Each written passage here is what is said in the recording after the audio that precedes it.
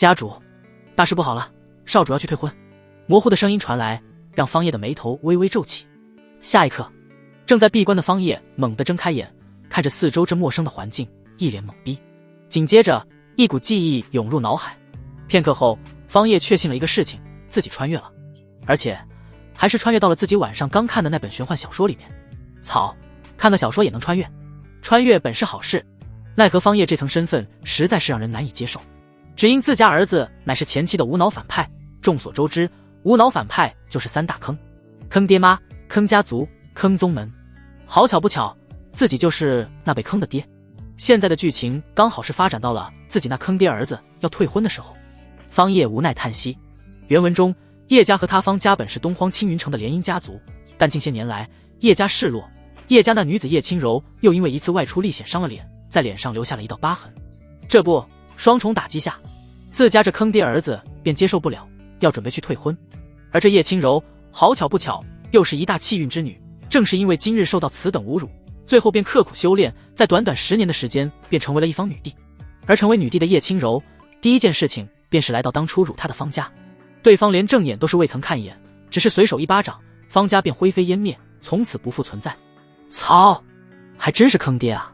方叶无语至极，若是穿越到其他人身上还能好一点，至少自己能够单飞，但这原主本身就是病入膏肓，开始必死关，可谓寿命将至。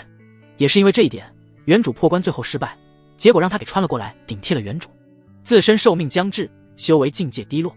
外有顾家、噬魂宗虎视眈眈，还有一个天命主角，一来便是天崩开局，内忧外患，家族内又出现了这么一个坑爹儿子。老子不玩了，爱咋咋地吧。方叶彻底摆烂了，反正都是必死的结局，还不如摆烂。叮，检测到宿主神级道侣投资系统激活，耳边突然响起的声音让方叶眼前一亮。来了，狗作者诚不欺我，果然穿越者人手一个系统。方叶心思瞬间沉入了系统之中。系统能沟通吗？介绍一下功能作用。眼前突然浮现半透明光幕，投资气运道侣可获得返还奖励。投资对象气运之女加道侣，二者缺一不可。投资物品由宿主自行提供，投资成功系统发放相关奖励。注意，禁止利用系统奖励物品对当世的气运道侣进行2次投资，禁止套娃。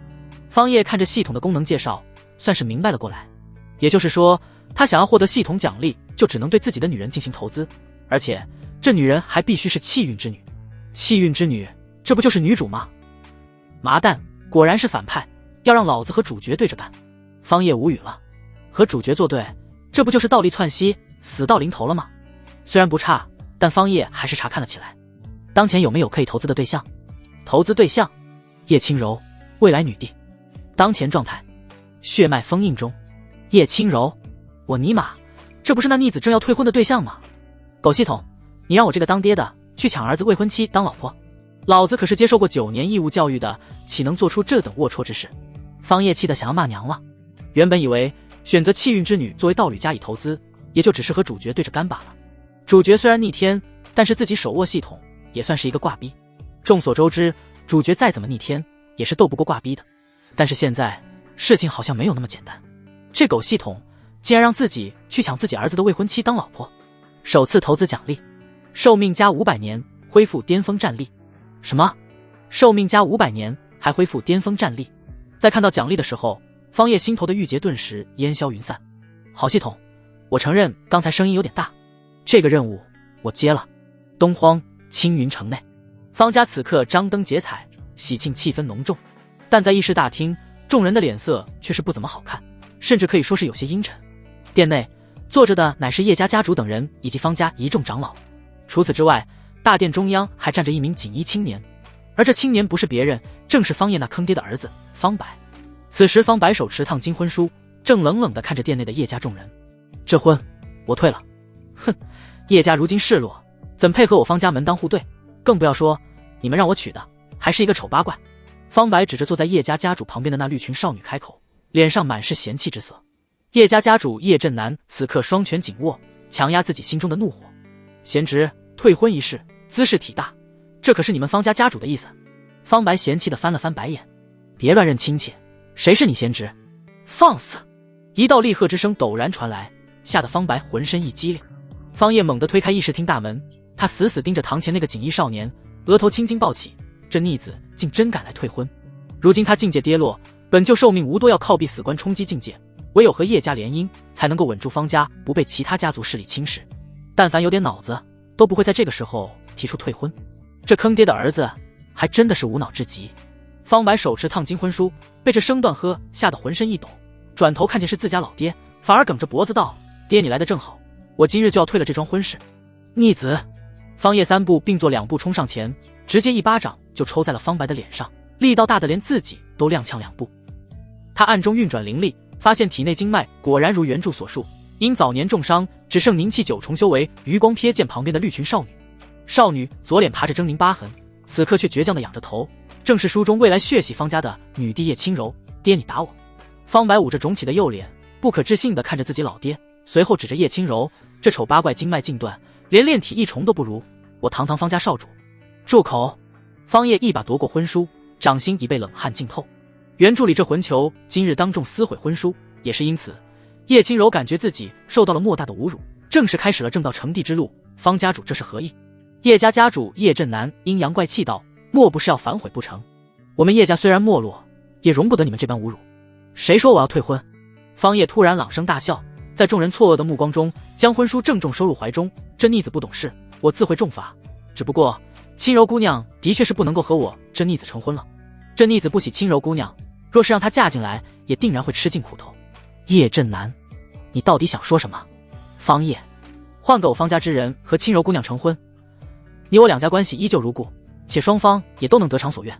叶振南眉头一皱，哼，你若是想随便找个方家下人就想要迎娶小女，未免也太痴人说梦了。方叶一笑，简单，本座娶叶姑娘为妻便可，一来给足你叶家面子，二来我也定然不会辜负叶姑娘。此话一出，满堂哗然。叶轻柔猛地抬头，疤痕下的眸子亮如寒星。方白更是直接跳脚：“爹，你疯了！这丑逆子听好了！”方叶一把拎起儿子后领，一字一顿道：“从今日起，你要叫她娘，本座娶轻柔姑娘即可。”方叶的话一出，满堂哗然，每个人脸上都写着震惊、不可置信之色。叶轻柔本是方白未婚妻，方白退婚不娶，方叶这个老爹却是趁虚而入，想要迎娶叶轻柔，这算什么？乱来吗？方叶目光扫过在场众人，不仅仅是叶家众人震惊，他还从自家门人脸上也看到了惊讶之色。尤其是站在一旁的逆子方白，还没有从方叶刚才那一巴掌之中缓过神来，得知眼前的情况后，脑瓜子更是嗡嗡的，好似知道众人心中所想。方叶开口补充道：“我知众位心中所想，但我儿先前只是和轻柔姑娘有婚约在身，并未有过实质的肌肤之亲。轻柔姑娘清白犹在，怎不能另寻良人？”这话是说给在场众人听的，但是方叶的目光却是落在面前的叶振南身上。他知道能做主此事的也就只有这个叶家家主了。此事叶振南一时间也被方叶这番骚操作搞得有些不知所措。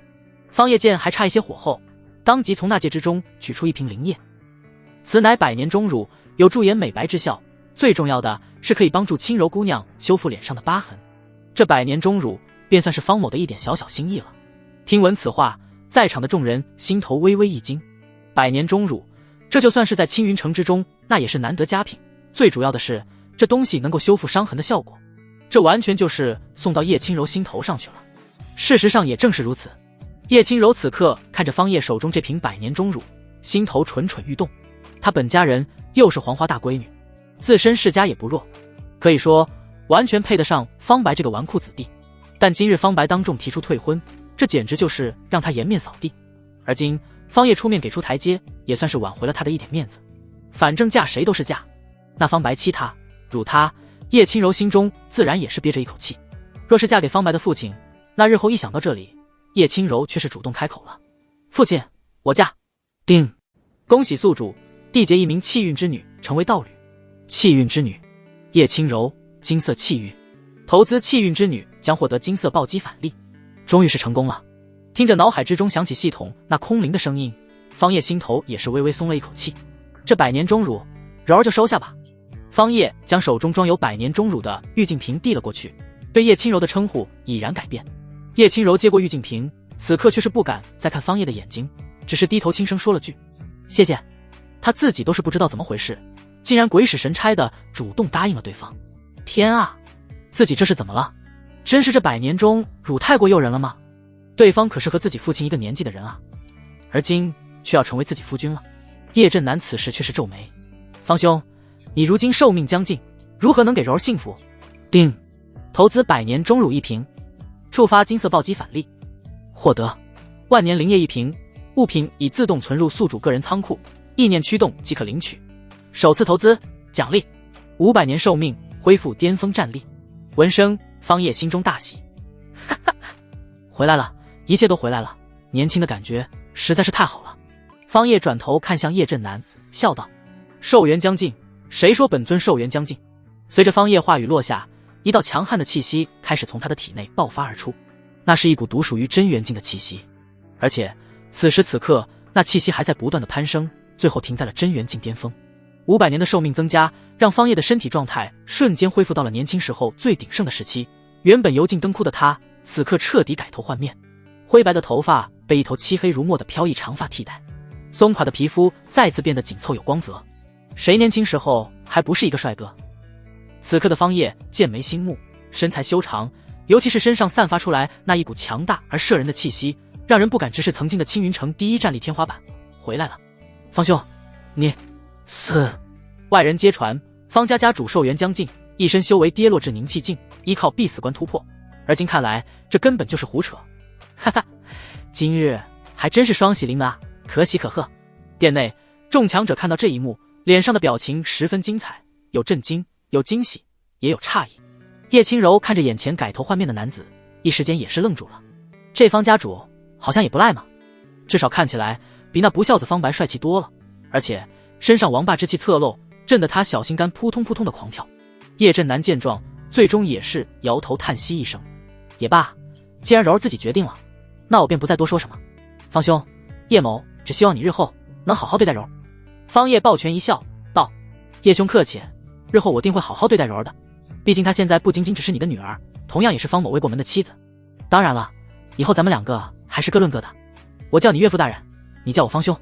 叶振南闻言大笑，哈哈哈，方兄说笑了，小女能够嫁给你，那是她的福气，日后咱们还是以道兄相称为好。方叶微微点头，不再多说什么，看向叶轻柔，对方此刻微微低着头，俏脸微红，不知道在想着些什么。诸位，今日正好恰逢青云城各方势力朋友来恭贺，咱们择日不如撞日，就在今日将此消息当着全城人的面宣告出去，如何？如此甚好，依我看，不如今日就举办婚礼，以免到时又出意外。如此甚好。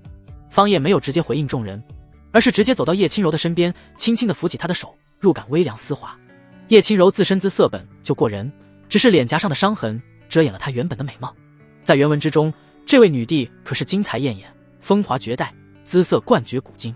方叶仔细观摩，倒也的确是一个难得的美人胚子。方叶，柔儿，咱们今日便举行婚礼，你觉得如何？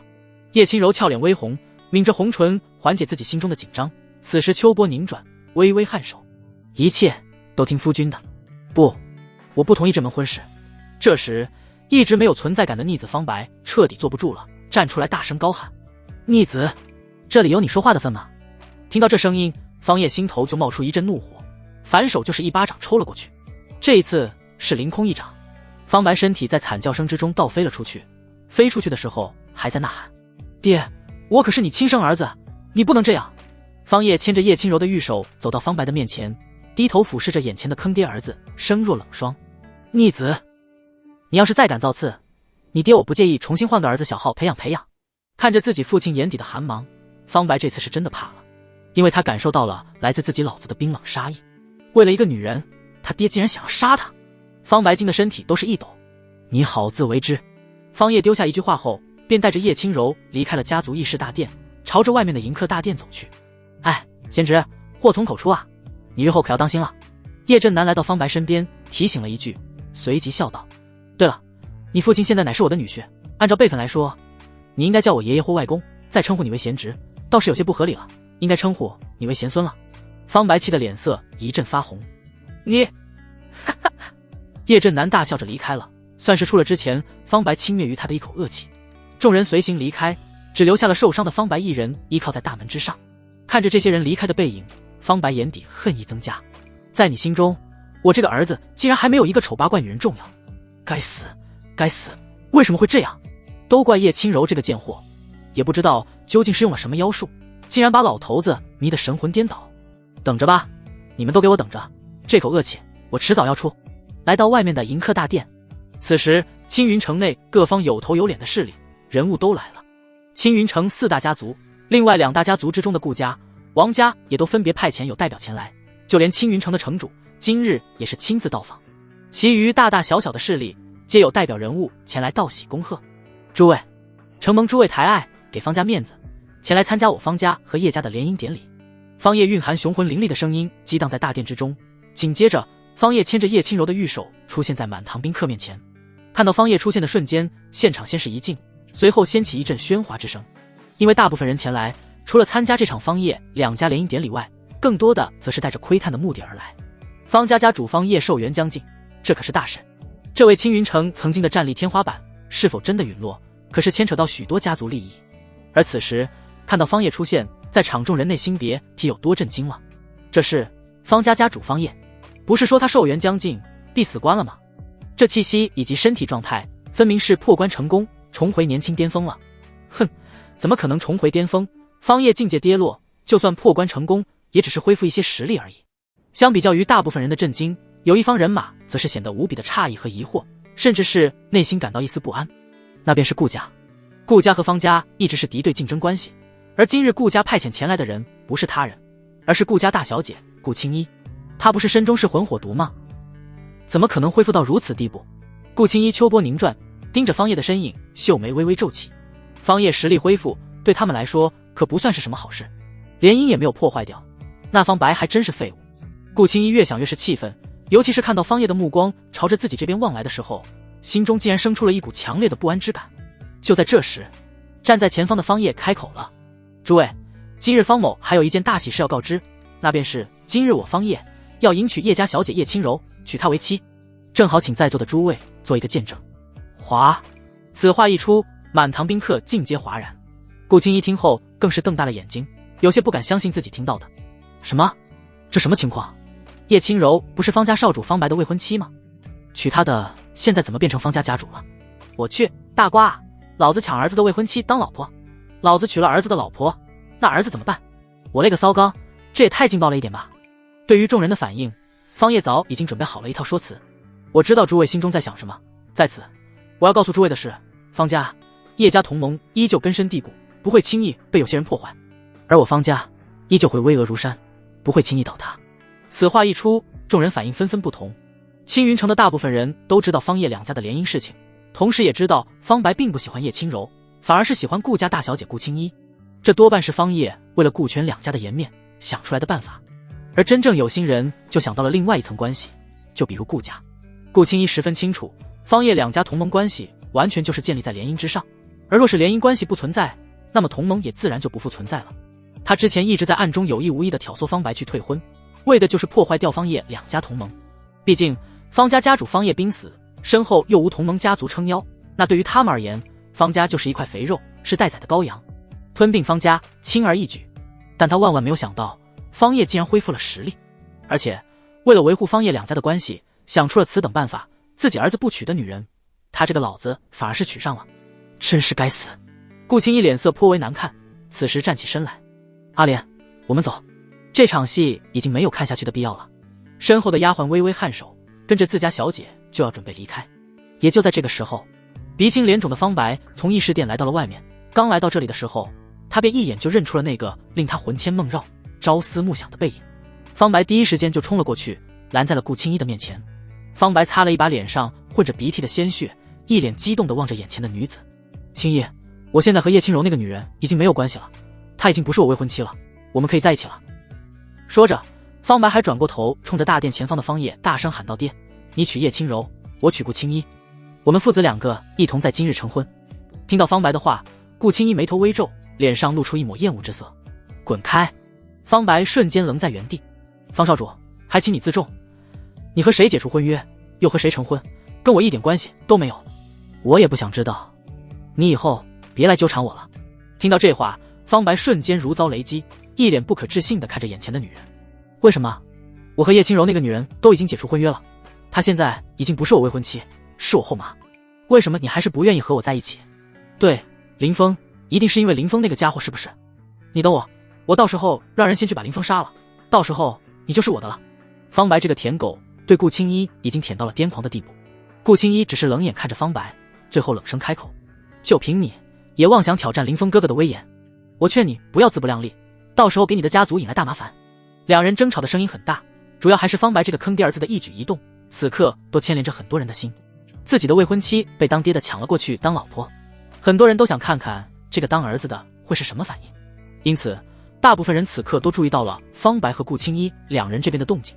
自从发现顾家之人后，方叶则是一直在留神关注这边。原身身中噬魂火毒，遭受到噬魂宗强者的追杀，因此导致自身寿元将尽，境界跌落。而整个青云城和噬魂宗走得近的唯有这顾家了，加上顾家和他方家的敌对竞争关系，但凡有点脑子的人都能够猜到，这背后必然有顾家的影子。其次，不管是有人故意策划阴谋，把矛头对准顾家，还是他方家和顾家的敌对关系，今日自己恢复巅峰战力，寿命又延长了500年，这顾家自然是不可能再继续留存下去了。看着自己这坑爹儿子还在那里当舔狗，被人当枪使了都不知道，方叶心头就一阵窝火。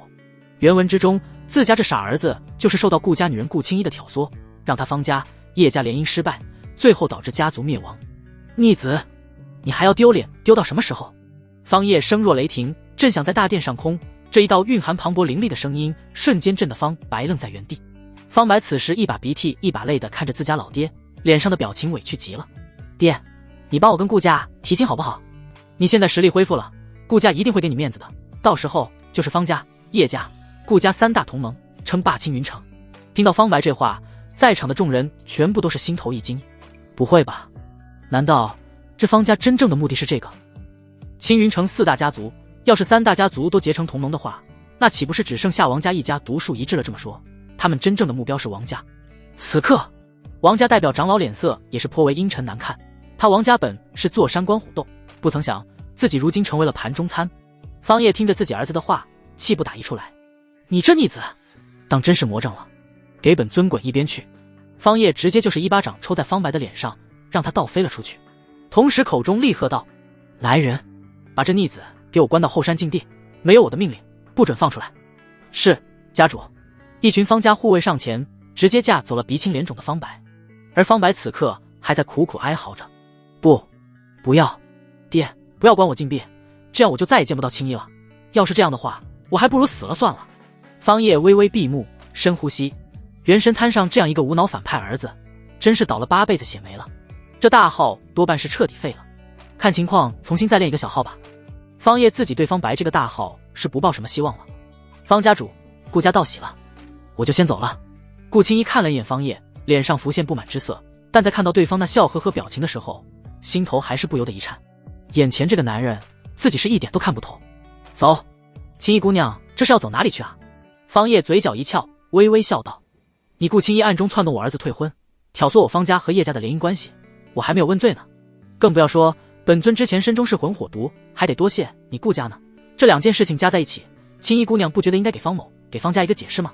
方叶的话语很轻，说话时脸上甚至带着淡淡的笑意，但任谁此刻都能够感受方叶身上那冰冷的杀意。哗！此话一出，满堂再次哗然。原来这一切都是顾家在背后搞鬼。联想到方家和顾家的敌对关系，在场的众人好像都明白了其中的利害关系。方叶境界跌落，寿元将尽，方家本就处在岌岌可危的地步，而若是此时又得罪联姻家族叶家，撇开了和叶家的关系，那方家可就真的是独木难支了。没有强者坐镇，没有盟友支援的方家，那就是一个纸老虎。同为一流世家势力的顾家，自然可以将其轻松吞并，取而代之。你休要胡说八道！顾青衣闻言，心头大骇，此刻匆忙开口：方家主，请你不要随意污蔑造谣，说我挑唆你方家和叶家联姻关系，证据呢？还有，你自身身中噬魂火毒，说是我顾家在背后所为，更是信口开河。你这是污蔑，赤裸裸的污蔑！方叶冷笑：污蔑？那本尊便让你心服口服，看看什么是证据。话语落下，方叶大手一挥，一道神魂记忆便呈现在大厅上空。这是他那坑爹儿子方白的记忆画面之中。顾青衣坐在1-9楼高台之上，手中端着酒杯轻抿，连正眼都是未曾看一眼站在旁边的舔狗方白，只是一边品酒一边开口道：方少主，你已是有婚约在身的人，就不要来骚扰于我了。我顾青衣就算是再怎么嘴馋，也不会去惦记那有妇之夫。方白，那我退婚。我退婚的话，青衣你能不能和我在一起？顾青衣嘴角浮现一抹笑意。你先退婚再说吧，我顾青衣可不喜欢和有妇之夫在一起，我的男人只能独属于我。听到这话，方白犹如打了鸡血一般，瞬间便亢奋了起来。实际上，方叶明白，这顾青衣口中所说的男人，乃是男主林峰，根本就不是自己那坑爹儿子。但这傻缺儿子还偏偏信了，认为只要退婚，对方就会答应和他在一起。方叶大手一挥，神魂记忆消散于虚空，看着眼前的女人，上下打量了一番。这顾青衣姿色身材倒是不错，堪称一绝，难怪自家那傻缺儿子会如同着魔一般。方叶冷笑道：现在你还有什么可说的？挑唆我方家和叶家联姻关系，论罪当诛。顾青衣脸色巨变：你敢对我动手不成？方叶冷笑：没有什么人是本尊不敢杀的，这个世界上没有什么路是本尊不能走的，也没有什么人是本尊不能杀的。且不说这一切的罪魁祸首都是你顾家，就冲你我两家敌对的关系，你觉得本尊今日会放过你吗？方叶冷笑一声，既然身为反派老爹，那么自然就要有反派的气势。他可不是自己那无脑反派儿子，这顾青衣就是主角林峰前妻的伴侣，严格意义上来说，那就是女主了。要杀，自然就要杀得彻底，将这些还未成长起来的气运之子、气运之女全部扼杀在摇篮之中。话语落下的瞬间，方叶直接探出了自己的大手，大手掌印迅速在空中放大，化作凌厉掌印，朝着顾青衣抓了过去。谁敢动我顾家小姐？突然，一道大喝之声从殿外传来，紧接着三道身着墨绿色锦衣、袖口纹着3道剑纹的强者冲了进来，三人一同出手，拍出强劲的掌印，对轰在方叶那大掌印之上。轰隆，掌印碰撞之间，狂暴的灵力四溢，险些就将这大殿直接掀飞了。是顾家的3大长老，看来这顾家还真是有备而来啊！3名顾家长老都是真元境的强者，这下有好戏看了。不知道这方家主方叶会如何做？3人修为和方叶都是同境界修士，我看方家主这次只能吃下暗亏，不了了之了。我看未必，这方家和顾家本就是敌对竞争关系，今日方叶恢复修为，定然不会善了。看到出现在顾青衣身边的3人，大殿内的众人第一时间便认出了3人的身份，顾家的3位长老，且都是真元境界。方家主，你过了，我家大小姐代表我顾家前来，是来为你方家道喜来了。按理来说，我顾家乃是客人，你方家便是如此这般对待客人的。小姐莫怕，有老夫3人在，他方家奈何不了你。3大长老有恃无恐，虽然知道方叶恢复了战力，但自己3人也是同境界高手，3对1完全不惧。哼，3条小杂鱼而已，来多少都没用。方叶眼中腾起杀意，再次探出大手掌印，只不过这一次掌印之中却是飞出了数条金色的苍龙。方家底蕴功法苍龙诀啊！高亢的龙吟响起，震得整座大殿都是轰隆作响。死！方叶大手朝下一按，数条金色的苍龙便朝着前方的4人飞舞而去。苍龙诀，今日正好见识一番。3名顾家长老纷纷低喝出声，同样是祭出自身强大的底牌手段，弥漫着炽热火焰的掌印，凌厉无匹的剑气。最后1名长老则是祭出灵力护盾，将自身和顾青衣以及身边的丫头阿莲护在其中。噗噗！然而想象之中的势均力敌并未出现，金色苍龙刚劲有力，瞬间便撕碎了那火焰掌印以及剑气，同时攻势不减，直接朝着前方的2名顾家长老再度杀去。只是眨眼间的功夫，2名顾家长老便直接被金色的苍龙洞穿躯体，2人双目之中神光逐渐暗淡下去，伴随着身体倒地的声音响起，2人也彻底没了气息。瞬杀，同为真元境强者，但在方叶面前却是连一招都撑不住。死！好强，那顾家2大长老都是和方家主同一境界的真元境强者，竟然被瞬秒了。这就是青云城曾经的战力天花板吗？果然恐怖如斯。看着强力的手段，这方叶恐怕是已经恢复了以前巅峰时期的战力。方家这下真要称霸青云城了。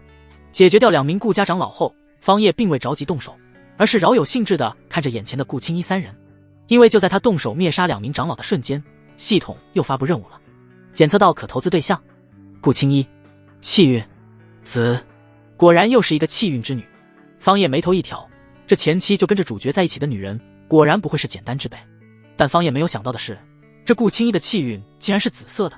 要知道，系统划分的气运等级总共才10个：白、灰、红、橙、黄、绿、青、蓝、紫、金。身为未来女帝的叶轻柔，身怀最高等级的金色气运，这自然说得过去。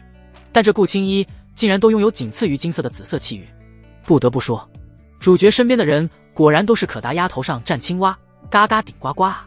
不过这倒也便宜了方叶。此时方叶负手而立，踱步向前，看着前方的顾青衣三人，嘴角勾起一抹淡淡的笑容。就这，顾家的实力仅此而已嘛。方叶一边说一边摇头叹息，这个世界我还真是越来越看不懂了，真是什么跳梁小丑都敢跑出来装大佬了。孩子，记住一句话，花花世界迷人眼，莫的实力你莫晒脸。看着方叶阴阳怪气的贬低自己，贬低顾家，顾青衣气的脸色一阵青红变幻。方家主，你已经杀了我顾家2名长老，该适可而止了。难道你还真想杀我家小姐不成？你若是真敢动手，那便等同于是和我顾家直接宣战，你可要考虑清楚后果。剩下的那名顾家长老此时脸色难看的开口，刚才方叶一招秒杀2名真元境长老，这着实吓住了他，自己的实力和之前被杀的2人不相上下，若是真个继续对抗，自己绝对要步那2人的后尘。开战！听到这话，方叶直接仰头大笑了起来。好啊，那便开战吧。哗！此话一出，店内的众人脸色都变了。青云城的一流大家族之间要开战了，这可是真正的大事，这势必会牵连到诸多的势力家族。方叶，区顾家，方某有何可惧？若论战事，闻战则喜，有我无敌。狂，当真是无比的张狂。听到方叶说出这话，这是在场众人心头都随之升起的念头。看着场中那道肆意张狂、霸道无双的身影，很多人都是被震撼到了。青云城城主，还真是像年轻的时候。果然不愧是曾经的青云城第一战力，就这气魄和实力，方家恐怕又要重回巅峰，成为青云城第一大家族了。叶轻柔美眸泛起异色，这就是我的男人吗？好霸气！听着方叶的话，顾家长老低头了。方家主，那你要如何才能够接过今日之事？方叶眉头一挑，简单，你顾家大小姐毁了我方家一桩婚约，那就让她赔上一桩婚约即可。顾青衣闻言脸色大变，你休想，我就算是一头撞死，也不可能嫁给你那废物儿子。方叶伸出手指摇了摇，不，你错了，我不是要你嫁给我儿子。顾青衣眉头紧皱，看着方叶，那你是何意？方叶，不是嫁给他，而是嫁给我。闻言，顾青衣瞳孔瞬间放大，你休想！听到方叶的话，顾青衣整个人都傻了，旋即就是一阵暴怒。在他看来，方叶的年龄都和自己父亲一样大了，这就是典型的癞蛤蟆想吃天鹅肉，更不要说他早已经心有所属，他的心和身子都只允许自己的林峰哥哥，不然的话，面对方白这死舔狗的追求，他又如何会没有一丁点的心动？在他眼中，方白连自己林峰哥哥的一根汗毛都比不上，方叶也一样。满堂宾客此时听后也是神色动容，这方家主还真是老当益壮啊！哼，就是典型的癞蛤蟆想吃天鹅肉，娶了一个叶家小姐叶轻柔还不够，现在还要强娶顾家小姐顾青衣，我滴个乖乖，这特么就是我的理想生活啊！最关键的是，这2个女人都和他儿子方白有关啊，一个是儿子的未婚妻，一个是儿子死命硬舔的对象，这是专门找儿子身边女人下手了。方叶当得上一句方老魔称呼。看着眼前这个女人，方叶心中也是厌恶到了极致，但奈何系统奖励实在诱人，紫色气运可不是谁都拥有的。本来都准备要杀了，结果系统来整这么一出。系统提示：强扭的瓜不甜，但解渴。方叶，知我者，苟系统也。再度看向眼前的女人，不说倾国倾城，但也是明眸皓齿，清丽动人，身材更是没得说，弱柳扶风，体态纤细轻盈。若是放在前世，那就是屌丝们口中的女神 Max 版。这么说，你不愿意了？方叶眉头一挑，顾青衣拒绝这个结果，他自然能够想到，只不过是要多费一番功夫罢了。但自身都已经被定义成为反派了，方叶可不会细水长流，更不会像自己那傻缺儿子一般去硬舔。顾青衣，想要让我嫁给你，做你的春秋大梦去吧。方叶嘴角一翘，笑道：看来不上点手段是不行了。话语落下瞬间，方叶大手猛地一吸，恐怖的吸扯之力爆发，在其前方的那名墨绿长袍长老瞬间被方叶吸入掌心，方叶大手死死地扣住对方的脖子，紧接着体内狂暴的灵力汹涌而出。被扣住的长老口中发出凄厉的惨叫，他整个人的面容、身体都在此刻以一种奇怪的姿势扭曲了起来。砰！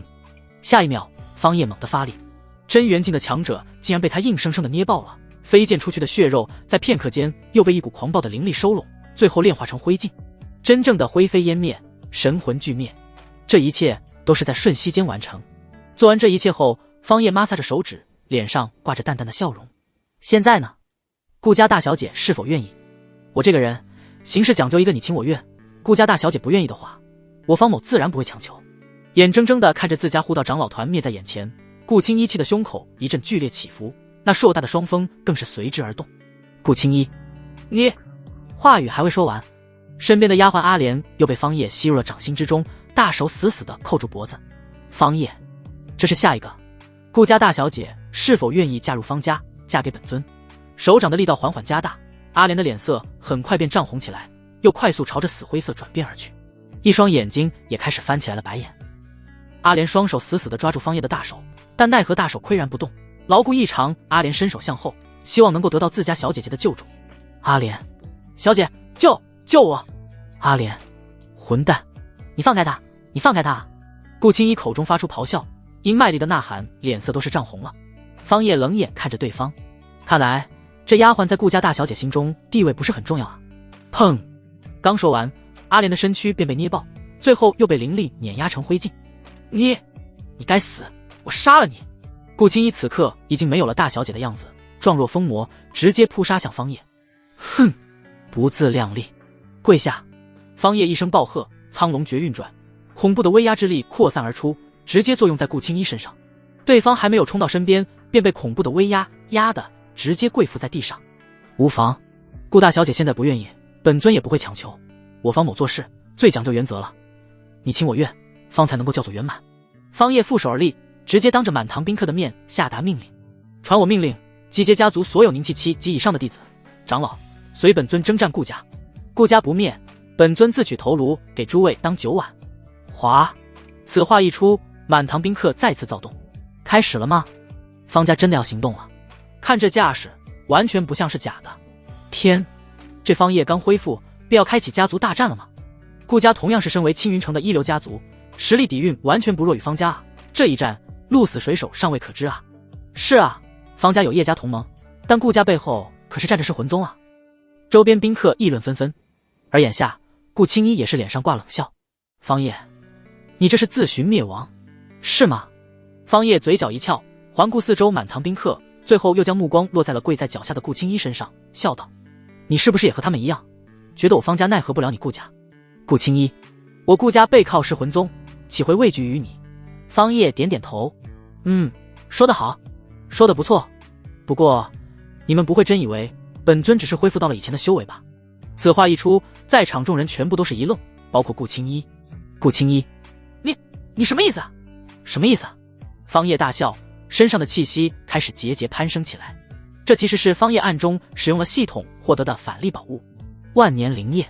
万年灵液绝对可以称得上是至宝，尤其是对于真元进修士而言，那就是真正的圣药。随着万年灵液在体内化作灵力炸开，方叶整个人的气息都开始攀升了起来。轰！本就恢复到了真元境巅峰的方叶，在这一刻，身体爆发出了更为强悍猛烈的气息，体内丹田处的气海直接化作了一片灵力神海。灵力在体内经脉咆哮，竟然发出了闷雷之声，在整个大殿之中轰隆炸响着。这是神海境？不对，他的气息还在暴涨，速度非常快。此刻，就连一直淡定观看这一场好戏的城主都坐不住了，直接站了起来，目不转睛地盯着前方的那道身影。万年灵液蕴含的灵力何其磅礴！从真元境巅峰突破到神海境后，万年灵液才消耗1成不到，在灵液的作用下，此刻方叶的境界还在快速的飙升。神海1重，神海2重，神海5重，神海9重，神海9重巅峰。最终，方叶境界在神海9重巅峰稳固了下来。低头看向顾青衣，此刻对方正一脸惊恐地望着自己。方叶淡淡一笑，道：现在，你觉得我灭掉你顾家需要多久？神海9重巅峰。方叶身上展现出来的境界气息，直接震撼住了在场的每一个人。青云城并不大，此地最强战力也不过是真元境。神海境界，一人便能够碾压全场，在青云城横推无敌了。更不要说还是神海9重巅峰。此刻，顾青衣脸色一片煞白。他顾家为何选择投靠噬魂宗，就是因为噬魂宗内有神海境界强者坐镇。但是魂宗最强者，恐怕也不到神海9重巅峰。换句话而言，如今的方叶，就算是噬魂宗，也拿他没有办法了。方家郎们，虽无出征。方叶看了一眼跪在地上一脸煞白的顾青衣，随后大袖一挥，直接转身就要离开。不要！回过神来的顾青衣直接冲了过去，如同一条死狗一般，竟然直接跪在地上匍匐前行，最后拽住方叶的裤脚，抬头望着方叶，他眼中满是痛苦和不甘，但又透露着无可奈何。我答应你。声音有气无力，说出这句话好似抽干了他整个人身上的力气。方叶停下脚步，侧头俯视着趴在自己脚下苦苦哀求的顾青衣，微微低头道：你说什么？我听不清啊。顾青衣此时又羞又愤，但为了保全自己的家族，只得硬着头皮再次开口：我顾青衣愿意嫁给你方叶，我是自愿的。这一次声音极大，顾青衣是扯着喉咙呐喊出来的，以至于满座宾客都清晰地听见了每一个字。喊完这句话后，顾青衣整个人就瘫坐在了地上，他的脸颊上挂着2行清泪，心中无比的痛苦。林峰哥哥，对不起，这真的不是我愿意看到的。呵呵，做得不错。方叶嘴角微微一翘，笑道：在场的诸位，麻烦帮我做一个见证，今日方某便一同迎娶叶家大小姐叶轻柔，以及顾家大小姐顾青衣。算算时间，吉时已到，咱们立刻就拜天地成亲。听着现在就要成亲拜堂，顾青衣整个人都是浑身一颤。完了，自己今日就要失身于此地了。他不甘，他愤怒，但他又不得不做，哈哈哈！恭喜！方家主神通盖世，实乃当世英杰，现在又抱得美人归，而且还是2个，真是羡煞我辈啊！今日方家当真是4喜临门啊！方家主实力恢复，且突破神海境界，又巩固了和叶家的联盟，还娶到了2大当世美人，可喜可贺啊！今后还要多靠方家主帮衬啊！在场的宾客纷纷道喜，前来参加的联姻典礼也立马变成了成婚典礼。在座的人没有谁是傻子，现在是什么情况，众人都心知肚明。若是还有谁在这个时候跳出来和方家作对，真的是会死的连骨头渣子都不剩下。诸位吃好喝好，今日方某成婚大礼，顾家老丈人可还未到场，为了表示诚意，方某决定亲自前去迎请老丈人。方叶冲着大殿众人喊了一声，随后意味深长地看了一眼顾青衣，最后整个人便化作一道红芒爆射了出去。看到这里，顾青衣整个人彻底绝望。原本他在心里面盘算着自己的小九九，想着先暂时迎合方叶，保全自己家族，后面再寻机会逃离。而且只要他拖得足够久，那么自己的林峰哥哥得知了消息后，肯定是会前来拯救自己的，就如一个盖世英雄一般，脚踩七彩祥云，手持巨剑而来。但现在他的想法落空了，方叶这个行为就是在明明白白地告诉他，别耍花样，不然的话随时随地捏死你爹。迎客大殿内满座豪杰相互碰杯豪饮，但是他们都知道今日的好戏还没有演完，众人都等着继续看后面登场的好戏。此时身为未来女帝的叶轻柔看着瘫软在地上一脸绝望表情的顾青衣，犹豫了一下，最终还是选择走上前去。妹妹起来吧。叶轻柔不知道该如何宽慰对方，原本以为自己的遭遇已经够惨了，但现在看来顾青衣好像比自己还要凄惨很多倍，至少他自己是还保全着名声，算不上受到侮辱。真论辈分的话，迎娶他的还是方家家主，而非那个纨绔子弟方白，这算是给足了他叶轻柔和叶家的面子。另外加上方家和叶家的同盟关系，他好像也不是那么委屈了。反观顾青衣，那就完全不一样了。你滚开啊！顾青衣咆哮着别开了叶轻柔的手。叶轻柔一时间怔怔地站在原地，也不知如何是好。他的想法很简单，既然现在自己要嫁给方叶，那么便是方叶的妻子了，而顾青衣同样如此，既然都是同一个男人的女人，那么相互之间搞好一下关系没什么问题吧。他的想法仅仅如此而已，但顾青衣的反应却是巨大的，对方好像还接受不了这个结果，深陷痛苦之中。而就在此时，方叶回来了，在其身边还带着一个人，确切地说是在方叶的手掌之上还拎着一个人。看到被带来的这人时，顾青衣却是脸色大变，惊恐大喊出声爹。方叶一把将顾佳佳、主顾怀安扔在地上，同时冷冷地看着顾青衣，我警告你，最好认清楚自己现在的状况，面对自己姐姐的宽慰，你应该做什么？话语森冷，寒芒毕露。方才叶轻柔的动作刚好被他撞见，而顾青衣那强烈反抗的姿态自然也被他尽收眼底。我对不起姐姐。顾青衣被逼着低下了高傲的头颅，此时对着叶轻柔轻轻道歉。叶轻柔微微一笑道，没事的妹妹，以后咱们就是姐妹了。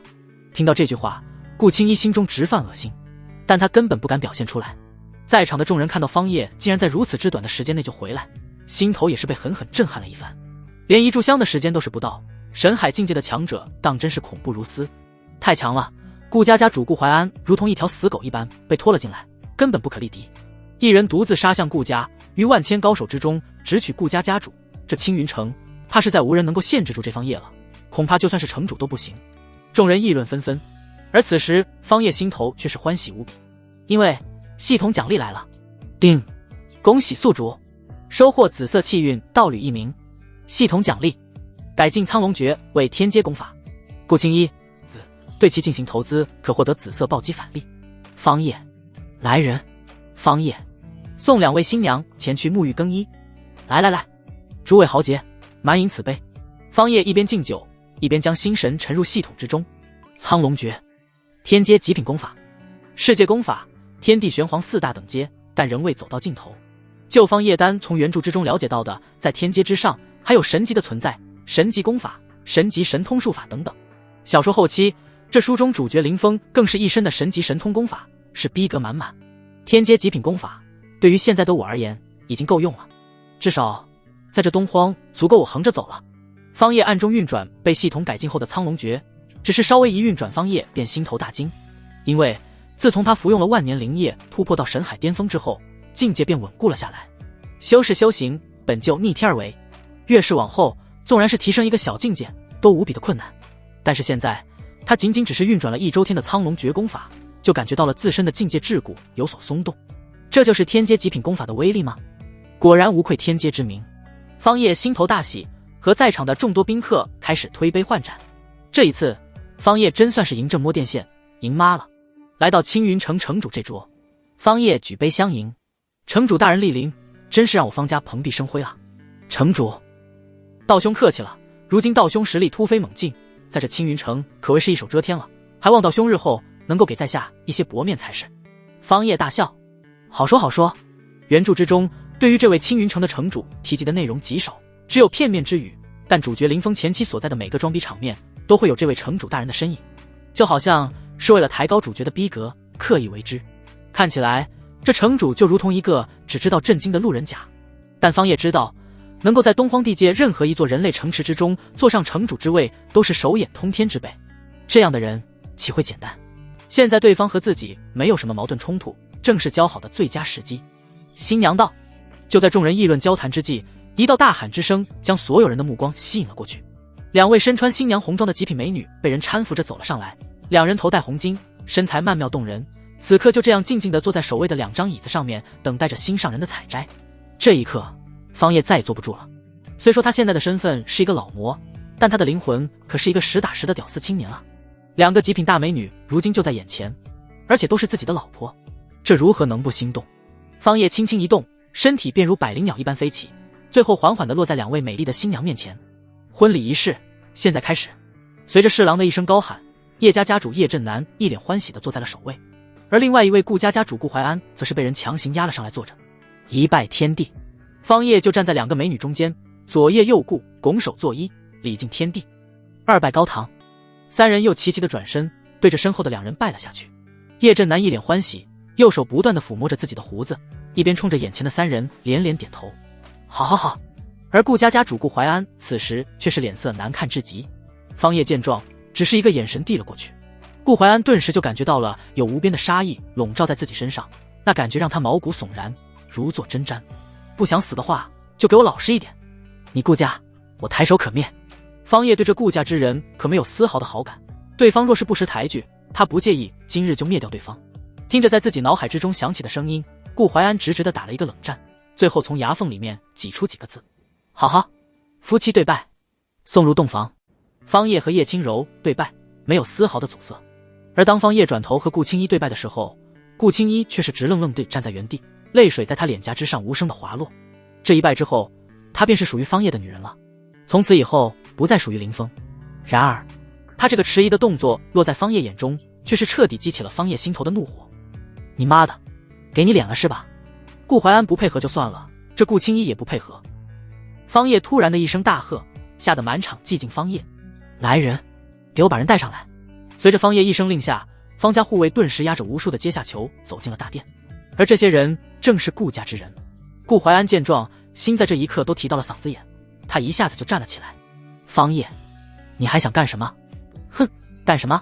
方叶冷笑一声，没有直接回答，而是只说了一个字：杀。噗噗噗，方家护卫手中长刀闪烁着寒冷的刀芒，高高抬起，随后落下，溅起了一地的鲜血。第一批次的顾家之人尽数人头落地。看到这一幕，顾怀安整个人从头凉到了脚底。顾青衣掀开头巾，也看到了这一幕，瞳孔紧缩，随后一脸愤怒的表情盯着方叶。这个时候，方叶才缓缓开口，只是脸色难看到了极点。我真是给你们顾家给脸给多了，一个个的都不愿意配合本尊是吧？再给我杀，我倒要看看你何时才会心甘情愿的跟我拜堂。随着方叶的一声令下，第二批次的顾家之人被押了上来，护卫再次手起刀落，鲜血迸溅而起。顾青衣大喊不要，然而没人听他的话。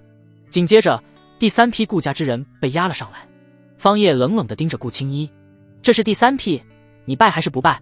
顾青衣面露痛苦的挣扎之色。我，方叶，杀！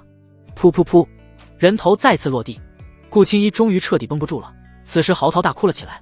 不要，我答应你，我拜。此刻顾青衣心若死灰。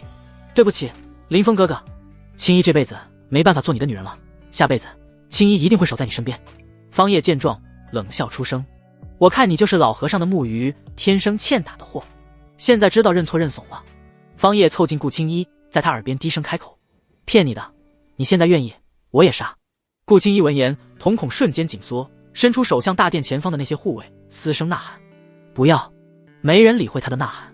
方叶，今天我便让尔等看看得罪我方叶的下场，让你们看看何为真正的恶。灭族绝户，给我杀，一个不留。不要！顾青衣口中发出痛苦的呐喊，眼见没有人理会自己的呐喊哀求。顾青衣转头看向方叶，恶狠狠地开口：方叶，你这个灭绝人性的混蛋，你就是一个恶魔，是魔鬼。方叶冷哼一声，看着顾青衣，露出一口大白牙，笑道：我记得本尊警告过那你，这个世界上没有什么路是本尊不能走的，也没有什么人是本尊不敢杀的。说完之间，方叶直接伸出右手大手，一把捏住顾青衣的下巴，语气森冷的开口：你不听本尊警告，屡次三番的冒犯本尊的威严，你真当本尊是泥捏的，好惹是吧？场中随着方叶的话语说完，护卫手中的长刀还在持续手起刀落。顾家身为青云城的一流家族，族内分支众多，门人弟子加起来足有上千人。而此时方叶直接起身飞向后方，只见他直接凌空一握，探出大手，一道如小屋般大小的掌印陡然出现在顾家之人上空，掌印之上还缭绕着一道道金色龙印。轰隆，掌印落下，直接拍死了一大片。下一秒，顾家之人的头顶上空直接出现了数十道这般恐怖的掌印，每一道掌印都带着恐怖的威压。轰轰轰，掌印落下，大殿外的白玉广场都是被拍得塌陷下去了数十米，形成了一个超级巨坑，而超级巨坑之中皆是顾家之人的尸体。这样就快多了。方叶心满意足地拍了拍手，在满堂宾客骇然惊恐的目光之中转过身来，直接一巴掌就抽在了顾青衣的脸上。系统只是让他绑定气运道侣，可没说不让他杀。道侣又如何？都已经是反派了，杀几个道侣很合理吧？一巴掌抽在顾青衣脸上后，方叶冷冷地开口：现在我只给你两个选择，一，臣服于我，以后守好自己身为一个妻妾的规矩；二，死。顾青衣脸色涨红，眼中充满了血丝，他只是一双眼睛死死地盯着方叶。方叶已经被这女人磨得没有丝毫耐心了，此时直接探出大手，五指成爪，猛地一吸，顾青衣亲父顾怀安便被他吸入掌心。顾青衣此刻再也不敢有丝毫耽搁了，他已经深刻地见识到了方叶的狠辣手段，对方说杀人就杀人，真的是连眼睛都不会眨一下。扑通，顾青衣第一时间就跪了下来，神色慌张地开口：不，我选一，我求求你不要杀我父亲，不要！砰！方叶大手一挥，如同扔死狗一般将顾怀安扔了下去，同时开口下令：给我带下去，押入地牢。顾青衣闻言脸色瞬间煞白，他自然是明白被押入地牢后会遭受什么样的待遇，但此刻的他已经不敢再说话了，至少自己的父亲还活着。一旁侍郎见状适时的开口高喊：夫妻对拜，送入洞房。方叶在前方轻轻地握着叶轻柔的玉手，而顾青衣则是不敢再有丝毫的耽搁，匆忙站了起来，低着头泪眼婆娑地跟在两人身后。婚房内，方叶三人同床而坐，这原本是属于方白的婚房，但此刻入住其中的却是老爹方叶。此刻的方叶内心则是无比的激动。前世身为单身狗的他，万万没想到自己也会有这样的一天，坐拥美女入怀。娘子，该更衣入眠了。方叶掀开叶轻柔的盖头，用手指轻轻地勾起对方的下巴。叶轻柔脸上的疤痕此刻已然消失不见，显露出来了原本属于她的真正绝美面容。夫君，我来给你宽衣。叶轻柔脸色羞红一片，此时却是主动站起身来，纤纤玉手爬上方叶宽广厚实的肩膀，为其宽衣解带。方叶闭上眼睛，张开双手，享受着这未来女帝的服饰。片刻后，方叶身上便只剩下了一条大裤衩，上身赤裸，露出的肌肉棱角分明，刚健有力。看着眼前娇柔的大美人，方叶再也忍不住了，直接弯腰将叶轻柔拦腰抱起，就要朝着床子走去。而叶轻柔此刻却是娇羞的将自己脑袋埋入方叶那炽热宽广的胸膛之中。方叶和叶轻柔两人四目相对，最后方叶毫不犹豫地吻上了那诱人的红唇，随即开始往下一步步的探索。夫君，等等！叶轻柔此刻声音嗲嗲的，娇躯似水。她看着一旁已经站起来有些不知所措的顾青衣，轻声开口道：“妹妹还在旁边呢。”方叶先是一愣，紧接着眉头一挑：“好家伙，自家这娘子还真是体贴他啊，这要他双飞而起的节奏啊！”只不过，方叶只是冷冷地看了一眼站在床前一脸羞红而不知所措的顾青衣，随即轻声对着怀中娘子开口：“没事，先让他看着，稍后再教训他。”顾青衣闻言，躯体忍不住轻轻一颤，他已经真正的怕了，对于方叶的畏惧大于了一切。半个时辰后，叶轻柔浑身疲惫地睡了过去，方叶则是转头望向顾青衣，冷冷地开口：“谢家。”另外一边，方家后山禁地，逆子方白被关了进来，这里不仅布下了一层结界，而且在结界外面还有护卫长老看守。但此刻的方白内心躁动不安，他看着后山下面的方家大院里面一片喜庆，心头着急无比。奎叔，我求你了，你放我出去吧，我真的不能没有青衣。方白守在结界处，冲着在外面看守的一名方家长老开口哀求。被叫做奎叔的长老不为所动，只是看了一眼方白，淡淡的说道：“少主，我劝你还是清醒一点吧。顾青衣现在是家主的女人，你还对她有非分之想，对你不是好事。你若听话，遵守家主谕令，那么你还是方家少主；若是不遵，恐怕你这少主之位不但保不住，还会有性命之危啊。”方白依旧不甘心，拼命的摇头：“不会的，我是我爹唯一的儿子，他不会对我怎么样的。奎叔，求求你放了我，让我出去。”奎叔见状，不由得叹息一声：“哎，少主，你最好断了这一份念想，因为此刻顾青衣已经和家主入了洞房。”什么？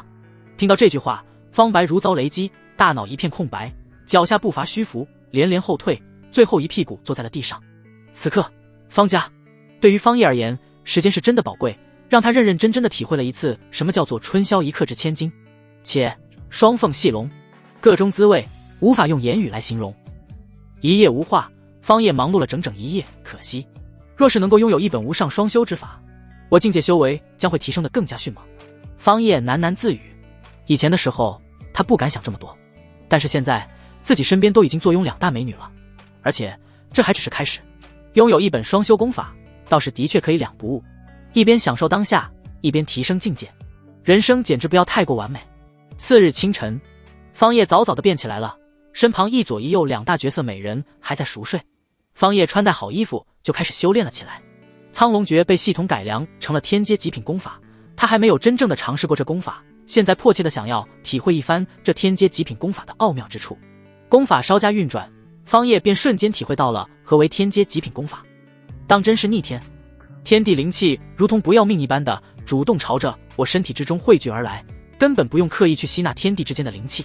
灵气入体，在功法的运转加持下，转瞬间便转化成为了自身所需的灵力池。方叶神识内视之下，发现自己丹田气海处的灵力池已经不能够用池子来形容了，那就是一处汪洋湖泊，一望无垠。神识探查之时，还能够听到体内的灵力湖泊在奔腾咆哮，发出阵阵轰鸣之声，震耳欲聋。神海境界和真元境界最大的不同之处，便是这灵力池了。真元境体内灵力池只有小池塘大小，而今我身为神海境界巅峰，体内的灵力池已然扩大到了湖泊的边界，而且这灵力湖泊一望无垠，都快朝着汪洋靠近了。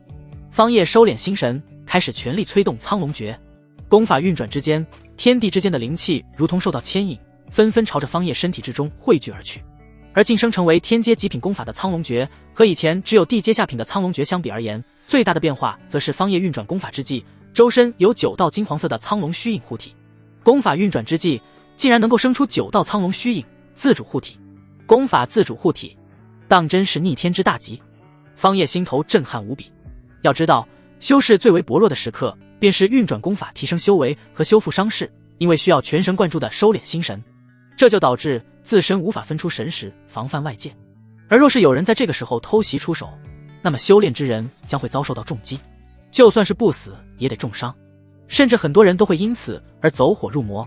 但如今这功法运转之际却是自动护体，完全就杜绝了这一种潜在的危险。天阶极品功法，恐怖如斯，不愧是系统出品，一出手就是精品。方叶对于这本天阶极品功法是十分满意。下一刻，方叶的脸色微微一变，因为他感觉到自身的境界桎梏松动了一大截。这好机会，正好趁着这个时间一举突破到造化境界。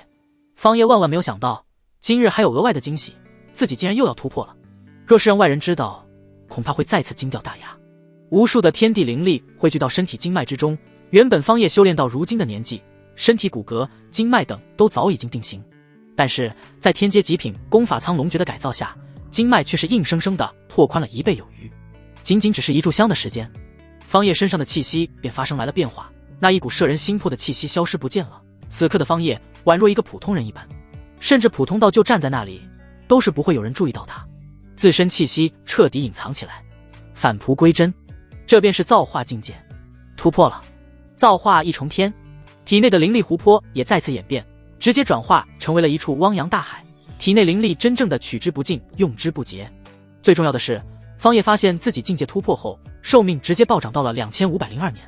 之前突破到神海境界，自身的寿命增加了1000年，而今再次突破，寿命再次增加1000年，这种感觉实在是太爽了。方叶伸展腰肢，体内骨骼噼啪作响，发出的声音宛若雷鸣，十分惊人。如今以我造化境界的修为，别说青云城了，就算是在整个东荒地界都可称得上是霸主级别的人物。方叶十分满意此次收获。东荒大地广袤无垠，绵延不知道多少亿万里。青云城这样的大型人类城池，人口1000万，但也只能被称作3级人类城池。而真元境修为，在这样的人类巨城之中，都可称王称霸了。神海境则是更进一步，可于各大宗门巨城之中横行。而造化境，那就是属于老怪物级别，和各大顶级宗门的太上长老老不死的是一个级别，在整个东荒地界，那都是属于顶尖战力的存在。方叶回头看了一眼还在床上熟睡的两人，嘴角挂起一抹笑容。系统真正的作用是投资道履返利，现在也是时候去寻一些极品之物对两人进行投资了。方叶抬脚离开了婚房。另外一边，距离青云城100里范围的莽荒山脉，一名青衣青年此刻手持黑色巨剑，浑身是血的从山脉深处之中踱步而来。在青年身上散发着一股恐怖而摄人的血煞气息，而青年不是别人，正是顾青衣心心念念的林峰哥哥。突破了真元境，林峰双目绽放璀璨的光芒，身上散发出的血煞气息带着一股舍我其谁的锋芒。不错，你自身底子不错，加上毅力坚韧，配合上本尊给你的地阶上品修炼功法炎火诀，你日后修为提升的速度都可1日千里，远超同境界修士。此时一道灵性略显高冷的声音在林峰的脑海之中响起。林峰闻言，嘴角勾起一抹得意的笑容，但他此刻还是开口说道：这一切都要多亏师尊您的栽培，若是没有师尊你，我到现在恐怕也还只是一个还没有突破凝气的炼体境界小杂鱼。林峰抬头站在山崖之上，看着山脉远处那一座巨型人类城池，目光如电。林峰，青衣，我来了。如今我已是真元境强者，和青云城4大家族的家主站在同一层次，我也有底气前来迎娶你。青衣，我来了。林峰目光如电，脚下步伐生风，只是轻轻一跃，身体便如飞鸟一般从100丈高的山崖上腾飞。他脚尖轻点，身形如闪电一般在虚空之中快速横行。闪电步，不错，你这闪电步也已经修炼到了小成的地步，距离大成也只有一步之遥了。体内的那一道清冷灵性的声音再次响起。林峰每次听到自己师尊这声音都心头微热，他见识过自己师尊的神魂，那美貌可称得上是绝世，只是自己这师尊性子颇为高冷，每次他想两人的关系更进一步时，都被高冷师尊冷冷地打击了下去。而今林峰只想着快速提升实力，让自身强悍到足以匹配到自己师尊的地步，这样一来，师尊就彻底属于他林峰了。在林峰心中，寄居在他身上的师尊已然不只是师尊了，而是被他当成了自己的痉挛。半个时辰后，林峰赶到了青云城，看着眼前这座千万人口的巨型城池，林峰一时间有些恍然如梦。想我当初第一次进入这青云城的时候，被这青云城震撼得目瞪口呆，而今再次进入这里，我心态已然发生了转变。林峰此刻自信无比，身上仿佛都在绽放着一股独有的光芒。第一次前来，他还只是炼体境界的小杂鱼，而今再来到这里，他已然成为了和各大家族家主同级别的存在。如此年纪就有这般成就，自信那是自然而然的。青云城这样的城池，在东荒地界只能够算作了三流城池势力，入不得眼。外面有更加广袤的天地，也有更强大的绝世强者，你不可居高自傲，须知人外有人，天外有天。清冷灵性的声音再次传来。林峰微微点头，师尊，我知晓了。不过以你如今的修为和年纪，在这青云城也的确是可以居高自傲了，算得上是最顶级的天才。进去吧，我倒是很想看看那位令你魂牵梦绕的小女子到底是何许人也。林峰闻言心中一动，师尊这是吃醋了吗？念及至此，林峰的嘴角再次勾起一抹得意的弧度。一路上来到顾家，当看到眼前这一片残垣断壁的时候，林峰整个人都是傻眼了。这到底是发生了什么事情？林峰眉头紧皱，瞳孔微缩。顾家可是青云城四大家族之一，什么势力和人能够覆灭顾家？小兄弟，你和顾家之人是相识？就在这时，一名中年男子走了过来，开口。林峰转头望去，微微点头，随即问道：敢问大哥，这顾家为何会变成这样？中年男子闻言一愣，像是看到了什么新奇物种一般。你不知道？林峰，我最近一直在闭关修炼，近日才出关来到青云城，的确不知道这城中是发生了何事。中年男子，小兄弟，我劝你还是赶快走吧，凭你和顾家相识这层关系，若是被方家之人知晓，你今日怕是走不掉了。方家？林峰一愣，眉头皱得更深了。他听顾青衣提起过方家，因此多多少少了解一点顾家和方家的关系，而且因为顾青衣这一层关系，他还为其提供来了不少的建议。看来你是真的什么都不知道。中年男子看着林峰一脸疑惑懵逼的表情，也是将最近顾家、方家发生的事情告知了对方。林峰听后，身上瞬间爆发出惊天的杀意，恐怖的气息弥漫开来，惊得边上的这位中年大哥都是连连后退。好一个方家，好一个方业！林峰眼中杀意毫不掩饰，敢动我林峰的女人，你方业就算是有100条命都不够我杀。说完，林峰调转方向，直接杀向了方家。而中年男子有一个事情不知道的是，顾青衣已经彻底成为了方业的女人，不再是洁白一片了。对方不知道，林峰自然更加不知道了。止步！就在林峰失了智一般的冲向方家的时候，脑海之中那清冷灵性的声音再次响起。真若是按照方才那人所说，那方家方业能够凭借自己一人之力横推整个顾家，那对方的实力至少已经是神海境界了。对方比你高出一个大境界，而你刚迈入真元境，绝非他的对手。我辈修士修行自当一往无前，这的确不错，但也不是无脑的向前冲，有时候识时务，认清局势同样重要。林峰闻言硬生生地停下了脚步。师尊，青衣是我最为重要的人之一，我努力修行变强的目的就是为了娶她，没了她，我修行还有什么意义？说完，林峰再次抬脚迈步，朝着方家杀了过去。看着林峰为了一个女人着魔，如此大失方寸，这位清冷师尊内心也是不由得一叹。修士修行最为忌讳的就是因为儿女私情影响了大局，而现在林峰恰巧就栽在上面了。也罢，既然这是你的道心所在，那为师便陪你疯一把。神海境界的确很强，但在为师面前还是不够看。清冷灵性的声音在林峰脑海之中响起。闻声，林峰心头大喜，多谢师尊。脚下的步伐更快了，很快林峰便来到了方家府邸，手中玄重黑剑出现，林峰二话不说就杀了进去，但很快便被方家护卫拦住了。林峰一边厮杀横推向前，一边大喊：方业，给老子滚出来！今日我林峰前来取你狗命。此刻的方业正在家族宝库之中挑选一些极品宝物，他准备用来投资叶轻柔和顾青衣两个女人，毕竟系统返利都是根据道侣自身的气运来的。叶轻柔是最高等级的金色气运暴击，顾青衣则是次一等的紫色气运暴击，两个都属于是最顶级的气运，暴击出来的东西自然是不会差。而他有了这些东西，不仅可以快速提升自身实力，同样也能够快速壮大家族势力，同时自己的两个道侣也会有所收获，这完全就是一举多得的好事。而就在方叶精心挑选的时候，他却是听到了家族之中传来了一阵厮杀之声，紧接而来的便是一道青年的怒吼。听到这声音，方叶的嘴角微微一翘，正主来了。林峰以真元境的修为在方家横冲直撞，鲜有敌手，他的怒气值达到了顶峰。自己心心念念发誓要娶回家的女人，竟然被别人抢先一步抢娶了过去。一想到时间已经过去了一夜，林峰心头便没来由的一阵心慌不安。新婚之夜岂能没有所为？越想越气，林峰身上的杀意愈发的澎湃高涨，手中的玄重剑更是劈砍出千钧之力，随意一挥，便有一大片方家护卫被击飞，根本不是他的一招之敌。方叶，给老子滚出来！林峰口中发出咆哮怒吼：何方宵小，胆敢来我方家放肆！此时一名方家长老循声而来，看着眼前正在方家大院之中大杀四方的林峰，怒目圆瞪。自从家主突破至神海境界后，方家俨然成为了青云城的巨无霸势力。而昨日青云城几乎所有有头有脸的势力和大人物尽皆到场，可以说如今在青云城，方家就是独一档的存在。偏偏在这个时候还有人跳出来，而且还是直接杀向方家大院，这简直就是在打方家的脸。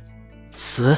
见到一名方家长老出现，林峰手中的玄重剑一提，顿时便斩出了一道犀利且宽大厚实的剑芒。这名方家长老也是真元境修为，而且还是真元境第2种，但是面对林峰这个刚刚迈入真元境的年轻后辈，竟然不敌，被对方一招给劈飞了出去，嘴角一血。方叶在哪儿？让他滚出来！如若不然，今日我必定屠灭方家满门。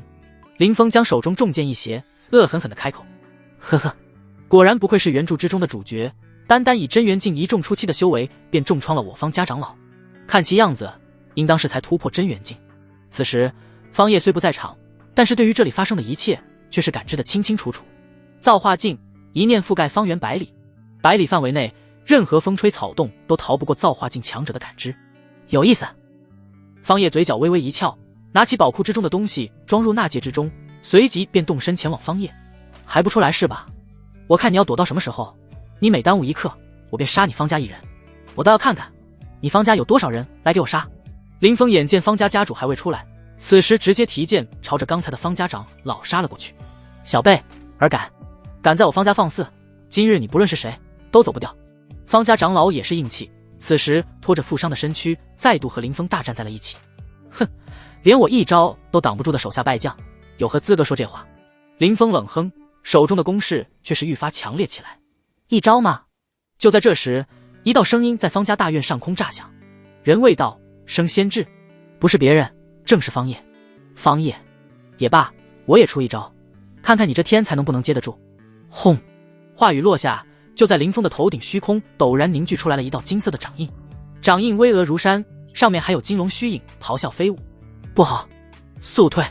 感受到这一掌的威势，林峰脑海之中再度响起了师尊的声音，只不过这一次声音之中的情绪不再是清冷，而是带着明显的焦急担忧。给我破！林峰怒吼，不退反进。他双手紧握手中玄重剑，逆劈而上，一道刺目的剑芒被他打出，劈砍在金色掌印之上。轰隆隆！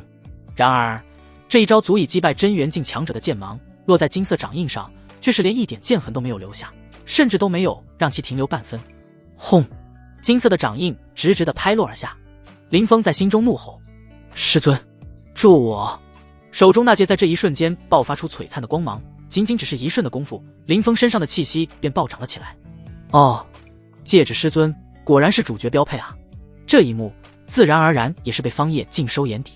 只不过和一般主角的戒指老爷爷不同的是，这林峰的戒指师尊却是一位冰清玉洁且高冷的美女师尊。在原著之中后期，这美女师尊自然也是被林峰收入囊中，只不过单单只是这样可还不够。方叶嘴角一翘，脸上浮现出笑容。金色掌印下，林峰拼命抵抗，此刻他身上的气息已然达到了神海境界强者的修为，但在金色掌印面前依旧不够看。轰！掌印最终落下，将地面拍出了一个大坑。场中烟尘弥漫，一片寂静，只有偶尔传出来一道剧烈咳嗽的声音。烟尘消散后，林峰浑身抽搐一般躺在巨坑之中，身下已经是一片嫣红。他此刻的身体破破烂烂，上面布满了裂痕，鲜血如溪流一般朝着外面流淌而去。嗨！林峰剧烈咳嗽，每咳嗽一次，口中都喷出大量的鲜血。右手食指上的戒指散发出来的光芒，此刻已经微弱到了极点。若非他师尊不惜消耗神魂之力拼死守护，此刻的林峰已经是一具尸体了。你要当心，此人绝对不是神海境界的修士，他极有可能是造化境。我神魂之力损伤太多，马上就要陷入沉睡了。清冷疲惫的声音在脑海之中响起，伴随着戒指上最后一道微弱的光芒隐退下去，林峰再也感知不到自己师尊的存在了。这一刻，林峰慌了，师尊乃是他最大的底牌，此刻失去了底牌，他如何逆风翻盘？呵呵，就这，你连我一掌也接不住啊！就这样的实力，还想来我方家闹事抢人？你说是吧，林峰？方叶淡笑的声音传来。下一刻，林峰便看到了自己的视线之中出现了一名黑发张扬、剑眉星目的男子，此刻正一脸冷漠地低头俯视着自己。最让他心惊的是，这人身上的气息平平无常，宛若一个普通人一般，自己完全感知不到对方的境界修为。要么对方已经修为通天返璞归真，要么就是高出自己境界太多，而且对方还认得自己，同时知晓自己的目的，这就让林峰更加心惊肉跳了。自己一直隐忍蛰伏，如今突破真元境才真正出山，此人是如何知道自己的？你是谁？帮助方家助纣为虐，你就不怕遭受报应吗？林峰只见识过方叶年迈的样子，并未见识过方叶年轻巅峰时的模样，此刻看到方叶出现，还以为方叶是方家背后的支持者。你不是要找我吗？怎么，正主出现在你面前，你却不认识了？方叶嗤笑出声。什么？你说你是方叶？这怎么可能？林峰闻言，心头震撼无比。还有什么遗言要说吗？方叶冷冷地开口。他十分明白一点，主角难杀，想要干掉主角，那么就绝对并不能让他有机会成长起来，需要在对方还在成长期间就动手。不过他并不准备这么做，一来自己拥有系统，而且其定位其实就是反派系统定位，主角又如何能干得过自己这个挂逼？可以说方叶完全不惧。其次，方叶还有另外一方面的因素考虑，这同时也是最为重要的原因，因为林峰还有很大的利用价值，他自身要依靠系统变强，就需要气运道侣。何为气运之人？那都是受到天道眷顾的存在，说直白一点，那就是和主角相关的人。既然是道侣，那换而言之就是主角身边的女人，不管是未婚妻、白月光还是师尊等，这些人一旦和主角染上关系，那么自身气运必然会随之抬升，而这也是方叶打算暂时留下林峰的原因。放长线钓鱼，鱼儿就是这位主角林峰。主角的未婚妻我要，主角的白月光我要，主角的红颜知己我也要，主角的无敌师尊我也要，只要是主角的女人，他统统都要收入麾下。按照原著的进度，主角身边的女人也才出现一个顾青衣，后面还有诸多的美女等着他呢。今又出现一个主角林峰的戒指师尊，这是他如今的目标。只不过现在对方因为出手帮助林峰，消耗了过多的神魂之力，陷入沉睡，这也是系统提示为何没有出现。不过要不了2天，这位清冷师尊便能够苏醒了。成王败寇，我认栽了。林峰盯着方叶，眼中爆发出无尽的怨恨。但你强抢我的未婚妻，这就是你这身为一家之主的作为，简直就是丢死人。你这样的恶徒，日后必定也不会好报。方叶眉头微微一挑，说完了，放心，我不会立刻杀你，我会让你在无尽的痛苦之中慢慢死去。你不是说我抢你未婚妻吗？我想你说的人是顾青衣吧？想必你现在肯定非常想要见到他。放心，我会如你所愿的。听到方叶口中说出顾青衣的名字，林峰心头便凉了一大截。他想象之中最坏的结果极有可能已经出现了，自己的心上人在还没有成为自己的女人之前，就已经成为了他人的女人。方叶，你不得好死！林峰发出咆哮怒吼，但此刻却显得那般无力。来人，给我押入地牢！方叶不再理会林峰那无能的咆哮，若非对方现在身上还有价值没有被榨干，他早就一巴掌拍死了。对待敌人，方叶可不会手下留情，同样他也不喜欢留下后患。林峰被树林绳捆住，最后被押往了地牢。也就在此刻，一阵木门轻响从后院传来，林峰看到一道月白色身影出现在回廊转角，发间还带着未梳的柔顺青丝，不是别人，正是他心心念念的顾青衣。而在顾青衣身边，还有一位容貌更加惊艳的女子，自然是叶轻柔。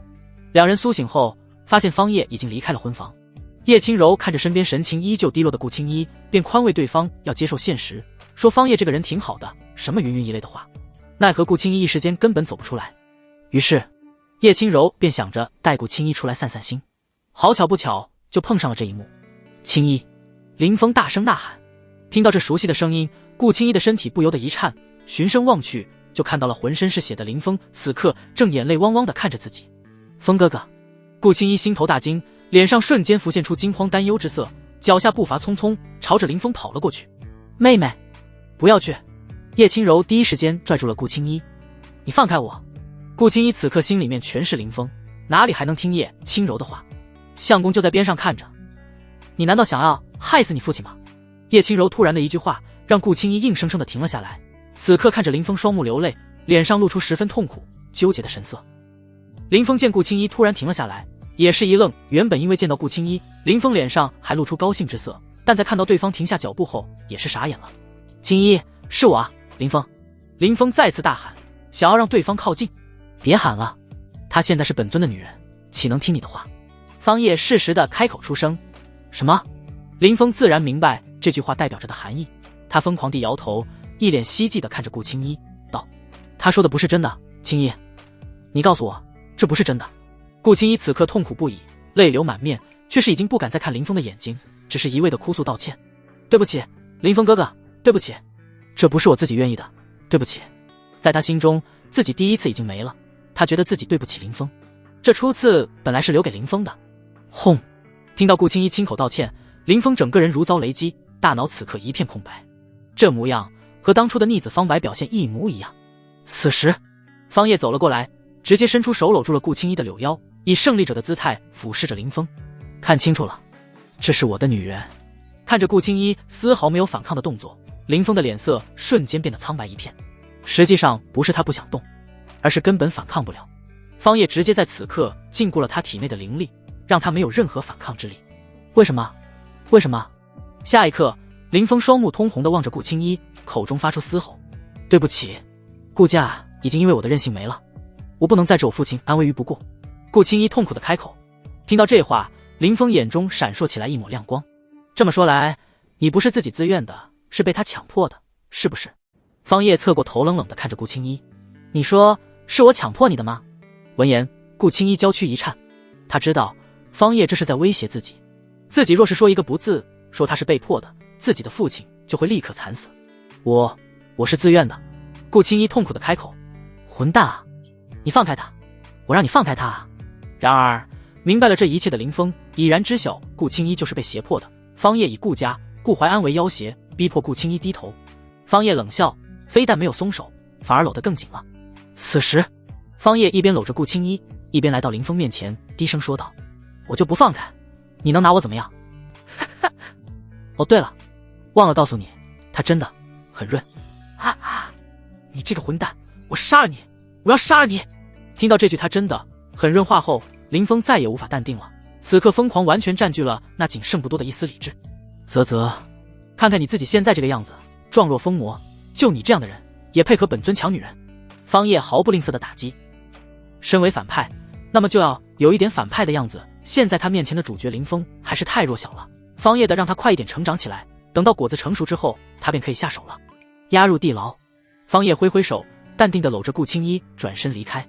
林峰被带走了，走的时候还发疯一般的咆哮着，方叶却是毫不理会，来到叶轻柔的身边，伸出另外一只手搂住对方的腰肢，笑道：走，今日相公要再送给你们一点好东西。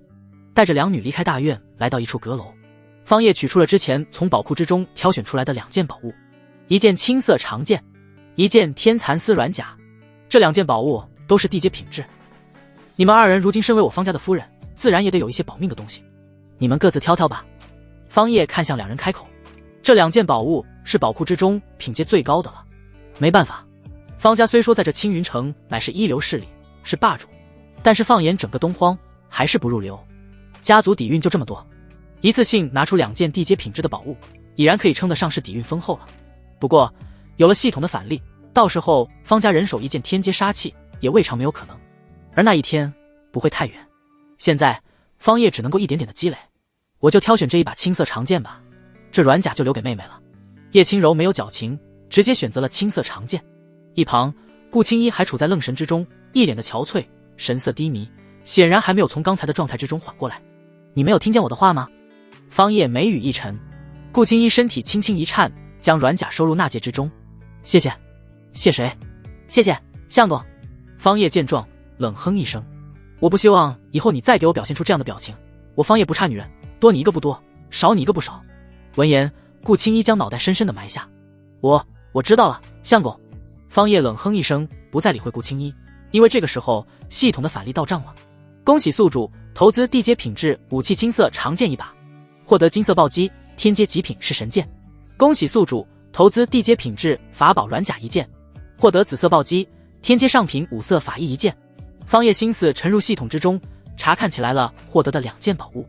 天阶极品武器是神剑，天阶已然是这方世界的顶点，有了这武器，日后对敌就算是遇上比我境界高的强者，也有一战之力了。目光落在五色法衣上面，注解作用便瞬间明了于胸。不愧是天阶宝物，是神剑主杀伐，五色法衣主防御，这法衣不用灵力催动都可以抵抗真意境强者的攻击。方叶心头震撼，真意境强者已经算是这方世界的顶尖强者了，真神境强者不出，真意境强者便可称霸一方，真正的抬手剑断山裂海。而修为突破真神境的强者，大多都选择飞升上界去了，留下来的一些也都只是一些长期沉眠蛰伏的老怪物。换句话说，真意境强者就是此方世界的顶点，而这五色法衣竟然能直接防御真意境强者的攻击，天阶无凡品。而在系统之中，天阶却还远远未到极致。方叶心念一动，五色法衣便自动穿在了自己身上。在外人看来，方叶只是身上华光一闪便隐匿了下去。系统说不能2次赠送给本人，那我如果用轻柔返利刷出来的是神剑，投资给顾青衣，不知道是否可行。方叶发誓，他绝对不是想要去找系统漏洞，只是想要了解清楚系统的每一个细节功能罢了。然而就在方叶念头刚升起的瞬间，系统的提示声出现了：系统返利物品不可2次赠送，禁止套娃，投资道侣所需物品需宿主所在世界之物。安了，知道了。狗系统，你看我像是那种喜欢钻漏洞 bug 的人吗？方叶内心小小的惋惜了一下，他还想着依靠2个人返利的东西不断地刷出更高级的宝物呢，看来这个想法落空了。宿主请自觉，若利用系统套娃，系统将自主解绑。方叶听到这话，方叶顿时来劲了。操，你一个辅助工具还威胁到我这个主人身上来了。来，解绑，现在就解绑，早点让主角嘎了我，老子也好早点解脱。现在就解绑，谁不解谁孙子。尼玛的，一来就是一大堆烂摊子，你以为老子喜欢？还有，以后记得叫我主人。妈蛋，操！好的，主人。你妈，我说你能不能坚定一下自己立场啊？方叶真被系统这波骚操作搞无语了，收拾了一下心态，方叶重新着眼于眼前的问题。狗系统，你直接告诉我，我要是现在按死主角的话，后续剧情还会如常进行吗？会。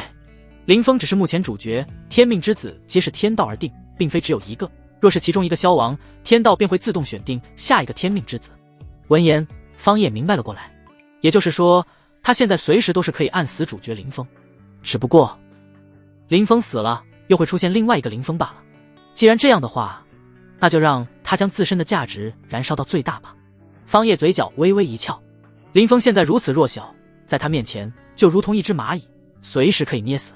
而后续出现的天命之子是强是弱，那就要看天道怎么安排了。现在的林峰自己至少还是处在能够托底的状态之中，而若是现在嘎了对方，突然冒出来一个比自己境界修为还要高的天命之子，那可就真的凉凉了。倒是和我之前的想法如出一辙，先用林峰这条小鱼儿给我刷大，等我再壮大几圈后，时机成熟，立马嘎了这小子。结！一想到这里，方叶嘴角就浮现出了一抹反派标志性的笑容。收获2件天阶宝物后，方叶又扔出了一大堆从宝库之中带出来的东西，对2个女人进行投资，什么丹药、功法、神通术法等等，应有尽有，基本上是宝库之中有的，品质较好的方叶都带了2份出来。而这一次，方叶看着收获，嘴角都快翘到天上去了，脑海之中系统的提示声音不绝于耳。恭喜宿主获得天阶上品运神丹，恭喜宿主获得天阶上品破镜丹，恭喜宿主获得天阶术法神象镇狱镜，恭喜宿主获得天阶术法八神拳，恭喜宿主获得天阶法宝盾天梭，恭喜宿主获得天阶。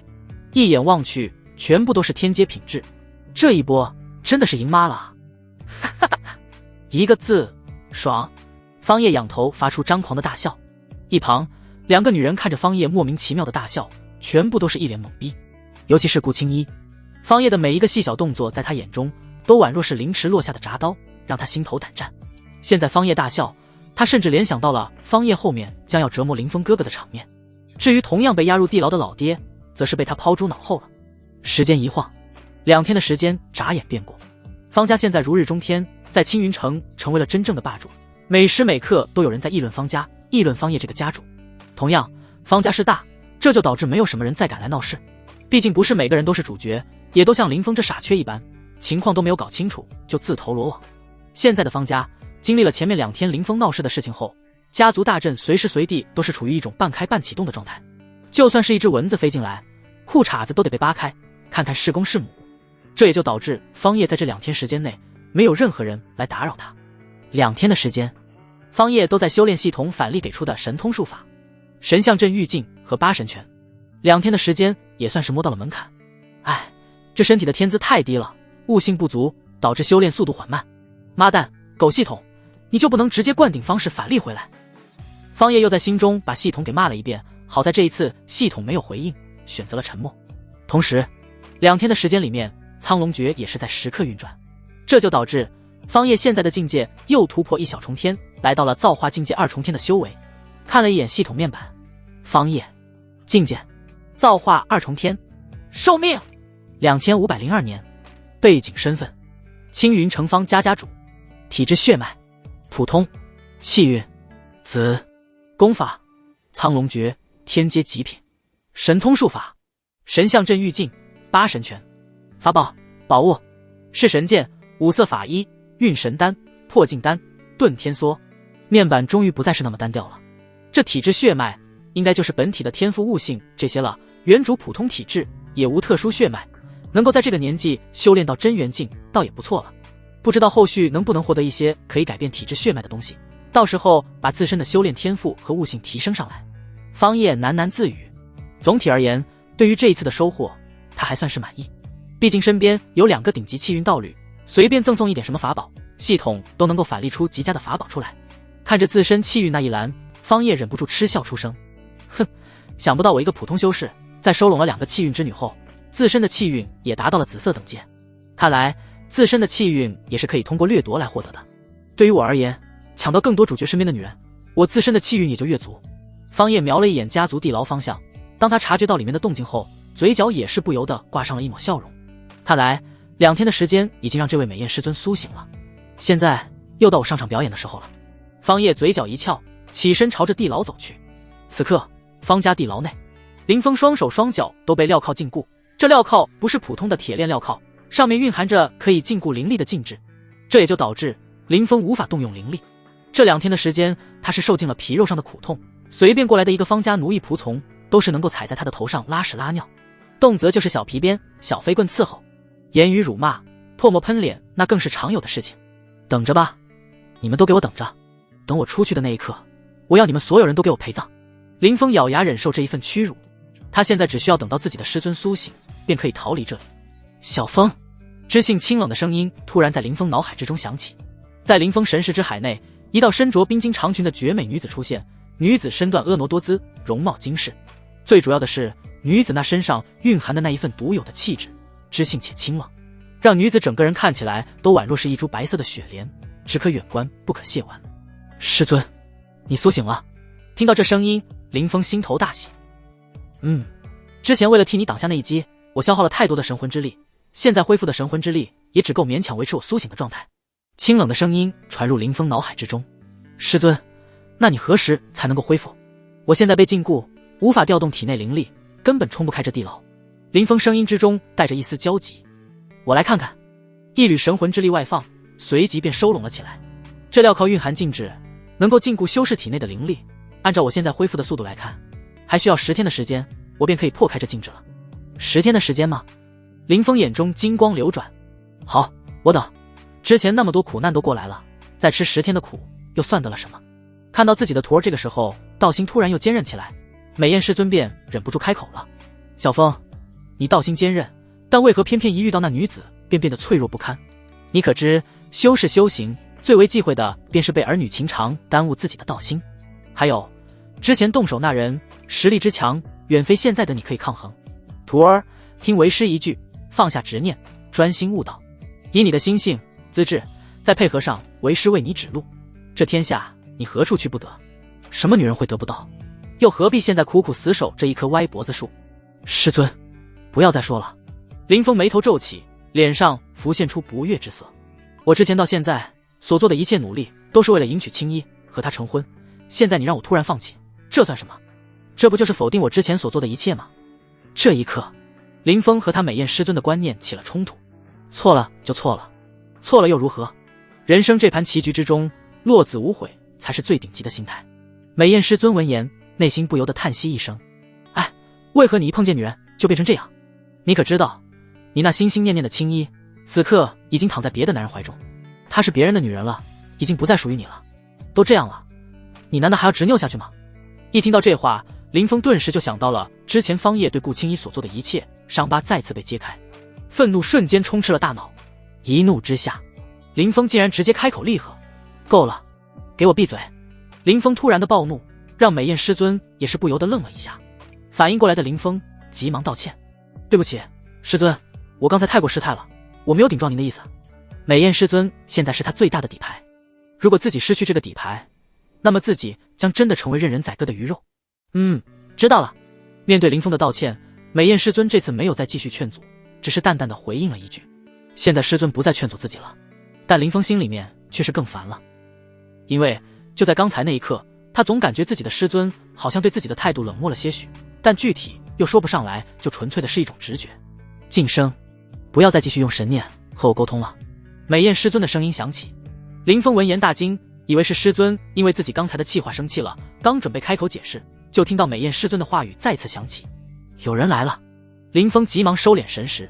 不多时，一名剑眉星目、身着一身锦衣长袍的男子出现在牢房面前。方叶看到来人的时候，林峰大脑瞬间被愤怒占据，扯动的锁链发出哗哗声响，口中更是发出咆哮，宛若一头野兽想要扑上去将方叶撕咬成碎片。然而被禁制锁链禁锢凌厉的他根本无法做出有效的反击。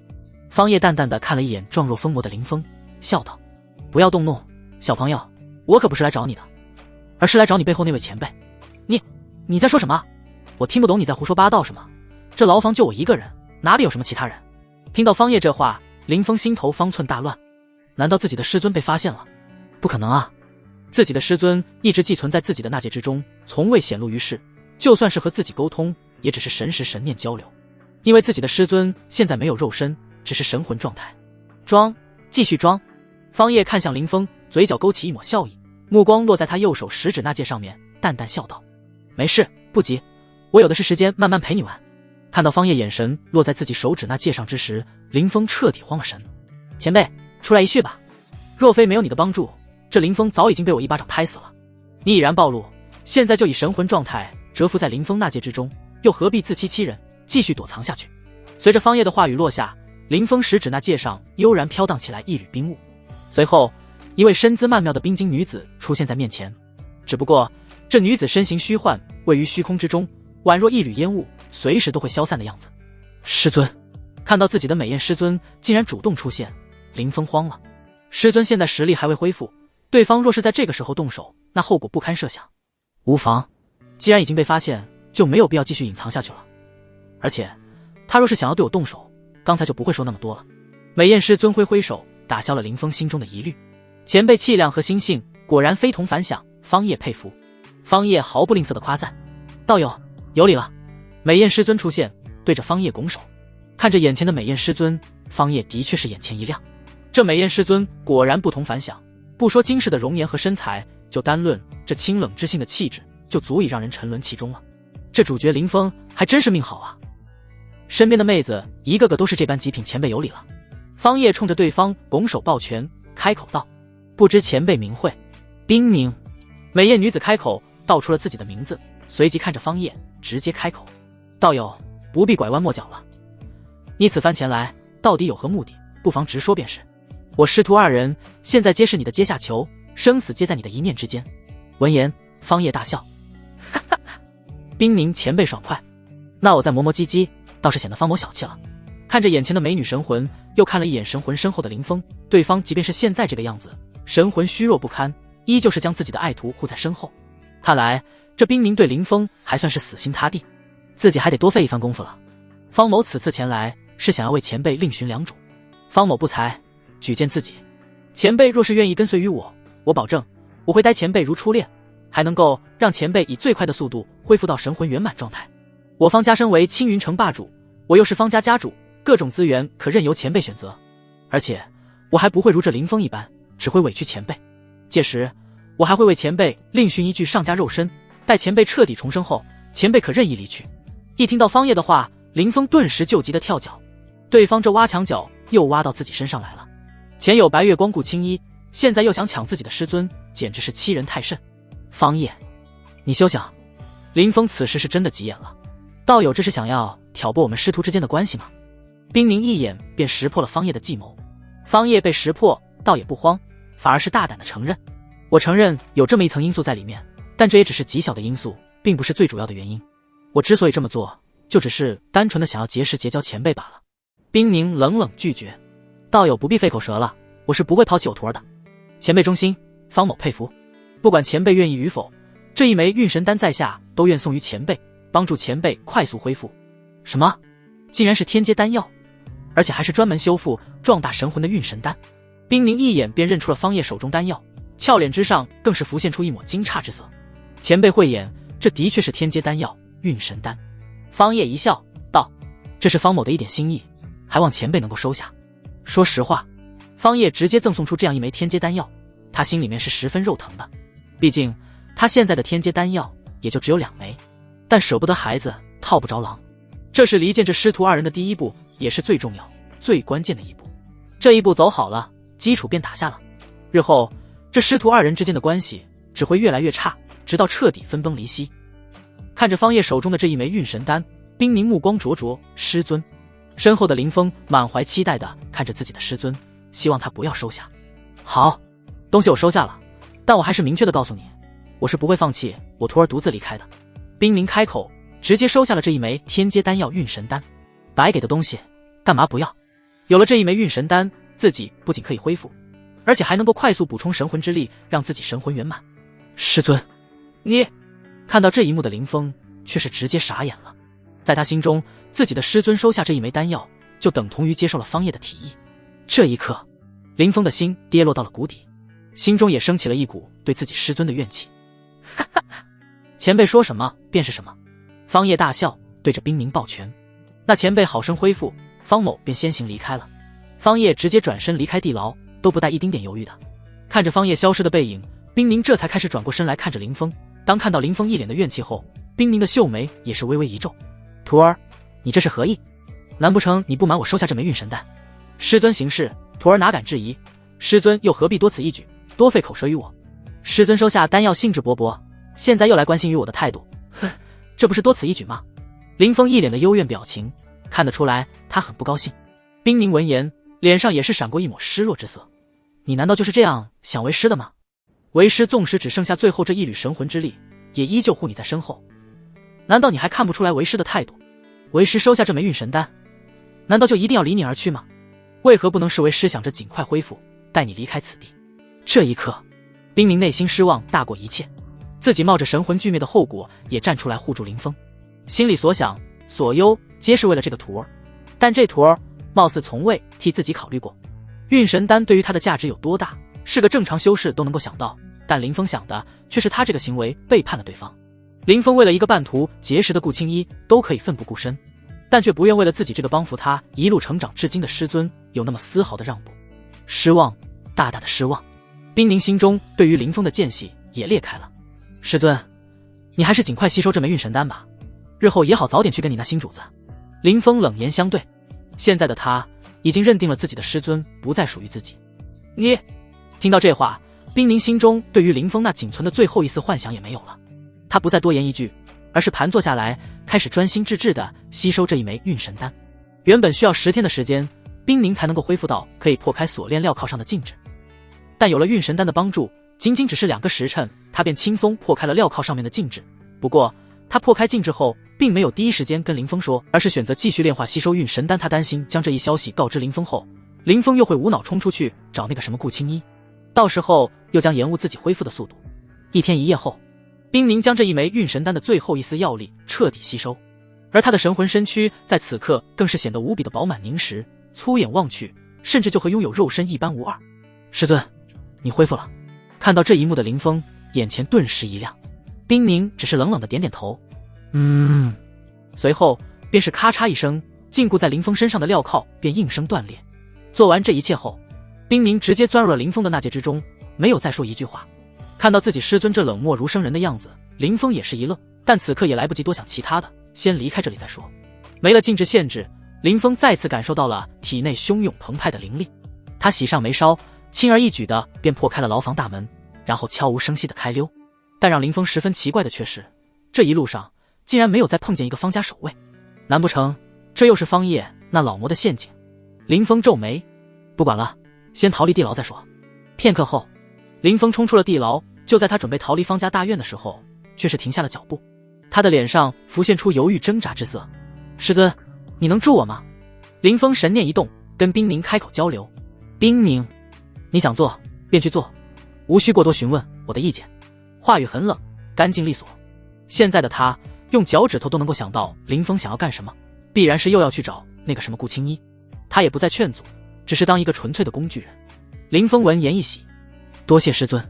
林峰身形飘动，开始在方家府邸之中穿梭感知。很快他便感知到了顾青衣的气息。青衣，我来了。林峰心头欣喜，快速地朝着顾青衣所在的房间赶去。推开房门的那一刻，林峰终于是见到了自己日思夜想、心心念念的人儿。青衣，峰哥。此时的顾青衣待在屋内，方叶早已经提前警告过他，让他最近这几天的时间哪里都不要去，只能够在这一个院子里面活动。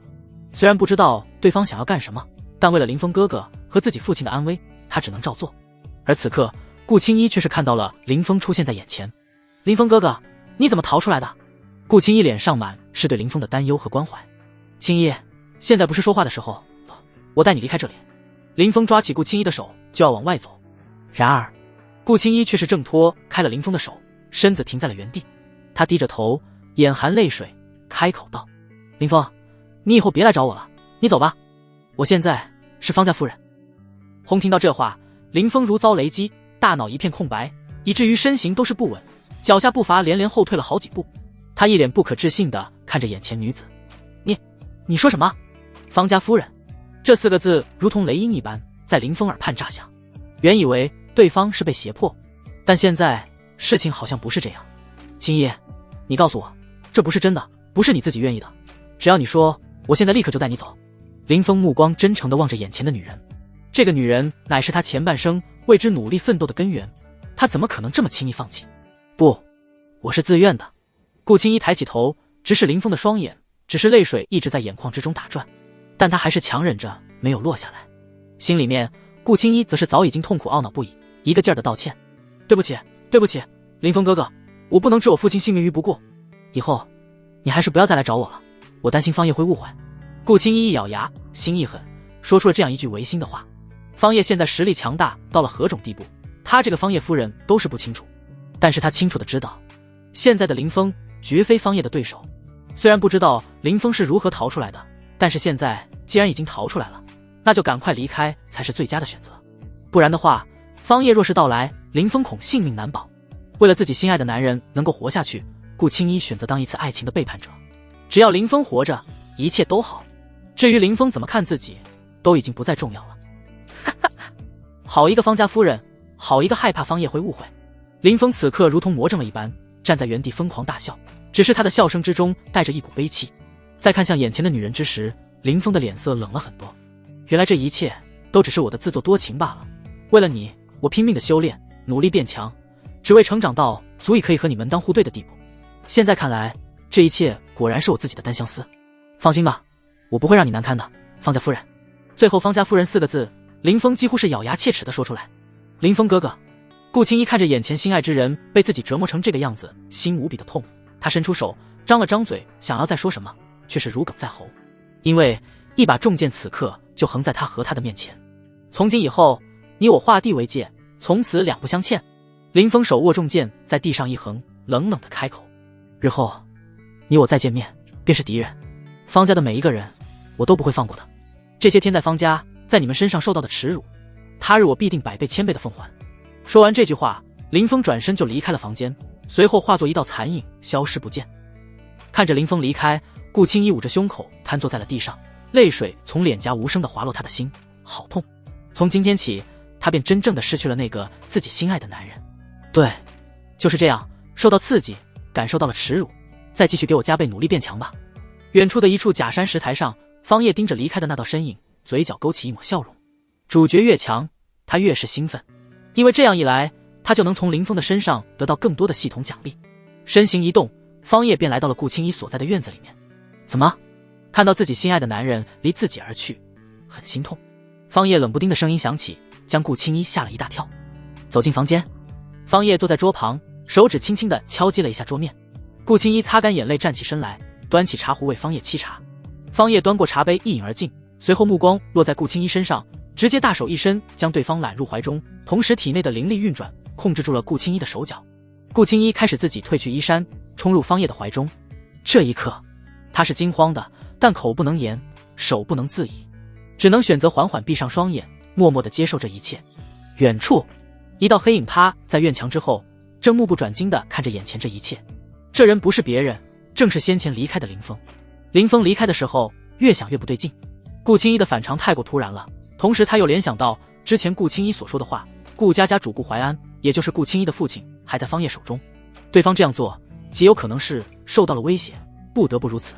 他想到自己和顾青衣以前的种种，两人算是两情相悦，对方之前见自己被押入大牢的时候，都还无比的担心，甚至是自己之前寻到他，他的脸上还浮现出对自己的担心。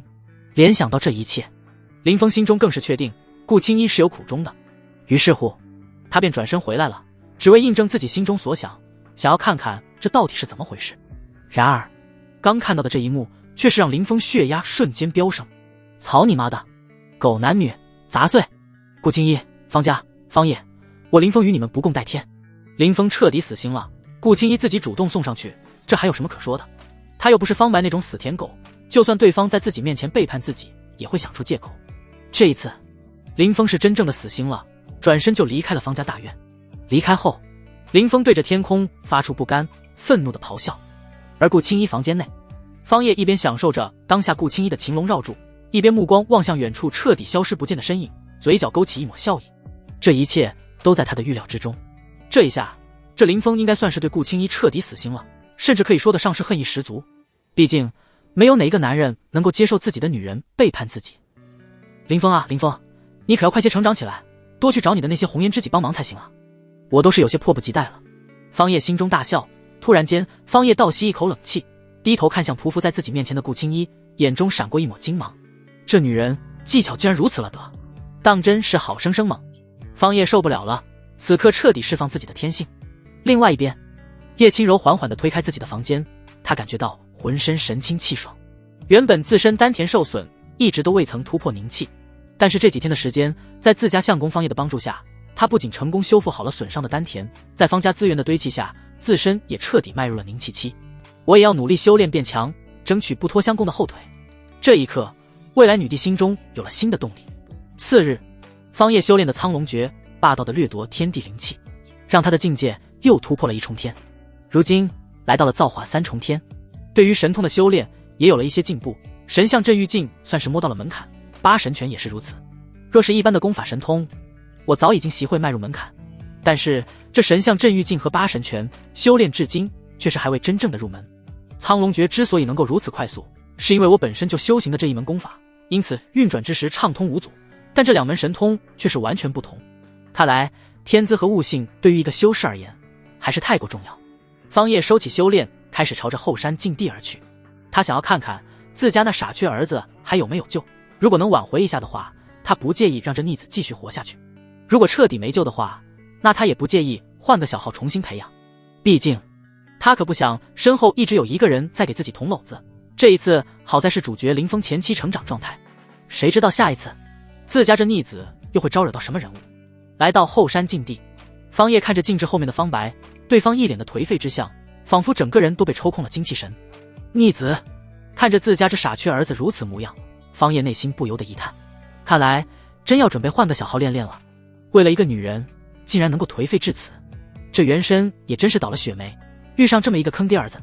好在方叶可不是原主，听到外界传来熟悉的声音，方白猛地惊醒，抬头一看，就看到了自家老子站在禁制外面，此刻正一脸皱眉地望着自己。爹，求求你放我出去吧！方白仿佛是看到了救命稻草一般，满怀希冀地望着方叶。方叶只是冷冷地开口：你可知错？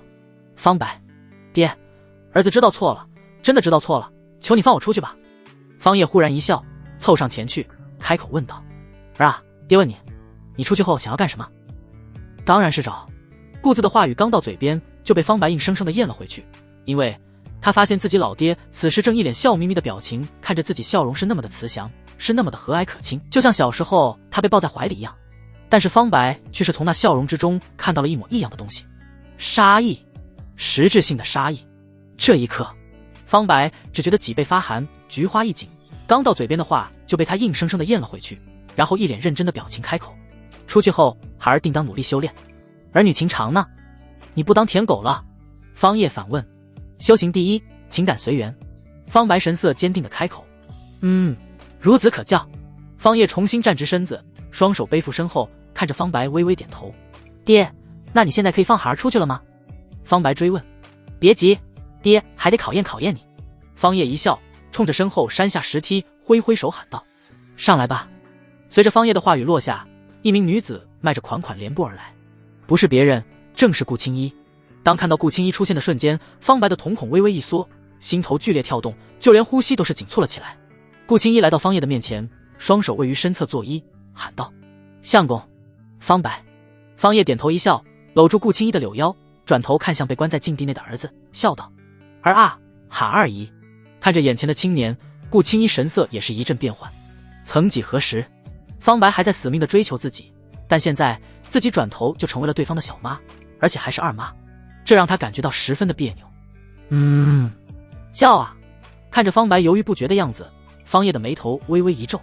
实际上，他对于方白如今的表现已经很满意了，这逆子至少不会再看到顾青衣就如之前一般乱了方寸。然而，现在的方白内心一直有两个声音在争吵：叫二妈，开心有他；叫个毛啊！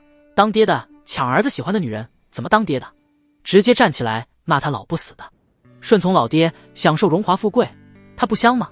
香个几把，自己心爱的女人都守护不了，荣华富贵又如何？索然无味。傻缺，不叫就得死，死便死，脑袋掉了碗大个疤，老子18年后又是一条好汉。你爹生，你养你这么多年，难道还比不过一个女人？正所谓女人如衣服，没了再换便是。做人心要大，要懂得谦让，懂得尊老爱幼。我爱你妈卖麻花，为老爹两肋插刀，为女人插老爹2刀。呵呵，想死就直说。最终，方白内心还是理智战胜了欲望。他深吸一口气，抬起头看了看面前正一脸皱眉望着自己的老爹，随后目光又落在顾青衣身上，缓缓开口喊了一句：二姨。顾青衣根本不敢有别的回应方式，此时只得点点头，轻声回应一句：哈哈哈，好，这才是爹的好蛋儿。方叶大笑，直接大手一挥，扯去了禁制，看向方白说道：儿啊，你通过了爹的考验，日后你依旧是方家少主。这本苍龙诀乃是你爹我改良后的功法，品阶达到天阶，你拿去好生修炼。方叶随手便扔出了天阶极品功法苍龙诀。自家这脑瘫儿子现在醒悟过来了，虽然是迫于自己的淫威，但毕竟也是醒悟了，自己这当爹的自然也不能小气。什么天阶功法？方白闻言瞬间愣住了，紧接着反应过来，看向自己的老爹：爹，咱们家的苍龙诀不是的阶功法吗？方叶，都说了你爹我改良后的，怎么不信你爹我？方白低头，儿子自然不敢怀疑。方叶点点头，不要想那么多，好生修炼便是。待你修炼有成，我便将这家族交给你打理，日后你便是方家家主，届时你想要做什么，你爹我都不会再过问是非。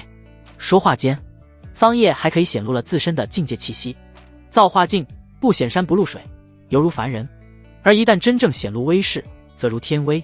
感受到这一股无与伦比的威压，方白和顾青衣都神色大变。如今本尊已是造化境，儿啊，这下你该相信你爹说的话了吧？咕噜，感受到自家老爹身上散发出来的恐怖气息，方白不由得咽了咽口中唾沫，同时心中无比的庆幸，还好刚才没有造反，要是真逆着老头子的话来，恐怕我连老头子一道气息威压都扛不住，便饮恨黄泉了。方白额头冒出冷汗，心惊不已。爹，儿子日后定当好生修炼。方白拍了拍自己的胸脯，发出慷慨激昂的保证。不仅仅是方白，被震撼的还有顾青衣。此刻的他心情犹如翻滚的江河，久久无法平静。他知道方叶很强，但万万没有想到竟然强到了如此地步。造化境这等修为，别说是青云城了，就算是放眼整个东荒，那都是绝对的霸主级别人物啊。最主要的是，这才过去多久的时间？前面2日方叶也才真元境的修为而已，而今却是连破2大境界，真就突破如吃饭喝水一般简单了。也许跟着方叶，没准还真能够实现自己的愿望，救回自己的母亲。这一刻，顾青衣的内心动摇了，对方叶不再是那般痛恨了。这不仅仅只是表面上的功夫，而是从内心真正的改变自己的想法和看法。方叶微微点头，看着这逆子能够悬崖勒马，也是颇为满意。既然你已知悔改，那么便随魏父前去征战吧。听到这话，方白愣住了。征战？父亲这是要准备征战哪一方势力？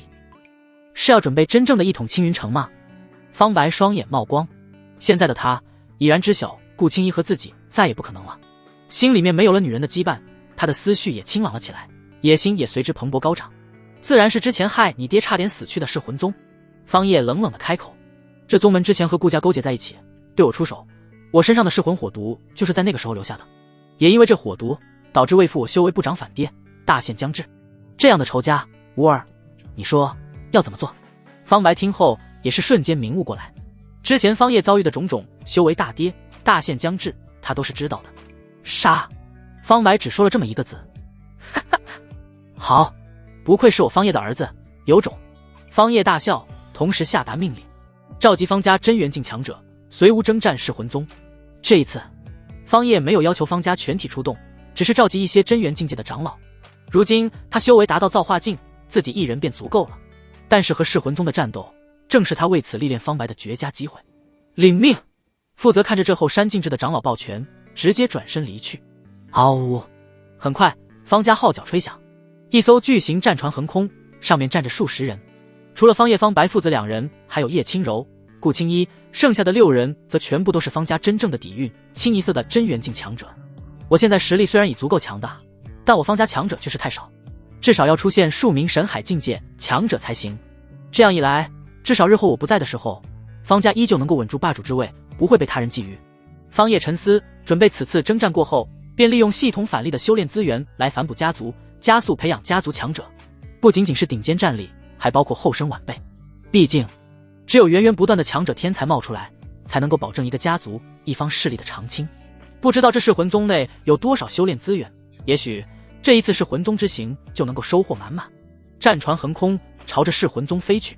方叶则是在这个时候抓紧修炼神象镇狱境和八神拳2门神通。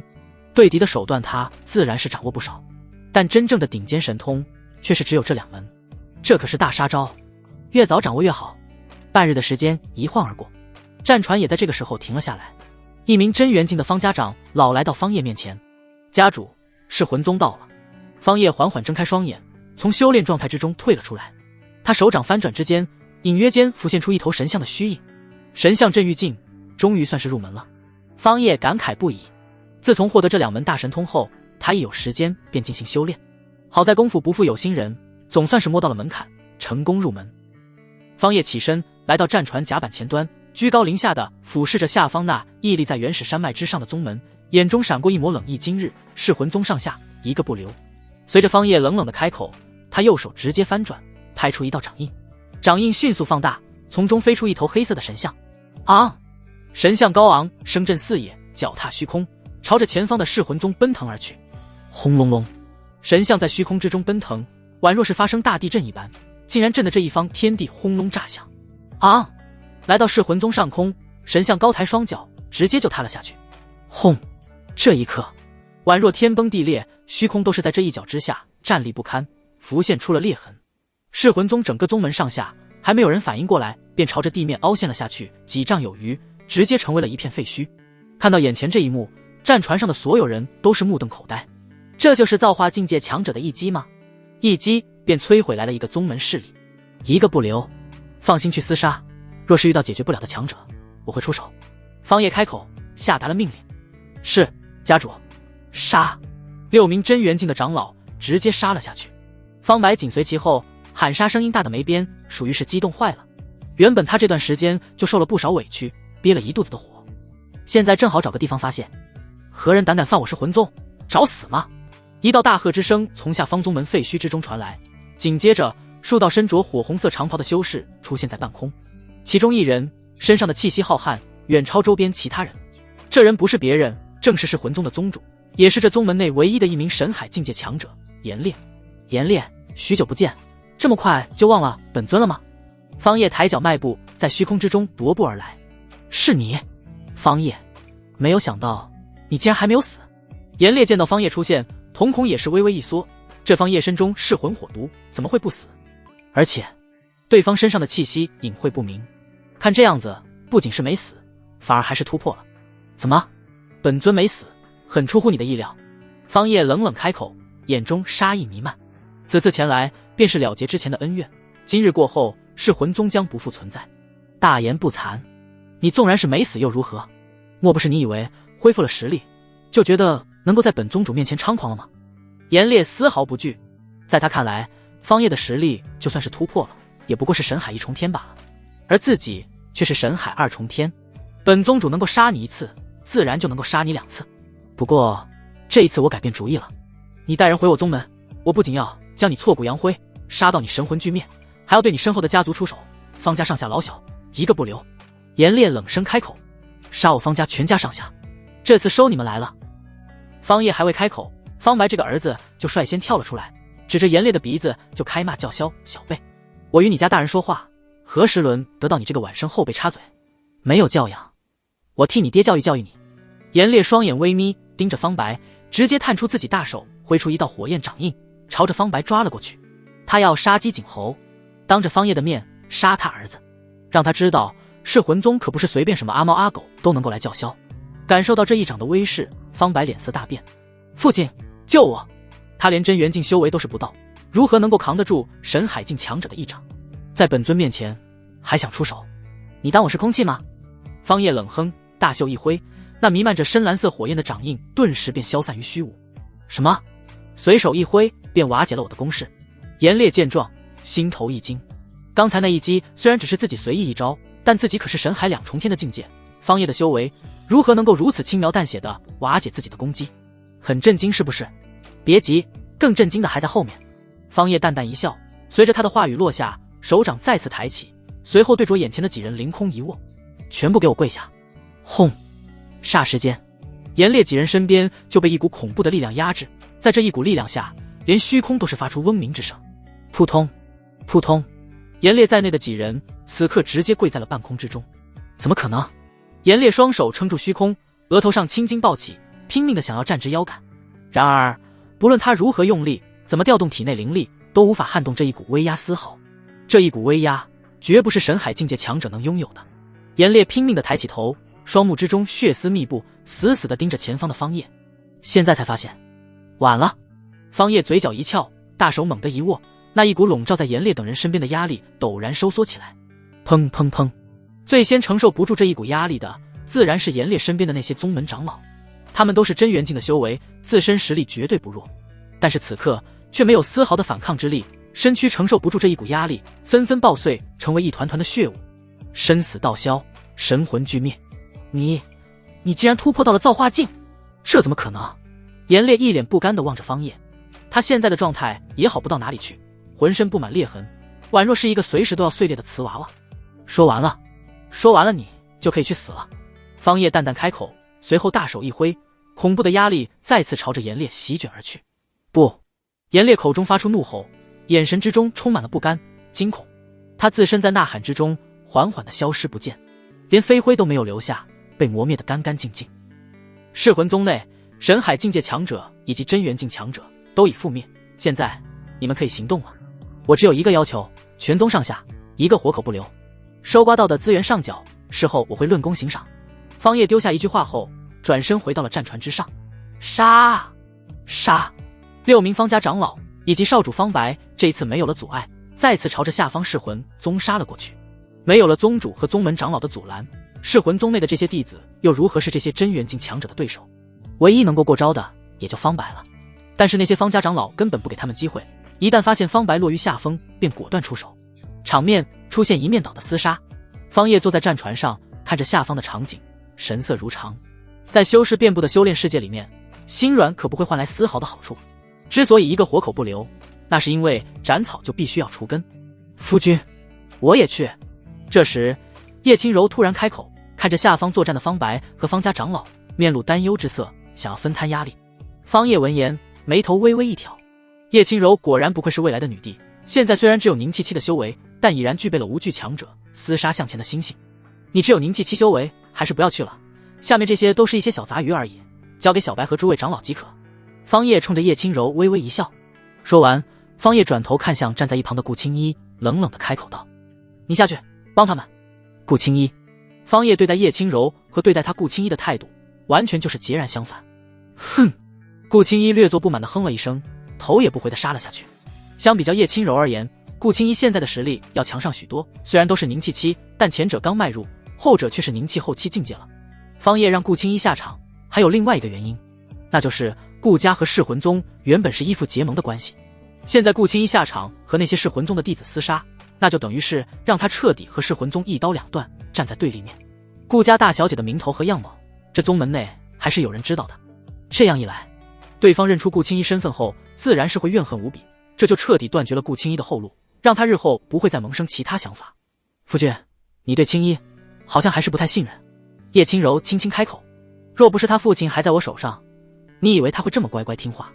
此时噬魂宗内正在上演方叶预料一般的场景，方家几大长老带着方白这位少主正在屠杀噬魂宗残余人众，而随着顾青衣的加入后，噬魂宗内有人第一时间便认出了他，那是顾家之女大小姐顾青衣。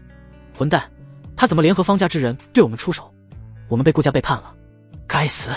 一个小团体之中，噬魂宗弟子抱团步步后退，而顾青衣也是在第一时间杀了过来吃。一道凌厉的剑气落在这6人小团体面前，将几人的退路阻断。顾青衣手持长剑，脸色冷漠地站在6人前方。顾青衣，你到底想要干什么？你顾家本是我噬魂宗依附家族势力，现在想要背叛施主不成？养不熟的白眼狼。师弟师妹，你们先走，我来拦住他。6人看到顾青衣拦在前方，顿时立刻出声。为首的一男子手持长剑冲了上去，准备掩护身后的5名师弟师妹撤退。你不是我对手。顾青衣只是清冷地说出了这样一句话，随后手起剑落，和这名男子厮杀在一起。10个回合都是不到，男子便被顾青衣斩落于剑下，向上人头飞起。地阶武器。男子身死之际，双眼瞪得老大。顾青衣一剑横空而来，他提剑抵挡，手中武器却是被直接斩断，剑芒去势不减，顺势带走了他的头颅。顾青衣手持3尺长剑，从男子的身后走去。他没有看男子的尸体，只是微微闭上眼，口中呢喃一句：对不起，我不杀你们，我父亲就得死。望着前方逃窜出去的5人，顾青衣脸色咸冷，身上杀意弥漫而起，瞬间化作一道倩影，消失在原地。吃吃吃！数道剑芒闪烁而起，逃窜出去的5人很快被追上。顾青衣手起剑落，5颗人头抛飞在半空之中。每杀一人，他都会说上一句对不起，这不是他想要见到的结果。但修士世界弱肉强食，他根本没有选择的权利。小半日后，众人回到了战船上面，来到方叶面前。家主，噬魂宗余孽全部清理干净了，按照您的吩咐，一个活口都没有留下。几位长老汇报着此次战绩。家主，这是收刮上来的资源。一名长老弟上来了数枚纳戒，里面装的全部都是丹药、天材地宝以及各类武器和修炼秘籍等。方叶大手一挥，几枚纳戒便飘飞到了面前。他神念扫过纳戒，微微点头。噬魂宗的修炼资源果然不同凡响，但是地阶品质的武器和修炼秘籍加起来就有数十件，这些东西拿来投资身边的2人，我将会收获品质更高的宝物。有了这一批宝物，方家完全能够因此彻底崛起了。方叶看向眼前的几人，微微颔首，做得不错，回到家族后我会论功行赏。可以保证的是，你们每人都会获得一本天阶修炼之法。听到这话，几名方家长老瞬间瞪大了眼睛。天阶功法？我没有听错吧？家主，当真是天阶功法？几名长老有点懵。方叶淡淡一笑，道：你们没有听错，的确是天阶修炼之法，不仅仅是天阶功法，还有天阶神通。你们得到后专心修炼即可。我方家彻底的崛起了，青云城对于我们来说还是太小了，咱们先定一个小目标。让方家成为东荒地界上的一方霸主势力。看着方叶一脸严肃，根本不像是开玩笑的表情，几名长老全部都是一喜，齐齐抱拳恭敬地回应道：“多谢家主恩赐。”启航回家族。方叶微微点头，带着众人开始返程。有系统的投资返利，天阶功法和天阶神通对于他而言可以说做到量产。以前的时候手中没有对应的功法秘籍，但是现在有了。既然都已经是量产了，方叶自然也不会亏待自己人。不论是叶轻柔还是顾青衣，亦或者是自己那逆子方白，或者是方家长老，乃至是家族内的门人弟子，他都一视同仁。毕竟他可不是某三，眼中只有自己的女人，而没有兄弟伙伴的位置。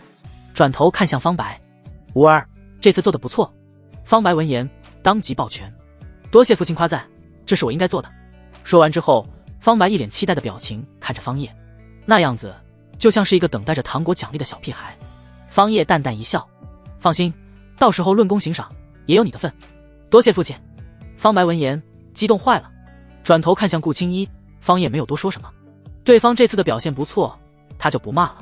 战船横空，很快便回到了青云城。青云城内，各方势力看着方家战船再次返回，也是全部都抬起头凝望而去。方家这次出动战船，不知道干什么去了。战船的方向是噬魂宗的位置。你是说方家去找噬魂宗麻烦去了？凭借方老魔如今的修为和脾气，噬魂宗之前差点害死他，他肯定是去找噬魂宗麻烦去了，而且极有可能噬魂宗已经覆灭了。那可是噬魂宗啊，宗内有着神海境界强者坐镇，这么轻易被灭掉的吗？呵呵，你这么想不怪你，毕竟你之前可没有见到那方老魔展露出来的境界实力里，那可是神海境巅峰，普通的神海境强者怎么可能会是其对手？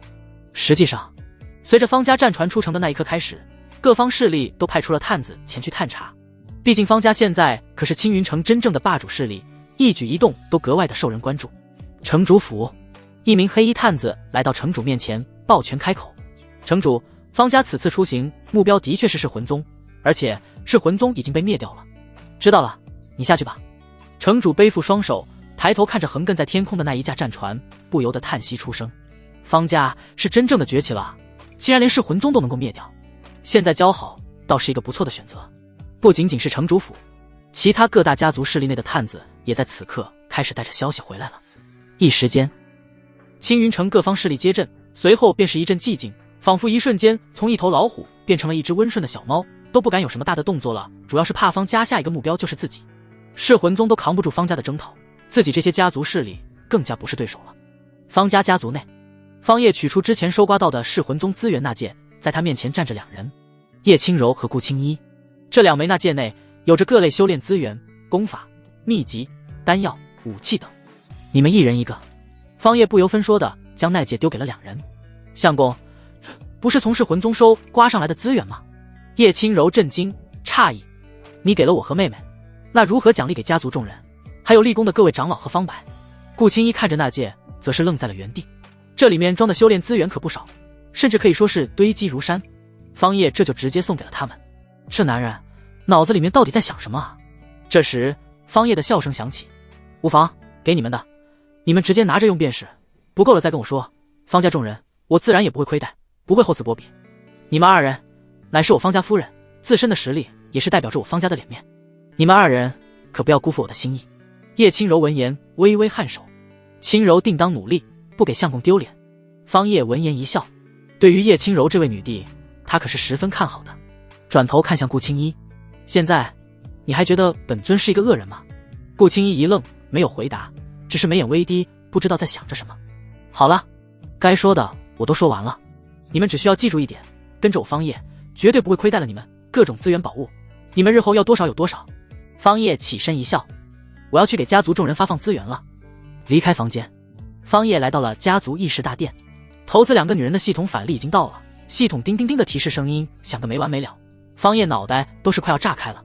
狗系统，提示声音能不能关掉？只给我提示天阶以及以上收获即可。方叶无语。收到。简单的查看了一遍，这次系统返利出来的东西实在是太多了，天阶宝物都是不在少数，加起来足有数十件。这些宝物之前原本都是地阶，但投资了2个顶级气运的道侣后，直接暴击返利成了天阶品质。至于其余的宝物，品质大多都是地阶，玄阶的宝物其次，而黄阶则是一件都没有。好东西不少，方家完全可以借助这些资源宝物，在这段时间里面将自身的实力提升一个档次。方叶来到议事大殿，发现里面已经坐下了家族的各大长老，还有自己那逆子方白。诸位，久等了。方叶一笑，来到主座面前，直接开口说道：话不多说，现在论功行赏，之前答应给你们的，每人一本天阶修炼功法和神通。方叶大手一挥，苍龙诀和八神拳的托印版直接被分发到了每个人的面前。随后，众人还没有来得及道谢和震惊，方叶再次开口：从今日起，我方家门人弟子的俸禄和修炼资源都提升一个档次，展露出卓越天赋和实力者还有额外的奖励。后辈门人弟子修为达到真元境的，可获得地阶功法和神通；修为达到神海境的，可获得天阶功法和神通。各类修炼资源也随之一并发放。这个新的族规同样也适用于在座的各位，这次给诸位的功法和神通，算是各位随本尊此次征战的额外奖励。好了，话就说这么多，大家自行散了，将新的族规发布下去。在众人还没有从震惊之中回过神来，方叶便已经离开了议事大殿。算算时间，咱们的主角应该到了下一个阶段，加入了东荒的一个宗门万圣宗。在这个宗门内，林峰又结识了一位新的红颜知己，而这位红颜知己的背景却是不凡，乃是大夏皇室的九公主。方叶看着手中摊开的东荒地界地图，万圣宗距离青云城族有10万里之遥，算是这片地界之中最大的一方宗门势力，在整个东荒也算是二流势力了。至于大夏皇朝，那自然是和一流宗门相提并论的一流势力，而不论是皇朝还是一流宗门，都还不是这方地界最顶级的势力。真正屹立在这片地界的顶级势力，乃是那些圣地。我现在的境界实力，只要不碰上圣地势力的太上长老、老怪物等，皆可无惧。林峰啊林峰，你可得抓紧时间啊，我都是有些迫不及待了。方叶嘴角勾起一抹笑意，他现在的目标还不是那位大夏皇室的九公主，而是林峰的师尊冰明。之前在这师徒两人心中已经种下了隔阂，现在只需要一个小小的媒介导火索，这师徒两人的关系便会迅速恶化，届时便是我收下这位冰美人的最佳时机。不过目前最主要的还是加速提升家族的整体实力，让方家成长成为可以和万圣宗并列的二流势力。在此之前，我还需要对万圣宗有一个全面的了解才行。方叶沉思，在原著之中，这万圣宗描写的笔墨并不多，那狗屁作者只顾着去写主角林峰和那九皇女暧昧的戏码去了。但这也不能怪狗屁作者，毕竟市场风向在那里，读者老爷爱看，作者自然就会写。原著之中对于万圣宗的描绘太少，只知道是一方二流势力，以我的实力自然无惧，但是若想家族征战，那就还差一些火候。这个时候，方叶突然想到一人，这人必然对万圣宗有所了解。青云城城主找他去试试。方叶起身离开方家，直接朝着城主府而去。来到城主府大门外，方叶并未直接闯入，毕竟这城主和他没仇，自己本就有心结交，态度示好还是有必要的。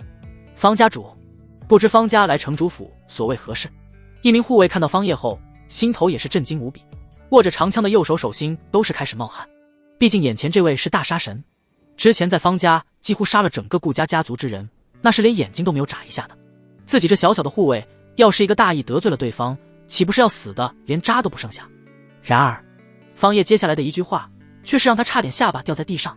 只见方叶彬彬有礼，双手抱拳道：劳烦小兄弟通报一声，就说方叶有事找城主一叙。方叶老弟，别来无恙啊。就在方叶刚到城主府片刻，府内便传来了一道爽朗的大笑声音。随后一名身着锦衣黄袍的中年男子从半空之中急速而来，来人正是青云城城主莫云。原本就想着结交方家方叶的城主莫云，在得知方叶竟然主动来到城主府找他叙事后，他便立刻动身前来相迎。方叶现在可是炙手可热的大人物，自当需要以礼相待，好好相迎。见过城主。方叶微微抱拳。方叶老弟何须如此客气，如若不嫌弃，叫我一声莫云老兄，或者以道友相称也可。你对我行礼，那可是万万使不得的。城主莫云爽朗一笑，直接将方叶迎进了府内。自身修为突破造化境后，方叶再次看向身边这位城主，这次却是发现了对方的境界实力神海八重。他之前在方家大殿内突破至神海9重巅峰的时候，竟然都是没有察觉到身边的城主有这样惊人的修为。想来对方身上应该是有什么隐匿气息的法宝，或者修炼有专门隐匿气息的功法，同境界强者不可探查。听到对方的话，方叶也不客气，微微点头道：好，那日后便以莫云老兄相称了。哈哈哈，好，爽快。城主莫云亲自领着方叶来到府内大殿，随即开口笑道：“方老弟如今是如日中天，之前又发动战船征战噬魂宗，1日时间不到便将噬魂宗覆灭回归，而今突然找到我，想来是有什么事情吧？”闻言，方叶眉头微微一挑，自己这才刚回来，对方竟然就知晓了他覆灭噬魂宗的事情，看来这城主的手段当真是不可小觑啊！消息来的竟然如此快捷，哈哈，果然还是什么事情都瞒不过莫云老兄的眼睛啊！方叶大笑，实不相瞒，此次前来的确是有事相求，不知云兄对这东荒地界内的万圣宗了解多少？方叶道出自己此行前来的目的。万圣宗，听到方叶提及这个宗门，莫云的眉头也是微微一挑，脸色有些不太自然地看着方叶方兄：“你难道想要打这万圣宗的主意？”方叶摇头一笑：“是，也不是，只是日后有些事情免不了要和这个宗门打交道，如果对方要好说话，咱们自当以礼相论；如果蛮不讲理，咱们也得留下一下后手不是？”对于这个城主，方叶还没有完全彻底相信，毕竟现在双方只能算是平面之交，还算不上什么深交。他只道出了模糊的事实，具体何事却没有相告。原来如此，莫云微微点头，随后开口说道：“万圣宗乃是东荒地界内的2流势力宗门，宗门内有神海境界强者坐镇，其宗主巨传已经达到了神海9重天巅峰，随时都会突破到造化境。但这只是对外宣传的信息，实际上这万圣宗内绝对有造化境界的老怪物坐镇闭关，方兄若是和这宗门结仇的话，可要小心了。”方叶闻言沉思，表面上最强是神海9重巅峰，暗地里有隐藏的造化境老怪物，看来为了确保万无一失，我还得提升一下自身实力才行。抬头看向莫云，方叶直接抱拳：“多谢云兄相告，这是方某的一点心意，算是当做这次购买这消息的报酬，还望云兄不要嫌弃。”说着，方叶便取出了一本地阶上品功法。地阶上品不论是宝物法宝还是功法神通等，在这青云城都已经算是最顶级的了，用作此次换购消息的筹码足够了。至于天阶功法，方叶可没有想过要拿出来送给对方，一来对方这消息完全不值这个价值，二来就是财不露白。现在这城主莫云对他嘻嘻哈哈，表现得客客气气，谁知道他展露出那些极品宝物和功法后，对方会不会另起歹心？青云城背后站着的可是皇朝，那可是东荒地界的1流势力，一个2流势力便可能有造化境老怪坐镇，1流势力必然有更强者，他现在的实力还无法和1流势力叫板，该苟还是得苟着，毕竟苟着才能够活得更久，等到拥有足够的实力，到时候再出台说话，那才叫做底气。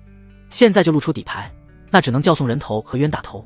方叶可不是无脑反派，什么时候该低调，什么时候该高调，他心里门清。哈哈，方老弟，如果我不收下，你肯定是不会同意的，对吧？方叶淡淡一笑，既然如此，那我便却之不恭了。日后方家合城主府便是友好关系了。莫云笑着收下来了地阶上品功法，同时许下了口头承诺。对于这样的一个承诺，方叶觉得可有可无。今日相求所得，方某多谢了。族中还有一些事情，方某便先告辞了。方叶起身告别，回到家族。方叶发现家族之中的修炼风气一下子就改变了很多，很多门人弟子，包括长老在内，全部都陷入了一种怪异的修炼状态之中，每个人好似都在奋发变强，努力突破，就如同心中突然有了一个明确的目标。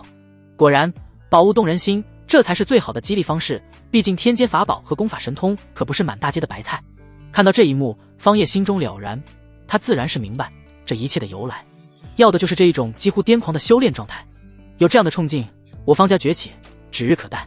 方叶回到家族，第一时间便进入了修炼密室，开始了修炼。天阶品质的其他修炼功法也反例出来了好几本，但是有了神象镇狱镜和八神拳的前兆，方叶并没有选择去尝试。以他的现在的天资天赋，想要在短时间内将一部天阶功法修炼有成，实在是有些难。功法依旧是苍龙诀，神通主攻神象镇狱镜和八神拳，等这2门神通修炼至大成后，便可继续修炼其他神通法门。方叶并不着急，而是决定一步一个脚印，贪多嚼不烂的道理，他深谙其中。2日过后，方叶从密室之中走出，苍龙诀运转毫无阻碍，天阶功法修炼的速度实在是惊人，短短2日的时间，竟然又突破了一层小境界，达到了造化4重天。方叶继续闭关，这次方叶不再专注突破境界，而是将重心放在了神象镇狱镜和八神拳2门神通法门上面。又是5日的时间，这一次方叶总算是将另外一门神通法门八神拳修炼到了入门的地步。唉，难，没有修炼天赋，悟性太低，竟然耗费数日的时间才将一门天阶神通修炼到入门的地步。越是往后修炼，方叶越是能够感觉到有些力不从心。天赋和悟性对于一个修士而言实在是太重要了，寻找到一个可以改变自身根骨和天赋的良药，对于方叶而言也是愈发紧迫了起来。造化四重天，外加2门神通入门，再加上我自身的5色法衣和是神剑，我现在若是全力出手，可直接叫板造化巅峰境界强者。此行万圣宗可去。方叶简单的检查了一下自身状态后，便起身离开了修炼密室。离开之前，先寻家族之中一些杰出的年轻后辈栽培栽培。神念如潮水一般扩散开来，很快方叶便发现了好几名资质天赋都十分不错的青年。这些人都是方家旁系后裔，因为是旁系，所以得到手的修炼资源自然不如直系家族弟子多。唉，原深这家族看起来还真是千疮百孔啊，直系后代无杰出天才，那些耀眼的天才偏偏出现在旁系，而旁系却又得不到家族重用栽培，此消彼长之下，方家也只会越来越孱弱。方叶不由得感慨出声，直系后代之中更有方白这种无脑逆子反派，这就加速了方家的消亡。这方家完全就是一个典型的反派家族势力啊，看似很强，实际上却是一个纸老虎。好在这次他来了，足以改变这一现状。此时方家家族之中的演武场内有好几场战斗切磋发生，但最为引人注目的却还是眼下这一场一男一女2人的对决。嘿嘿，方清雪妹妹，你不是我对手，你认输吧。场中的那青年男子望着面前擂台上的女子，嘴角露出一抹笑容，大大咧咧的气质在他身上显得格外刺目。哼，方圆，想要让我认输，光耍嘴皮子可不行，得拿出来一点真本事才行。方清雪右手抬起手中长剑，遥指面前的方圆。此次龙虎榜榜首可是有着一本地阶上品功法奖励，我可不会就此放弃。看见方清雪轻扎一声，提剑便杀了过去。唉，何必呢？方圆摇头叹息，下一刻他的脸色变得严肃起来，身上突然腾起一股恐怖的气息，那是凝气巅峰境界的气息，而且观其气息还有随时随地都要突破真元境的趋势。远处方叶神念扫过这里的时候微微颔首，不错，这方圆如此年纪便有这般修为，其天赋完全可以称得上是天才，这样的人才值得家族资源倾斜培养。还有那个方清雪也不错，也有凝气8重天的修为，这2人不论是哪一个都比自家那逆子要强太多了。越想越气，方叶甚至现在都想要拽住自家那逆子方白过来扇他几耳光。方白身为他这个家主之子，整个家族的少主，可以说是含着金汤匙出生的，要什么有什么。但是就是这样，方白依旧赶不上这旁系的2人。好在方白这逆子如今也还算是回头了，开始认真修炼，加上天阶功法苍龙诀的加持，方白境界提升上来也是迟早的事情。目光落在擂台战斗之中，此时方圆和方清雪的战斗已经进入白热化，但方叶看得出来，那方圆根本就没有使出全力，反观方清雪却是已经有些力竭了。而场下观看的众家族弟子却是看不出内里的真切，他们只看到方清雪出剑出神入化，每一剑都带着凌厉无匹的气势，而方圆却是被打得抱头鼠窜，只会一味的逃跑。好，清雪好样的，揍他丫的，老早就看方圆这小子不顺眼了，太能装逼了。此次家族龙虎榜榜首当属清雪无疑了。听到场外观战众人的话，场中战斗的方圆却是嘴角一翘，笑道：你们这些小瘪三知道个屁，真以为小爷我会败？小爷那是怜香惜玉，不忍心对如此美丽动人的清雪妹妹出手。看着方圆一边战斗还一边口嗨，台下的众人也是气得一阵牙痒痒。这小子实在是太欠揍了，嘴巴太欠了，奈何他们还真没有这个实力打得过方圆，这就导致很多人只能生闷气，打碎牙往肚子里面咽。这一下好不容易看到有一个人出来能够收拾对方，众人自然喜闻乐见，大声叫好了。看好了，小崽子们，我只出一拳。方圆突然一个远跳后退，拉开了和方清雪的距离，随后大声开口。随着他的话语落下，方圆手中的拳芒大盛，最后一拳轰出，直接将方清雪给轰飞出了擂台。这一场方圆获得最终胜利。拿下胜利后的方圆转头冷冷地看向台下的众人，还有谁不服吗？不服的尽管上来试试，我这一拳20年的功力，你们挡得住吗？什么？方清雪竟然败了？为什么局势一下子就翻转了过来？这不合理啊，这小子肯定是作弊了。台下众人震惊，纷纷摇头，不敢相信眼前这一幕。方圆则是张开双手，享受着众人这称赞之声，实际上他脑海里面却是有个提示声音嘟嘟的响个没完没了。方圆，一群傻子，老子有系统，你们怎么能够斗得过小爷我？都给我狠狠的震惊吧！震惊的越多，系统收获的震惊点就越多，我就越是能够兑换到更多更好的修炼资源。皆是天阶功法，神通应有尽有，这天下到时候必然也是我方圆的天下。丁，检测到穿越者且配备低端系统。宿主方圆，原身方家家族旁系弟子，灵魂则是地球屌丝青年，系统为震惊系统，可培养为小弟。就在方叶准备动身之际，脑海里面的系统却是突然响起了这样一道提示声音。竟然还和我是同类，震惊系统吗？有点意思。方叶摩挲着下巴，不知道这方圆有没有看过原著。对方灵魂所在地球世界和宿主所在地球世界属于是平行世界，非同一世界。当前世界对于宿主而言乃是小说世界，对于方圆而言就是一处异世大陆。闻言，方叶明悟了，原来如此。身为一名合格的反派，凡事不必亲力亲为，麾下小弟代劳即可。当前可收纳小弟，方圆是否选择将其收纳？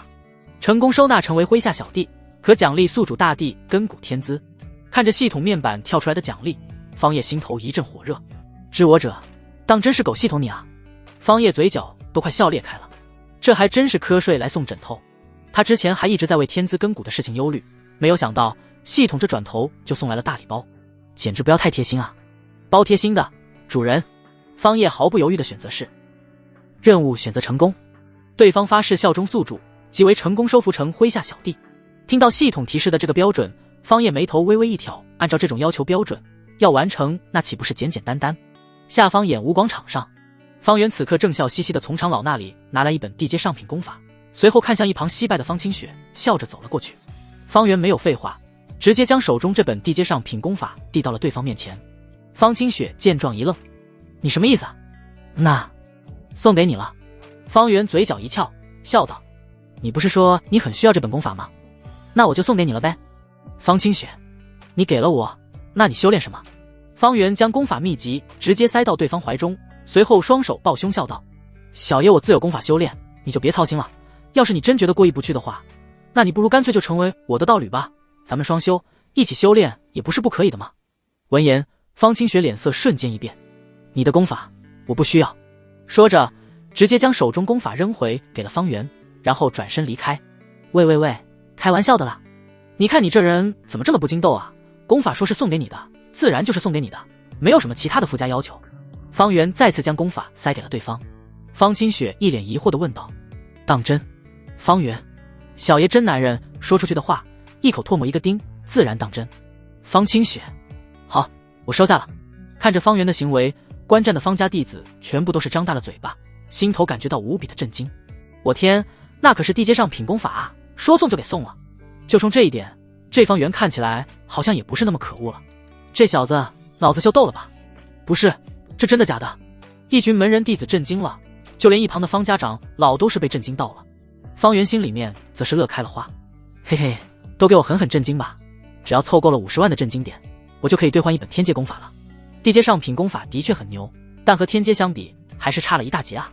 方圆心里面乐开了花，众人都以为这波方清雪赢妈了，但他永远不亏。不错，有此心性，在如此年纪还能有这般成就，值得我方家好生培养。就在这时，一名声音自虚空之中传来，正是方叶发出。方叶的身体缓缓从虚空之中踱步而来，最后落在众人面前。参见家主，参见家主。见到方叶出现，众人齐齐抱拳跪拜。方叶微微抬手，都起来吧。目光落在方圆和方清雪两人身上，开口说道，你们二人天资根骨都不错，可愿日后追随于我修行？哗！听到这话，现场的众多门人弟子都心头震惊了。家主可是方家最强者，如今修为达到了何种地步，根本无法揣测。身边有着这样一位强者，修行之路必然畅通无阻啊！什么修行上的疑难困惑，都可及时得到指点。什么修炼资源，那也是应有尽有啊！要知道，家族之中现在可是出现了天阶功法和神通的奖励，而这一切都是来源于眼前这位。现在他们却直接有机会跟着这位修行，这简直就是天大的福缘。方清雪最先反应过来，当即开口回应，弟子方清雪愿意追随家主修行。方叶微微点头，转头看向方圆，你呢？实际上他收下方清雪只是顺带，目的就是为了不让人觉得自己那么刻意，让人误以为只有最强者才只有资格跟随他修行。他就是要让所有家族弟子都知道，只要你表现优异，努力修炼，不仅可以获得家族资源栽培，更能够有机会获得家族强者的赏识。方圆闻言，脸上却是露出一抹比哭还难看的笑容。家主，方叶哪里不知道这小子在想什么，无非是觉得自己拥有了震惊系统，想着自己日后必定走上大路，离开家族什么一类的，觉得自己不配教导他修行，亦或者是不想暴露自身的系统存在。这点小心思他怎能不知？方叶，作为奖励，我会分别给你们一人一本天阶修炼功法。什么？天阶修炼功法？这一次方圆自己都是被震惊到了。自己系统商城里面一本天阶功法售价达到50万震惊点，自己也才凑够几万而已，要兑换到天阶修炼功法，不知道要等到猴年马月。而现在直接就有现成的天阶功法摆在面前，我操，我怎么觉得跟着家主比自己这系统还要靠谱啊？方圆心头被狠狠震撼来了一把，随即态度来了一个180度的大转弯。弟子愿意追随家主修行。方叶微微点头道，不过在此之前，你们必须要答应本尊一件事情，才能够获得这本天阶功法奖励。第一，便是你们修炼天阶功法之事不得外传；第二，便是你们要效忠家族，效忠于我，不能做出背叛家族之事。怎么样，能做到吗？听到这条件，方圆和方清雪两人都是眼前一亮。这条件有跟没有一样啊。方清雪愿誓死为家族家主效忠，方圆愿誓死，两人都没有墨迹，当即便答应了下来。方叶闻声大笑，好，不错，你们二人日后在家族之中该怎么修炼还是怎么修炼，如若遇到修炼问题或者有什么需要，可前来找我，我需要你们二人出面替家族争脸的时候，自然也会叫上你们。总之一切照旧。方叶扔出2本天阶功法给两人，这次不是苍龙诀了，而是一本新的天阶功法八荒玄功。多谢家主，多谢家主。两人看着手中的天阶功法八荒玄功，一阵激动拜谢。做完这一切后，方叶目光落在演武场上众人身上，开口道，今日之事不得外传，违命者逐出家族。本尊之所以这么做，就是希望大家知道，在你们还没有成长起来之前，显露出自身或者家族的底牌底蕴，会引来杀身大祸。不过大家也不需要过多的忧虑，一切有本尊在，只要本尊还在一天，方家的天变他不下来。其次，大家也需要各自努力修行，大家也都看到了，家族如今耗费巨量的修炼资源，就是为了激励你们。只要你们展露出足够的天赋，只要你们足够努力，刻苦修炼，提升境界，那么不仅会得到家族资源栽培，更会受到家族强者的青睐和指点，就比如他们两个。好了，就说这么多了。说完后，方叶便转身离开了此地。而在场的众多门人弟子则是迟迟都还没有从方叶这波奖励之中缓过神来。天啊，天阶修炼功法奖励，这真是天大的机缘啊！这两人简直就是走了狗屎运啊！什么狗屎运？你没有听到家主刚才说的吗？只要你足够努力，刻苦修炼，也一样有机会获得。咱们的天赋虽然比不上他们两人，但只要努力修行，该有的还是会有的。不错，家族新规，每突破一层境界，不论大小境界，都有修炼资源奖励，其中突破到神海境界，便是能够获得天阶功法。那还等个屁啊！抓紧时间修炼吧！现在咱们的修炼资源是之前的好几倍，努力加把劲，肯定能够突破。一旦突破了，就会有新的修炼资源奖励下来。如此良性循环下去，咱们实力境界的提升，不说1日千里，也绝对远超其他家族的同辈中人。一旁已经成功被方叶收入麾下的小弟方圆，看着眼前这一幕，心中也是不由得感慨出声：妈的，论洗脑能力，还得是这修炼世界啊！但这是真送啊！就这种激励方式，方家想要不强都难。转头看向方清雪，方圆嘿嘿一笑，道：清雪妹妹，咱们两个一同修炼呗。若是遇到有不解之处，咱们还可以相互论证参考一下。家主事务繁忙缠身，咱们可不能什么都靠他老人家啊。若是咱们论证还解决不了的问题，到时候再去找家主老人家询问，你看如何？这一次，方清雪犹豫了片刻后，没有再拒绝，而是点头答应了下来。另外一边，方叶又回到了自己的修炼密室。原本他打算自己先行一人前往万圣宗的，但是现在系统奖励到账了，他觉得自己还可以再提升提升，稳一点总归是没错的。意识沉入系统，恭喜宿主成功收服一名反派小弟，奖励大地根骨。说明大地根骨可拥有大地修炼悟性和资质，包括且不限于根骨、血脉、悟性、体质等。状态可使用意念默念即可。方叶当即沉声，使用大地根骨，密室内，虚空之中突然浮现出一团光晕，然后将方叶笼罩在了其中。这是在开始改造方叶的根骨血脉了。足足1天1夜的时间，笼罩在方叶身上的这团光晕才缓缓消失不见，确切的说是被方叶的身体吸收了。呼，方叶口吐浊气，缓缓睁开了双眼。这一刻，他感觉到前所未有的轻松，就好像是身上的枷锁都被打开了，让人有一种如释重负的愉悦和轻松。改造已经完成，试试这大地根骨的悟性和资质到底如何。方叶再次运转苍龙诀，这一次他发现自己吸纳天地灵气的速度又快了好几倍。苍龙诀依旧是苍龙诀，没有变化，但因为他自身根骨血脉的改变，却让自身的修行速度加快了数倍。这一次连一炷香的时间都是不到，方叶便突破到了造化五重天的境界。再试试神通，方叶又开始尝试领悟修炼神通，首当其冲的自然便是神象镇狱镜和八神拳。之前修炼了好几天，方叶才堪堪入门，但是现在方叶发现自身对于这2门神通的领悟速度简直快到了没边。真要比较的话，之前领悟的速度就如蜗牛，而今领悟的速度堪比骏马奔行，两者之间的领悟速度差异当真可以用天堑鸿沟来形容。小半日后，方叶便彻底掌握了这2门大神通。神通运转之际，方叶背后浮现2道身影，一道是神象虚影，一道则是八神虚影，而且2道身影都快凝练到实质化了，真正的修炼到了大圆满状态。真是逆天，这大地根骨果然是好东西。方叶眼中金光暴涨，此次万圣宗之行，他原本只有7、8成的把握，而今他则是有了10成的把握，可以杜绝一切意外的发现。之前投资给叶轻柔和顾青衣2人的返利奖励，还有好几本天阶功法和神通，正好趁此机会将其一并掌握。方叶开始沉浸在自己的修炼世界之中。3日过后，方叶缓缓睁开了双眼。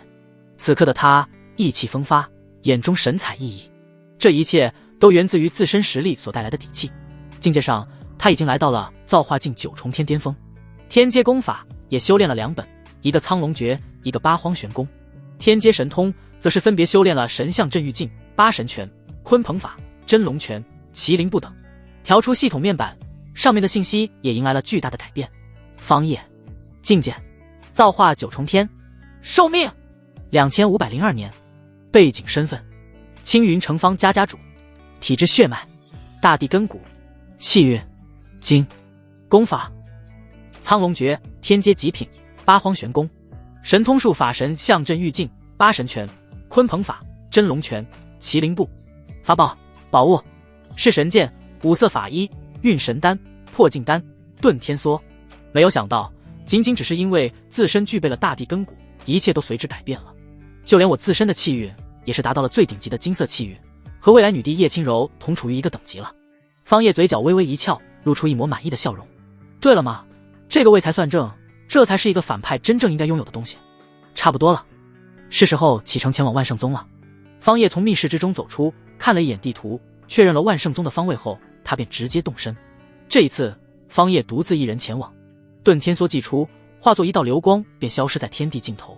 这速度，啧，不愧是天阶品质的法宝。方叶啧称奇，这种速度已经完全比得上造化境强者的全力赶路了。而这遁天梭只需要一块上品灵石便可催动，性价比太高了，的确是一个好东西。不过对于如今的我而言，也只是一个代步工具罢了。按照这个速度，小半日便能抵达万圣宗。我在林峰身上留下了一道神魂印记，完全不用担心他在我眼皮子底下消失不见。正好手中还有2本天阶神通术法，趁着这个时间修炼到大圆满。方叶盘坐于遁天梭之上，取出了2本系统返利出来的天阶神通，一本肉身断体之法星河洗身诀，一本阵法造诣之术阵法真解。星河洗身诀旨在强化修饰肉身，修炼至大成，可凭借肉身之力便能够达到爆星的地步。而这功法则是引动天地之间的星河之力，锤炼肉身。方叶看着上面的注解，这吸纳进入身体的不是星河神辉之力，而是星河煞气之力，唯有如此才能够达到锤炼肉身的地步。修炼之时，肉身会遭遇到无与伦比的痛苦，如刀割心头肉，火烧心头血，而且这还是一个持续灼烧痛苦的过程。看来想要修炼有成，还得有大毅力才行。方叶嘴角微微一翘，没有丝毫的犹豫，直接开始修炼。随着功法运转，一缕星河煞气之力被牵引了下来，开始锤炼肉身。在星河煞气入体的瞬间，方叶的眉头微微一皱，但片刻后便恢复了平静。而在修炼过程之中，方叶还发现了一个捷径，那就是距离头顶宇宙星河越近，接引而来的星河煞气之力便越多。也就是说，上升高度越高，越接近星河本体，锤炼肉身的速度便越快。遁天梭开始急速拔高攀升，最终来到了10万米高空之上。抬头望去，头顶是漫天星海，庞大的星体映入眼帘，十分具有视觉冲击感。人在宇宙星河面前还是太过渺小了。方叶目光灼灼很快，收敛心神，方叶开始运转功法，引动天地星和煞气之力入体。而这一次，漫天都是星河煞气，直接将方叶整个人都包裹成为了一个血红色的肉粽子。啊啊！方叶口中发出惨叫。纵然是方叶如今造化巅峰的修为，都是吃不消这种霸道的疼痛。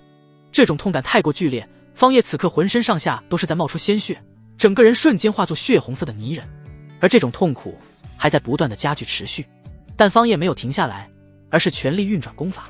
肉体的疼痛若是都撑不过去，可以称得上是一名合格的反派 BOSS。 大毅力我方叶从来不缺。方叶咬牙强忍痛苦，专心修炼。2个时辰后，笼罩在方叶身上的那一团星河煞气缓缓消失不见了，转而替代的是一层血红色的血痂。咔嚓，随着一道声响，血痂上面裂开了一道裂缝，而裂缝开始蔓延，迅速扩大，最后砰的一声轰然炸碎，露出来了方叶那一具光溜溜的肉身。方叶审视着自己的这肉身，体表此刻竟然流转着淡淡的星河光辉，不只是体表，就连体内的骨骼、血脉等都是如此，全部都流淌着星河光辉。成功了，大成圆满状态。而根据星河洗身绝功法记载，修炼至大成，则可后天修炼成一种特殊的体质——星河之体。现在的我，应该就算是星河之体。方叶感慨震惊，当真是逆天，竟然凭借一本功法神通，就可以锻造出一道特殊体质出来。但转念一想，方叶很快便释然了。这种疼痛，真不是一般人能够承受得住的，非大毅力者不可为。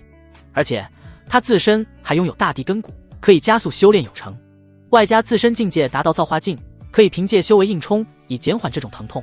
但纵然如此，他都是险些撑不住。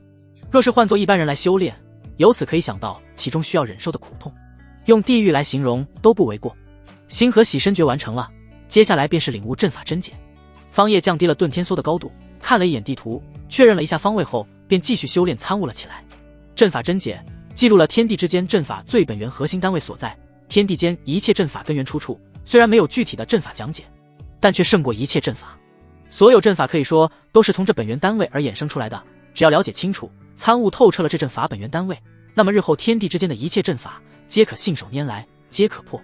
这阵法真解看来也属实逆天。方叶感慨，系统出品果然都是精品。收敛心神，方叶再次感悟了起来。有了大地根骨的加持，他领悟的速度极快，2个时辰后便已然大成。呼，成了！仅仅只是2个时辰，便已经完全领悟。若是换做以前的我，就算是数年的时间，都未必能成。大地根骨果然逆天，这不禁让方叶联想到了那些古之大帝，那些人必定每一个都无比的精彩绝艳，横压一个时代。而此刻，方叶眼中金光暴涨，心中斗志昂扬。按照我如今的天赋和修为，凭借系统的反力，未必不能够走到那一步。大帝未必高不可攀。很快，方叶重新收敛了心神，因为此次的目的地万圣宗到了。终于到了，10万里的路程，在遁天梭的行程下，仅仅半日便抵达。下方是一片占地十分广袤，达到方圆100里范围的宗门建筑，里面亭台楼阁，高山流水，各大主峰横城，山间更是云雾缭绕，不愧是东荒地界的2流宗门势力。单单只是这灵力浓郁的程度，都远超青云城。方叶眉头一挑，眼中金光湛湛。先看看咱们的主角林峰在哪里。神念开始感知，很快方叶便感知到了他留在林峰身上的那一道印记。西南800里，方叶收起遁天梭，身体屹立在虚空之中，双手背负身后，开始迈步。一步迈出，便是天地尽头，这便是造化境强者的手段。800里的距离，一炷香时间便抵达。轰隆隆！而就在方叶刚抵达此地之时，他便感受到了下方大亘传来一阵地动山摇，其中还带着阵阵凶兽嘶吼之声。已经到了引凶兽追杀、英雄救美的环节了吗？看到眼前这一幕，方叶的嘴角勾起一抹笑意。他的视线之中出现了几道身影，只不过此刻这几道身影都无比的狼狈，因为在他们身后此刻正有数之不尽的凶兽从山脉深处冲杀而来，兽潮。而在那几人之中，其中有一女子，身穿火红色的凤凰长袍，头戴凤凰皇冠。这女子正是大夏皇朝的九皇女，号称凤凰之女。因为这女人拥有凤凰血脉，因此也格外受大夏皇主的喜爱。此次进入这万圣宗，也是这九皇女自己想要来体验一番另类的修士生活。她不想随时随地都被众人拥护其中，想要看看这真实的修炼世界是什么样。而跟在她身边的那几人便是她的护卫。在原著之中，林峰半途杀出，将这九皇女救下，两人因此结下了深厚的友情，最后慢慢发展起来，成为了道侣。但这九皇女不知道的是，这凶兽兽潮本身就是林峰刻意引发的，目的就是为了来一出英雄救美的戏码。方叶嘴角微微一翘，林峰这主角还真是无力不讨好。原文之中，他就是看中了九皇女的凤凰血脉，因此想要和对方结为道侣，于是开始精心策划出了这样一场英雄救美的戏码。虽然很土，但不得不说实在是管用。后面两人的关系迅速升温，最终结成道侣。在这九皇女凤凰血脉的加速帮助下，林峰修行的速度也是一日千里。外加他那冰凝师尊，林峰在此刻已然有了同境无敌的趋势。可惜啊，可惜遇到了我。林峰啊，你这算盘注定要落空了。方叶此刻玩心大起，他摇身一变，便改变了自身的容貌气质，此刻已然成为了一个俊美青年。看着此刻正在受苦受难，遭受无数凶兽追杀的九皇女，方叶决定截胡。定，发现可投资道侣。大夏九皇女凤吟，凤吟身负凤凰血脉，气运紫。系统在这个时候恰到好处地给出提示：凤凰血脉，紫色气运，倒是不错，可以考虑收入后宫。方叶嘴角一翘，此刻直接飞身前往，从后方逆向冲了过去。不行，这些凶兽速度越来越快了，再这样下去，我们一个也走不掉。九公主殿下，你先行离开，我们替你殿后。此刻，九皇女凤吟身旁的一名女佩刀女护卫开口，准备让凤吟先行离开。凤吟闻声，脸色骤变，不许，我不同意。然而，这名女护卫仿佛没有听到她的话一般，冲着身边的几名护卫点点头。几人目光相接，瞬间心领神会。下一个瞬间，5名护卫齐齐的转身，掉头朝着凶兽朝杀了过去。凤吟愣在原地，大声呐喊：小蕊，你给我回来，我命令你，你给我回来。九公主殿下，快走，不要辜负我们的一片心意。那名叫做小蕊的女护卫回头大喊了一声，随即拔出自己手中长刀，和身边4人形成来了一道人墙。蠢材，你们5个蠢材，给我回来啊！凤吟此刻急得大哭，泪如雨下。小蕊和她从小一起长大，两人明面上虽然是主仆关系，但早已经如同姐妹。姐妹情深，可不是说说而已。关键时刻，真能够替你挡刀，以命相搏。放心，他们死不了。就在这时，一道充满磁性的声音在凤吟的耳边响起。凤吟一愣，眼中立刻闪烁起一抹亮光。她刚转过头，想要开口求救，就看到了一名俊美青年从自己的身边急速而过，朝着前方的小蕊5人冲去。速度之快，眨眼之间便到。好快的速度！凤吟心头大惊，同时心中惊喜又充满了期待。她现在虽然只有凝气期的修为，但是她的凤凰血脉却是赐予了她不一样的血脉之力，让她自身不论是肉身、力量、速度，亦或者是天赋，都异于常人。眼前这青年分明和自己年纪相仿，只有16、17岁的样子，但对方的速度让她都是无比的心惊。这绝对是一个高手。凤吟心里面紧张担忧的情绪一下子下降了一大半，此刻她也不再逃跑，而是目光期待焦急地望着前方。此刻小蕊等5名护卫已经冲杀了起来，但凶兽数量实在是太多了，这就导致他们应接不暇，腹背受敌，很快身上便挂彩来了，嘴角一血。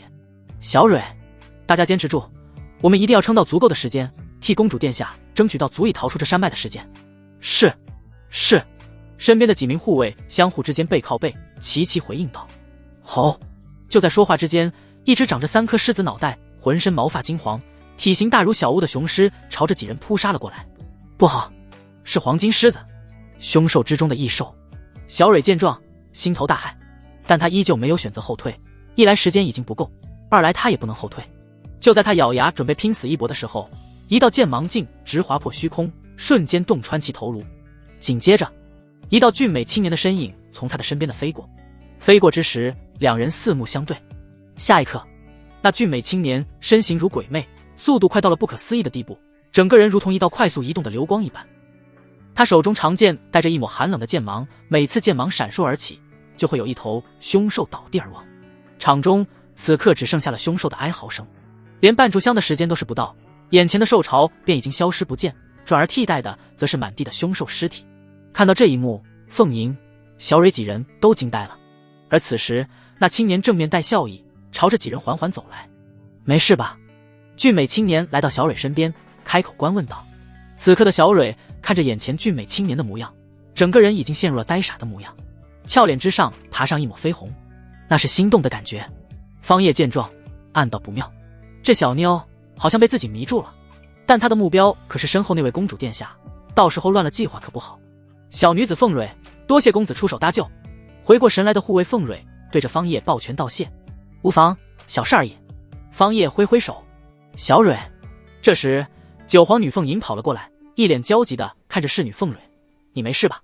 有没有哪里受伤？我没事，公小姐。凤蕊看了一眼方叶，差点就把公主殿下几个字说了出来，暴露了身份。她哪里知道方叶早就对这九皇女身份了解得干干净净，比深入了解都是还要了解。多亏了这位公子出手搭救，不然的话这次我们真的十死无生。护卫凤蕊开口，转头看向方叶的时候，少女依旧春心萌动，心跳不已，剑眉星目，身姿挺拔修长，看上去一身浩然正气。最主要的是对方出手搭救了自己。小女子凤吟，多谢公子出手相救，不知公子名讳。凤吟日后也好报答。此刻正主九皇女凤吟终于转过身来看向方叶，开口了。在看到方叶的瞬间，这九皇女也是愣了一下。好生俊俏的青年。方叶淡淡一笑道，在下方叶乃是一介散修，远游至此，恰巧碰见凶兽兽巢，故而出手搭救。观几位姑娘的服饰，想来应是这万圣宗的门人弟子吧。凤吟微微颔首，是，我们几个正是万圣宗的外门弟子，此次本想来星原山脉历练猎杀凶兽，却不想碰见了兽巢。说话之间，几人脸上都还是心惊不已的表情。他们6人之中5人为护卫，修为最高者也就是凤蕊，但也只有真元境界修为，对上这数百头凶兽发难，当真是没有一丁点的办法。我看这凶兽兽巢来的不是那么正常。方叶刻意地看了一眼山脉深处，随即说道，按理来说此地乃是星原山脉外围，根本不可能出现兽巢，而且其中还伴随着好几头变异异兽，这些可都是山脉内唯才存在的凶兽。听到方叶的话，凤吟几人也是不由得一怔，最先反应过来的还是那名忠心护主的凤蕊。公子，你的意思是说这是有人刻意为之？方叶双手一摊，笑道，我可没有这么说，但是也不排除这种可能。你们是否得罪了什么人，或者自身身上有什么宝物或其他的东西引人觊觎？听着方叶的话，几人脸上都浮现出了一抹犹豫之色，好似在忌惮，在防备。毕竟方叶出现的太过突然，恰巧又碰上这么一次受潮，现在又突然这样开口提点，几人自然而然就将此次幕后真凶与他产生了一些联系。当然，我只是随口一提，你们若是不想说，我也不逼迫。还有，我方某也不至于去觊觎你们几个外门弟子身上的宝物。方叶开口一笑，几个女人心中的猜疑他自然是知晓的，毕竟原主林峰这样出现的时候，也引起了几人的猜疑。凤吟适时的开口，公子误会了，公子出手搭救我等自然不敢怀疑公子。若是公子真想抢夺我等身上之物，大可任由凶兽厮杀我们，再坐收渔利，亦或者直接杀人灭口，公子又何必多此一举，出手搭救我等？凤吟开口打消了方叶心中顾虑，不想因此骄恶方叶。沉默了片刻，凤吟最终还是开口说出，实不相瞒，我们几人身上并无什么奇异宝物，真要说我们身上有什么能让他人觊觎的东西，恐怕就是我们几人的身份了。方叶眉头一挑，哦，实不相瞒，我其实是大夏皇朝的九皇女。凤吟直接道出自己的身份。说出这话的时候，身边的几名护卫都是神色微微一变，然后一脸警惕地看着方叶。哦，原来是皇朝公主。方叶微微点头，脸上并未浮现出过多的震惊之色。公子如此说来，我倒是真的想起一人来。凤吟秀眉微微皱起，开口道，我们此次前来这星原山脉狩猎凶兽，也是接受了宗门任务，和人组队前来，而这任务并非我们所接下，乃是那人接下的任务，我们不过是加入结盟，但直到现在为止，那人都是还未出现。方叶见状，心中微微一喜，他只是稍微提点，指引了一下，对方就联想到了此处，将矛头找了出来。凤蕊此刻也是反应过来，殿下，你是说林峰？凤吟眉头紧皱，点头，不错，此次任务就是林峰接下的，他邀人组队在此地集合，但是我们却未曾见到他人，反而是等来了受潮。不管是任务还是事发地点，再到不见人影，这一切都太过巧合了，很难不让人怀疑。护卫凤蕊闻言，口中顿时发出冷哼：“哼，如果这一切真是这林峰的阴谋，那我等势必要将其挫骨扬灰。”凤吟，现在还不能确定，也不排除这一切可能真的就是意外。方叶闻言顿时无语，这女人什么脑回路，她都指引得这么明显了，竟然还不愿意怀疑林峰，甚至还愿意选择留下最后一丝信任尼玛，这还真是老太婆换姿势，给也整不会了。原著之中，这女人就算是林峰，也是花费了好长的时间才最终拿下，心思也算是细腻，头脑冷静，善于分析事物利弊。看来想要拿下这个女人，还需要花费一番力气。方叶看向凤吟，开口道：“想要验证所想真假的话，这个简单，我有一法子，可帮你们验证真伪，鉴定这是否是这林峰所为。”几人闻言，眼中金光一闪，不知道公子所说的是何种办法。方叶淡淡一笑，道：“简单，搜他识海神魂记忆即可。”凤吟震惊疑惑：“啊！”凤蕊皱眉开口：“但无缘无故搜他识海，对方恐怕不会同意。一来我们没有实际的证据，二来我们实力也没有高出对方太多，若遇到对方反抗，非但不会得到我们想要的，恐怕还会引起相反的结果，导致识海爆炸。”方叶笑了：“你们不行，但是小爷行啊！凭借小爷造化境的实力，想要搜刮对方的神魂记忆，简直不要太简单好吧？闲来无事，遇见即缘分，正所谓送佛送到西，帮人帮到底。我可以替你们出手，搜寻他的识海神魂记忆，并且还不会引起他的注意。”听到方叶的话，几人脸色都是微微一变。凤蕊等人将目光放在了凤吟身上，是否要这般做，需要这位正主来决断。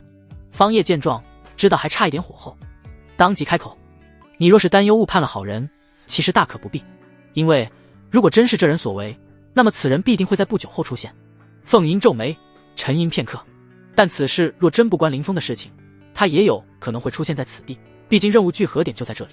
方叶闻言，眉头微微一挑，这小妞真是好细腻的心思。方叶微微一笑，道：“你说的不错，不管是否是他所为，这林峰都有可能会出现在此地，但如果是他的阴谋，此人来到此地，没有发现你们，必定会暴露出本性，甚至直接道出自己的谋划。反正都遇上了，不如就地隐藏起来，看看这林峰到底会如何。届时此事若是和他无关，你们关系也没有什么改变，而若是此事和他有关，那你们也就不用再找证据了，直接来个原地捉赃。”凤吟想了想，反正左右不吃亏，无非就是多等一会儿，当即点头开口：“好，就依公子所言去办。”凤蕊，我们实力并不高出对方多少，想要隐藏起来不被对方发现，这很难。方叶一笑：“简单，交给我即可。”方叶大手一挥，几人身上的气息便被直接遮掩了起来，甚至几人相互之间都探查不到对方身上的气息以及灵力波动了好强的手段，挥手之间便遮掩了我们几人的气息和灵力波动，甚至是我们自己都无法探查。凤吟心头震惊：“走吧，找个地方先隐藏起来。”方叶开口，带着几人落在100米开外的一处树干之上，开始静静等待了起来。没过多久，一道身影便出现在了众人的视线之中。“是他吗？”方叶故意开口询问，佯装不认识。“没错，就是他，林峰。”凤吟微微点头，目光如电，盯着出现在几人之前所在位置的那个男子。此时此刻，林峰赶到这里，他是算准了时间前来的。毕竟他只想要救下凤吟这个女人，而对于他而言，凤吟身边那几个护卫则是十分碍事。若是提前赶到，碰见受潮，那么他出手的话，凤吟必定会要求他救下自己的几个护卫。若是答应，日后他和凤吟的相处必定会多出一些麻烦，这些人会对自己无比防备。但若不救，他又会在凤吟心中留下不好的印象，这对他日后拿下对方也极为不利。而想要解决这个两难的问题也很简单，那便是稍晚一些出现。因为这些女护卫若是不想凤吟出现意外，必定会留下断后，那些凶兽足以将这些护卫撕碎，而这个时候就没人能够阻拦他了。等他救下这位身负凤凰血脉的公主殿下，两人便能够因此缔结下关系，方便日后进一步发展。但来到这里之后，看到眼前这一切，林峰人都傻了，满地都是凶兽的尸体。操，不会全部都挂了吧？林峰心头一惊，脑海之中冒出这样一个念头。他只是想到这些人死在了凶兽爪牙之下，完全没有去想到另外一个结果，那就是几人全部获救。因为这些凶兽的实力他都是计算好的，几头变异异兽完全可以解决掉凤吟身边那个真元境护卫。至于其余几人，数百头凶兽也完全可以碾压。因此，看到这满地尸体却不见人影的时候，林峰脑海之中产生了这样的念头。然而，就在他急切寻找几人尸体的时候，却是再次傻眼，没有，甚至连一点残渣都没有留下。不应该啊！如果那几名护卫誓死阻拦的话，那凤吟应该能够独自一人逃出来才对。为何不见踪影？就连那几名护卫的尸体都没有见到，连一点残渣都没有留下。林峰呢喃的声音被方叶无限放大，直接落入了身旁凤吟几人的耳中。听到这里的时候，凤吟等人眼神冷到了极致。这个时候，他们哪里还能不知道，这林峰就是不怀好意。这次凶兽潮就是此人引发的。操！功亏一篑。为了引发这些凶兽暴动，我可是耗费了一颗百年灵果的。妈的，晦气！林峰气得破口大骂。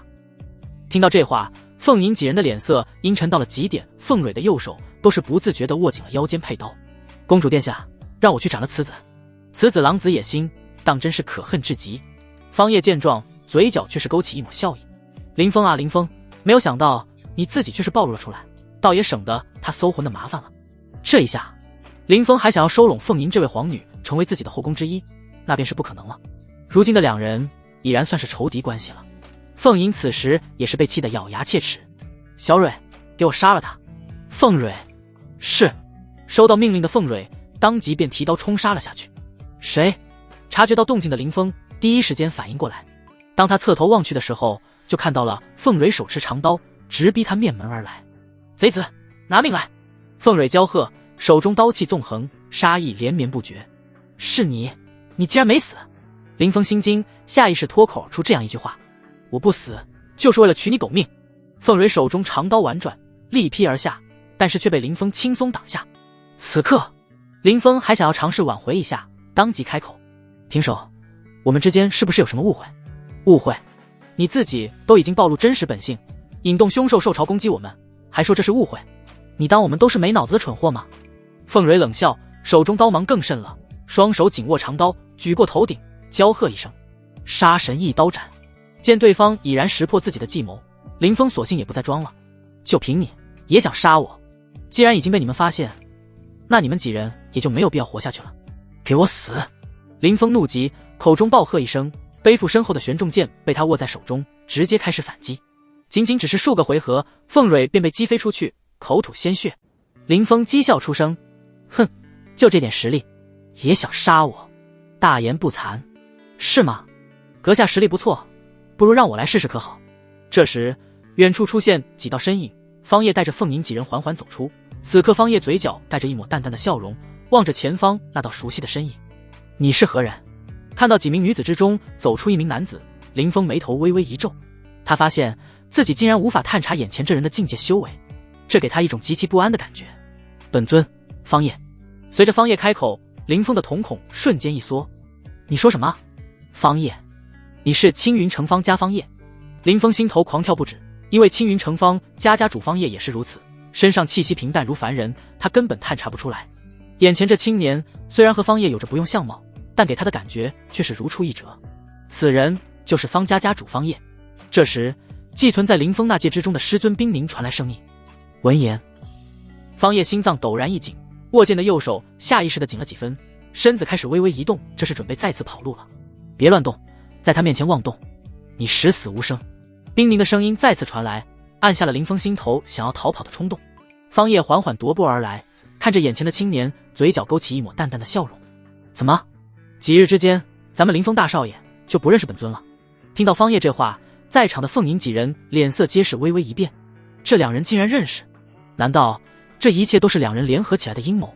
凤吟身边护卫凤蕊不自觉地将公主护在了身后，凤吟则是冲着护卫凤蕊微微摇头。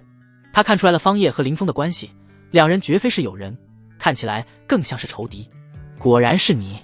林峰眼中恨意不甘，各种情绪交织在一起。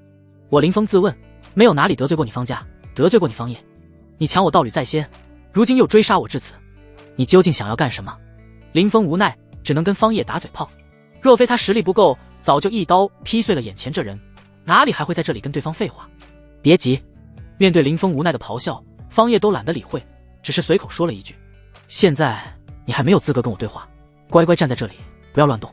说完，方叶微微抱拳，开口笑道：“冰凝前辈，咱们又见面了，能否出来一叙？”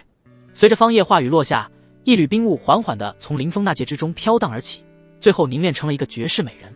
方叶看着冰凝的模样，神魂无比凝实，也是微微颔首：“方家主，别来无恙了。”冰凝出现，语气不咸不淡地开口：“看来前辈恢复得不错，如此甚好，方某也算是宽心了。”方叶淡淡笑着开口：“不知道前辈对于我上次发出的邀请，考虑的如何了？”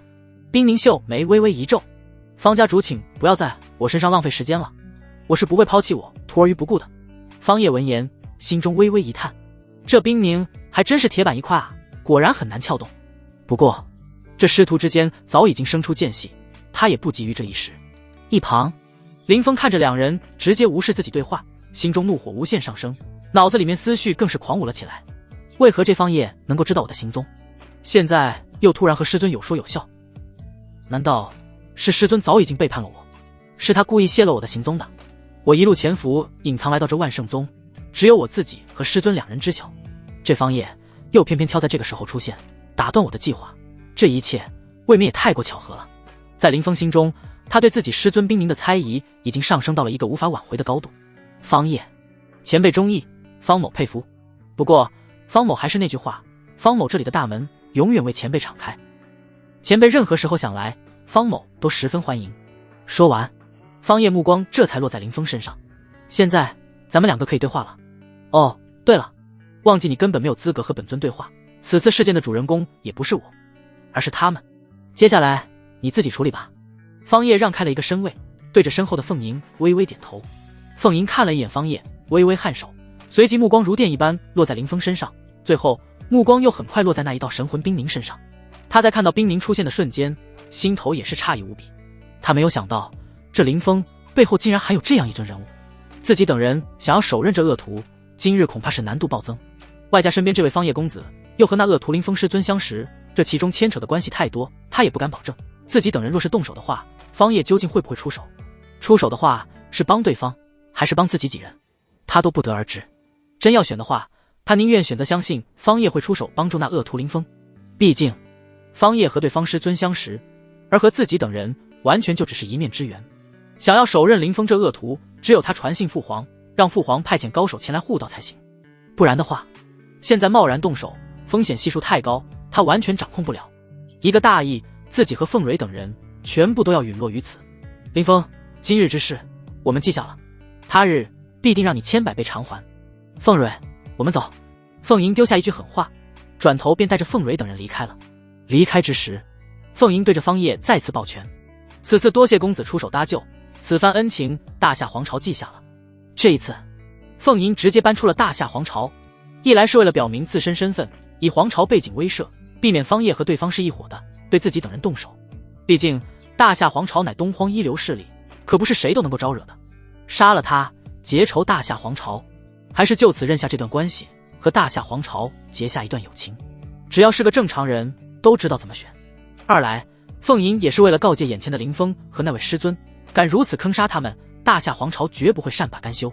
见这位九皇女竟然直接选择离开，而没有动手，方叶的眉头也是微微一挑，这小妮子还真是会审时度势啊，此时若是出手，绝对九死一生。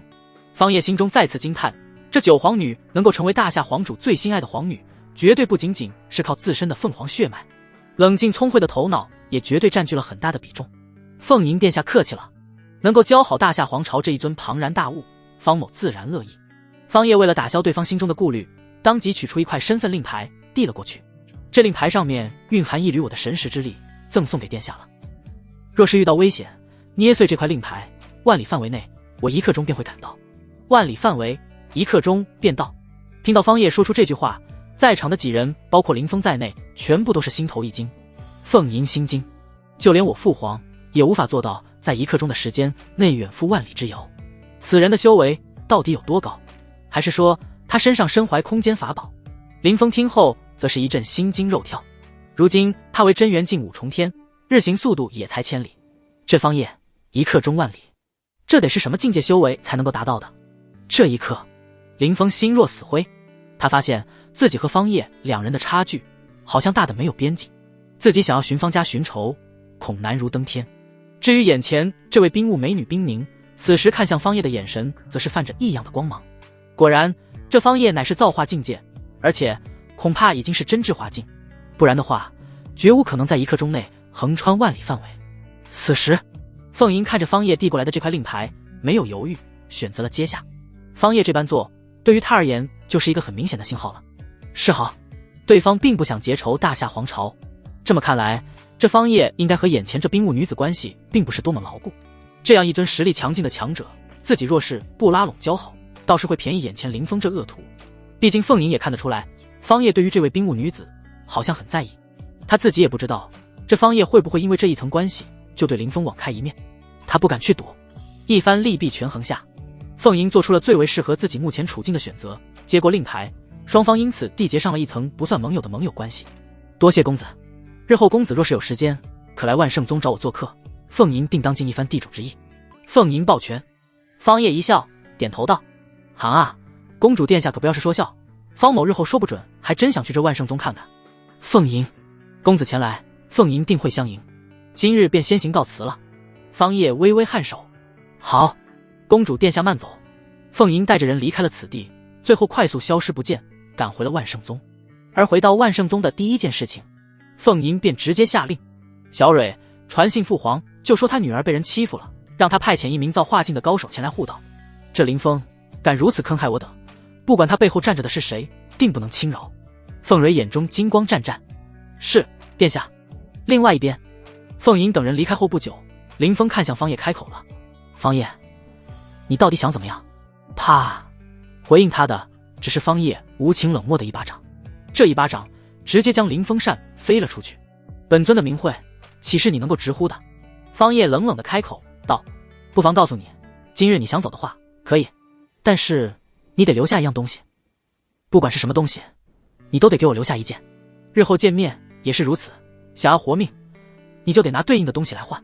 方叶看着林峰，心头也是微微惊叹，这不愧是天命之子，气运主角啊！就这么短短几天的时间，这林峰竟然就冲击到了真元境中期，这突破速度，除他自己之外，是他见过最牛逼的一人，甚至就连未来女帝叶轻柔都没有这么变态。要知道，方叶自己可是手握系统，才能够如此快速的提升境界实力，但这林峰可没有外挂，就冲着速度就足以说明，这段时间以来，这林峰收获的机缘不小，而现在正是打劫的最佳时机。你休想！林峰梗着脖子，怒目圆瞪，就如同一个被抢了玩具的小屁孩一般。是吗？方叶眉头一挑，笑道：那这么看来，你是选择了另外一条道路，死了。既然如此，那本尊便成全你。说完，方叶便直接抬起了自己的巴掌，上面隐约间有神像虚影流转。道友，还请住手吧。这时，林峰师尊冰凝开口了。几次和方叶的对峙之中，他终于开始低下了头颅。虽然是为了林峰，但也的确算是低头了。方叶微微摇头，笑道：前辈，若是你愿跟随于我的话，方某自然会看在你的面子上放过这小辈，但你如今不愿，方某恐也无法给前辈这个薄面了。依照这小辈的性格，前辈你觉得他日后成长起来不会来找我找方家的麻烦吗？我这人做事就践行一个风格，斩草除根，杀天才这种事情我可是最喜欢做了。闻言，冰凝一时间语塞，真不知道该如何回答了。的确，方叶说的一点都没错。依照他对林峰性格的了解，林峰若是成长起来，必定不会放过方叶和方家的。对于这种情况，别说是方叶，就算是他也是会选择这么做，斩草除根，以绝后患，这是最为稳健、一本万利的办法。唉，小峰，把东西拿出来吧，不然的话，今日我们师徒二人是走不掉了。冰凝无奈开口。如今他只是神魂状态，根本不是方叶的对手。对方已经几次三番的对他手下留情，这次他却是不敢保证了。师尊，看到自己的师尊都开始低头，林峰气得咬牙切齿。哼，冥顽不灵，给你机会你不中用，既然你想死，本尊成全你。方叶冷哼一声，这一次他不再留情，直接一巴掌朝着林峰拍了下去。这一巴掌蕴含了神像镇狱境的神通，上面神像虚影咆哮奔腾。虽然连一成实力都没有用出，但林峰依旧扛不住，直接被暴揍，地面都是被拍出了一个10丈有余的巴掌深坑。嗨！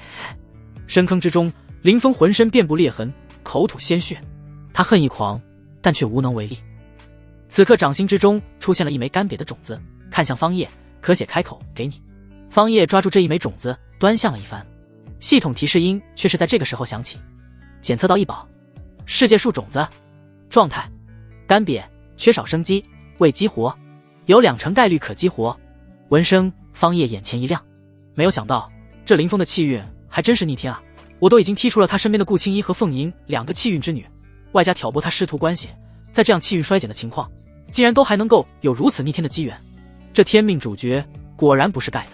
看向深坑之中的林峰，方叶冷冷地吐出一句话：你可以滚了，记住下次见面的时候可要备上同等价值的东西。好了，你现在可以滚了。林峰拖着受伤的残躯离开了此地，他并没有直接选择回到万圣宗，虽然他如今已是万圣宗的内门弟子，而且还是最有希望晋升成为种子级别弟子的人，但林峰知晓自己目前的处境，方叶已经发现自己行踪，继续留下去也是九死一生。这次他能够拿出那不知名的种子作为逃生代价，但下一次他可拿不出来那等东西了。而且如今他驱动凶兽兽潮追杀凤鸣的事情已经败露，对方背后站着的可是大夏皇朝，这样的庞然大物绝非是自己现在能够得罪的，再不跑恐怕到时候留给自己的只能是抹干净脖子等死了。一路上林峰一边催动灵力赶路，一边朝着自己嘴里面大把大把的塞着丹药。方叶刚才那随意的一击就差点要了他的小命，方叶你给我等着，终有一天我会让你血债血偿。林峰一边逃窜一边咳血，眼中浮现出狠辣的目光。师尊，还请出手替我疗伤。林峰来到一处隐蔽山洞，开始盘坐调息。冰凝，方才已经替你挡下一击，我神魂之力受损过多，如今你的伤势已经稳定下来，自行疗养即可。林峰，师尊冰凝直接拒绝了林峰的请求。林峰心里面气的想要骂娘，之前遭受方叶一击，他并未感受到有过多的神魂之力在保护自己，在他看来，师尊这分明就是在说谎，这是不想再为自己损耗神魂之力了。难道师尊的心已经真的朝着方叶那边偏袒过去了吗？尤其是一联想方叶莫名其妙就找到了自己，而且时机地点都恰到好处，刚好搅乱自己的计划，林峰心头就没来由的一阵烦躁。自己的师尊极有可能已经叛变了，师尊已经不可信，接下来的路要靠我自己走了。林峰在心中沉吟，他不知道的是冰凝没有任何一句话欺骗于他，消耗神魂之力替他挡下方叶一击那是事实，否则的话凭借他如今的境界修为根本扛不住方叶那一击，尽管方叶只使出了1成不到的实力，依旧会让他魂飞魄散。至于他为何感受不到多少神魂之力，只是因为方叶太强，随意的一掌之中都是蕴含了天阶神通之力，一掌下去，冰凝刚祭出的神魂之力便被冲散于虚无。林峰如今的境界自然是感受不到，我如今实力虽然突破速度极快，但是和方叶的差距还是太大了，得再去那个地方碰碰运气。林峰一边疗伤一边思考自己接下来的路。东荒禁地神山遗址，他之前丢给方叶的那一枚世界树种子便是从那神山遗址之中得来，包括这段时间以来他进步神速，也是因为自身从这神山遗址之中得到的一些东西，其中包括了一本残缺的天阶功法，还有2瓶不知名的丹药。正是因为这本功法和这些丹药让他进阶神速，当然这一切都是在冰凝的帮助下得到的，帮他鉴别了那些宝物。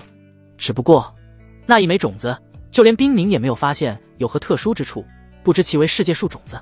若是被林峰知晓自己就这样将这等异宝送给了方叶，必定会气得吐血3升。功法丹药如今都不缺了，完全可以不用再依靠师尊了。林峰心头一横，外加之前对冰凝的猜疑，让他心中对自己这位师尊的猜疑和间隙又加深了。从冰凝拒绝为他疗伤，他心中便已经冒出了这样的一个念头：你既然不帮我，那我也不需要用到你了。另外一边，方叶正仔细打量着眼前手中的这枚干瘪的种子，外表看起来和普通的种子几乎没有两样，而且种子干瘪缺少生机，这种种子要是放在普通农户百姓家中，都是被挑选出来扔掉的，是属于坏死的一类。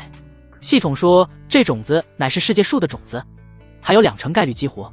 方叶目光灼灼，既然系统都已经说明这是世界树种子，他自然也不用怀疑了。系统要如何才能够激活这一枚种子？林峰发问。想要让世界树种子发芽，需要为其提供能量灌溉。世界树，天地之间任何形式能量皆可汲取成长，诸如天地灵气、修士灵力，包括各种灵丹妙药和天地奇珍异宝之中蕴含的能量，皆可吸收成长。当前世界树种子属于生命能量极度亏损状态，是属于从上一纪元遗存下来的，本身的能量达到了消耗殆尽的状态。林峰听着系统的介绍，微微点头。那我到底如何才能够激活？以天地能量灌溉，包裹种子即可。能量越是精纯，激活几率越大。方叶眉头一挑，你不是说只有2成概率激活吗？以主人目前状态，单纯以灵力灌溉，激活概率为2成。懂了。方叶微微点头，祭出自己的一缕本源灵力，将这一枚种子包裹起来，然后仔细观察了起来。奈何过去许久，方叶都是没有发现这一枚干瘪的种子有什么变化。见状，方叶直接将这一枚世界树种子收入到了系统空间之中。反正是从上一纪元遗存下来的，都过了这么久的时间了，也不差他这么一点时间。等他寻找到合适的天地能量，再来尝试。毕竟依靠他自身的灵力本源，只有2成概率激活，概率太低。方叶也懒得在这上面浪费时间。检测到主人目前需求，当前任务：离间林峰师徒关系，让师徒2人彻底破裂，走向仇敌方向。奖励：天地神元1块，可用于激活世界树种子。闻声，方叶眉头微微一挑。狗系统，你是真的狗啊！竟然在这个时候给我发布任务。不过也好，反正都是要对着林峰出手的，早一点出手也是可以的。方叶嘴角微微一翘，虽然嘴上是在骂着狗系统，但他不得不承认，这狗系统的确贴心，知道他所需。他现在正愁如何寻找能够激活种子的天地能量，这不，系统就送大礼包过来了。要知道，这可是世界树种子，若是真的成长起来，那可是能够诞生一方大世界的存在。此等逆天之宝物，方叶自然是十分在意的。之前是没办法，只能走一步看一步，但是现在嘛，办法已经出来了，只需自己行动即可。神元，上古时期天地之间凝聚的本源能量精粹，这等宝物务必拿下。方叶嘴角勾起一抹笑意，开始谋划后面的离间计划。原著之中，林峰拿下9皇女凤营后，2人依靠双修快速提升了实力，不久后就去参加了神山遗址探险。或许可以从这神山遗址事件着手。神山遗址乃是位于东荒禁地，为何会被称为禁地？就是因为这禁区之中一股可以腐蚀生命的岁月之力，进入其中的修士会加速自身衰老消亡，实力强大者还可以撑得住一段时间，实力弱小者若是进入其中，不出1个时辰便会彻底衰老腐朽下去。曾经就有一位俯瞰大陆的绝顶强者进入其中，想要一探这神山禁区之中的秘密，但是这位绝顶强者进入之后就再也没有出来过了。不过天道平衡，阴阳流转，这禁区每隔10年就会开放一段时间，在这段时间里面，禁区之中的岁月之力会衰减到极点，而每次到了这个时候，就是各大宗门、皇朝势力前来探险寻宝的绝佳时机。在无数次的尝试和无数修士鲜血的铺垫下，众人已经摸清楚了进入这禁区之中的条件，那便是只允许真元境修士进入其中，超过真元境修士就会受到排斥，遭受到的岁月之力会几何倍数的增加。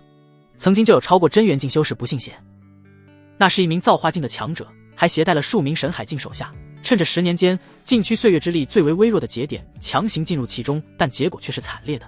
这些人连禁区100米都是没有走过去，便直接化作枯骨。这便是恐怖的岁月之力，连造化境强者在其面前都如蝼蚁一般不堪一击。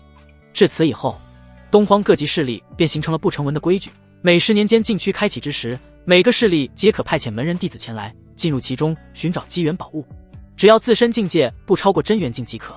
原著之中各种条件限制，简直就是专门为林峰开启的特殊通道。不过这次神山禁区开启，我方家也要参上一脚，里面的大道机缘，我方家弟子也要争上一争。方叶身形一动，直接消失在了原地。此次万圣宗之行，收获说大不大，说小不小，算是中规中矩。穿越过来后，随着我打破原著剧情，剧情进展进度好像加快了不少。方叶站在遁天梭上面思考着对策，看来我也得做好2手准备才行，毕竟系统也说了，天命之子若是气运衰减到最低点，被人斩杀后，天道便会重新选定天命之子。林峰死后，不知道出现的新的天命之子会是何人，我得在这之前加快从林峰身上汲取一些价值才行。回到方家，方叶当即便召开了家族议事大会，凡是真元境以上的强者皆被召集而来，其中还有3人未到真元境，这3人便是逆子方白、小弟方圆以及方清雪。你们可知东荒禁区神山遗址？方叶将此事说了出来。此等机缘，我方家门人弟子也可争上一争，若是参加此次遗址探险，可直接获得一本天阶神通术法。方叶目光扫过在场的家族长老，经过之前家族资源的加倍栽培，家族之中的真元境强者增加到了7人。听到方叶直接开出这等条件，在场的7名真元境强者坐不住了，当即有人表态开口：“家主，我愿参加。”方叶见状，好，我辈修士自当一往无前。说话间，直接甩出一本天阶神通术法真龙拳。见状，其余6人也是纷纷表态：“我等也愿参加。”参加！方叶没有丝毫的吝啬，直接甩出6本天阶神通术法，全部都是清一色的真龙拳。这豪气的奖励，看得一旁的方白、方圆和方清雪3人一阵眼热。奈何他们3人如今还没有突破到真元境，无法参加获得此等机缘奖励。也不是说他们无法参加，而是禁区开启后，各方势力派遣的门人弟子必然全部都会是真元境的高手，他们实力不足，进入其中也只是送人头。3人也只能望洋兴叹。好了，你们下去好好准备吧。禁区开启还有一段时间，你们趁着这段时间好好修炼这天阶神通。禁区开启之时，我会通知你们。方叶挥挥手，7人抱拳离开。随后，方叶转头看向3人，微微一笑，道：“怎么，很心动？心动那就给我加把劲，在这段时间里面把境界提升上来。这段时间我会坐镇家族，你们遇到任何修炼上的问题，都可前来找我。若是修炼资源上有所需求，也尽管开口。这段时间我给你们3人开小灶，修炼资源任意取之。”方圆和方清雪2人闻言，顿时眼前一亮。多谢家主，多谢家主。方叶微微点头，下去吧，好好努力。相比较于2人的激动，方白则是显得有些不差。凭什么？他可是方家少主，凭什么这2人要享受和他一样的待遇？难道这2人是老爹的私生子不成？无二。就在方白生闷气的时候，方叶的声音在其耳畔响起。方白急忙低头抱拳：“父亲。”方叶背负双手，看向离开大殿的方圆和方清雪2人背影，笑着开口说道：“你是不是觉得为父偏心？”方白脑袋埋得更低了，而不敢。方叶见状一笑，这逆子心里面想什么，他这个当爹的能不知道？不过他也没有揭穿，反而是开口笑道：“这是你成为家主所必须要经历的一个阶段，就如帝王一般，每一个帝王都要学会的东西，那便是帝王之道。何为帝王之道？说简单一点，那便是育人之术。修士世界，家族掌舵者就如同这凡俗世界之中的帝王，依旧要讲究育人之术。就如我刚才所言所行，或许在外人看来，我这完全就是铺张浪费，随意挥霍家族底蕴，但一个家族真正的底蕴又怎会是这些东西？功法神通、灵丹妙药没有了可以再造，但是家族强者、家族后辈没了再培育，代价可太大了。这些人才是我家族真正的底蕴，将这些资源宝物分发给他们，才是真正稳固我家族底蕴。说这么多，吾儿你可明白？方白点头，儿明白了，父亲。未将者，当赏罚分明，激励当先。这时，叶轻柔和顾青衣走了过来，看着2人，方叶开口道：“不错，孺子可教。好了，为父还有事情要做，你先下去吧。”夫君，听说你这次召开家族议事大会，是想要让家族强者去东荒神山遗址争夺机缘。叶轻柔和顾青衣2人并肩而来，叶轻柔的脸上带着淡淡的笑意，至于顾青衣，脸色则是相比较于之前要缓和很多了，至少自然了许多。在他心中，和方叶成为夫妻已经是既定的事实，他承不承认都是如此。与其不断的内耗，倒不如尝试接纳。方叶微微颔首，不错。叶轻柔闻言，和顾青衣2人对视了一眼，随后看向方叶，开口：“夫君，我和妹妹也想要前去，我们不想成为温室之中的花朵，也想帮到你。”闻言，方叶果断拒绝：“不行，神山禁地之中可是充斥着能够腐蚀生命的岁月能量，你们2人如今修为还差很多，贸然闯入里面，九死一生。更不要说除了神山禁地本身存在的危险之外，还有东荒各大势力天骄强者，你们如今的实力进去的话，反而是会成为累赘。”这时，顾青衣开口了：“我只差一步，便能够突破真元境，能够在这段时间里面达到真元境修为。”闻言，方叶目不转睛地盯着对方：“你确定要去？”顾青衣坚定地点点头，他心中一直隐藏着一件事情，但是想要完成这件事情，就需要极强的实力。对于能够提升自身实力的任何机会，他都不想放过。好，你要去，我可以同意，但是有件事情你必须要知道。方叶看向顾青衣，嘴角勾起一抹淡淡的笑意。看到方叶嘴角的笑容，顾青衣没来由的心头一颤，他总有一种不好的预感。那感觉就好像是自己早已经掉进方叶提前挖好的坑中。虽然心有不安，但顾青衣还是不想放弃这次急速变强的机会，看向方叶问道：“什么事情？”方叶笑道：“我方家此次前去神山禁区，不仅仅只是为了获得里面的宝物机缘，更重要的是要去杀一个人。”顾青衣眉头一皱：“杀谁？”方叶一笑：“林峰。”说完，方叶饶有兴致地看着对方：“怎么样，你还想要去吗？”顾青衣闻言，瞳孔微微一缩，心中在不断的挣扎犹豫。最后，他一咬牙开口道：“我要去。”这一次轮到方叶诧异，感到震惊了。“好，我让你去，但是如果在神山禁地之中遇到林峰，你必须出手。如果被我发现你手下留情的话，什么后果你应该知道的。”说着，方叶凑近顾青衣耳边，低声道：“如果你能够手刃林峰，日后我带着你们一同飞升上界，去帮你完成你心中那件大事。”轰！听到方叶说出这话，顾青衣浑身一颤，脑瓜子嗡嗡的。方叶是如何知道自己心中那件事情的？这件事情除了自己的父亲以外，绝无第三个人知道，甚至这件事情他都不曾告诉过林峰。难道是自己父亲？顾青衣此刻心头已经彻底乱了。方叶这一手威逼利诱，简直用得恰到好处。看着顾青衣陷入沉默，眼神略显呆滞的样子，方叶在心中冷笑。原著之中，这顾青衣的母亲乃是上界大教圣女，因为下界历练，最终结识了顾怀安，两人情定一生，生下了顾青衣。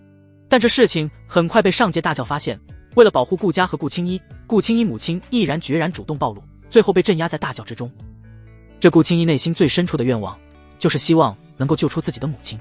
而在原著中后期，在林峰的帮助下，顾青衣也的确救出了自己的母亲，只不过比较狗血的是，那个时候顾青衣的父亲顾怀安已经身死，而顾青衣母亲也加入到了林峰的后宫阵营之中。而那个时候的顾青衣脑子早已经没有了自己的思维，彻底沦陷，甚至其母亲能够成为林峰后宫之中的一员，她这个女儿可是出了大力的，甚至是好多时候林峰都是母女一同陪伴，不可谓不炸裂。不过现在剧情随着我的掺和改变了不少，顾青衣和林峰更是走向了仇敌关系，留给顾青衣的只有两个选择：杀了林峰，救下父母；放走林峰，父亲惨死，母亲永镇炼狱。这种选择题，方叶可不会替对方做决定。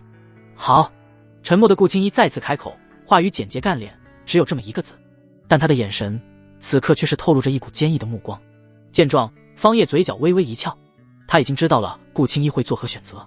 右手翻转，方叶手中出现了2本天阶功法八荒玄功。系统提示：返利物品进行2次赠送，不会收到任何形式的返利。系统提示：返利物品。系统提示：方叶刚拿出来的时候，系统提示声音就滴滴滴的响个不停。方叶在心中暴喝：给我闭嘴！我说了要返利吗？我白送不行啊，自己的女人吃点细糠还不行了。系统沉默，不再提示。方叶看向两人，这是天阶功法，你们这段时间就拿去好生修炼，如果在启程之前你们都还没有突破到真元境，那么你们便不能参加天阶功法。看到方叶随手拿出天阶功法的时候，两个女人心头都是扑通扑通狂跳个不停。天阶功法都是满大街的大白菜了吗？竟然就这样直接送给他们修炼。多谢夫君，轻柔一定会加倍努力修行。多谢夫君，我也会努力的。两人收起功法，便各自修炼去了。方叶看着两人，心头不由得微微一叹。顾青衣本身就是凝气境界后期，加上这段时间以来家族的资源倾斜，随时随地都能够突破真元境，我倒是不用担心。我唯一担心的就是这轻柔，之前只是修复好了丹田，还没有迈入凝气境界，想要在这段时间里面提升2个大境界，有点难啊。话说叶轻柔可是未来女帝，她的天资血脉应不止于此才对。不管了，系统里面还有一枚破境丹，虽然用在突破真元境有些大材小用，但用在未来女帝身上绝对值得。心思沉入系统，一枚丹药正静静地落在仓库的角落，正是破境丹。好在系统自动分类武器、丹药、功法、神通等各自灵力，方叶很容易便找到，意念一动，丹药出现在掌心。丹药浑圆欲滴，刚出现便散发出来了一股沁人心脾的芬芳药香，上面还有金黄色的丹纹流转，散发着一股天然道韵。这是极品丹药才会具有的特征。一行小子浮现在丹药上方，破境丹，真神以下修士服用可提升1个大境界，无副作用。方叶直接原地提升1个大境界，真神修为以下修士皆可服用。这样的丹药绝对算得上是绝世稀珍宝药，在这下界若是出事，必定会引发流血大战。虽然现在用在一个不足凝气期的修士身上有些大材小用，但这修士可是未来女帝啊！而且，日后我还可以利用女帝不断的返利出极品丹药，投资和回报收益率都溢出了，干了！方叶一咬牙，直接决定将这破镜丹给叶轻柔使用。要知道，他现在可是造化巅峰，若是服用这破镜丹的话，会直接迈入下一个大境界神丹境。但方叶没有这么做，想要马儿跑，又不给马儿吃草，这怎么行？他利用2个女人返利，自然也需要回补一些。反正都是自己的女人，也不存在什么惋惜一类的说法。2日时间一晃而过，方家整个家族再次陷入到了一种诡异的状态之中，上到家主长老，下到门人弟子，都在疯狂地修炼，犹如打了鸡血一般，亢奋不已。2日的时间，方圆和方清雪2人不时前来请教一些修炼上的问题，方叶都一一进行解答。在第3天的时间，方圆这个拥有震惊系统的跟班率先突破真元境界，而且趋势极猛，一路横冲，最终一口气冲击到了真元境3重天才停下来。突破后的方圆嘴角勾起一抹笑意，哈哈，一口气突破4重境界，我这般天赋资质，就问还有谁？说世间无我这般人也差不多了。这一次，到时候又可以狠狠地收割一波震惊值了，都给我狠狠震惊吧！哈哈哈。方清雪紧随其后，也在第3天突破至真元境2重天。至于逆子方白，以前只知道当舔狗、当纨绔，忽略了修炼，自身底子较差，如今还卡在凝气9重。方叶神念扫过方白，微微点头。虽然以前忽略了修行，但现在追赶上来也不算晚。按照这个趋势，再有半日的时间也能突破到真元境了。果然，小半日后，方白身上的气息也是突然变得强悍起来，直接突破到了真元境。几人突破后，第一时间便找到了方叶，目的吗？自然是索要天阶功法神通奖励了。方叶自然也不吝啬，直接每人1本。随后，方叶来到叶轻柔住处，此时叶轻柔正双膝盘坐修炼，只是她秀眉微微皱起，额头之间更是布满了细密的汗珠。方叶见状，微微一惊，不是就从炼体迈入凝气境而已，有这么夸张吗？神念探出，方叶见到叶轻柔体内的状况后，神色也是变得严肃了起来。血脉觉醒，女帝真正的血脉，此刻随着自身迈入凝气境界，才开始真正的觉醒。我就说，为何身为女帝，又在有大量资源和功法的加持下，晋升速度如此之慢？原来血脉现在才觉醒。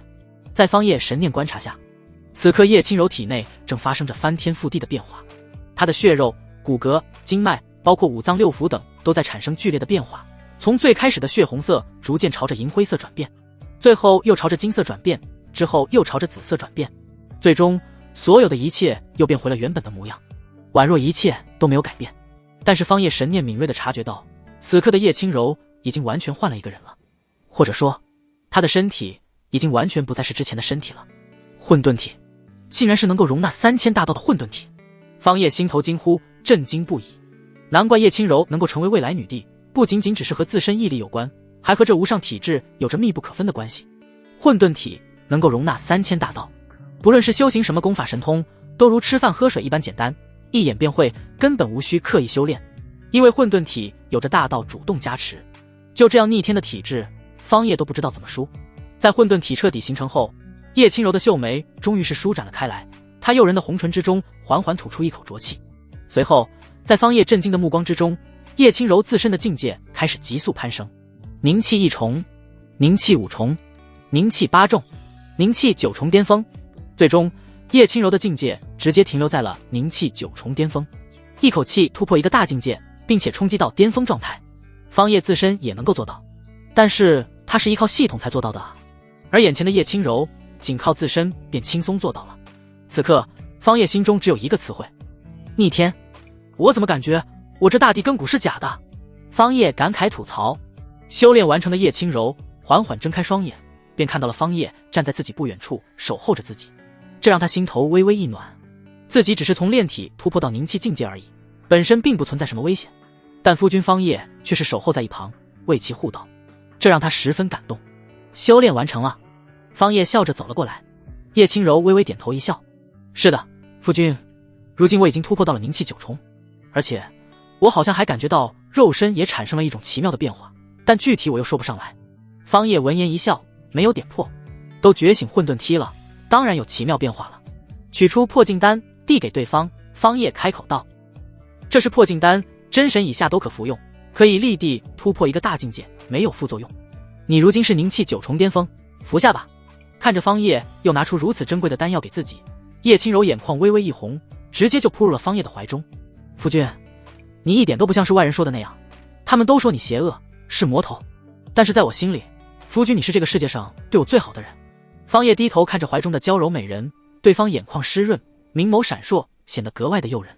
四目对视下，叶轻柔竟主动挽住了方叶的脖子，然后微微踮起脚尖亲吻了上去。方家家族大殿，此刻站着数十人，这数十人无一例外全部都是真元境强者，其中7名方家长老，3名方家门人弟子，分别是方白、方圆、方清雪，还有2人则是方家夫人。继叶轻柔之后，顾青衣也突破了。卧槽，怎么一下子冒出来这么多真元境强者？拥有震惊系统的方圆看着大殿内的众人一阵傻眼，那几名真元境长老也就算了，但是身边这几人是怎么回事？甚至就连之前还只是炼体修为的叶轻柔，此刻身上都是散发出强大的真元境气息，且异常雄浑浓厚，让他都是感觉到一阵心悸。原本他还打算好好的装一笔，震惊这些人，收割一波震惊值，现在看来反倒是自己率先被镇住了。尼玛，我身边这些人都是一些什么怪物啊？方圆无语。方叶望向在场的众人，对于方家如今的实力还算是满意。诸位，后面前往神山禁区就靠你们了。记住，我方家众人除了在里面争夺机缘之外，还有最重要的一件事情要办，那便是杀一人。此人名为林峰，正是之前大闹我方家之人。方叶看向众人开口：领命，领命，遵命。方叶深知一棒一个甜枣的道理，开口道：此次在禁区内行动，一切听轻柔安排。他如今修为达到真元9重巅峰，是你们所有人之中修为最高者。在禁区后获取到机缘，夺得宝物，亦或者斩杀林峰，都重重有赏。本尊的奖励如何？你们之前是尝到过甜头的，知道是什么。当然，相对应的，如果有人恶意划水，甚至是背叛，立斩不贷。闻言，众人纷纷抱拳领命。而在得知叶轻柔直接从炼体境界冲击到真元境巅峰后，在场的所有人都是心头一惊。顾青衣，他突破速度竟然如此之快，难道是方叶给他开小灶了？在他心里，方叶对叶轻柔比对他好100倍，而这也是事实。方圆，卧槽，真的假的？骗人的吧？小母牛坐火箭速度也没这么快啊，这都尼玛什么怪胎啊？方白，老爹绝对给他开小灶了，妈蛋，认女人不认儿子，爹啊，我可是你唯一的儿子啊，你怎能如此对待你亲生儿子啊？偏心，实在是太偏心了。方清雪能在如此短的时间里面从炼体连破2个大境界，而且还达到了真元境巅峰，不管有没有家主的帮助，都足以说明一个问题，这主母自身绝对不凡。众长老，小母牛洗桑拿，真牛逼。这时，一名家族长老看向方叶，抱拳开口：家主，那我们何时出发？方叶嘴角微微一翘，笑道：别急，咱们人还没有到齐呢。闻言，众人都是一愣，我方家难道还有人突破到了真元境？哈哈，我方家当真是崛起了，从此一发冲天。快让老夫看看，这次又是谁突破了？众人都认为是家族之中还有真元境强者。方叶却是微微摇头道：现在没有了，不是我方家之人。不过按照我方家如今迅猛崛起的趋势，过段时间再增加几个真元境修士，那也是很简单之事。不是我方家之人，难道是其他家族之人？极有可能。此时方叶望着家族外的天空，眼中闪烁起一缕金芒，开口道：来了。闻声，众人纷纷侧头望去，3队人马此刻正急速朝着这边赶来，人数加起来也有10来人。这是青云城其他几大家族为首的那一队人马，好像是城主府的。我滴个乖乖，我们这是要整个青云城人马组队吗？嘿，如今我方家崛起势大，前有家主反手覆灭噬魂宗，战绩可查，我方家可谓通天带选手，他们自然也想要抱紧大腿。有家族长老认出了那几队人马，分别是城主府、叶家和王家。众人听到其中一长老道出缘由后，心里陡然升起一股自豪感，就连站姿都挺拔了不少，一个个昂首挺胸，像极了有大佬撑腰的小瘪三，一个个脸上容光焕发。现在的方家众人，尤其是那些长老，真就是小母牛骑摩托，牛逼哄哄了。3队人马急速而来，最后落在家族大殿前。哈哈，方叶老弟，我们来了。哎呦，方叶老弟，别来无恙啊。方兄，城主莫云、叶家叶震南以及王家王战各自带着家族精英到来。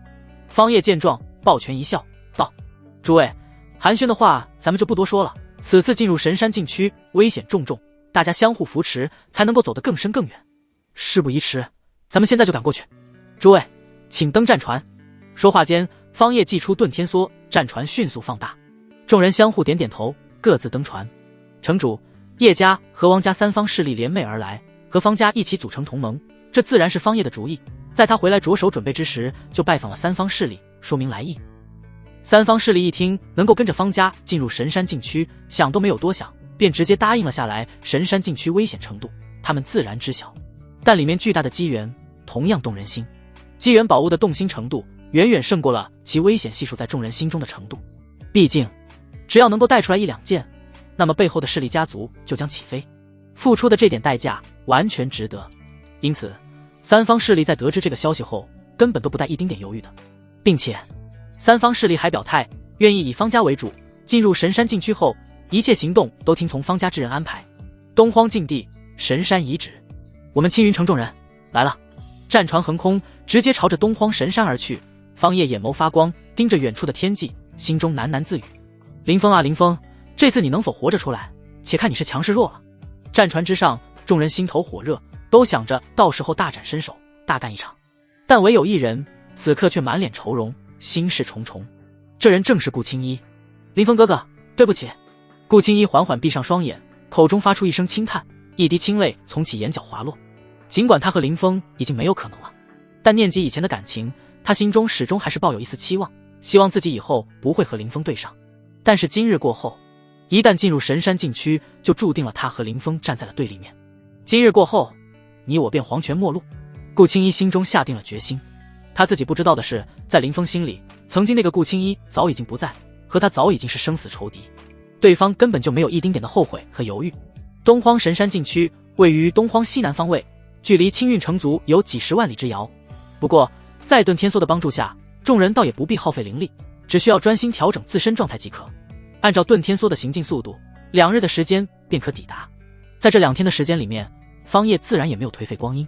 此次神山禁区开启，东荒地界内各大势力皆会派遣强者前来，甚至还有可能会有一些老怪物出现。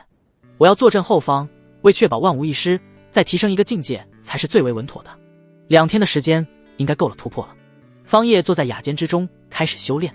苍龙诀和八荒玄功被他反复运转修炼，让他自身的气息不断在爆发和隐晦之间穿梭变换。造化境下一个境界便是神丹境，想要从造化境突破到神丹境，就需要在体内气海上空凝聚出一尊神丹道体。这神丹道体有各种样式，有的人道体会凝练成为一件武器，有的人会凝练成一枚神丹，也有的人会凝练成星辰、神像，乃至是凶兽等，每个人都有不同。而随着道体凝练的样式不同，其突破的难度自然也会不同。最简单的便是凝练成一枚神丹，其次便是武器，最后便是各类生命道体。而生命道体之中，也会因凝练的不同物种而难度有所差异，从简单的一株草、一棵树，再到虫兽、人物、神像、星辰等，凝练的道体越是复杂，难度就越大。相对应的，凝练的道体难度越高，迈入神丹境界后的实力差异也就越大。此刻，在方叶体内气海之中，一缕金色的本源之气从气海下方缓缓飘荡而起，最后在气海上空开始凝聚起来。本尊不尊天地万物，修行亦是逆天而行，伐天而上，不尊天道，志存高远，屹立大道之巅，不尊大道。方叶心中的目标可不仅仅只是局限于此，他道心极大，因此方叶凝练的道体优先排除了神丹、武器一类，直接凝练难度最高的第3类生命道体。而这一类道体之中，方圆选择了凝练自身，以自身为主凝练道体，而非是其他的天地万物。不尊世间万物，不尊天地大道，只尊自身。有我即为无敌，独步天下，脚踩大道，唯我独尊。本尊道体凝。随着方叶的一声低喝，体内气海开始暴动沸腾，掀起了万丈碧涛，一缕又一缕金色本源之气开始朝着空中那一道本尊道体的雏形汇聚而去。而此时战船外，众人却是急得团团转，因为此次目的地东荒神山禁区他们已经抵达了，而且还是已经抵达此处3日有余了。从出发开始到现在已经过去了5日的时间，在这5日的时间里面，方叶一直在闭关修行，众人都十分自觉的没有去打扰，因此只是率先占据一个有利的位置。但是来到禁区这3天时间，很多后来者势力都是将他们排挤了出去。没办法，方业闭关，众人之中没有造化境的高强战力，根本不敢和那些势力起冲突，只能退避三舍。众人之中修为最高者，无非是城主墨云，境界在神海8众，这在青云城完全就是一手遮天的存在。但是这里汇聚的各方势力，可是聚集了东荒这片大地上各个有名有姓的大势力，最差的都是神海9重天强者领队。一时间，他们直接成为了弱势群体，好像谁都可以上去踩一脚，谁都可以呵斥出声。若非是墨云这城主身份，背后有着皇朝势力保障，可以震慑一下其他势力，他们这一船人恐怕还未进神山禁区，就已经被各方势力蚕食殆尽了。叶姑娘，方叶老弟还没有出关吗？城主墨云看着守在门口的叶轻柔，眉头皱得极深。如今东荒地界内的各方势力到来的越来越多了，不论是1流、2流还是3流势力都开始出现了。再如此下去，他都是快要扛不住这压力了。毕竟他背后的皇朝也不是一手遮天，而是还存在着很多敌对势力。若是遇到那些敌对势力，他放出背后皇朝背景，不但不能够起到震慑效果，恐怕还会加速消亡。这也是墨云如此焦急的原因。叶轻柔缓缓摇头道：还没有，城主，我们现在位置已经很靠后了，应该不会再引来什么人觊觎了吧。他知道方叶选择在这个时间突破修炼，必定是有他的道理，他不会去过多的追问，更不会去打扰。作为方叶的妻子，如今众人的领头羊，他要做的就是稳住众人，安心等待方叶破关即可。哎呦，我的叶大姑娘，方夫人啊，现在的情况有多乱，你我都是看到的。而且我发现了好多和皇朝有矛盾冲突的敌对势力出现了，对方若是发现，这对我们可不太妙啊。之前我还能够凭借城主身份震慑一番，现在我这个身份就相当于是一个炸弹，一碰就炸。如今唯一能够稳住眼前局势的只有方叶老弟。墨云自身在神海8众，他最为清楚方叶的实力，不说完全震慑住这些人，至少方叶出来后，他们也算是有立足之地了。现在的情况就是，遇见一个上来挑衅占位置的势力，他们都得忍气吞声忍让下去。但最关键的还是那些敌对的势力。轰隆隆，就在墨云话语落下的时刻，遁天梭上空横个而来一艘战船，动静不可谓不小。对方就这样横冲直撞而来，根本就没有避让的意思，就好像完全忽略了遁天梭的存在。不好，要撞上来了，实在是欺人太甚了，我忍不了了。看着眼前这一艘巨大的战船直直地行驶过来，仿佛根本没有看到停在前方的他们，有脾气火爆的方家长老再也忍不住了。回来！叶轻柔见状，一声娇喝，止住了这位长老。哼，最高修为不过一名神海8重天，就这样的实力也妄图来掺和一脚，想要染指禁区内的宝物。对方战船前端甲板上，此刻站着一名身穿战甲的青年男子，望着方家遁天梭上的众人，口中发出无情的嘲讽冷笑。虽然年轻，但这战甲青年身上却是散发着强大摄人心魄的气息。墨云感受了一番，脸色顿时沉了下来。神海6众，仅仅只是一名青年就拥有神海境界修为，在青年身旁还有几位身上气息同样强悍的女子，皆是神海境界的修为。最为棘手的是，这几人身旁还有2个老者，一人身着白衣，一人身着黑衣。这2个老者身上的气息，就连墨云都是感受不出来是何境界，这说明对方至少都是造化境的修为。此时，那战船船头上的众人让开了一条道路，一名更加年轻的青年出现，对方面孔稚嫩，看起来更像是少年，只有15、16的样子，但脸上的傲慢却是不加掩饰。参见圣子。圣子！众人纷纷对着这少年抱拳行礼，那是苍茫圣地的圣子。墨云一眼便认出了那战船上的少年。众人闻声顿时变得沉默了起来。一方圣地势力，那可是凌驾于1流势力之上的超然势力，他们万万是招惹不起的。驱使战船，让路！叶轻柔审时度势，下达了命令。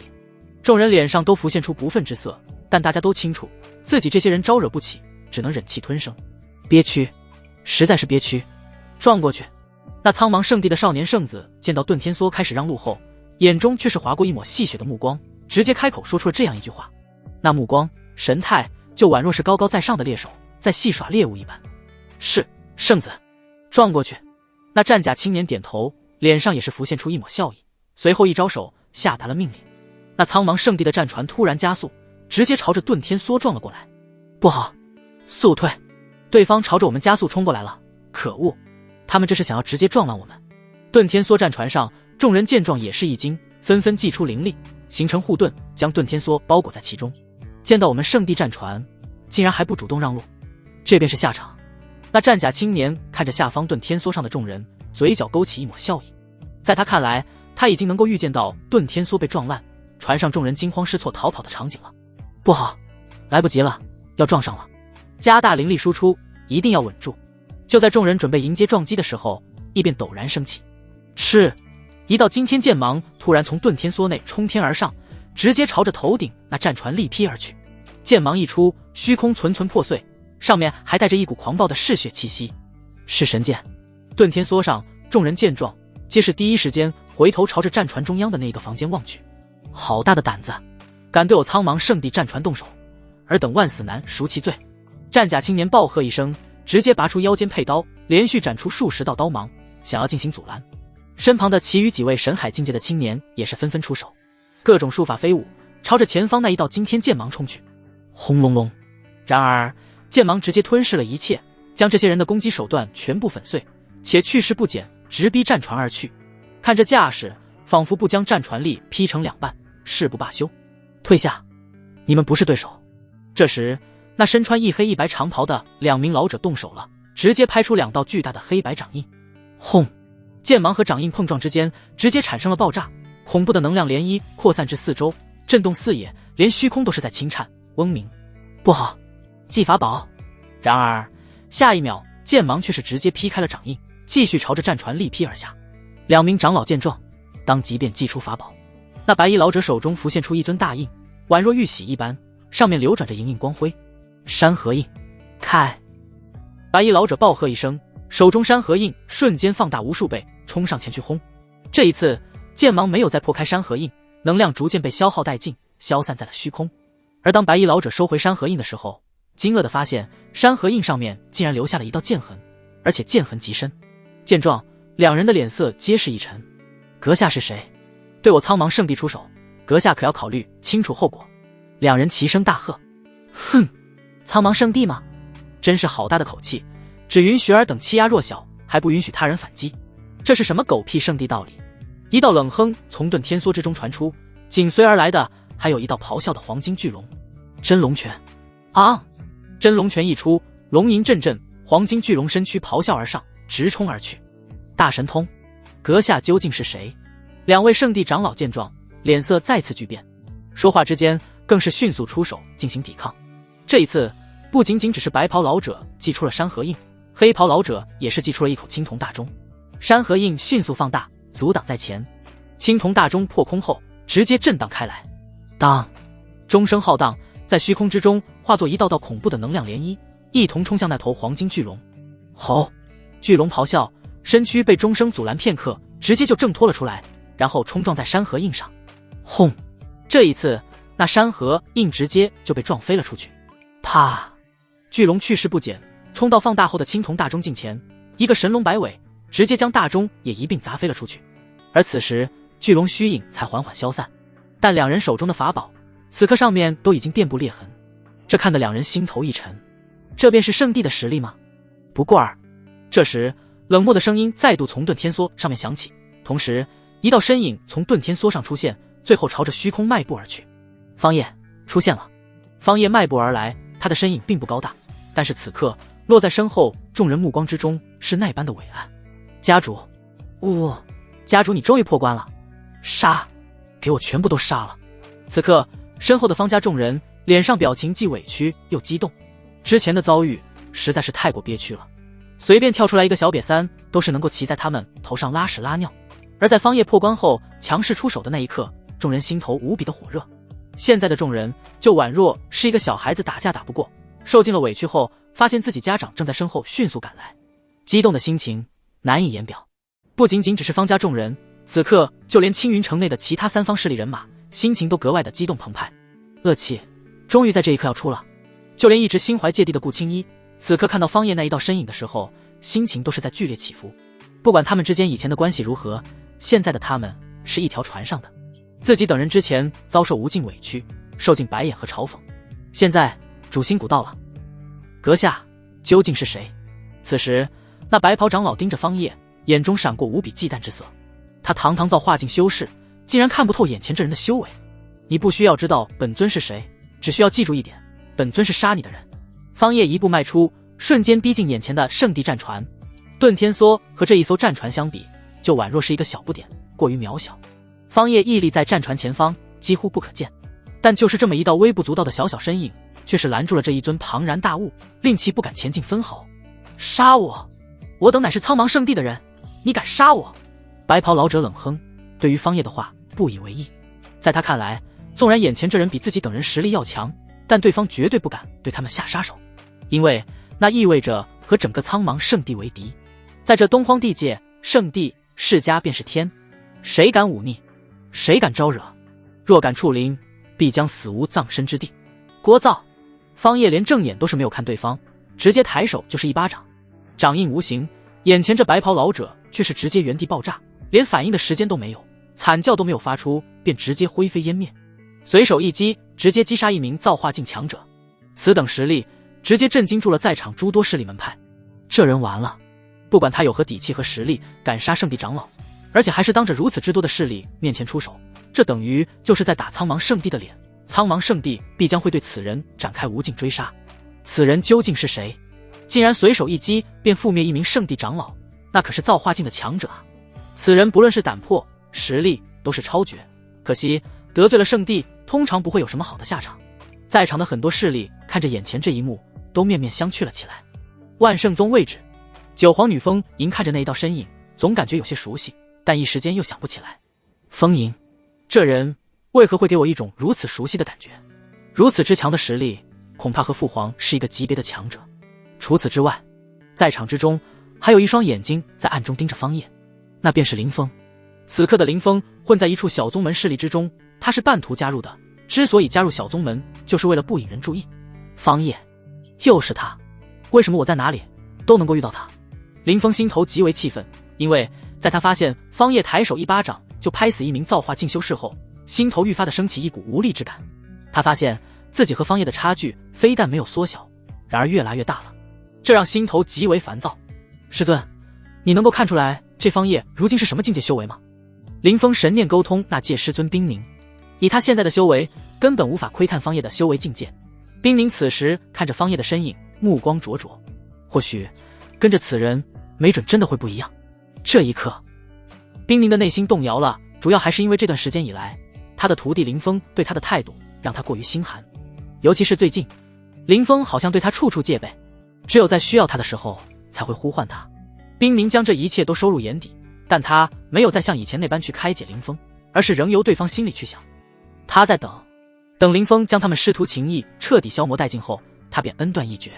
若非林峰对他有唤醒之恩，他早已经脱离离去。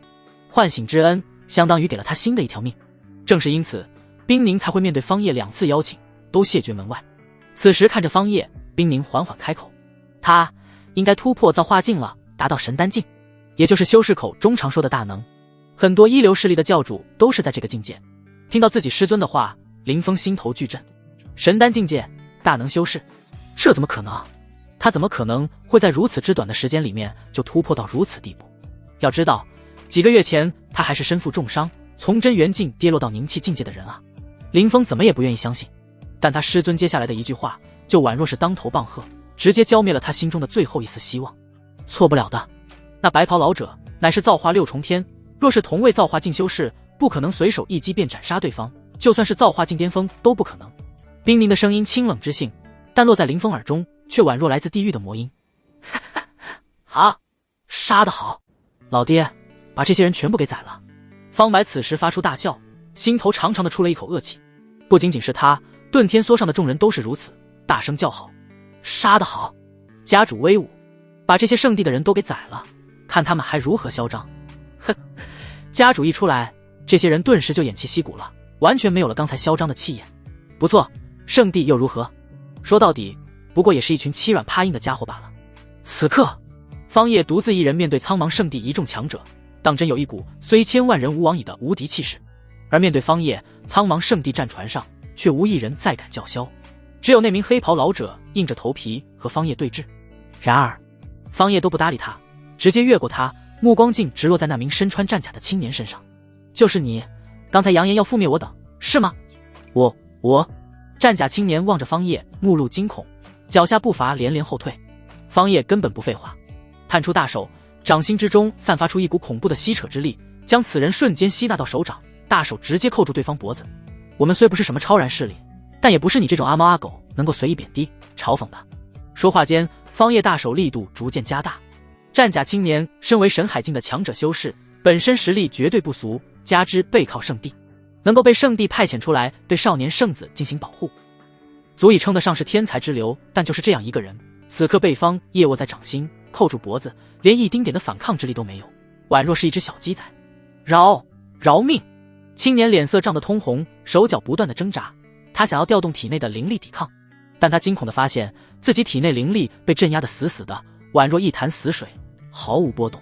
随着方叶手中力道加大，一股死亡的恐惧感瞬间笼罩住了青年心头。在恐惧的加持下，他再也没有之前傲慢的姿态，本能地开始了求饶。如我家族众人死！方叶神色冷漠，口中说出死字的瞬间，体内狂暴的灵力瞬间冲入对方身躯之中。砰！仅仅只是一瞬的功夫，这名神海境强者便直接爆体而亡。相比较于之前方叶斩杀那名造化境长老，对方是直接灰飞烟灭，而这次这青年却是直接爆炸开来，鲜血、肉沫飞溅四周，更加的具有视觉冲击，震慑力更强。看到方叶再次对圣地内的强者出手，在场围观的众多势力全部都是心头一惊，此人当真是好大的胆子，速速退走，快离开此地，免得被牵连在其中。这一下，这人是彻底和苍茫圣地的人杠上了。他究竟是何人？难道真的一点都不畏惧圣地？莫非此人的背景也十分不凡，乃是有着不输于圣地的背景势力？各方势力见状，心头都是产生了一股恐惧，随手覆灭一名造化境修士，徒手捏爆一名神海境强者，完全不惧这些人背后的圣地势力。此人当真是狂得没边了。解决完这名神海境青年修士后，方叶目光又一一扫过苍茫圣地战船上的其余人，最后目光落在那名少年圣子身上。如此年纪，修为便达真元境巅峰，且自身底蕴深厚，看来你这圣地圣子的确是不凡。方叶盯着那少年冷笑，之前就是这少年开口下令，因此这圣地随从护卫以及长老等人这才对他们等人出手。说到底，这少年才是罪魁祸首，如此成就，当真可以称得上是妖孽天才了。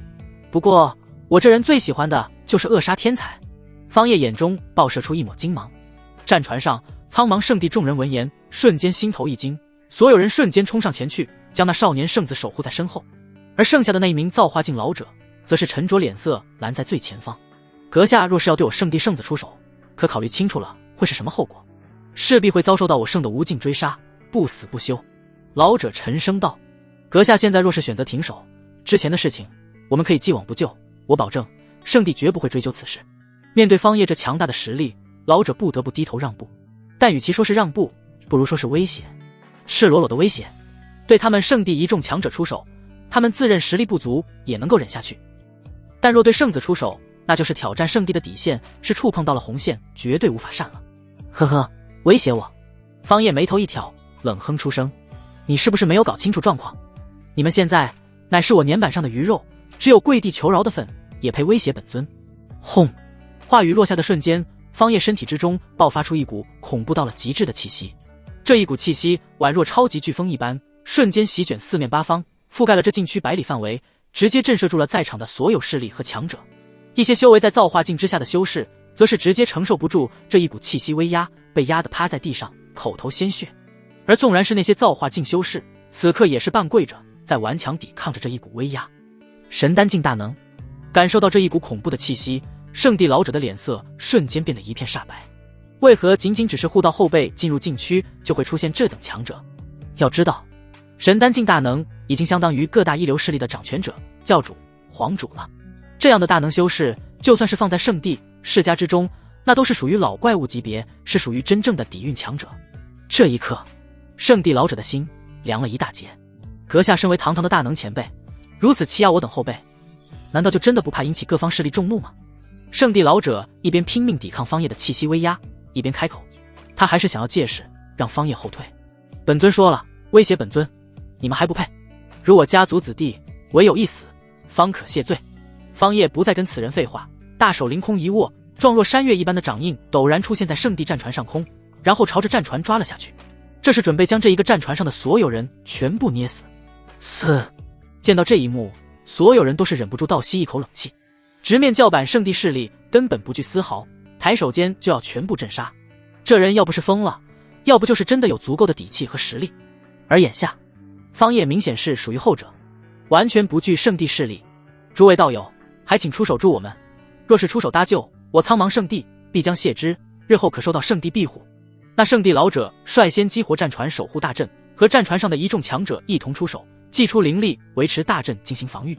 但他知道，面对神丹境大能修士的手段，他们根本坚持不了多久。现在迫不得已，只能向周边其他的势力出声相救。闻言，很多势力的强者心头都蠢蠢欲动。圣地庇护，这诱惑实在是太大了。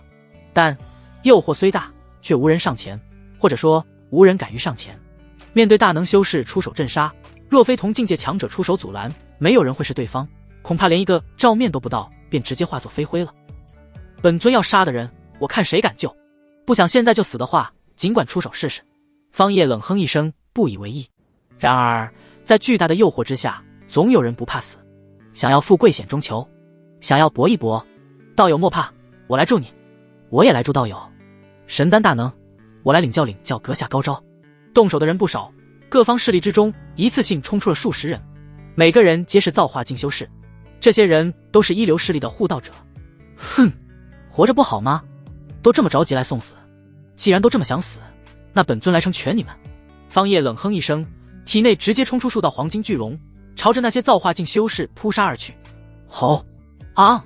龙吟阵阵，瞬间划破虚空，朝着那些造化境修士杀了过去。噗噗噗，躯体爆碎的声音不断的响起，没有一人能够抗衡这黄金巨龙的威势，一个照面便直接陨落。数十名造化境强者宛若蝼蚁一般被瞬杀。一瞬间，各方寂静，所有人都是觉得头皮发麻。强，实在是太强了。神丹境的大能修士杀他们这些人，如同杀鸡屠狗，简直不可力敌。这便是神丹大能的威势吗？都是不用出手，体内自动释出一道神通术法，便可直接斩敌。强得过于邪乎，恐怖如斯，恐怖如斯！速退，撤离到10里开外，避免被波及。看到方业强势出手，瞬间斩杀数十名造化境的强者，很多势力都是开始撤离了中心之地。不出意外的话，这里很快便会演变成一处杀戮场，诸多势力都要被牵连波及。现在抽身离开是最为明智的举动，而选择的那些势力大多都是一些2、3流势力，他们深知此等战斗交锋，自己这些人来看一眼的资格都没有，更不要说交锋了。战斗的余波就能够将他们全部覆灭殆尽。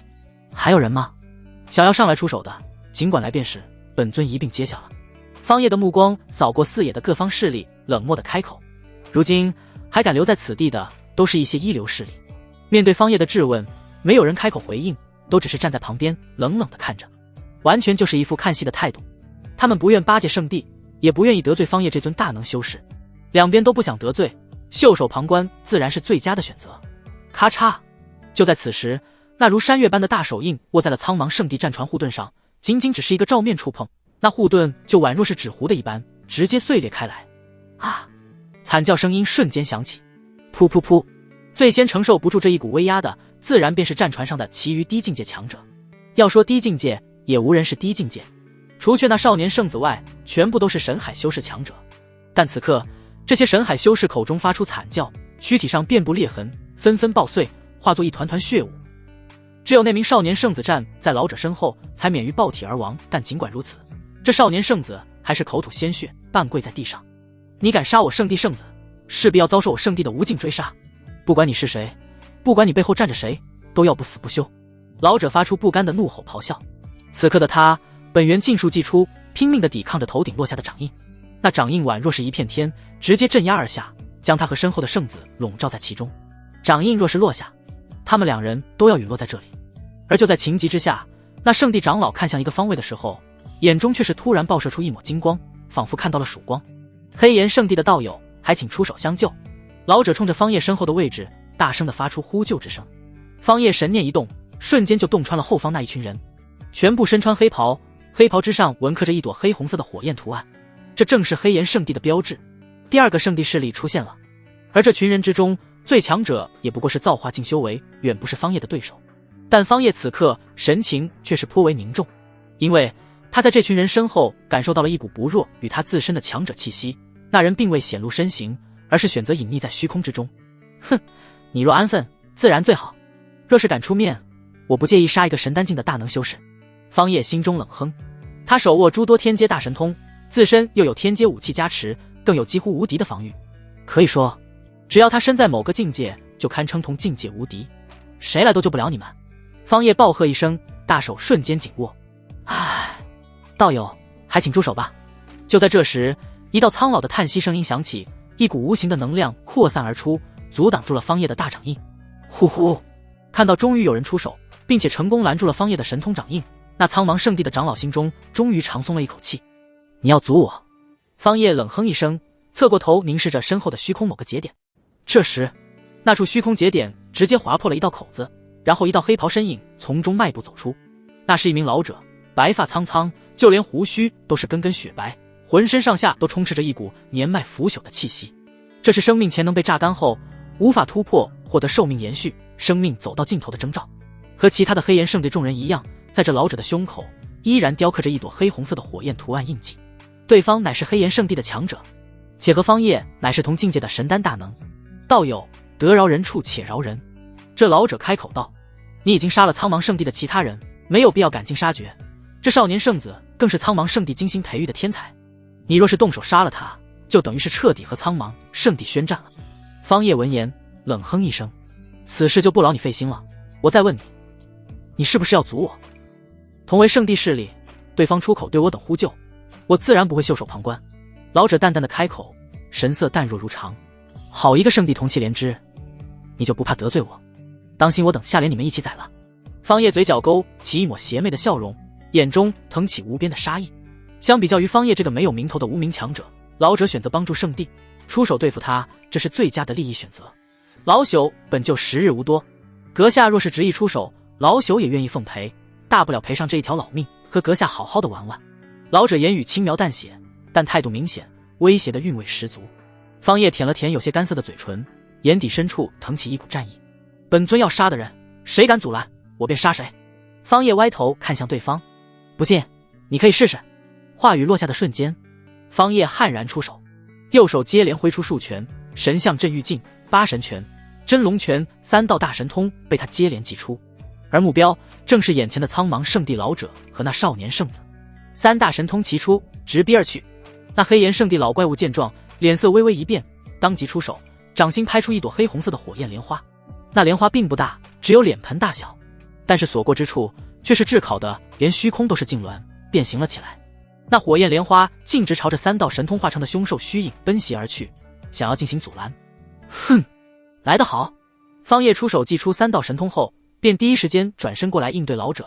见对方出手，方叶再次挥出一拳，这一次拳法之中竟然直接飞出一头巨鲲，朝着那一道黑红色的火焰莲花冲去。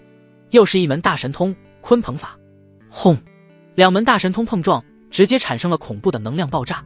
那火焰莲花消散，鲲鹏身影也随之覆灭，身后更是传来一阵剧烈的能量爆炸。那苍茫圣地的战船在三道神通攻击下，直接寸寸崩毁，最后消散于虚空之中，连带那名圣地的老者和少年圣子也一同随之覆灭。你竟然真敢下杀手！黑岩圣地老怪物见状，气急不已，眼中也是腾起怒火。这人竟然就这样当着他的面直接斩杀了两人，对方完全没有把他放在眼里。你什么你？还在担心他人？先考虑考虑你自己吧。我说过，谁阻我，我杀谁。我管你是谁，今日你敢阻我，我便杀你。方叶话语落下的瞬间，直接飞身冲杀了过去。这老怪物生命濒临尾声，他虽然无惧，但若是放任对方随意冲杀，远程对决，保不齐对方会玩什么小心思，对他身后的众人出手。因此为了稳妥起见，方叶直接选择近身搏杀，不给对方反应和喘息的机会。咚咚咚，方叶抬脚迈步，身形如梦似幻，瞬间贴近对方。麒麟步，每一步落下都宛若天地之间的闷雷炸响，每一脚踏下便有一股无形的能量扩散开来，冲击四周。什么？又是一门大神通？一人掌握如此之多的大神通术法，你究竟是何人？一般的势力人物绝无可能掌握如此多的大神通术法，你是哪个圣地世家之人？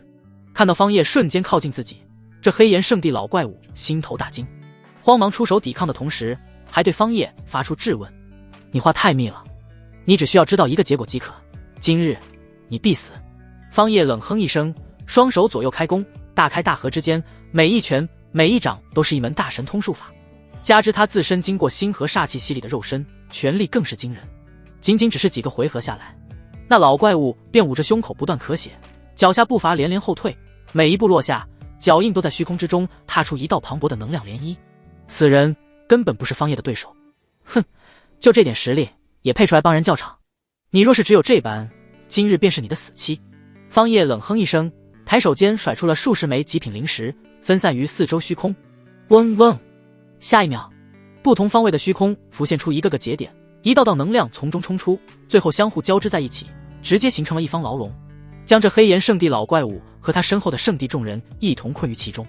大阵，抬手间顺承大阵，这便是方叶掌握的阵法真解的变态之处。这是大阵，挥手间便布下一方绝杀大阵。此等手段，只有中州的阵法世家才能做到。你是中州江家之人？老怪物见后，脸色也是再度一变。若眼前这人真是中州世家之人的话，那就真的棘手了。就算是他们背后的黑岩圣地，都是不敢轻易招惹这样的存在。一个单凭阵法就能够成为一方隐世世家的势力，有多恐怖，用脚丫子都能够想到。一般的圣地势力绝非能够撼动。我说了，你的话太多了。方叶没有否认，也没有承认。对方要如此想，那自然是最好，让这所谓的中州世家替他背锅，也能够震慑住这些人背后的势力。这老怪物知道的东西太多，方叶担心再拖延下去会出现变故。此时直接开启认真模式，开始暴力厮杀。噗！这一次连5个回合都是不到，这老怪物便被方叶一拳轰飞，胸口上出现一个前后透亮的血洞，对方身上的气息瞬间萎靡了下去。老祖，老祖！身后那些黑岩圣地势力的强者见状，纷纷开口惊呼，面露担忧焦急之色。老怪物拖着残躯看了一眼方叶的位置，不带丝毫的犹豫，转头大手一挥，便将身后的圣地门人弟子卷入了大袖之中，然后掉头就跑。几次交手下来，这老怪物发现自己根本就不是此人的对手，对方实力太过强悍，连其手势自己都接不下。同为神丹大能修士，他还是沉浸此境界多年的老怪物，但却不及对方的1/1000差距，为何如此之大？心中不差愤恨，甚至充满了恐惧。先前扬言要和方叶以命相搏的话，更是被他抛诸脑后。能多活一刻，谁会想死？既然打不过，那老夫跑还不行吗？然而此时的方叶看着对方转头就跑，却是没有丝毫的着急，反而是嘴角浮现出一抹笑意。这就是他之前布下大阵的缘故。此阵虽然不是什么有名的大杀阵，但想要困住同境界的修士，还是轻而易举的。方叶甚至为其起了一个名字：困天大阵。轰！那老怪物拼命发出全力一击，轰在阵法节点上面，但是这大阵却是固若金汤，别说是裂痕了，就连大阵附着的那一层能量都是未能攻破。这怎么可能？老夫全力一击，竟然破不开一丁点的防御裂缝。此刻这老怪物心惊不已，而方叶也在此刻缓缓迈步而来，看着对方笑道：就凭你还想破我困天大阵？就算给你一把天阶极品武器，让你砍上10年，你都是破不开一点皮毛。老怪物闻声转过身来望着方叶，道友可否收下留情？我黑岩圣地此次算欠你一个人情，如何？方叶嗤笑出声：收下留情？这样的话你之前已经说过了。而我的回答也很简单，不可能。今日你们十死无生，当真要赶尽杀绝？老者嘴角一血，一双充满皱纹的眼睛死死地盯着方叶。刚才的一番碰撞，他负伤不轻，本源遭受重创，就连说话的时候嘴角都是在咳血。此时他神色戒备，右手之中悄无声息地浮现出了一枚令牌。祖老！看到老者的动作，身后的一青年开口了，他正是此次黑岩圣地派遣出来的圣子。他身为黑岩圣的圣子，自然知晓老者手中令牌代表着什么，那是黑岩圣地独有的圣地秘法黑岩圣火。令牌正是开启激活的钥匙，而一旦使用，就需要修士彻底的燃烧自身。这样一来，不管结局如何，使用之人最终也只有一个结果，那就是生死道消。因此青年开口拦住了老者，同时掌心闪烁，浮现出了一把黑色的长枪，递到了老者的面前。用这夺魂枪。看到夺魂枪的瞬间，老者瞳孔微微一缩，这可是圣主使用的武器，圣主竟然连自己的贴身武器都给了圣子。好！老者收起令牌，手握夺魂枪，遥指方叶。既然退无可退，那便一战。而此时老者利用神念传音给身后的青年：圣子老朽无能，不是这人的对手。纵然夺魂枪是天阶武器，但8成我也不是此人的对手。稍后，我尽力拖住此人，利用我们战斗的威能来破开这一方大阵。你抓紧时间逃出去，老朽就算是拼死，也会护你周全。青年闻言，心头一喜，但他脸上还是没有展露出来，反而是浮现出担忧之色。不，族老，我们一起走。之前他之所以会拿出夺魂枪，就是因为看出了眼下的局势，身边的族老绝对不是眼前这人的对手，扛不住对方的攻势，更不要说拖延住对方，为他争取时间了。而有了夺魂枪，那么情况将会好转不少。这便是青年的心机。老者完全不知道自己现在已经被身后的圣子给卖了。圣子，没有时间了，我们2个一起，到时候谁都走不掉。听我的，只要你逃出去，有其他人护你。你到时候出去第一时间使用破空符，对方断然追不上你。只要你回到圣地，将此事告知圣主，此人断然逃不掉。青年沉默了，脸色忧郁，最后只得无奈的点点头。好。闻言，老者手握夺魂枪，你们几个一定要守护好圣子。随后抬起头看着方叶，开口道：阁下，既然要战，那便来吧，老朽濒死之际便疯狂一把。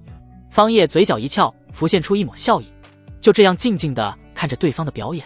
这些人被困大阵，不管对方要玩什么花样，他都完全无惧，这是源自于自身实力的绝对自信。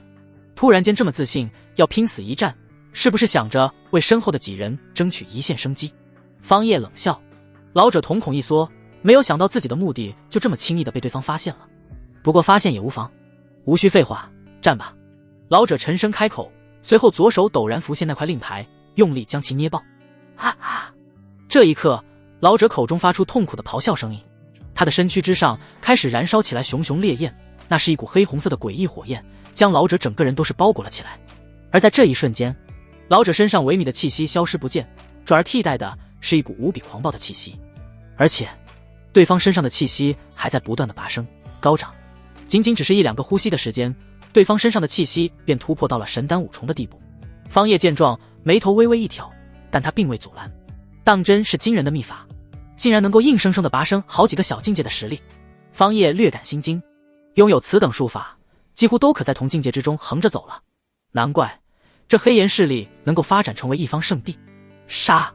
老者手握夺魂枪，口中发出一道大喝，直接就朝着方叶杀了过来。对方速度极快，比之前快了至少2倍有余，整个都是化作成为了一道黑红色的金芒，瞬息而至。是，老者手中的夺魂枪刺出，竟然带着惊人的锐利杀伐之气，连虚空都是被轻易的划破，宛若纸糊一般。其威力不可谓不强。方叶施展麒麟步，身体瞬息间后退出去。好锋利的武器！方叶感叹，盯着对方手中这一杆长枪，双眼直冒金光。如果没有猜错的话，这武器的品级应当是达到了天阶的水准。杀！老者暴喝，此刻周身被黑红色火焰包裹的他彻底的燃烧了自身，他必须要在最短的时间内解决战斗。老者手中长枪接连刺出，劈砍，每一击都威力巨大，恐怖异常，但是都被方叶轻易的躲避了过去。怎么，现在只知道躲了吗？你方才不是说要将我等斩杀干净吗？老者发出咆哮，疯狂的进攻。方叶见状，身体瞬间拉至100米开外，看着老者笑道：你很心机，想着利用言语和攻势来激怒我，但你现在的状态，我想应当是支持不了太久。对付你根本无需我动手，只需要等你将自身燃烧殆尽即可。老者闻言，瞳孔微微一缩，对方竟然在这么短的时间里面就看出了秘法的缺陷之处，此人不论是实力还是智力都远超常人，这让老者一颗心沉到了谷底。但此刻他能够做的就只有拼死出手，尽力的留住方叶，至于他能够坚持多久，他自己都是不知道。吃！老者身为神丹境的大能修士，尽管已经步入生命尾声，但其出手展现出来的威能也是恐怖异常，仅仅只是溢出的一丝能量余波，便可轻易覆灭一名神海境的修士。但是这些恐怖的能量此刻却全部都是被大阵消化殆尽。方叶看着老者，嘴角嗤笑，你以为你故意攻击于我，实则所有的攻击点都落在大阵的一个节点上，我会不知道？闻言，老者心头一沉，又被发现了。方叶继续开口道，你想要依靠叠加攻击的威势来破开我的大阵，可惜你这想法很美好，但现实是残酷的。方叶侧身露出身后被攻击的大阵节点，笑道，看到了吗？这便是你攻击的大阵节点，不但没有受到一丁点的损伤，而且还将你的攻势术法能量等全部吸收，最后扩散在整个大阵上面。你攻击越强，大阵的威能也就越强。闻言，老者瞬间停手，盯着方叶，沉声开口道：“你在玩我？”方叶嘴角一翘，道：“你说呢？”噗！闻言，老者被气得直接口吐鲜血。他攻击这么久，原本就是计划如此。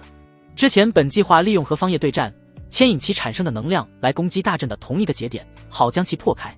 但方叶一直避而不战，他只能依靠自身来叠加攻击威势，企图借此破开大阵节点。毕竟，对方只是随手布下的一方大阵，必然不是那么完善。只要一直攻击一个节点，大阵必然会破。但现在他才发现，自己的攻击竟然全部被转化成为了大阵的能量，非但没有破开大阵，反而是加强了大阵。一想到这里，老者便气得吐出了一口鲜血。但鲜血喷出的瞬间，就被身前笼罩的火焰蒸发殆尽。啊啊！你该死啊！竟然如此玩弄老夫！小辈，这还是老夫这么多年来第一次感受到如此憋屈。老者气急，握着夺魂枪的右手都是在发抖。方叶，气急败坏，没办法了吗？老者此刻眼中闪烁着疯狂之色。既然你想玩弄我等，那老夫便让你看看玩弄我们得罪圣地的代价。既然注定要死，那么就一起死吧。话语落下的瞬间，老者身上燃烧的火焰竟然再度高涨了起来，而且老者的躯体正在以一种极快的速度膨胀起来。方叶见状，心头一跳，想要自爆？哼，在本尊面前，你连自爆的资格都是没有，给我憋回去！方叶口中发出暴喝，这一次他没有再后退，因为身后就是遁天梭上的青云城众人。同时，方叶也没有撤开大阵，谁知道这老者是不是就是等着这一刻，利用自爆来逼迫他撤掉大阵？方叶只能硬着头皮上，大手探出，各种天阶术法神通齐出，化作一道大手印，直接朝着对方握了下去。大手横空，瞬间握住了老者了。在掌印之上，神像、真龙、麒麟、神明投影等各自缭绕飞舞。镇压！方叶暴喝，体内的本源之力也是尽数涌出，想要在对方自爆之前直接将其捏爆。然而，面对一个以秘法提升了自身实力，使境界达到神丹五重的强者自爆，方叶终究还是慢了一步。轰！神丹境大能修士自爆产生的威能何其可怕！掌印瞬间被冲散，虚空寸寸皲裂，就连大阵都是浮现出了道道裂痕。以老者为中心，一轮黑色的太阳浮现，那是自爆的能量形成的。随后太阳迅速蒸腾成一股巨大的蘑菇云，轰隆隆，恐怖的能量涟漪无差别地冲向四面八方。当然，大部分的能量还是朝着方叶冲来，这是老者自爆之时刻意操控为之。方叶见状，瞳孔紧缩，神丹修士自爆，绝对可以躺平眼前的一切。方叶自身有五色法衣保障进行防御，他自身自然无惧，五色法衣可当真神以下强者的攻击，区区神丹纵然自爆也破不开防御。但他身后的众人可就不同了，若是有一丝一毫的能量外泄出去，那么众人就将被抹除干净。狠，实在是太狠了。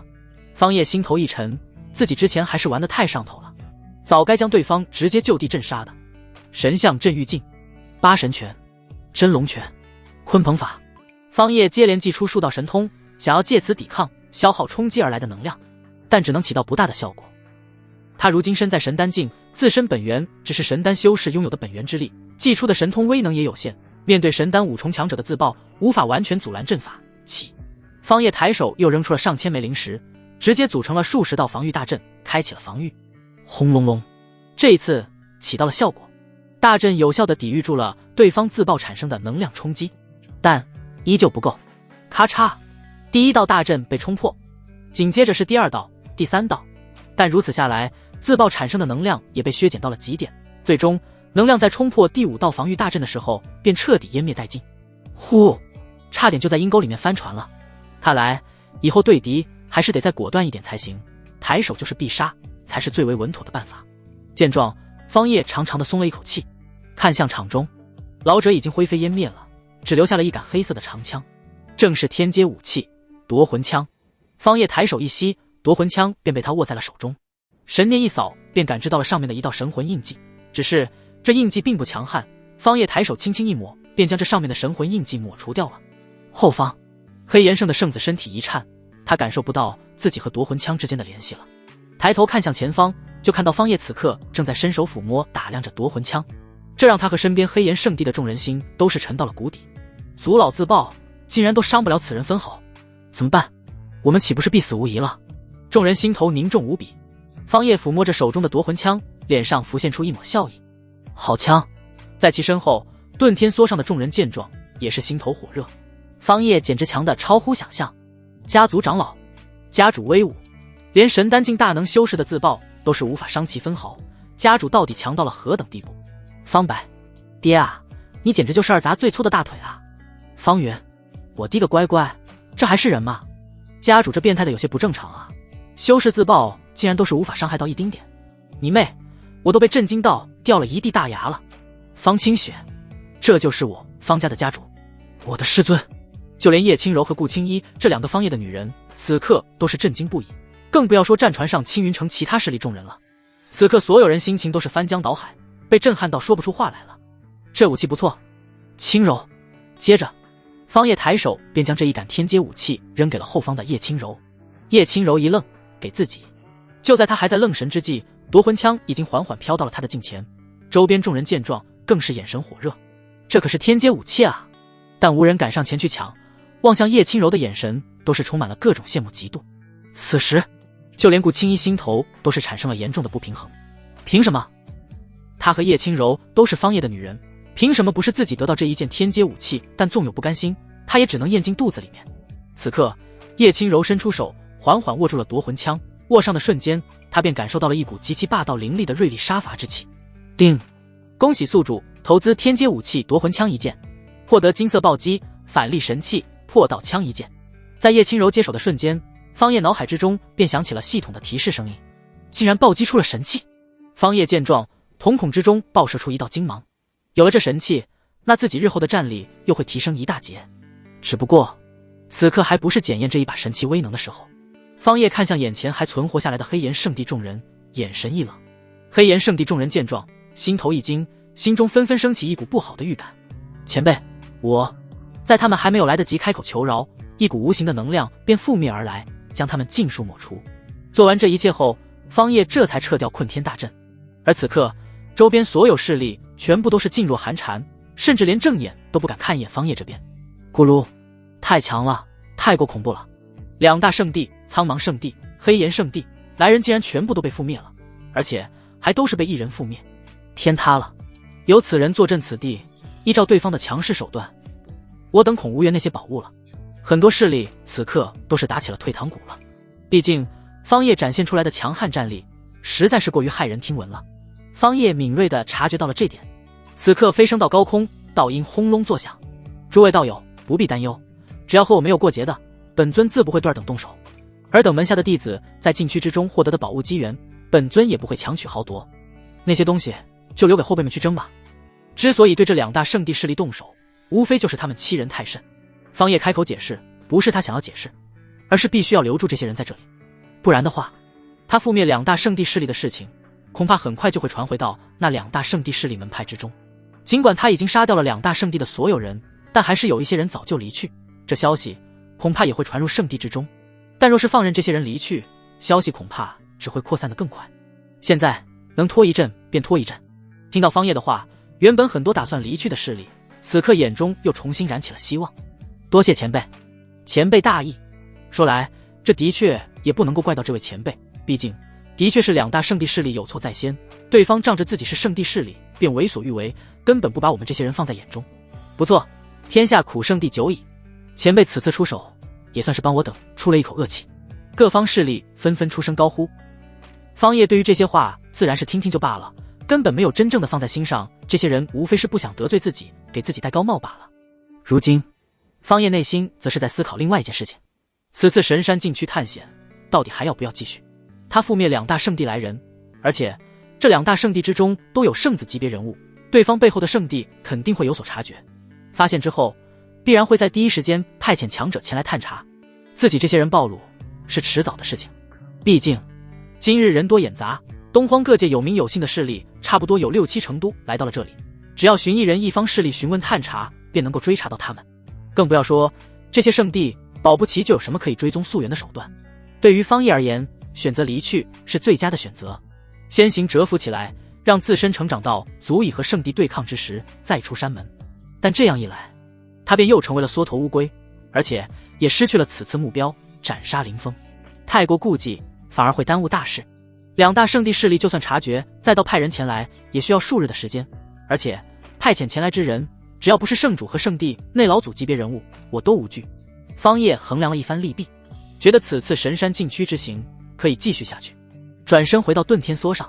众人纷纷投来火热的目光。方叶在众人还没有来得及开口之前，便吩咐了几件事情。接下来我所说的话，大家都要记住。禁区内探险只有3天的时间，这是我能够为你们争取到的最多的时间。3天之后，不管禁区有没有重新充满岁月之力，你们都需要出来，随我离开此地。两大圣地之人之后肯定会派人前来探查，我无法保证会不会有教主级别的人物出现。若是出现圣主级别的人物，那我也将没有应对的办法。其次，此次你们进入禁区探险争夺机缘要放在次位，斩杀林峰才是首选。明白了吗？方家众人闻声齐齐点头，谨遵家主之令。遵命，家主。叶家如今和方家乃是亲家，原本两家之前就是结盟关系。对于方叶的话，叶家没有任何的反对，只有青云城城主一方势力和王家犹豫不决。方叶看向城主莫云和王家家主，你们若是不愿想要继续在里面探险，方某也不阻拦，只是后面若是遇到什么事情，诸如圣地来人找你们的麻烦，那便不要怪方某没有提醒你们，方某那时候也无法护你们周全。城主莫云抱拳，城主府弟子愿听差遣。王家家主，王家弟子也是一样。两人都知道，如今方叶才是他们能够依赖的大腿。若是失去这一条大腿，那么真若遇到圣地来人盘查，他们必然走不掉，到时候恐怕还会全部栽在这里。而另外一边，躲藏在一处小宗门势力之中的林峰，看到方叶强悍到如此地步之后，心头也是涌现出来了一股恐惧感。两大圣地势力都不是此人的对手，他要如何才能够逆风翻盘？他不知道的是，此刻的自己已经上了方家的必杀名单。神山禁区外，躁动的人群缓缓地平息了下来。方叶答应不插手禁区内的事情，这无疑是给众人打了一剂强力振兴剂。此刻，林峰不敢再用目光去扫视方叶，他担心自己被发现。混迹在小宗门人群之中，他极力地收敛自身的气息。师尊，你说此次神山禁区，我到底还要不要参加？林峰在心中发问，他内心十分犹豫，又不想错过内部的机缘宝物，又不想被人发现。冰宁，你现在有选择的余地吗？林峰一愣，什么意思？冰宁开口解释道，那方叶刚才开口挽留众人，目的为何？你当真以为他只是为了打消各方势力心中的顾虑吗？林峰皱眉，难道不是吗？冰宁摇摇头道，你想的太过简单了，他是为了截留住此地的消息，不让人出去，毕竟他刚才覆灭的可是两大圣地势力来人。你想想，若是有人出去后，这消息难道真的会烂在那些人肚子里面？闻言，林峰恍然，是啊，他怎么没有想到这一层关系？你现在若是选择离开，必然会引起对方的注意，届时对方只需要一个眼神就可以探查出来你的身份。真到了那个时候，你必死无疑，就算是我，如今也不会是他的对手。这方叶成长的速度实在是太快了。冰宁心中感慨不已。几次和方叶见面，每一次再见的时候，他发现对方都变得更强了，纵然是绝顶天才，都没有这般恐怖的突破速度。而且话说回来，最重要的一点，你只有在这禁区里面获得神秘的机缘和宝物，才能够快速变强，唯有如此，你才有机会和对方抗衡。不然的话，凭借对方修为突破的速度，你别说是追上他反杀他，恐怕连对方的背影都是需要抬头仰望，甚至追之不及。听到自己师尊的话，林峰的心头一沉，各种利弊已经赤裸裸地摆在自己面前，如今留给他的好像就只有这一条路走了。好，我去。林峰眼中腾起一缕金芒，既然已经没有退路，那便放手一搏，努力奋斗过，为之争取过，就算是输了也不会后悔。然而很多时候，事情的计划远远赶不上变化。林峰所在的这处小宗门势力青山宗，此刻众人都想要撤离此地了。此次神山机缘和我们无缘了，我们还是选择退走吧。是啊，来此地的各方势力皆是一流势力，还有超然势力，最次的也是二流势力，我们完全不够资格去争取。不错，就算是在里面真的抢夺到了机缘，并且还能够成功带出来，但在外面可是还守着那么多神海境、造化境的强者和老怪物，更不要说还有那位大能老怪物在虎视眈眈。青山宗众人此刻低声议论着，言语之间都充满了无奈。众人都打起了退堂鼓。林峰见状，心中暗道不妙，这些人若是在这个时候离去，自己岂不是就暴露了？绝对不能够让这些人选择离开，要让他们随自己一同进入神山禁区，替自己打掩护才行。师兄师姐，我不同意你们的看法，我想的恰恰相反。对方乃是大能修士，岂会出尔反尔？难不成他还想要覆灭我们这里的所有宗门势力不成？原本他就已经得罪了2大圣地势力，而今要再得罪我们这些人，那可就是真的和整个东荒势力作对了，代价太大。其次，对方为何扬言说不会插手？其真实目的恐怕还是为了留住我等，不让我们出去将此地的消息放出。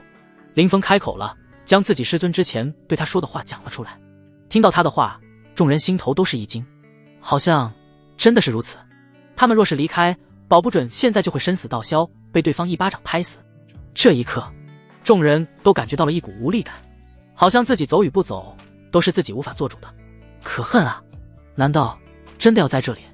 未必，没准这还真的是一次机缘呢，就看此人会不会言而有信了。走与不走，我们都是在赌这位大能修士的人品。但现在离开的话，那便是直接站出来违背忤逆对方，危险系数要大很多。反之，若是留下来，真个获得机缘，还能够让对方没话可说。众人此刻都抬头看向面前的灰白胡子老者，老者正是青山宗的宗主。宗主，您老做决定吧。是啊，宗主，我们去还是不去？您老倒是开口说一句话啊。青山宗主看着天穹之上屹立的那一道身影，手抚长须，叹息一声，什么时候我才能够修到此等境界啊？转身看向宗门内的弟子，别说是修炼到大能了，自己此次能不能突破到神海境界，都需要靠眼前这一群小家伙。去吧，除此之外，我们别无选择。青山宗主开口说道。只不过我们实力太弱，进入禁区后，咱们遇到的机缘宝物不要强求，能够跟在那些人身后捡点残羹剩饭就足够了。机缘宝物虽然动人心，但性命要紧。众弟子闻言都坚定地点了点头。这样的事情不仅仅发生在青山宗，更在诸多的势力门派之中上演。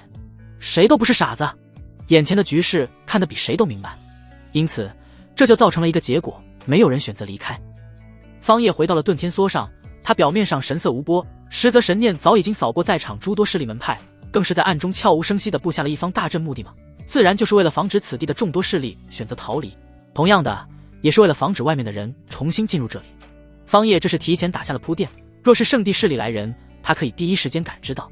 这就导致很多后来的小宗门势力门派在来到神山禁区外100里范围的时候，却是突然发现有一道无形的禁制将他们阻挡在外。操！什么情况？这里为何会突然出现一层禁制？莫不是神山禁区已经开启了？里面的各大势力强者联手布下了这样的一道禁制，目的就是为了不让人来打扰到里面。闻言，众人心头一沉，这样的事情以前不是没有发生过，真他奶奶的晦气啊！这可是神山禁区啊，里面的机缘宝物有多动人心，简直无法言语。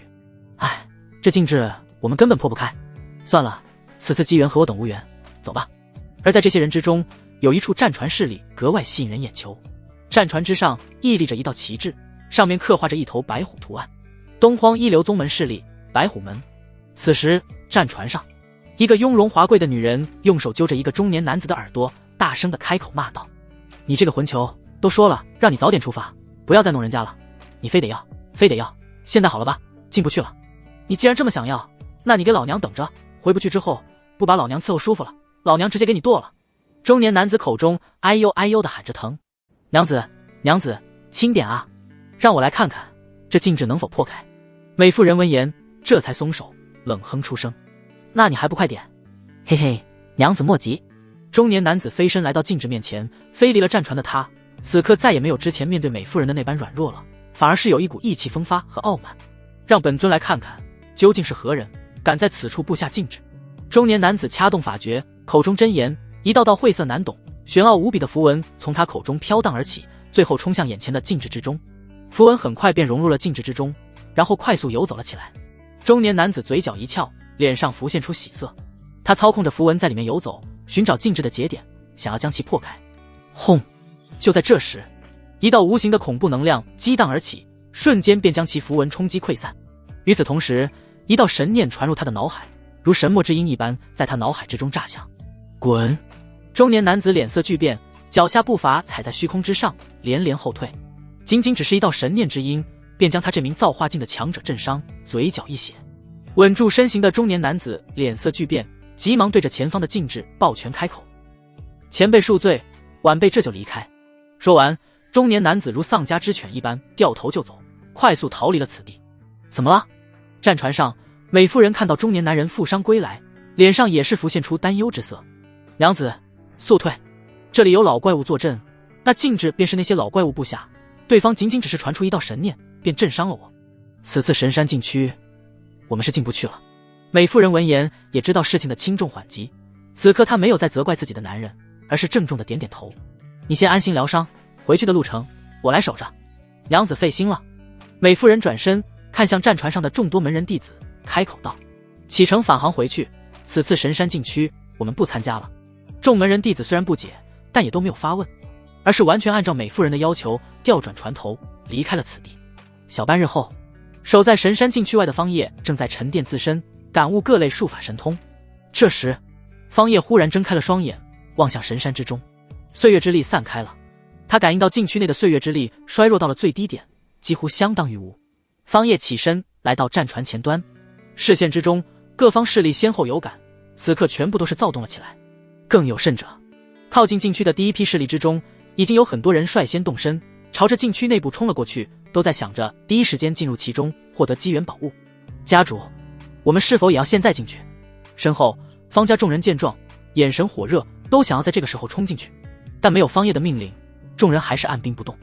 不急，让我先观察观察。方叶分出一缕神念，开始尝试，神念开始朝着禁区之内冲进去。轰！就在此时，一股无形的岁月之力陡然席卷而来，作用在他分出的那一缕神念之上，瞬间将那一缕神念磨灭得干干净净。方叶见状，心头一凝，果然，只要是超出了真元修为，不管是肉身还是神念，皆不可进入其中，会被岁月之力强势抹除。那一缕神念被磨灭的时候，周边还有诸多其他的真元境修士，但是这些真元境修士仿佛无感，没有受到丝毫的影响，很快便冲入了神山之中。那岁月之力只针对于他的那一道神念之力。又等了些许时间，方叶确信岁月之力没有在第一时间回笼，当即下达命令：出发，前往禁区。众人闻言顿时喜上眉梢。遵命。是，家主。冲啊，抢夺机缘，名震东荒。嘿嘿，东荒各界的天才们都给我颤抖吧，本大爷来了，要让你们狠狠为之震惊。家族众人纷纷动身，其中最为活跃的则是属于拥有震惊系统的方圆了，而逆子方白此刻则是稍显沉默，只是眼中有金光闪烁。方白，这次我定要立下头等功，让老爹对我刮目相看。叶轻柔来到方叶身边开口：夫君，我们去了。方叶缓缓点头：注意安全，遇事不要勉强，尽力而为即可。叶轻柔点头浅笑：好的。实际上方家众人可能实力不是这些东荒势力之中最顶尖的，但是方家众人的配置绝对是属于天花板级别的，相当于人手王者神装。又有叶轻柔这个觉醒了女帝血脉的真元境巅峰高手，方叶都不知道他们怎么输。方家众人的装配配置比之圣地都是要强上不少，应该是能够获得不少机缘宝物，就是不知道此次众人会不会碰上林峰。按照原著之中的剧情展开，此次的神山禁区遗址开启，林峰是必然要参加的。方叶眼眸之中金光闪过，之前覆灭两大圣地势力来人的时候，他也从那些身上搜刮了不少的灵丹妙药等天材地宝，他都一一尝试过了，没有一样东西能够被那一枚世界树种子所吸收。手掌翻转之间，掌心已经浮现出了一枚干瘪的种子，此刻笼罩在种子上面的本源灵力已经被吸收殆尽，但这一枚世界树种子依旧干瘪如常，没有任何的变化。方叶又祭出一道本源灵力，将其包裹住，随后将其收入系统仓库。林峰啊林峰，为了神元，此次你师尊怕是要离你而去了。方叶双眼微微眯起，成功挑拨林峰师徒两人的关系，并且使双方反目成仇，他便可以获得一块上古时期的天地神元。而根据系统所言，神元是可以成功激活自己得到的这一枚世界树种子的，那可是世界树啊！一想到此等宝物将要被激活，方叶内心要说不激动那是不可能的。所以此次不管怎么说，他都不可能再放走林峰了。他已经从对方身上搜刮到了自己想要的东西，等他彻底没了利用价值，便直接出手将对方震杀。如今我已经迈入神丹大能境，诸多一流势力之中都未必会有大能修士，只有少数一流势力之中有着一些大能老怪物，最多的则是在那些圣地势力之中，大能修士纵然放在那些超然圣地之中，也是仅次于圣主级别的存在了。我自身外加各类法宝和神通，站立在大能修士之中，当可横推无敌。但想要跨越一个大境界作战，想获胜的话难度很大，保命倒是无忧。这林峰能够给我带来的可利用价值，已经快要降到最低了。方叶此刻心中已经升起了杀意，但转念一想，他心中又存在一丝侥幸，想要继续利用林峰彻底榨干对方身上的价值。毕竟，像他如今手中最珍贵的宝物，这一枚世界树种子就是林峰带来的。目前来说，林峰还没有挂掉，对方还是天命之子。天道自然会强力反哺天命之子，诸多机缘宝物会在前路等着林峰是否斩杀林峰，目前不急于做出决定。但离间这师徒二人，让双方彻底决裂，走向对立，这是必须要在这一次完成的事情。方叶衡量了一番利弊后，决定继续榨取林峰身上的价值。原文之中，东荒至宝可还没有在这个时候现世，而最后毫无疑问的是林峰获得了这一件宝物。方叶决定再等等，毕竟有着天命之子存在，天道会自动将这些机缘宝物送到对方跟前，这可比他自己去寻找要快多了。毕竟他的出现加快了原著之中的剧情。原文之中，林峰是前往了中州之地，离开东荒之时才获得到的东荒至宝。随着我的出现，加速催动剧情进展。林峰身边的女人机缘一一被我夺取，此次师徒反目后，林峰便在东荒彻底没了依靠，原本会有九皇女峰银撑腰的林峰也不可能了。加之我方家的追杀，东荒便无林峰立足之地，留给他的只有一条路可走，那便是前往中州之地。这样加速推进剧情，届时这东荒至宝自然而然便会出现了。方叶为后来要做的事情做了一个简单的计划。当然，此次若是家族众人能够在里面遇到林峰，将其斩杀的话，那便说明天道已经开始抛弃对方了，林峰便已不再是天命之子。若不是天命之子，那这东荒至宝自然便不会落在他的手中。不管如何做，对我都没有坏处。方叶想通后，心情格外的舒畅。此刻看着方家众人进入到神山禁区后，方叶便关注起来了入口的位置。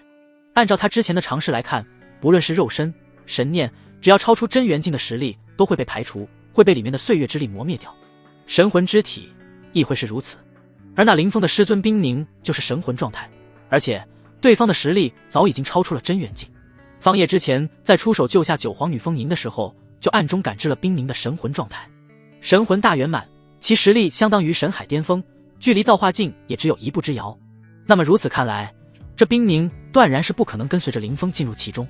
冰凝不可能进入其中，那么这将是我和他独处的最佳机会。同样，这也是我挑拨这师徒两人关系的绝佳机会。另外一边，青山宗宗门势力内，众人也在此刻动身前往禁区内了。林峰跟随在队伍之中，沉默无声，他师尊冰凝的声音则是在脑海之中响起：我不能随你进去，里面的岁月之力对我有极大的伤害，这伤害不可逆转。我有很强的预感，若是进入其中，恐会身死道消。林峰脸上神色不变，但心头却是掀起惊涛骇浪。什么？师尊你不随我一同进去？冰凝闻言，心中又感失望。他都已经说得如此明显了，进入其中，他便会有性命之危，但林峰的注意力却是在另外一个点上，他只关心自己得不到他的帮助，而丝毫不顾及他这个师尊的安危。师尊你不随我进去，那我将失去一大助力。林峰开口，语气略显不满。果然如此，只想着自己的利益，而不关心他的生死。冰凝语气也是冷了下来。你让我进去送死吗？这一次，林峰被噎得说不出话来。方才心急之下，他脱口而出，现在反应过来，自己说出这话的确是有些过分了，只顾着自己，没有关心自己师尊的安危。好，那师尊你就在外面等我。同时，为了挽留住冰凝，不让他直接脱离自己后离自己而去，林峰还特意开口补充道：这次我进去会特意寻找一些可寄存神魂的宝物，让师尊你日后也能有一个好一点的住所，而不是一直待在我这纳戒之中。冰凝不咸不淡地说道：随缘即可。神魂缓缓从纳戒之中飞出，离开之时，冰凝犹豫了一下，最后还是开口提醒了一句：进入里面，一切都要靠你自己，一切小心为上。青云城内有几方势力和方家走在一起，他们可能会对你不利，若是遇上，不要强求，活命要紧。林峰闻言郑重的点点头，但是眼中却是燃起了一缕仇恨的火焰。方家，顾青衣，最好让我早点碰到你们，不然的话，我怕我忍不住要去找你们，将你们打死啊！青山宗一行人进入了禁区。林峰在进入禁区的时候，朝着身后方叶所在的方向看了一眼，而正是这一眼让林峰心脏骤缩。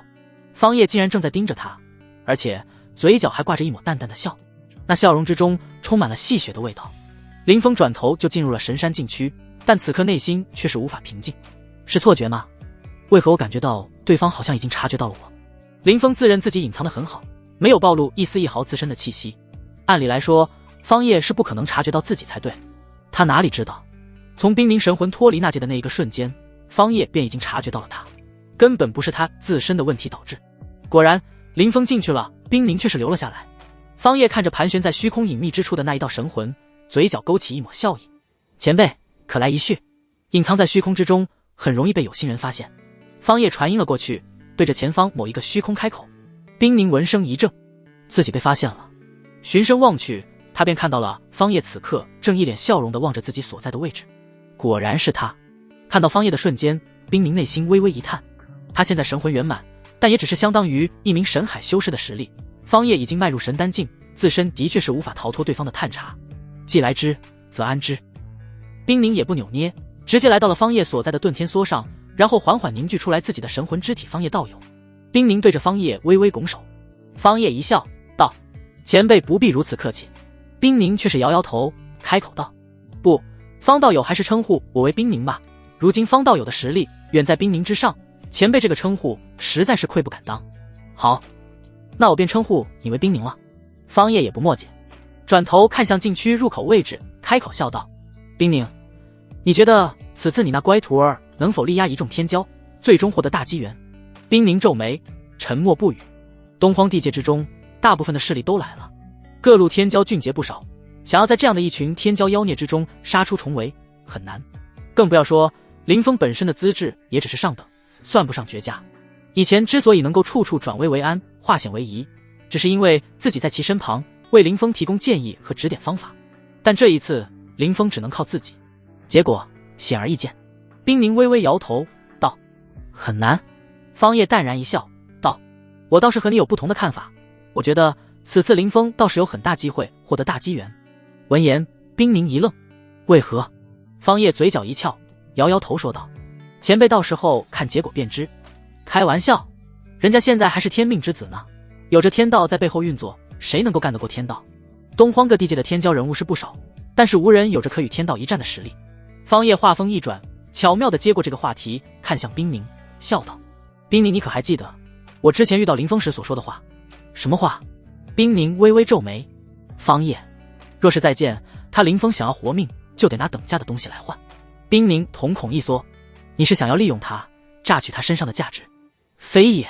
方叶摇头笑道：他身上的那点东西，可入不得本尊的眼。方叶的确是要利用林峰榨取对方身上的价值，但他可不会承认，不然的话，凭借着冰凝的心思，必然会猜到一些东西。毕竟修士修为越高，自身的见识也就越高。因果、命运、大道，这些看似无形的东西，对于这些高阶修士而言却是格外的敏感，对方保不齐会因此有所防范。那你的目的是为何？既然不想要他身上的东西，为何又要这般做？冰凝看着方叶，眼中充满疑惑。方叶转身坐在茶几旁，伸手示意。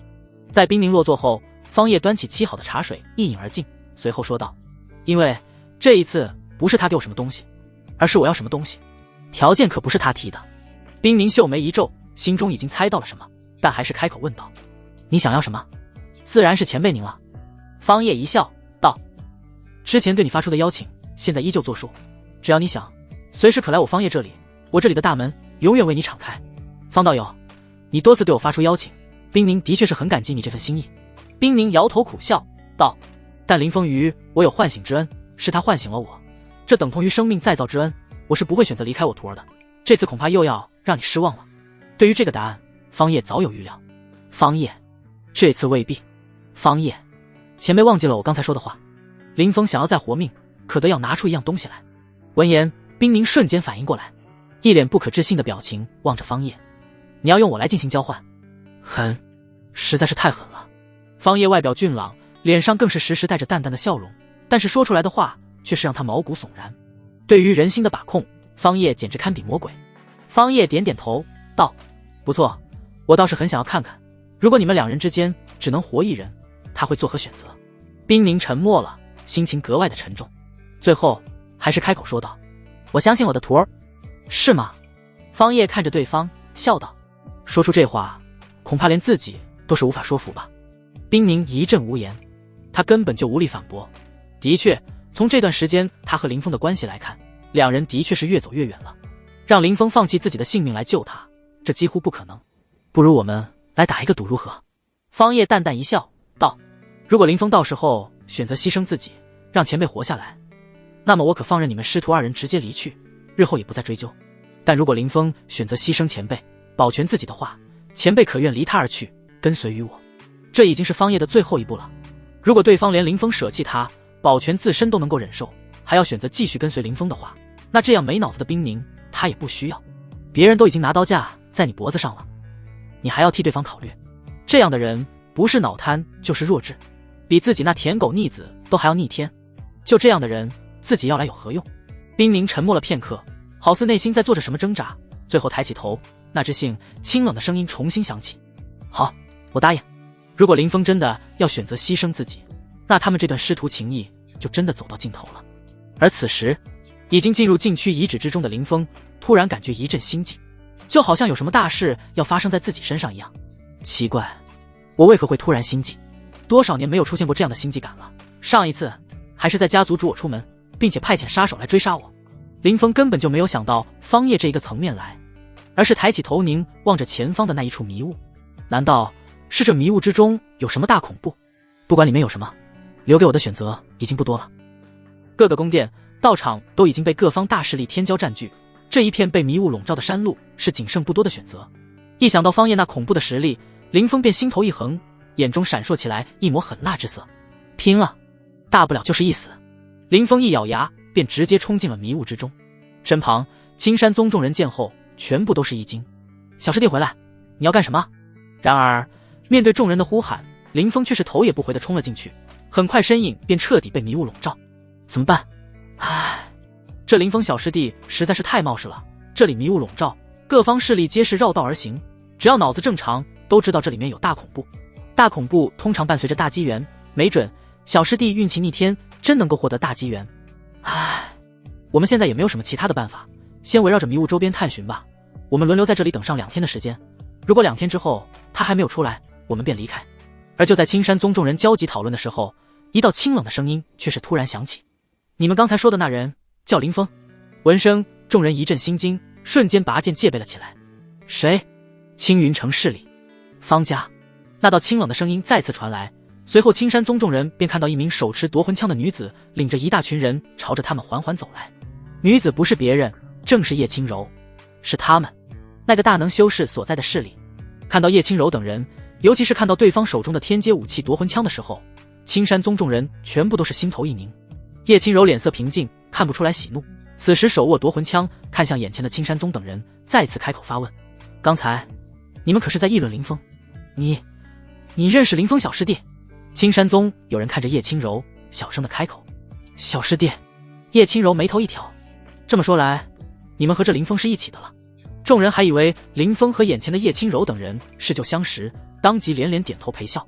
是，小师弟林峰可是我们最疼爱的师弟了。叶青柔眼神陡然一冷，直接下令道：一个不留，全部杀了。青山宗众人，等一下。青山宗内一名中年男子脸色焦急地走了出来，他乃是宗门真元境内的大师兄，在青山宗宗门内，他受人尊敬，是人人爱戴的大师兄。但此刻他却如一个阶下囚，他面带哀求之色看着面前的叶青柔：这位姑娘，这里面是不是有什么误会？叶青柔冷淡地开口：误会？那林峰不是你们的小师弟吗？中年男子尴尬地笑道：是小师弟，但是那就对了。叶青柔直接打断对方，开口道：林峰乃是我们必杀之人，凡是和他相关之人也都要死。叶青柔面容绝美，话语清淡，但是说出来的话却是让人感觉到杀意十足。这是深得方叶真传了。听到这话，青山宗众人脸色巨变。到了现在，他们哪里还看不出来，对方这根本就不是林峰的旧相识，而是仇敌，不是来帮他的，而是来杀他来了。真是妈了！哼，那个，其实我们也和林峰不是那么熟的。中年男子尴尬地开口笑道，只是他脸上这个笑容比哭都是还要难看，一脸便秘之色。麻蛋，这该死的林峰怎么得罪了这样的一尊大神？要知道，这些人背后站着的可是一尊大能修士，对方吹口气都是能够将他们全部赶掉，自己整个宗门加起来都不是对方的一招之敌。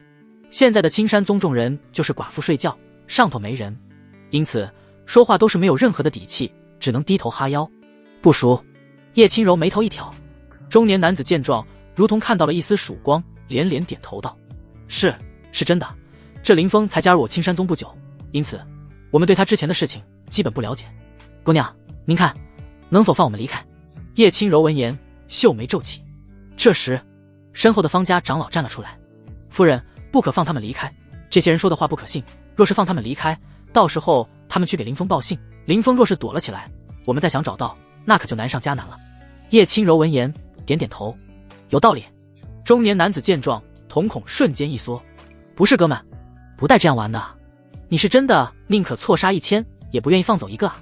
中年男子连连摆手解释道：我们所说的句句属实啊，绝对没有半句假话，若是有丁点作假，我愿以道心起誓，日后修为不得寸进，永堕炼狱。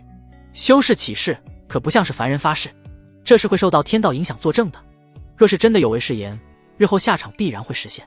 看到对方以道心起誓，叶轻柔一时间也为难了起来，毕竟他做不到像方叶那般杀伐果断，所经历的世面还是太稀少。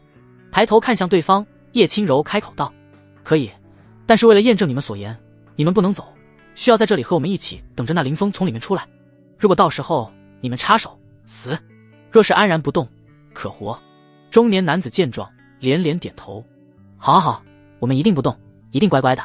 身后拥有震惊系统的方圆见状，内心不由得一叹：修士世界可是很残酷的，不是你杀我，就是我杀你，哪有那么多的道理可讲？管你是谁，只要看不顺眼都可杀。这家族主母有点圣母啊。此时身为家族少主的方白走了上来：这些人不可留。顾青衣也来到叶轻柔身边，轻声开口道：小白说的不错，不能留。小白听到自己曾经死命追求的女人这样称呼自己，方白的嘴角直抽搐。不是，你还真想当我妈啊？青山宗那大师兄见状都快哭了：我就只是想要活命，为什么就这么难啊？此刻他一脸期待的目光看着叶轻柔，内心无比的紧张，自己这些人是生是死全部都掌握在眼前这个女人手上了，对方一句话便会决定自己的生死。叶轻柔闻言开口道：我决定了，先留这些人一命，若是他们所言为真，可活；若是为假或者通风报信，那么他们全部都要死。一群人的性命和一个人的性命，哪个更重要？我相信他们分得清。方家众人闻言沉默不语。叶轻柔已经发话了，他们自然也不敢再过多的反对。方叶可是早就告诫过他们，一切都要听从叶轻柔的命令行事。叶轻柔自然能够理解众人的看法，但他的确做不到痛杀无辜之人，他需要付出的只是等待些许时间罢了。而这些青山宗众人可是拿自己性命在做筹码。众人开始静静等待了起来。此地笼罩的迷雾一直不散，甚至不知道这里面还有没有其他的出入口，这就导致在等待的这段时间里面，有很多地方家长老都是请缨主动进入其中，寻找林峰将其杀掉，但最后都被叶轻柔拒绝了。林峰实力不弱，且我们也不知这里面是否有着其他危险，进入其中危险系数太高。叶轻柔缓缓开口：在此安心等待即可。而一直处于安静状态的迷雾，在小半日后终于传来了动静。咚咚咚，吼！迷雾之中传来一阵剧烈的抖动声音，其中还伴随着一道深沉的嘶吼之声。众人闻声全部都是一惊，纷纷侧目朝着迷雾方向望去。师兄师姐，救我！就在这时，迷雾之中传来一道青年的呼喊声，那是林峰。林峰！闻声，方家众人全部都是眼冒金光。此刻青山宗内众人全部都是紧闭嘴巴，大气都不敢喘一下。但其中有一女子却是面露挣扎之色，她是宗门内倾心于林峰的师姐，两人在宗门内还曾深入交流过。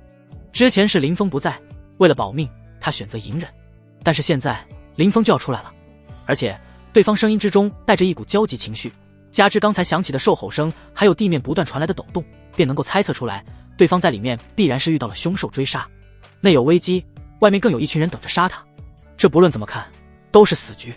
怎么办？怎么办？难道林峰真的要死在这里了吗？不，他刚才向我们呼救，这说明他还没有被凶兽杀死，但如果他在这个时候从这里出来，面对这一群强者，必然十死无生。但凶兽既然能够追杀林峰，那就说明林峰不是其对手，两头都是死。有了，可以让小师弟把凶兽引出来，让这些人来分摊压力，那凶兽能够追杀小师弟，大家都是真元境，那么也能够追杀这些人。被凶兽追杀，这些人必然阵脚大乱，到时候小师弟便可以趁乱逃走。想通后，女子直接对着迷雾大喊：“小师弟，把那凶兽引出来，外面有要围杀你的强敌。”林峰，青山宗众师兄弟，方家众人，杀了。叶轻柔见状，脸色低沉的开口。实际上不用他开口，就在女子刚开口提醒之后的瞬间，一道剑芒便划过虚空，直接将对方头颅摘掉，一个不留，全部斩杀干净。叶轻柔怒了，自己是如此相信这些人，希望能够留他们一命，但这些人却是将自己当成傻子，不可饶恕。听到命令的方家众人此刻全部都是暴起，朝着青山宗众人杀了过去。青山宗其余师兄弟心里欲哭无泪，在心里面不断的大骂：猪队友啊，猪队友，别人都打算放过我们了，你是真的嫌弃我们活得够久了是吧？你麻痹的，你要死别带着我们啊！那个林峰就是一个刚加入宗门的外人，难道他们这一群师兄弟的性命还不如一个外人吗？贱货，贱人，害我不浅啊！众人心里苦啊，但是此刻却根本没有时间来得及悲伤和求饶，因为眼前已经有一大群强者杀气腾腾的朝着自己等人冲杀了过来，想要活命只有拼死一搏了。但结局可想而知，方家众人全部都是神装，青山宗众人如何抵抗？仅仅只是一个照面，全部都饮恨西北了。那名中年男子大师兄临死之际，还一脸幽怨和愤恨的眼神盯着报信的女子无头尸体。贱人，我丢你老母啊！骂完后，大师兄便扑通一声，身体直挺挺的朝着后方栽倒了下去。死后一双眼睛还瞪得老大，明显心有不甘。而此刻解决掉青山宗众人后，方家众人则是全部围在迷雾前，将出路彻底堵死了。只要林峰从这里面出来，他们就将其乱刀砍死。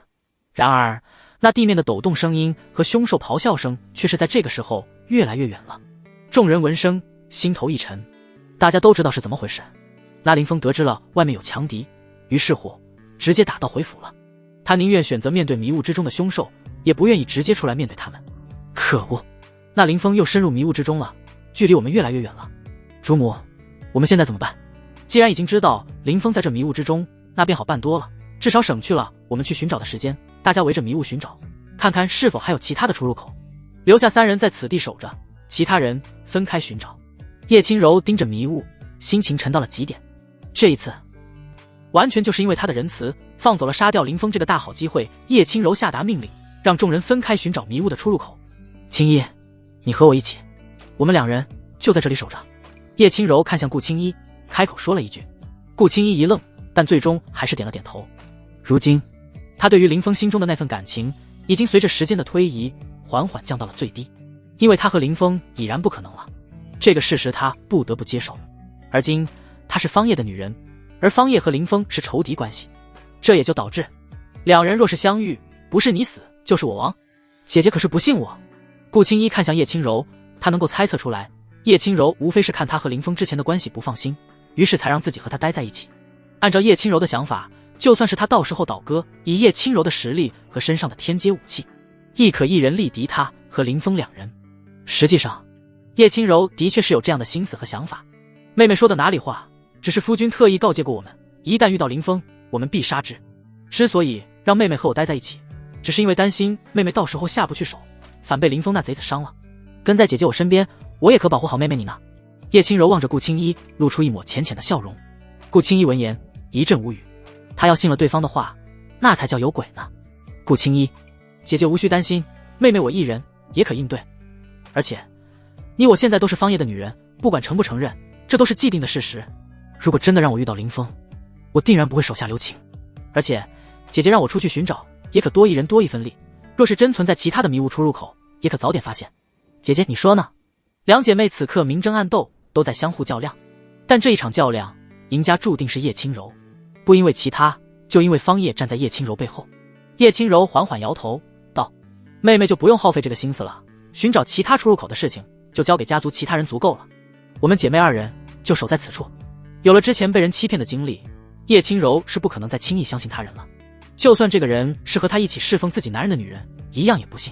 顾青衣闻言愣在了原地，好家伙，自己说的真心话反而不相信自己，对方宁愿信一个外人，都不愿意选择相信自己，这让顾青衣一阵无语。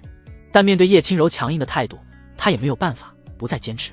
好吧，既然姐姐要我一起，那妹妹便陪姐姐一起在此处守着。顾青衣开口说道。他说的每一句话都是真的，因为他一想到以后的种种，自己想要救回母亲，就必然要借助方叶的力量，而要让方叶愿意帮自己出手，那就首先要获得对方的信任。如何取得信任？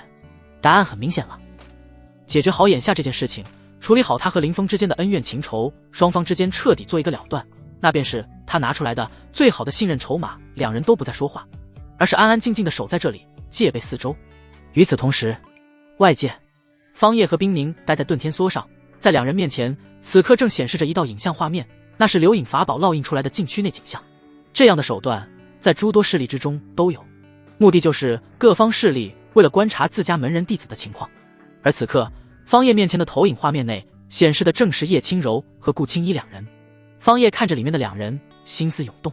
这顾青衣倒是有些回头的趋势，只是说出来的话真假与否，到时候遇到林峰便知道了。这时冰宁的声音响起，这女子便是林峰之前一直心仪的姑娘吧？方叶点头，不错，但现在对方是我的女人。冰宁一想到自己和林峰之间的一切种种都是因为这个女人，冰宁心中就没来由的一阵叹息。多年师徒情谊，终究还是比不过一具红粉骷髅。冰宁，我那徒儿若是能抛弃儿女情长，一心向道的话，也不会有后面这一系列的麻烦事，日后的成长也将一路高歌猛进。唉，可惜最后还是栽在女人手上。方叶闻言微微颔首，的确，林峰这个天命之子若是能够一心向道，那未来的成就必定不可限量。但原著本来就是一本种马文，这林峰就是依靠着各种女人，然后才一路高歌猛进的，这是因果关系。只是可惜自己来了，改变了这一切，将很多原本属于他的东西截胡了。而林峰没了这些女人的帮助，那便相当于和一个普通修士没什么区别了。别说一路高歌猛进了，能够不被半路杀出来的一个路人甲给宰了，那都是万幸了。转头看向冰宁，方叶开口道：你那徒儿一心栽倒在女人身上，但我亦是如此，身边的女人也都是年轻后辈，难道你不认为我这般做也是沉沦女色之中吗？冰宁摇摇头道：完全不一样，你是一家之主，且自身实力足够强大，后宫3600院又有何妨？但林峰只是一个低阶修士，还在起步阶段，这时候沦陷于儿女情长之中，必然会断送大道之路。方叶和冰宁两人此刻在谈心，更确切的说是论道。你的话竟让我无法反驳。方叶闻言大笑，林峰是依靠女人不断变强，他来到这个种马的世界也是依靠女人变强，只是手段方式不同而已。冰宁，你觉得这个世界是真实的吗？方叶话锋一转，看着对方问出了这样一个灵魂难题。冰宁闻言完全愣在了原地。方叶没有等他回答，而是抬头望向头顶这片天。你可知此方世界主宰者是谁？是那看不见摸不着，但却实打实存在的天道。我们修士的一切行为种种，因果、命运、际遇等等，其实都是早已经安排好的，一切都在按照天道设定好的轨迹在走，我们一个个就如同提线木偶一般。而能打破这份枷锁的人，自古以来都没有几个人。那些人无一不是古之大帝，验惯一个时代，经验诸多纪元，不成大帝，终为蝼蚁。方叶的话很平静，但是落在冰宁的耳中却是犹如惊雷炸响。他看着眼前这个男人，一时间竟被对方身上散发出来的那一股极致的自信、霸气所吸引。不成大帝，终为蝼蚁，多么让人心绪难宁的话语。冰宁心情久久无法平静，一想到林峰还在为儿女情长之事苦苦挣扎，冰宁心中方叶和林峰两人的差距立刻就显现了出来，差的不是一星半点。林峰和方叶比起来，简直就是萤火比之皓月，蝼蚁比之苍龙。为什么唤醒我的不是方叶，而是林峰？这一刻，冰宁心情十分难受，尤其是一想到方叶还几次三番的对自己发出邀请，这让他感受到了一股极大的落差感。跟着林峰就如同跟着一个乞丐一般，若跟方叶，则如住皇宫。冰宁，这时方叶的声音突然响起，打断了他的思绪。冰宁抬起望去，就看到方叶手中出现了一块漆黑如墨的墨台，这养魂墨台便算是我们此次见面的礼物，送与你。方叶开口道。冰宁见状，瞳孔一缩，极品养魂墨台，极品养魂器物对于神魂之体而言可是极大的好处，不仅能够帮助神魂快速恢复，而且里面还设有保护禁制，外人若是没有内部神魂的允许，几乎是不可能强行破开的。这对于神魂之体而言，那就是一个安全壁垒，可保自身无忧。这可比林峰那戒不知道要强上多少倍。不，这实在是太贵重了。之前你赠予我修复神魂的天阶丹药，已经是极大的恩情，这养魂墨台我实在是不能再收下了。冰宁虽然十分心动，但理智依旧在线，没有被冲昏头脑。方叶淡淡一笑，道：“这东西与我也无用，反正我是送给你的，你不要的话，扔了便是。”方叶直接将养魂墨台放在了对方身前，要或者不要都由对方决定。他要送的东西，可还没有人能够拒绝。果然，听到方叶这话，冰宁内心已经哭死。方叶对他也太好了吧，哪里像是跟着林峰那般寒酸，食不果腹。那好吧，这个礼物我收下了，这份恩情冰宁必定铭记于心。冰宁此刻真心实意地对方叶发出感激。方叶见状一笑，小小礼物不足挂齿，你若是有其他的需要，直接跟方某言语即可，只要方某有的，绝不会对你藏私。闻言，冰宁内心呜呜，他真的我哭死，这天底下什么时候有这般优秀的好男人了？这也太贴心暖心了吧。可恶的逆徒林峰，你看看方叶，你再看看你自己是如何对待为师的，简直是让为师心寒无比。这一刻，冰宁内心竟然升起了一股冲动和期许，他倒是真的希望林峰到时候会选择牺牲他而保全自己，这样的话他便再没有了后顾之忧，可以和林峰恩断义绝。禁区内迷雾中，2日的时间一晃而过，派遣出去的方家众人都回来了，青云城其他几方势力人马则是在禁区内去寻求机缘。夫人，时间已经过去2个半日了，再过半日，按照家主的命令，我们就必须要离开禁区出去了。这2日的时间，我们一直围绕迷雾周边探查，但是都没有发现有其他的出入口，但迷雾并没有探索完，现在无法排除是否有其他的出入口，但禁区内的岁月之力是会回流的，那林峰若是找不到其他的出口，便只能从这个出口出来。叶轻柔闻言微微点头，好，那我们便在此地等上半日。此刻禁区迷雾内，林峰浑身是血的半跪在地上，在他旁边是一把已经断裂成2半的玄虫黑铁剑，而在他面前地上则是躺着一具荒兽。荒兽是凶兽之上的存在，每一头荒兽成年后可拥有可媲美到藏境强者的实力，而眼前这一头荒兽浑身漆黑，躯体如牛，头上双角却是长着一颗狮子头，背后还生长有双翼，在其躯体之上更有暗金色的纹路缭绕，其躯体状若房屋般大小，但对方仅仅只是一头荒兽幼崽，其实力相当于真元境巅峰修士，但此刻这荒兽已经成为了一具尸体。没有想到这迷雾之中竟然存在着荒兽，好在终究还是将其杀死。林峰喃喃自语，同时说话之间嘴角还不断的咳血。他拼尽底牌，出尽手段，这才显而又显地将其杀死，但自身也是身负重伤，实力实不存一。不知道外面还有没有仇敌守着。这禁区内的岁月之力已经开始有回笼的迹象了，我必须要抓紧时间出去，这里没有其他的出口，要出去只能走来实路，而若是有人守在外面，凭借我现在的状态，十死无生。林峰此刻冷静地分析着眼前局势，目前唯一能够让我力挽狂澜的便是这荒兽内丹了。林峰盯着眼前这头荒兽的肚子，双目发光，他双手催动灵力，如刀般暴力地撕开了荒兽的肚子，然后大手直接伸了进去，一阵探寻。最后林峰好似感应到了什么，大手猛地一握，将其抓了出来，一枚闪烁着暗金色光泽的血色肉瘤出现在他的手掌之上，这便是荒兽的内丹了。抓紧时间炼化吸收。荒兽内丹之中蕴含很多暴虐的属性，通常需要将这些暴虐的凶性炼化才能够吸收，但如今留给我的时间已经不够了，直接吸收。林峰当机立断，开始吸收这一枚荒兽内丹之中的强大本源之力。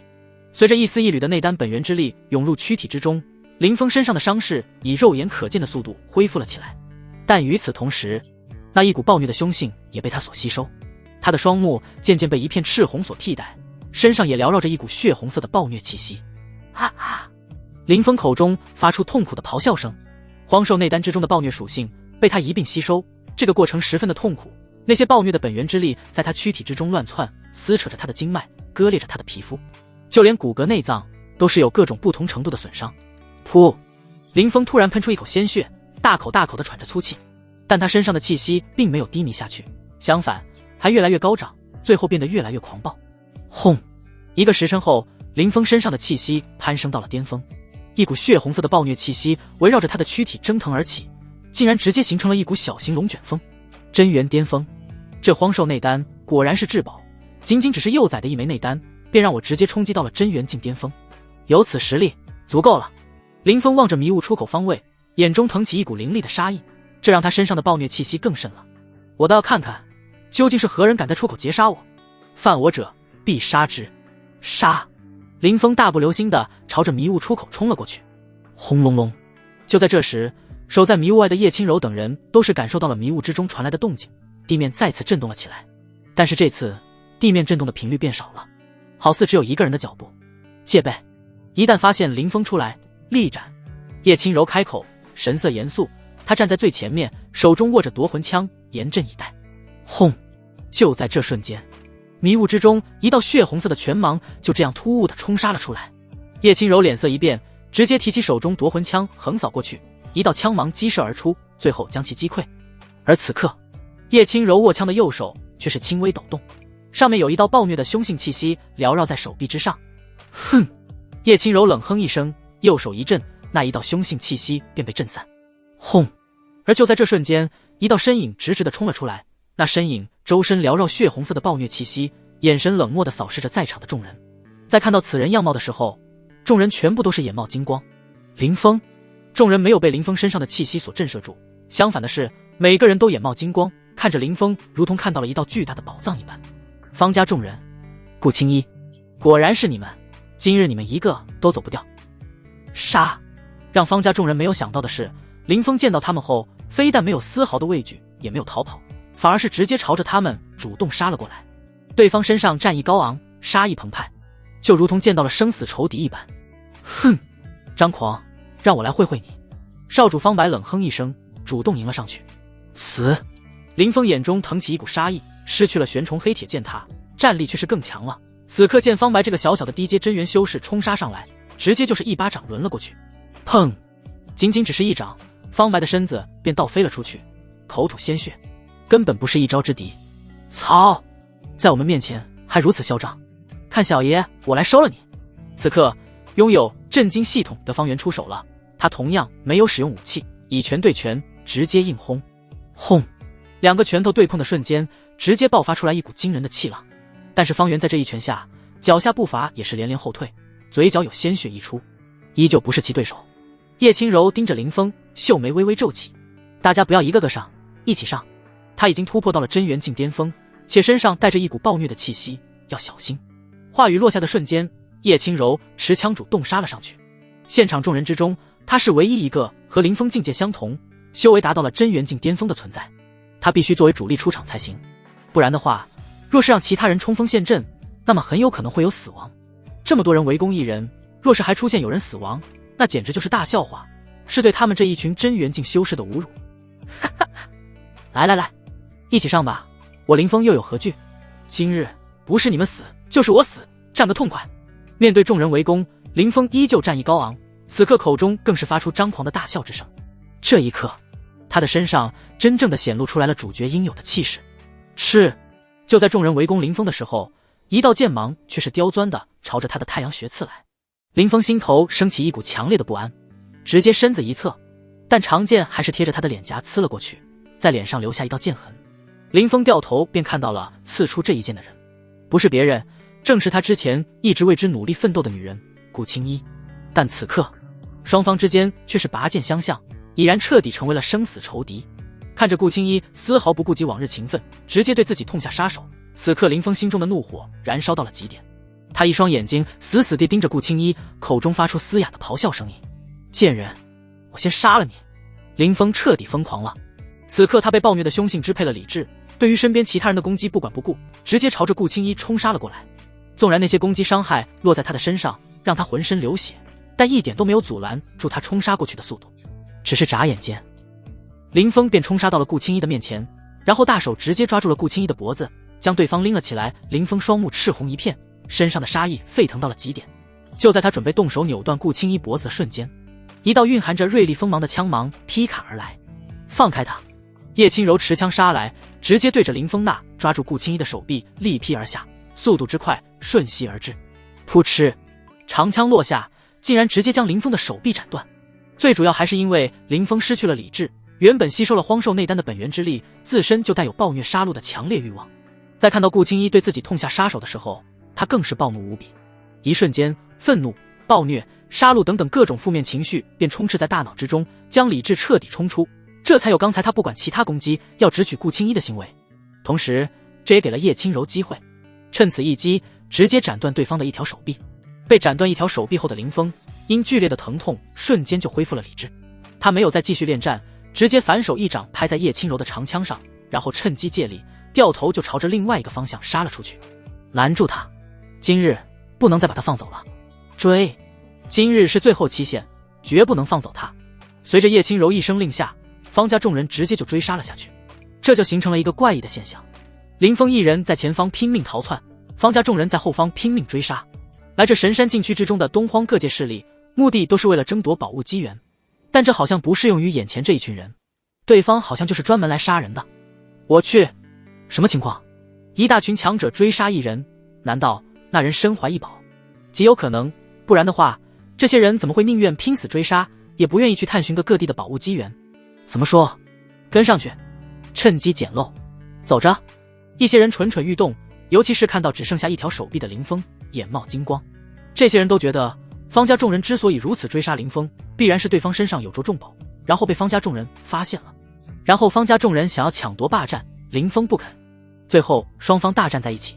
面对人数碾压，林峰败下阵来，断掉一臂，最后狼狈而逃。这是一群心思活跃且十分胆大的修士，只是一眼，这些人心头便产生了无数的想法，然后果断跟了上去。当然，也有一些十分稳健的修士，看到此等战斗，根本不想卷入进去，不想被波及，而是直接选择相反方向寻宝。那些人是那名大能修士麾下的真元境修士，被这一群人盯上，那断臂小子想要活命可就难了。这里面水太深了，纵然那断臂小子身上真的有重宝，我们也无缘，活命才是要紧的。不错，这禁区内的岁月之力已经开始回笼了，与其消耗时间去和一群强者争夺一份重宝机缘，不如抓紧时间去寻找其他的机缘宝物。同意，走着。有人甘愿冒险，也有人甘愿一步一个脚印，稳妥修行寻宝。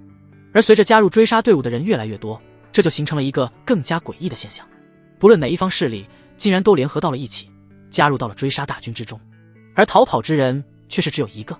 林峰拼命逃窜，但因为自身被斩掉了一条手臂，导致自身实力大打折扣，速度慢了一大截。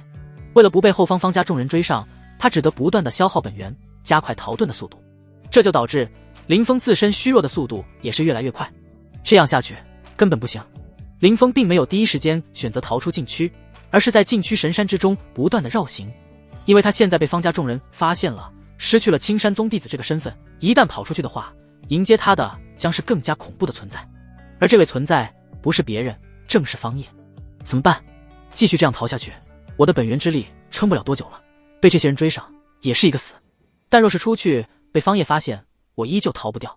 林峰身上一边流血，额头又一边冒冷汗，他的脸色略显发白，眉头紧皱，剧烈的危机感笼罩在心头，让他心情一阵烦躁。原本他以为自己突破到了真元境巅峰，便能够力压重敌，但他万万没有想到，那些人之中竟然有一个真元境巅峰的女修士，而且自己的暴虐凶性完全影响不到对方，加之对方手中还有一件杀伐之力爆棚的大杀器夺魂枪，这一下子就让他处在了下风。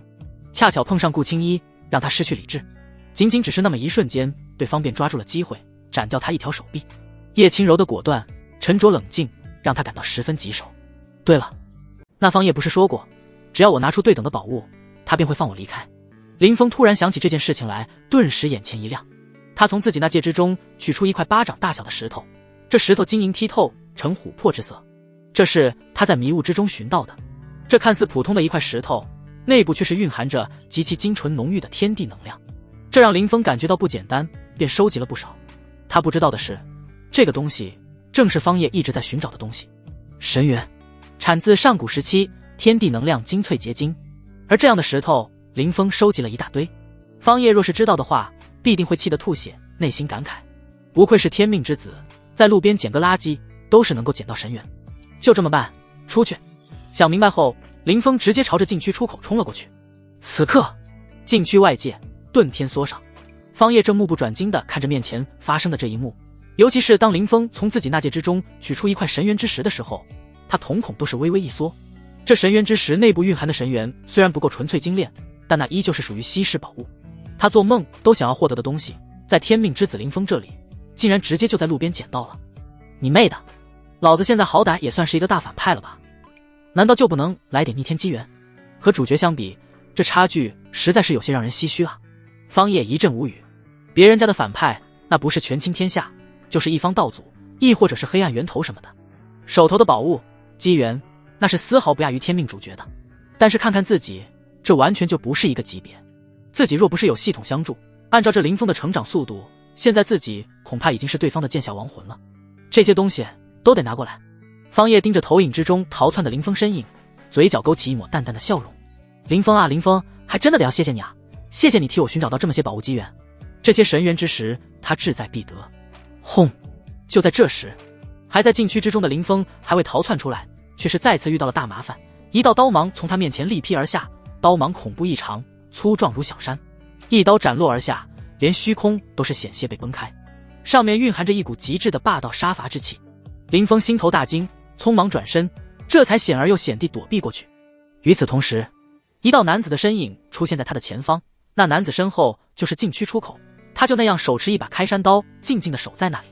留下宝物机缘，饶你不死。男子眼神冷漠，语气平淡地开口，说完之后，他便吭哧一声，直接一大口咬在了手中那一颗赤红色果实上面。看到对方手中那一枚赤红色的果实之时，林峰瞳孔微微一缩，那可是赤炎果，是属于绝世系真类灵果。这种灵果纵然是对神海境修士都是有着极大的作用，而眼前这男子既然随手拿来当小零食吃，一想到对方刚才斩出的那恐怖一刀，林峰便心有余悸。此人也在这神山禁区之中，绝不可能是神海境的修士，只能是真元境修为。但同为真元境修为，此人的战力却是恐怖到没边了。刚才那一刀若是不躲，恐怕就算是一些低阶的神海修士都是无法抗衡，会被力劈成两半。妖孽，绝代天骄。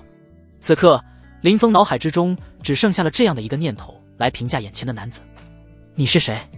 为何要拦在这里？林峰眉头微微一皱，盯着对方。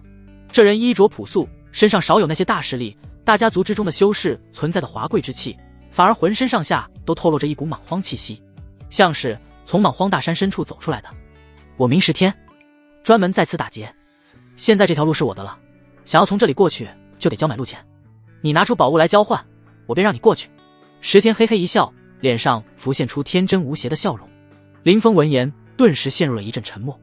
这个时候，石天看了一眼林峰的身后，笑道：你好像在被人追杀啊，不如这样，你把你身上的宝物全部都给我，我来帮你解决你身后的麻烦，怎么样？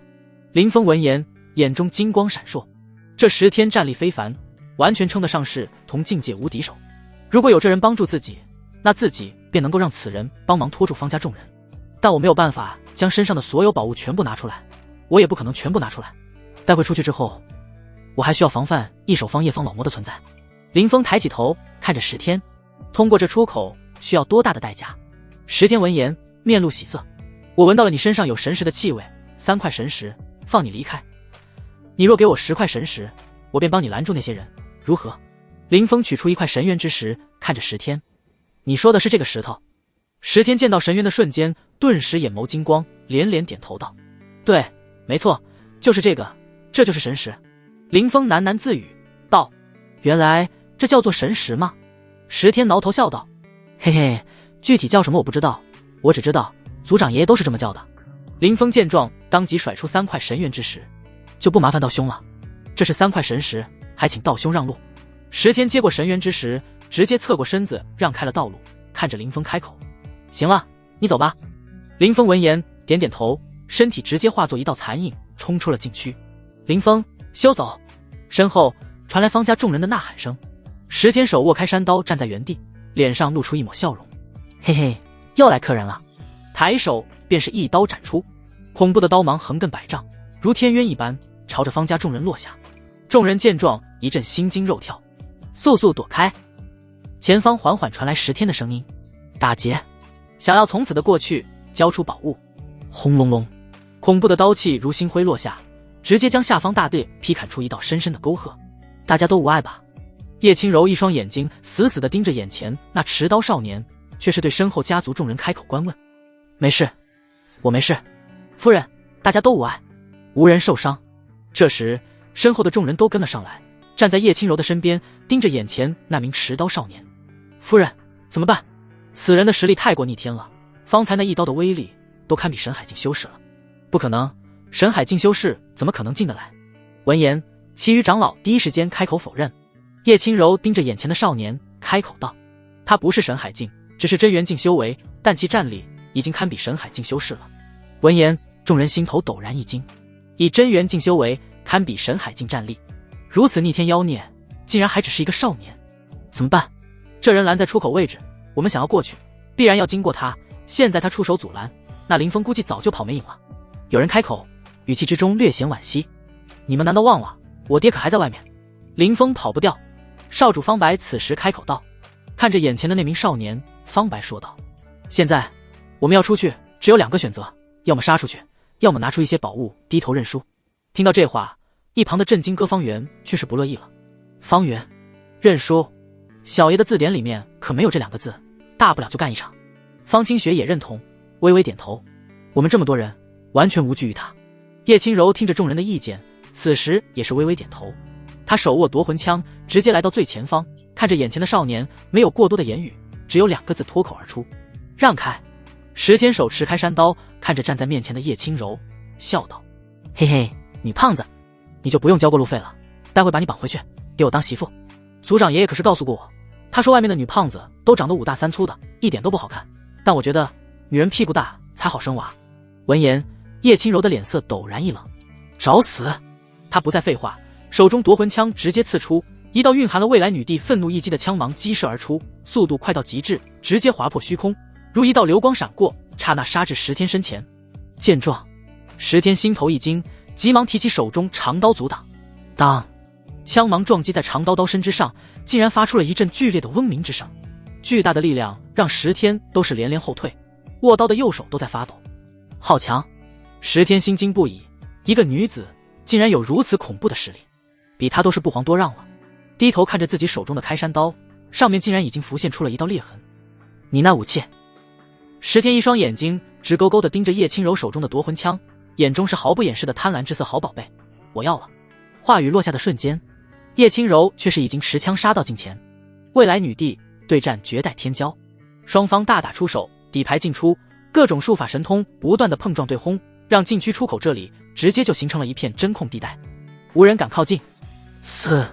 夫人竟然能够和那少年抗衡，且不落于下风，好强！夫人竟然也有堪比神海境的战力。身后方家众人都十分自觉的没有加入其中，因为这种战斗他们加入进去只会拖后腿，倒不如守在一旁等待时机出手，同时还可防止其他人对叶轻柔动手。此刻禁区外，方叶的脸色也是略显冰冷，敢调戏他老婆，此子也有取死之道，稍后等他出来直接杀了。方叶盯着投影之中的战斗，眉头微微皱起。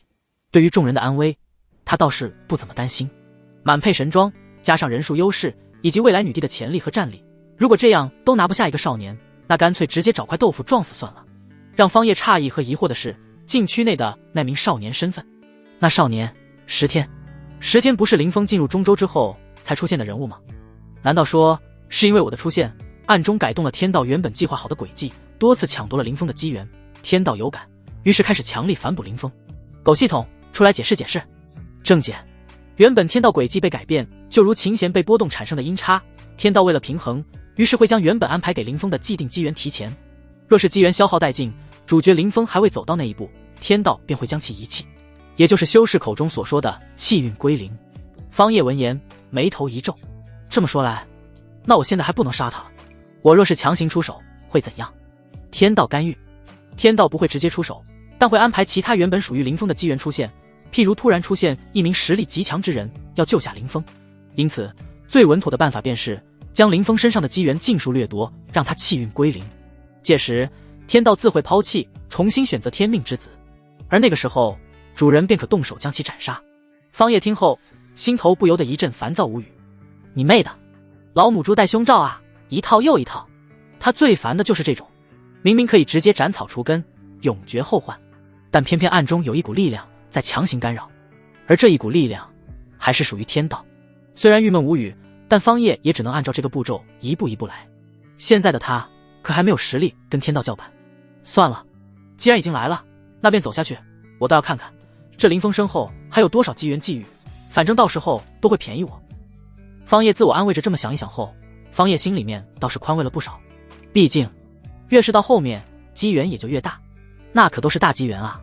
直接白嫖原本属于主角的机缘，想一想都觉得爽啊！主角的女人，老夫要了；主角的宝物，老夫抢了；主角的机缘，老夫拿了。这简直就是可达鸭头上站青蛙，嘎嘎顶呱呱。轰！就在这时，一道极其紊乱的气息从禁区之中冲了出来，紧接着一道断臂身影从中飞出，然后朝着外面急速飞去。正是林峰。看到林峰出现的瞬间，遁天梭上的冰凝顿时心头一紧。不管林峰如何对他，对方于他而言都有唤醒再造之恩。冰凝是那种认死理的人，再造之恩他无法做出背叛之事。此时看到林峰如此狼狈模样，冰凝心头也是不太好受。很担心吗？方叶的声音传来，他起身来到冰凝的身旁，看着朝着远处逃窜的那道断臂身影，笑道：现在担心还早了一点，冰凝，别忘记了我们之间的赌约。说完，方叶便直接飞身而起，他背负双手凌空虚度，只是一步便瞬间来到了林峰的面前，将其前路阻断。林峰，好久不见。方叶看着对方咧嘴一笑。方叶老魔。林峰看着拦在自己面前的那道身影，心底深处涌起一股绝望的情绪。完了，这一下彻底完了。不，还没有完，自己身上还有神元之石能够抵命。方叶看着林峰淡淡一笑道：还记得我之前跟你说过的话吗？下次再见面把东西准备好，不然的话你难逃一死。听到这话，林峰眼前一亮，果然对方是冲着自己身上的宝物来的。他佯装十分不甘心的样子，拿出身上的几块神元之石，一共5块，直接丢给了方叶。方叶，没了，你身上的神元好像不止这么一点吧？全部拿出来，不要有侥幸心理。你在禁区里面的一举一动，我都看得清清楚楚。闻言，林峰心头一紧，眼中更是浮现出愤怒的神色，但却一闪而过。这老魔竟然在监视自己！果然，他之前在进入禁区回头凝望的时候，就看到方叶好像在对方发笑，他当时还以为是自己的错觉，现在看来根本就不是错觉，对方早已经发现了自己，但是对方就是不拆穿，而是等着在这个时候动手，目的就是为了截取自己所获得的机缘。该死，自己竟然被利用了，在无形之中成为了一枚棋子，成为了方叶的傀儡，替对方打工。心中纵然万分不满，但林峰也知道自己现在没得选，人在屋檐下不得不低头，想要活命，只有将神元之石全部拿出来。林峰忍痛将一枚纳戒扔给了方叶，给你。方叶接过纳戒，神念扫了一番纳戒内部空间，发现里面的神元之石竟然堆积成一座小山后，嘴角的笑意再也遮掩不住了，不愧是天命之子啊！这逆天的机缘实在是让人羡慕不已。林峰满脸幽怨和不甘地看着方叶，东西给你了，现在可以让我走了吧？方叶闻言却是摇头一笑道：不，你还不能走。林峰瞳孔一缩，愤怒开口：你想要反悔？方叶摇头说道：反悔又如何？你有跟我谈条件的资格吗？这次你想要活命，不仅仅只是要拿出对应的宝物，还需要你来完成我的另外一个条件。林峰皱眉，强行压下心中的那一口恶气，问道：什么条件？方叶一笑道：别紧张，不是要你命的难事，只是做一个很简单的选择。选择？什么选择？你究竟想要干什么？林峰皱起眉头盯着方叶，眼神之中满是愤怒，但他却无可奈何，无能狂怒罢了。方叶一笑道：你看这是谁？一块墨台出现在手中，养魂墨台之上缓缓凝聚，出现一道身影，正是林峰的师尊冰凝。师尊。看到冰凝出现在方叶的手中，林峰陡然一惊，脸色巨变。他师尊乃是神魂之体，因自身神魂大圆满，修为堪比神海巅峰，无法进入神山禁区，会被岁月之力腐蚀排斥。因此冰凝是脱离了林峰的纳戒，独自守在外面。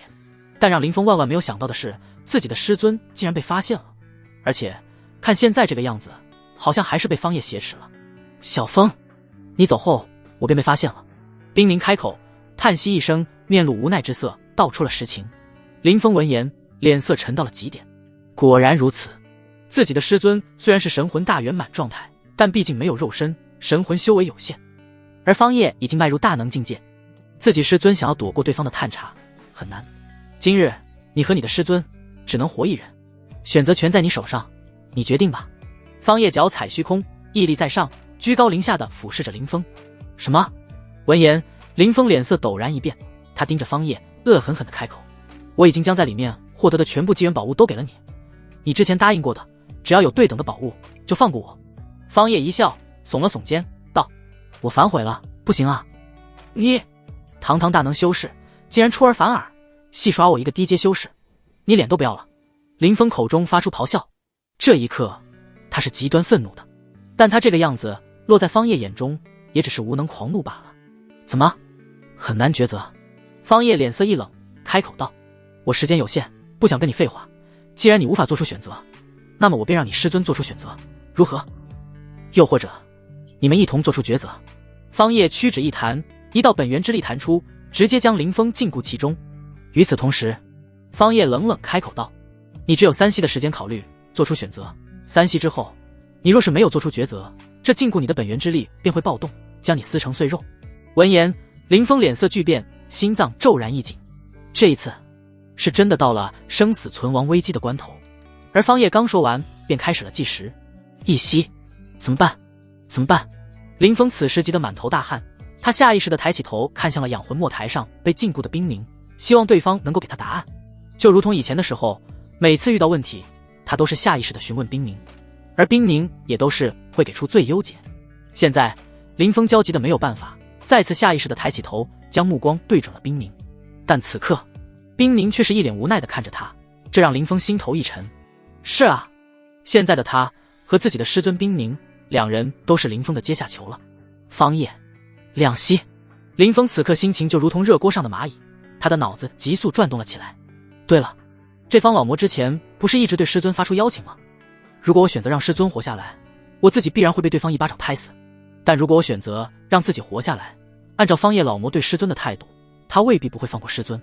不，他会的，他肯定会放过师尊的。一念至此，林峰心头陡然有了主意，而冰凝自己的内心早已经有了决断。林峰对他有唤醒之恩，他无法做出让自己徒儿赴死、自己苟活的抉择来，所以在方叶提出这个问题让他们选择的时候，他心中便做好了决定。而此刻他内心对于林峰依旧还残存着那么一丝期待，他们师徒多年情感，他对林峰也算是了解，林峰应当不会为了自己苟活而选择让他赴死。方叶答应过他，只要林峰做出愿意牺牲自己让他活下来的选择，那么他们师徒两人都可活。方叶3息，时间到了。冰凝和林峰两人也在这个时候几乎同时开口。冰凝，让我徒儿活下去。林峰，让我活下去。两人的话一出，冰凝和林峰都愣住了。冰凝眼中闪过不可置信的神色，他怎么也想不到自己的好徒儿竟然真的会为了自己苟活而抛弃他这个师尊。多年的陪伴终究还是只换来这样一个结果吗？我养一条狗，它都知道对我摇尾巴，知道在主人遇到危险的时候冲出来为主人奋不顾身。小峰，你太让我失望了。冰凝看着林峰，脸上是毫不掩饰的失望之色。冰凝，从今日起我便不再欠你了，你我师徒的情谊就到此为止吧。林峰看着冰凝，一时间也说不出话来了，最后千言万语只汇聚成了3个字：师尊，对不起。他不再理会冰凝，而是转头看向方叶。我们师徒两人都选择让我活下来，你不会又要反悔吧？方叶见状一笑，对于这样的一个结果他早有预料，转头看向冰凝，开口道：冰凝，如何？看来这场赌局是我赢了。赌局？听到方叶的话，林峰脸色再次一变，他瞬间想到了什么，意识到这又是方叶为自己挖好的一个天坑，就等着他往下面跳。林峰恨欲狂，气得直接仰天咆哮：方叶，我与你不共戴天！闻言，方叶脸色陡然一冷：闭嘴，我让你说话了吗？抬手便是凌空一巴掌，啪！这一巴掌直接将林峰整个人都扇了出去，口吐鲜血，让原本就身负重伤的林峰再次伤上加伤。冰凝此刻眼中尽是失望之色，他抬起头看向方叶，最后抱拳开口：方道友，冰凝承蒙你多次抬爱邀请，不知道有现在是否还愿意让冰凝跟随于你？方叶闻言顿时大笑出声：哈哈，冰凝前辈说的哪里话，方某自然愿意，前辈能够委身下居，那是方某的荣幸。贱人，这是你们早就商量好的，你们一起联合起来对付我是不是？此刻躺在远处地上的林峰右手扶着自己的胸口，一边嘴角咳血，一边满脸愤怒地盯着冰凝和方叶两人咆哮出声：放肆！闻言，方叶口中顿时发出冷哼，一股独属于大能境界修士的威压直接朝着林峰镇压了过去。噗！大能威压何其恐怖，就算是造化境修士都是扛不住了，更不要说现在负伤严重已经奄奄一息的林峰了。身体仅仅只是触碰到这一股威压，口中便狂喷出一口鲜血，同时身体直接被压得匍匐在地上，不论他如何挣扎，都是没有丝毫效果。冰凝如今乃是我方家，我方业之人，岂是你一个小小的真元进修士能够玷污的？看在你和冰凝以往师徒情谊上，今日饶一命，再有下次，你便给自己准备好棺材吧。方业冷哼一声，不再理会林峰。贱人，方业，你们都给我等着，他日我若是凌云，必定要将你们一个个全部踩在脚下，欺辱百倍。林峰此刻目眦欲裂，双眼通红，他眼中的恨意，身上的杀意都沸腾到了顶点。他从来没有那一刻像现在这般恨一个人，甚至就连顾青衣对他出剑，他都是还未曾感受到过如此愤怒。追随自己一路成长，一起几年的师尊，竟然都能够背叛自己，甚至是联合外人一起给自己设套，这让林峰整个人的世界观都是在快速崩塌。冰凝此刻冷冷地看着林峰，你走吧，再不离开，你便无法离开此地了。你我师徒的缘分，在你为了自己活命，舍弃于我的时候就已经断绝了。从今以后，你我便是敌人，你我若是再相见，便是兵刃相交。冰冷的话语从冰凝口中说出，他此刻的语气已经不再是知性清冷了，而是包含冷意。主要还是林峰的所作所为太让他寒心了。以前种种便不提了，但林峰竟然能够为了自己苟活，让他这个师尊赴死的事情都做得出来，这样的人已经不再是一份唤醒之恩就能够抵消的了。心胸狭隘之人，不配他冰凝去辅助。你们都给我等着！林峰心中发出咆哮，嘴上却是一句话都没有说，只是挣扎着站了起来，狠狠地看了一眼方叶和冰凝两人，最后拖着残破的身躯掉头离去。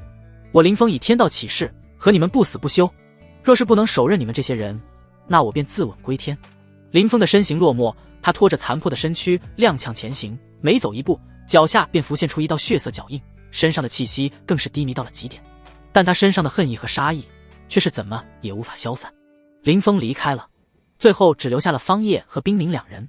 而随着林峰师徒两人关系的决裂，并且最终走上对立面，双方互相成为仇敌，系统任务也在这个时候完成了。叮，恭喜宿主完成离间主角师徒任务，奖励天地神元1块，奖励物品已经自主存入系统仓库，主人可自行查看哟。主人这番骚操作实在是大快人心，林峰这个主角成长再快，也没有当初的那个他甩他快。方叶，你话有点密了。明白，我这就消失。心思沉入系统仓库之中，方叶很快便发现了系统奖励的那块神元，竟然足有成人大小，而且这块神元通体晶莹剔透，内部充斥着莹莹光泽，和林峰在禁区之中得到的那些神元之石完全不同，这两者完全就是一个天一个地。非要比较的话，系统奖励的这块神元就如一大块极品灵石，内部蕴含的天地能量精纯无比，没有丝毫杂质，且品质极高。而林峰得到的那些神元之石就如同一块块不入流的灵石，不仅纯度极低，而且品质极差。有了这块神元，想要激活世界树的种子应该是没有什么问题了。方叶心中微微一喜，他等这一刻等的实在是太久了。世界树种子这等一宝，别说是在这下界了，就算是放眼上界，乃至是诸天大世界，那都是无上宝物。而现在这样的宝物就出现在自己的手上，且能够成功激活。方叶看向冰凝，开口道：林峰已经离去，你们师徒之间的事情算是彻底过去了，你也不用过多忧虑和焦急，有我在，林峰翻不起什么风浪来。你安心休养，我会早日为你寻找到合适的肉身。冰凝闻言微微点头，多谢方兄。此刻冰凝对于方叶的称呼再度改变了，从最开始的方家主，到后来的方道友，再到现在的方兄，两个人的关系改变往往都是最先从称谓的改变开始。冰凝进入了养魂墨台之中，方叶直接将养魂墨台收了起来，然后回到遁天梭的房间内，直接从系统仓库取出了那块成人大小的神元。神元一出现，方叶瞬间便感觉到了一股极其浓郁精纯的天地能量，深呼吸一口，就连身上的毛孔都舒张了起来。这是上古时期的神元，而且还是神元精粹，竟然有这么大一块。进入养魂墨台的冰凝是能够窥见外面的一切的，只要方叶没有刻意屏蔽遮掩他，那么他便能够看见。这也从另一个方面说明，方叶是真心的想要邀请他入门，真诚待他，而不只是口嗨，不只是为了挑拨他和林峰的师徒关系。这让冰凝心中也是微微一暖。冰凝，你倒是好眼光，不错，这的确是上古神元精粹。方叶开口笑道，实际上他自己也是第一次亲眼看到这种神元，就连现在古籍之中都少有这样的记载，是属于真正的稀世珍品。因为这神元乃是上古时期天地能量精粹凝练而成，是一次性消耗物品，用一块便少一块。能够在现在还有这么大一块神元，那价值比之在上古时期更是高出了千百倍。方叶屏息凝神，右手翻转间，手掌上便出现了一枚种子。这世界树种子已经吸收了他2次本源之力，但依旧是干瘪的模样，没有任何的变化。这是林峰之前得到的那一枚种子。冰明见状，心头一愣，拿此等上古奇珍宝物来培育这一枚坏种吗？难道这种子是什么宝物？方叶此刻也是心情颇为激动，他缓缓伸出手，牵引这一枚世界树种子悬在神元之上。而一直没有动静的世界树种子，在这时候竟然产生了异变。世界树种子产生异变，此刻竟然自主开始吸收神元飘散出来的气息。而随着一缕缕神元精气被这一枚世界树种子吸收，一直都是一成不变的种子也是产生了变化，逐渐饱满，不再干瘪，再到后面晶莹剔透。但尽管如此，世界树种子依旧在继续吸收神元精粹，而且吸收的力度越来越大，就好像是一个无底洞，怎么也填不满。嗡嗡，随着世界树种子吸收的力度不断增大，眼前的这一块神元竟然在以一种肉眼可见的速度消失下去。仅仅只是半炷香的时间，眼前这块天地之间最为精纯的神元就被吸收一空，原地只剩下一大团浓郁的雾霭之气，而这雾霭之气就是神元精粹，此刻围绕着那一枚世界树种子缓缓旋转，最后尽数涌入其中，全部被吸收殆尽。方叶见状，心情格外的紧张，目不转睛地盯着眼前这一枚世界树种子。这么大一块神元就这样被吸收干净了。世界树种子好像除了变得饱满一点，晶莹剔透一点，好像也没有什么其他的变化，还未发芽，更不要说直接生长成世界树的模样了。现在还是一枚种子，连幼苗都不是。卧槽，这么大一块神元啊，都是足够我突破一个大境界了，就这样就没了？没其他变化了吗？方叶心中发出哀嚎，牺牲这么大一块神元，还是没有让种子发芽，这让他感觉到有些气馁。妈的，我就不信了，反正都赔上这么大一块神元了，也不介意多赔上一点。方叶一咬牙，直接将从林峰那里得到的神元之石全部取了出来。哗啦啦，巴掌大小的一块块神元之石堆积在房间内，眼前虚空之中的那一枚世界树种子自生感应，竟然再次生变，一股磅礴的吸扯之力爆发而出，作用在房间内的这些神元之石上面。嗡嗡，无底洞的吞噬过程又开始了。这一次，堆积如小山一般的大量神元之石消失不见，内部的精粹能量全部化作一缕缕雾霭之气，朝着空中那一枚世界树种子汇聚过去。原地就只剩下了一堆灰白色的石头，用手指紧紧一碰，这些灰白色的石头便直接碎裂成了石灰。方叶大手一挥，直接将这些石灰清除干净，然后继续盯着那一枚世界树种子。系统奖励的神元加上林峰在禁区内获得的神元之石，他已经全部用上了。再没有结果，他是真的想要放弃了。不，而就在这时，好似在呼应方叶心中的想法，那世界树种子的表皮竟然开裂了，从里面缓缓地抽出一节绿芽。主人，现在是世界树种子发芽阶段，可用灵石替代，加速其成长。系统的提示声音响起。这一次，方叶是真心想要谢谢系统，这是他第一次觉得系统提示是那么及时。大手一挥，房间内再次出现了堆积如山的灵石，不用方叶主动炼化，发芽的种子本身就处在一种急需汲取能量的状态之中，这些灵石能量瞬间便被吸收一空。而此刻，那一节小小的绿芽再次迎来生长，彻底改变了种子的样貌，变成了一株小小的嫩芽，就如一根小绿豆芽一般，生根发芽了。方叶见状，心头大喜，而让他震惊的还远远不止眼前这一幕。已经生根发芽的世界树，现在可以称得上是一株小树苗了。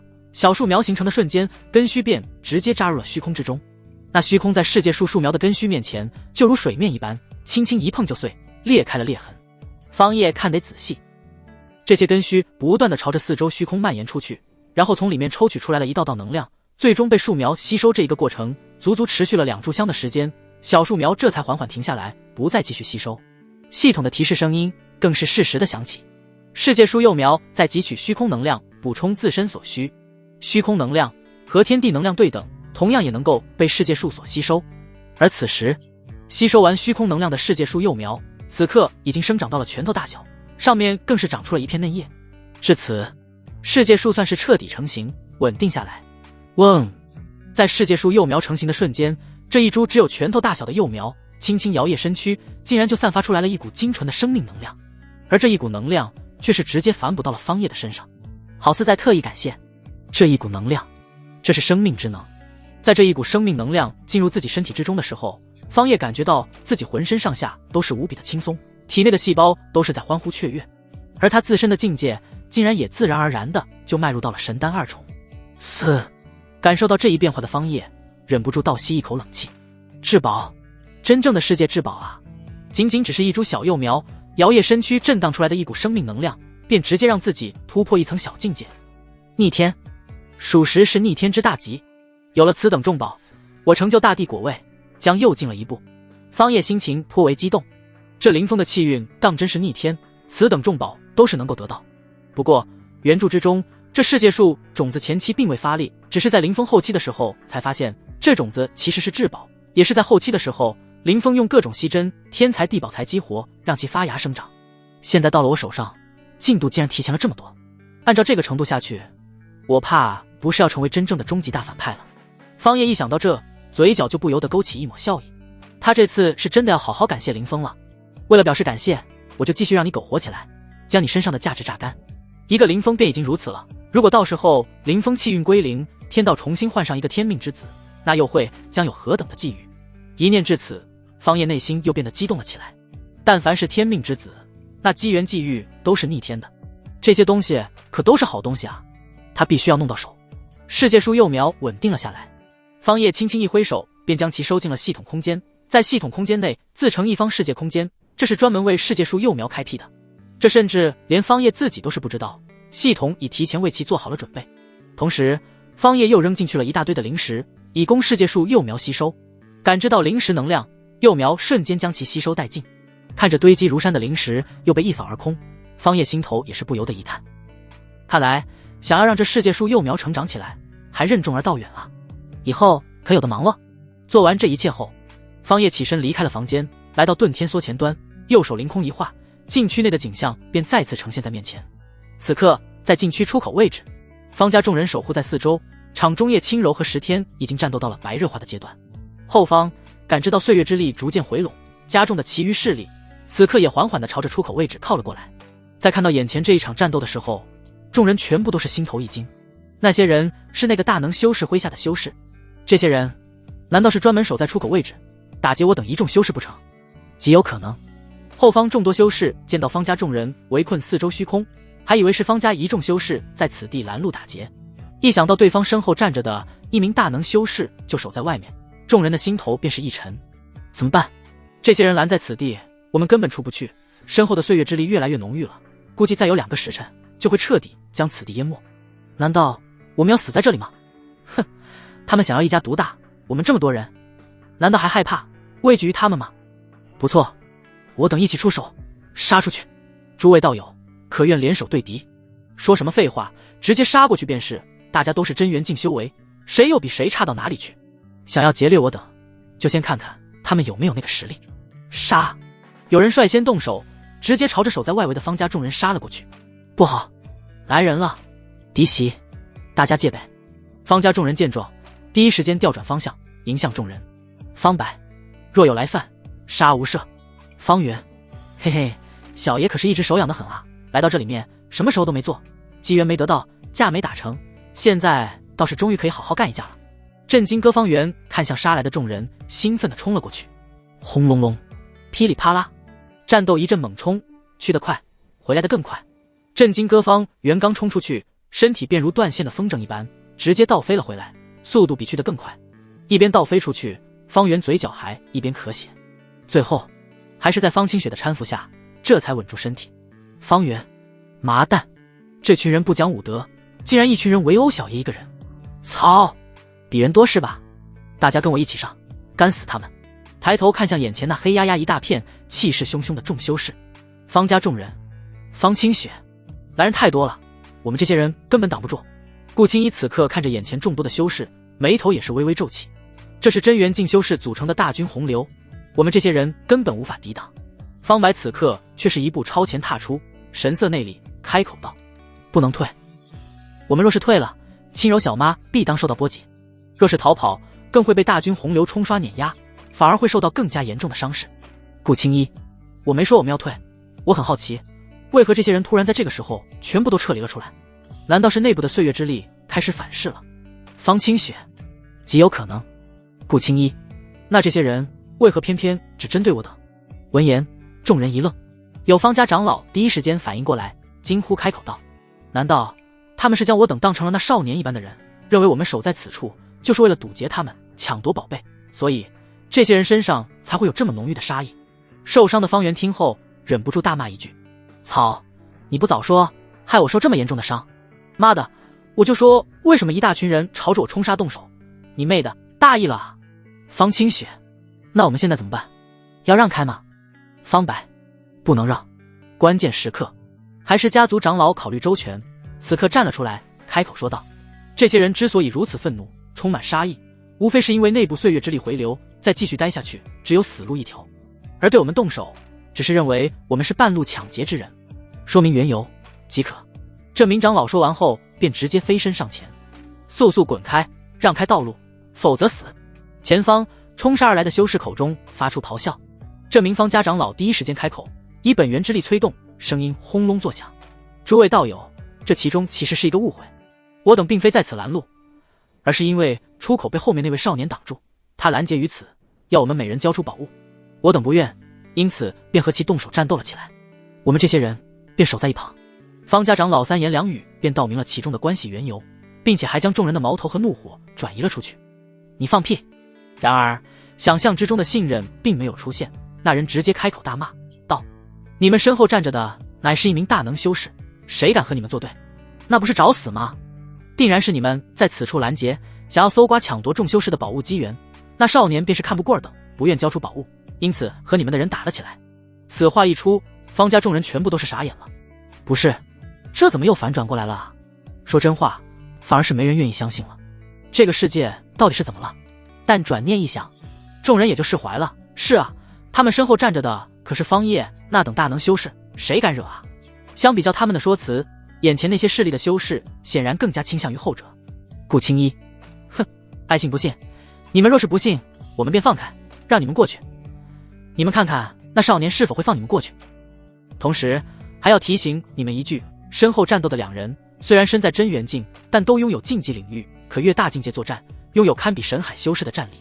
何为禁忌领域？这是修士战力的一个统筹范围，最低层次能够被称为禁忌领域的，便是能够跨越5个小境界作战，称为5境。5境之上还有6境、7境、8境等，最高位8境。修士可跨越8个小境界作战，由初期修为境界对战巅峰境界修为。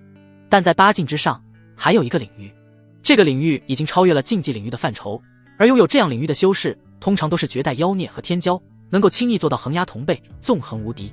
而这样的领域又被称为神境领域，可跨越一个大境界作战，真正的以下伐上，战力称尊。什么？你说那两人拥有堪比神海境界修士的战力修为，能跨越一个大境界作战，这可是神境领域才能够做到的。众人朝着方家众人身后禁区出口位置望去，看着叶青柔和石天两人的战斗，也是觉得一阵心惊肉跳。两人每一次碰撞战斗所爆发出来的威能都是能够震荡虚空，甚至能够将虚空撕裂，这绝对是神海境修士才能够做到的地步。众人看得一阵心惊肉跳，这样的战斗威势，他们纵然是有再多的人，那也于事无补啊。除非有人同样拥有神境领域，方可一战，不然的话，人再多去了也是送死。妈的，我还不信了，有道友随我一同前往的吗？我去，我也去。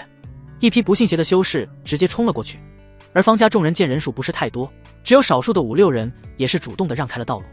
而当这一批人冲过去的时候，叶青柔和石天两人的战斗余波也是波及了过来。哪里去？想要过去留下宝物，否则死！石天见到有人朝着出口位置冲出去，当即大喝一声，同时提起手中的开山刀，对着那几人就是凌空一刀斩出。轰！恐怖的刀气浮现，纵横100丈，刹那间便杀至这几人的面前。噗噗噗！这些人连反应的时间都是没有，直接被这恐怖的刀气碾压成肉末。一瞬间，后方修士寂静一片，紧接着便是一阵道吸冷气的声音响起。嘶！一刀，仅仅只是一刀啊，便瞬杀6名同境界的修士。那几人之中，实力最强的一人可是真元境6重天啊！这两人当真是拥有堪比神海境修士的战力，如此恐怖的战力，如何过去？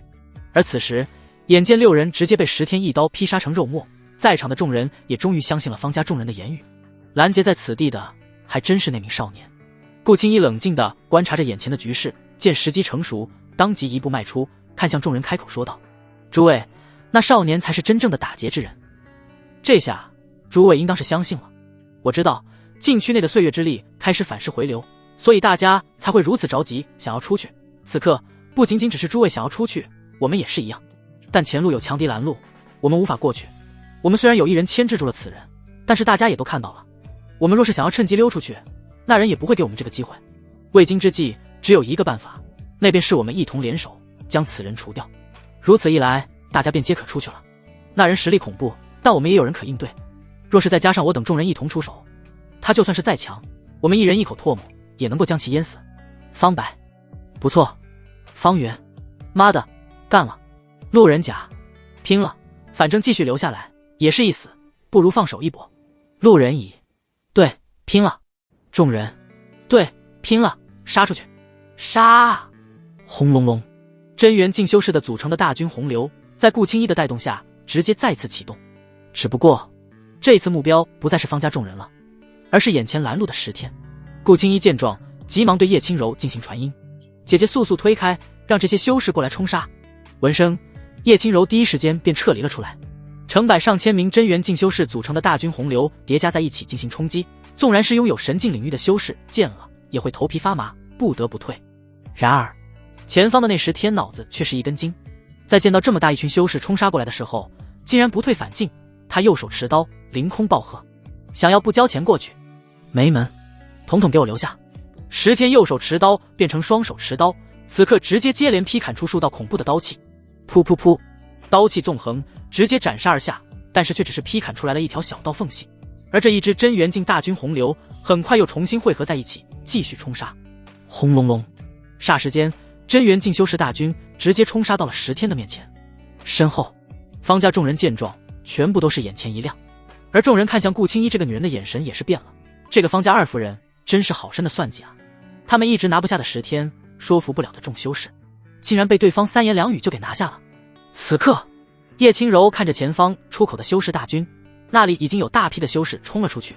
叶轻柔开口道：“我们也出去。”众人都知道现在是最佳的时间，真元境修士大军已经拖住了10天，对方再强也是不可能瞬杀如此之多的真元境修士的，就算是大白菜放在那里让他砍，那也是要砍上一阵子的。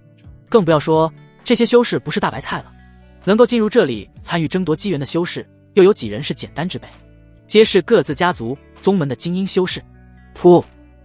此刻被真元境修士大军洪流覆盖碾压的10天已经身负重伤，口吐鲜血，但他依旧咬牙地挥动自己手中的长刀，一边挥动的同时，嘴里面还在一边大喊：“你妹的，给钱啊，给钱！”嗡！这时一枚灵石从上方飘落了下来，10天抬头一看，正是方家众人。方圆低头看向10天，笑道：“那给你的，不用找了。”说完，众人的身影一闪而过。10天见状，瞬间暴怒：“哈哈，欺人太甚！”禁区出口位置，方家众人随着大部队杀了出来，回到遁天梭上。夫君，我们回来了。叶轻柔来到方叶的身边，面带歉意地说道：“只不过我们没能完成你交给我们的任务，让那凌风逃了。”方叶轻轻一笑，安慰道：“无妨，你们都平安无事，就是给我最好的回答。”此次禁区之行，方家众人的收获不算大，比不上其他势力的门人弟子，因为众人的主心都放在了寻找凌风、追杀凌风这件事情上面去了。方叶看向面前的众人，开口道：“大家辛苦了，虽然这一次没能成功击杀凌风，但大家的付出和努力，本家主是看在眼里的。”回到家族之后，依旧论功行赏，每人1本天阶神通作为奖励。听到天阶神通的奖励后，方家众人全部都是一喜。家主威武，跟着家主混，3天吃9顿。震惊哥方圆又被震惊到了。我去，家主牛逼啊！一出手就又是天阶品级的神通奖励，而且还是人人有份，这跟着他混，可比我身上这个系统靠谱多了啊！方白，爹啊，我可是你亲儿子，不准备给我多整一点吗？顾青衣，也许他真的可以帮到我，完成那件事情，救出我的母亲。此时待在养魂墨台之中的冰凝看着外面的一切，心中也是不由得微微惊叹。随便出手都是天阶功法神通奖励，这样的底蕴恐怕只有那些圣地势力才有，跟着他没准真的是我做出最正确的一个决定。方叶看着后方缓缓出来的青云城其他势力，在众人全部回到遁天梭上之后，便开口说道：“相信诸位都有了不错的收获，此次神山禁区之行算是告一段落了。我们启程回青云城，战船横空，准备返回。而就在这个时候，方叶却是眉头微微一挑，他心有所感，一块蕴含着他神念感知的令牌被人捏碎了，那是他当初为了结交下九皇女凤吟而赠送给对方的。此刻，神念感知令牌里面传来了凤吟的呼救声音：“公子，还请出手相救。”方叶转头看向遁天梭上的众人，开口道：“你们继续返回，我出去办点事情。”同时，方叶取出一枚纳戒递给叶轻柔，并暗中传音道：“这纳戒之中蕴含10道阵法，回去以后便布置在家族之中，防止外来强敌。这是他手搓的防御大阵和杀伐大阵，因临时布置，材料不全，威能有所局限，但也可抵御至强者的攻法。如此，他若没有第一时间回去，有大阵守护，也可放心。毕竟他现在可是得罪了2大圣地，说不准对方什么时候就会杀过来。”说完，方叶便直接起身，整个人化作一道红芒，消失在了天际尽头。至于那天才少年10天，方叶暂时没有理会，对方不是天命之子，杀他任何时候都可以。最重要的一点，原著之中对于这10天背后的势力可是有着详细的介绍，说是浓墨重彩都不为过。那个村子无惧各大圣地，古世家不是自己现在可以抗衡的。若现在杀了他，恐会引起连锁反应，那方叶自己也活不了多久了，连带家族和他身边的女人恐怕都得死。夫君当心啊！身后战船上传来了叶轻柔关心的声音。在方叶的感知下，凤吟的方位很快便被锁定，距离他只有不到100里的路程。这点路程对于如今的方叶而言，全力赶路之下，几个呼吸便到。当方叶来到令牌被捏碎之地时，他只看到了下方一片狼藉的山林，地上还有10几具尸体。这些尸体之中分为2类，一类身穿宗门修士长袍，一类则是身穿皇朝铠甲，是属于将士一类。这是又遭遇到追杀了。方叶眉头微微一挑，原著之中凤吟自从跟林峰好上了后，是几次遭遇过追杀，但是那些追杀都是奔着林峰去的，和凤吟本人无关。那些人都是想要抓到凤吟来威胁林峰，但如今凤吟和林峰是仇敌关系，又怎么可能会遭遇林峰仇敌追杀？难道是其他和皇朝敌对的势力？还是说是因为禁区内凤吟等人收获了不少宝物机缘，被人盯上了？方叶微微皱眉，不管是哪种情况，好像现在的剧情都随着自己的加入而发生了偏移和改变，而这凤吟还是系统安排的可收为盗侣的对象之一。算了，不管要不要收下，后面再说，先将人救下来。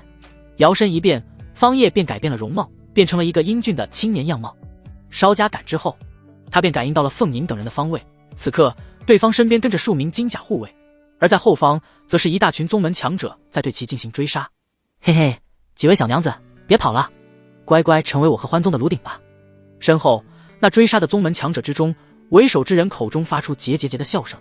那些不管是老者还是中年，都有一个相同的特征，身形消瘦，如同枯槁老人一般，身上只剩下了一层皮包骨头，脸上的双眼深深地凹陷在眼眶之中，给人一种如死人一般的感觉。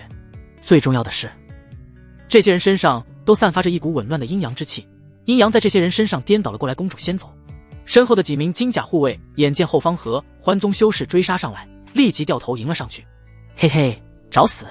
和欢宗修士人数众多，且领头还有3名神海大圆满修士。这些金甲护卫虽然强大，是神海境修士，但却远不是这些神海大圆满修士的对手。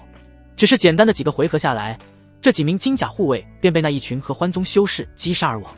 公主殿下，你先走，我来断后。此刻九皇女凤吟身边已经只剩下了她从小一起长大的婢女加护卫凤蕊。眼见金甲护卫也不是这些人的对手，凤蕊毅然决然地掉头，准备拦截身后的合欢宗众多修士。小蕊，不准去，给我回来！凤吟直接强硬地开口，将其给拉了回来。你我都是真元境的修士，远不是那些合欢宗修士的对手，你去了也起不到作用，只会平白无故送死。凤蕊，可是再这样下去，我们谁都走不掉啊！凤吟，放心吧，在参加神山禁区探险的时候，我已经飞信告知了父皇，让他派遣造化境的修士来保护我。现在算算时间，应该差不多快要到了。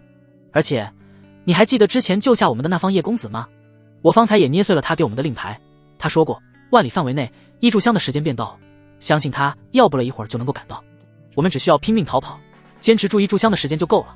一想到方叶之前如盖世英雄般到来，他内心便充满了期待，甚至还有点小激动。凤蕊闻言面露难色，可是他会来吗？嘿嘿，2位小娘子别跑了，就在这个时候，两人直接被追了上来，前路被人拦截，四面八方全部都是合欢宗的修士，将他们两人死死地围堵在这里。凤凰血脉啊，这等特殊体质当真是绝佳的炉鼎，是极品之中的极品。今日竟然让我等遇到了，哈哈！听到这些人的话，凤吟的脸色一沉，自己的凤凰血脉竟然被这些人发现了。哼，合欢宗果然是一群淫邪之徒，专门抓女修当作炉鼎，来提升自己的修为和实力。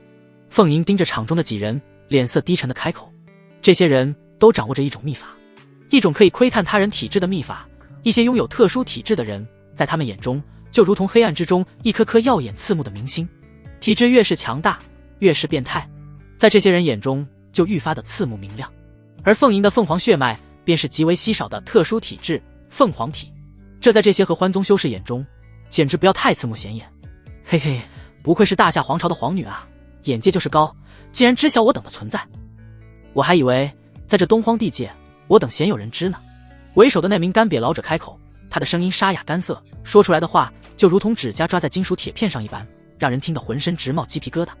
你等既然知晓我是大夏皇朝的皇女，还敢对我出手，难道不怕我父皇到时候征兵讨伐等？尔等当心全宗上下满门皆灭。凤吟盯着那老者威胁开口。听到他的话，周边的数十名合欢宗修士全部都是发出了张狂的大笑声音。凤吟脸色一沉，你们笑什么？为首老者顿声看向下方的凤吟，摇摇头道：哎呀，你这女人体质非凡，自身又是公主皇女身份，按理说不应该说出此等荒谬言论才对啊。看来你是在皇宫里面当你的公主殿下当习惯了，以为这东荒地界是个人就怕你们，畏惧于你们大夏皇朝呢。实话告诉你吧，我们只要将你们劫掠走了，自然是有办法遮掩住你们身上的气息，让人无法追查。不然的话，你以为我合欢宗为何还能够留存至今？我们出名的可不仅仅只是双修鏖战之法，这一手气息隐匿大法同样是一绝。凤吟、凤蕊闻言，心头不由得一沉。果然，这合欢宗虽然臭名昭著，在东荒地界人人喊打，但是却无人能够发现这宗门的总部在何处。不然的话，早就被超级大能一锅端了。现在两位小娘子可还有什么遗言吗？为首老者淫邪一笑道：看在你是凤凰体质血脉的份上，老夫我可以让你跟随在我身边，日后夜夜侍奉老夫，留你一命，不杀你。凤吟，老淫贼，你妄想！凤吟，我就算是自刎归天，也不会便宜你这个老淫贼、老匹夫。老者闻言，脸色陡然一冷，敬酒不吃罚酒。他大手一挥，命令道：给我拿下！身旁一群合欢宗修士闻言就要动手，下方的凤吟和凤蕊两人已经做好了拼死一搏，随时自刎归天的准备。嗡！就在这时，异变横生，这里的一片虚空突然被一股强悍霸道的能量笼罩，所有人的行动都是被定住了，僵硬在原地。合欢宗吗？你们的鏖战之法倒是有点意思。一道声音自冥冥之中响起：何人在出手？老者大声呵斥开口，但心头却是无比的惊骇。他可是神海大圆满的修士，只差一步便可迈入造化境界，这样的实力放眼整个东荒地界，不说横着走，但也差不多了，是属于真正的强者一列。但就是这样的修为实力，此刻却是如同提线木偶一般，被人禁锢在原地，无法动弹。能够做到这一步，这说明出手之人的实力远超于他，这如何让他不惊？本尊方叶。随着话语落下，眼前的虚空传来一阵波动，面前的虚空宛若水波一般荡漾开来。紧接着，一道青年身影从中迈步走出。公子，公子救我！凤吟和凤蕊两个女人在见到方叶的瞬间，都是心绪难宁，心潮涌动。方叶再一次在关键时刻出现了，这让两个女人对他的好感开始无限拔升。方叶轻轻挥手，凤吟和凤蕊两人便朝着他身边飞了过来，最后落在他的身后。多谢公子出手搭救。凤吟对着方叶行礼。方叶淡淡一笑道：无妨，殿下没事就好。阁下出手是要和我们合欢宗为敌吗？那合欢宗老者开口，言语之中却满是威胁。合欢宗很强吗？方叶转头看向凤吟问道。凤吟一愣，他没有想到方叶竟然会突然询问自己，当即开口回答道：很强，是属于东荒地界二流势力之中的顶尖势力，其宗门内甚至是有造化境的老怪物。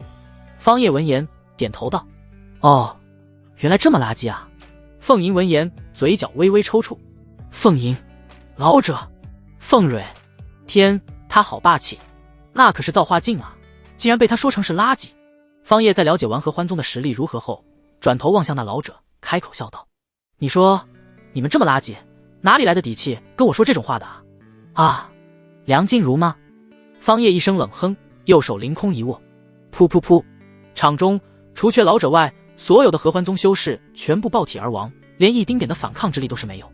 老者见状，本就凹陷下去的双眼，瞳孔更是缩成了一个点，瞬杀一大群神海境修士。此人的实力究竟达到了何种地步？是造化境修士吗？阁下，阁下，有话好说，有话好说。你方才不是对我们宗门的鏖战之法感兴趣吗？老者怕了，生怕方叶出手将他夜瞬间击杀，此时匆忙开口求饶道：“只要阁下愿意放过我，我愿意交出这鏖战之法。”不，你这样我很不喜欢。方叶摇摇头道：“我还是比较喜欢你之前桀骜不驯的样子。你的鏖战之法，我自己来取。”说完，方叶探出大手，直接抓在了老者的脑袋上，紧接着开始了暴力的搜魂模式。哈哈！老者口中发出痛苦的咆哮声音。片刻后，老者的脑袋如同一个爆碎的西瓜，直接炸开了，随后便没了动静，整个人直接萎靡了下去，没了气息。没有想到还有静止，只得到了一些不太有用的信息。方叶眉头微微一挑，原本他还想要找出这鏖战之法和气息隐匿之法以及那合欢宗老巢位置的，但一旦触碰到这类信息，对方的识海便直接炸开了。合欢宗，东荒地界内臭名昭著的一处势力，但因为掌握的隐匿秘法，各大势力都没有找到其宗门踪迹。其次，这合欢宗也会挑选女修下手，若是背后势力太过强大，则会选择放弃，诸如圣地、古世家等。当然，特殊情况除外。就比如这次九皇女凤璎落单，身后又无超级强者保护，自然就被这一群人给盯上了。好在方叶曾经赠送给对方的令牌起效，及时赶到，这才让对方幸免于难。否则的话，这个系统认定的准道侣可就要便宜这一群老死鬼了。而此刻，方叶的心思却是在合欢宗这隐匿之法上面。那鏖战之法想来是以榨取女修身上的元婴之气来进行修炼，相当于直接掠夺杀人，抽取他人本源来增强自身。这术法虽然有违天道，但若是能够得到，也可作为一个保命的后手，在不得已的情况下可以使用来增强自身实力。方叶内心思忖着，他并未觉得这鏖战之法有什么坏处，心中更不会被所谓的道德约束。修士修行本就逆天而行，不是你杀我，就是我杀你，世界本无对错，只是立场不同罢了。鏖战之法的确不错，但这隐匿之法绝对是我目前所需要的。在神山禁区前，我覆灭了2大圣地势力，对方必然不会善罢甘休。而这合欢宗臭名昭著，但是却能够留存至今，想来这隐匿之法是起到了极大的作用，能够遮掩天机，阻断一些强者的推算。方叶眼中弥漫出一缕金光，这隐匿之法必须要弄到手，合欢宗必须找到。方叶转头看向站在一旁的凤璎，开口问道：“凤璎公主，你可知这合欢宗的位置所在？”凤璎摇摇头道：“我不知道，这合欢宗向来隐匿，行事也是在暗中进行，他们对一个女修出手都是会盯梢很长一段时间，确认不会出现什么意外才会出手。此次若非公子及时出现相救，想来我也是难逃一死。”方叶闻言，眉头微微皱起。那合欢宗老者的识海之中也带有禁制，一旦触碰到有关于宗门禁忌和秘辛，便直接自爆识海，这也是合欢宗的一种自保手段。不然的话，按照对方如此行事作风，早就被一些大能盯上了。那你可知在哪里能够得知这些人的下落？方叶不死心，继续追问。凤璎闻言，秀眉微微一皱。一旁凤蕊听后，却是一脸兴奋地看着方叶，问道：“公子，你是打算要去覆灭这个合欢宗吗？到时候能不能带上我？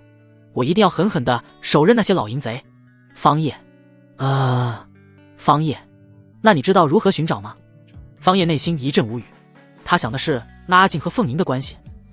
你这小跟班老是凑什么热闹？然而，对方接下来的一句话却是让方叶瞬间来了兴趣。我知道啊，在这东荒地界，只要有什么想要知道的，那就去天机阁，那里没有什么秘密是不能被发现的。凤蕊开口说道。小蕊，凤璎开口厉声呵斥住了对方。方叶见状，眉头不禁微微一挑，看来这九皇女也不老实啊，她自己明显是知道天机阁的存在，但是却没有对她道出实情。公主殿下，为何如此？这合欢宗可是一大毒瘤，我去铲除掉不好吗？方叶开口问道。凤璎见状，为了避免方叶多想，当即抱拳开口道：“公子误会了，我其实是不想公子因此负伤。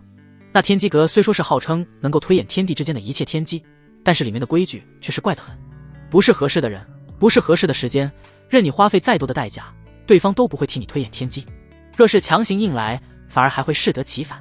方叶闻言沉吟一声，天机阁，这倒是一个不错的去处。原著之中并未提及到过这天机阁的存在，想来是那林峰一路高歌猛进，也不需要这样的一个势力为其推演。毕竟林峰背后可是天道在暗中推波助澜相助。方叶抬起头看向凤吟，公主殿下又怎么知晓我不会那个合适的人呢？凤吟，这一时间凤吟也无言以对了。殿下若是知晓这天机阁的位置，还请告知，就当是此次方某为你们出手的报酬了，如何？方叶再次追问。凤吟无奈点点头，公子说笑了，你接连2次救下我和小蕊，此等恩情无以为报，区区一个天机阁位置消息又如何不能告知？只是公子一切需要小心，且不可在天机阁内动手。那天机阁阁主修为深不可测，纵然是我父皇曾经见了也感叹不已，惊为天人，对其评价极高。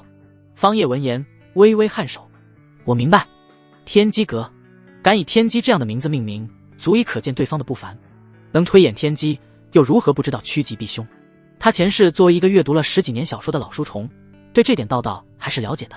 天机阁坐落于东荒三圣山，那里常年迷雾笼罩，没有地图指引，很容易迷失在里面。而那些迷雾可腐蚀造化境修士的本源，就算是神丹境的大能修士，都是未必能够寻到。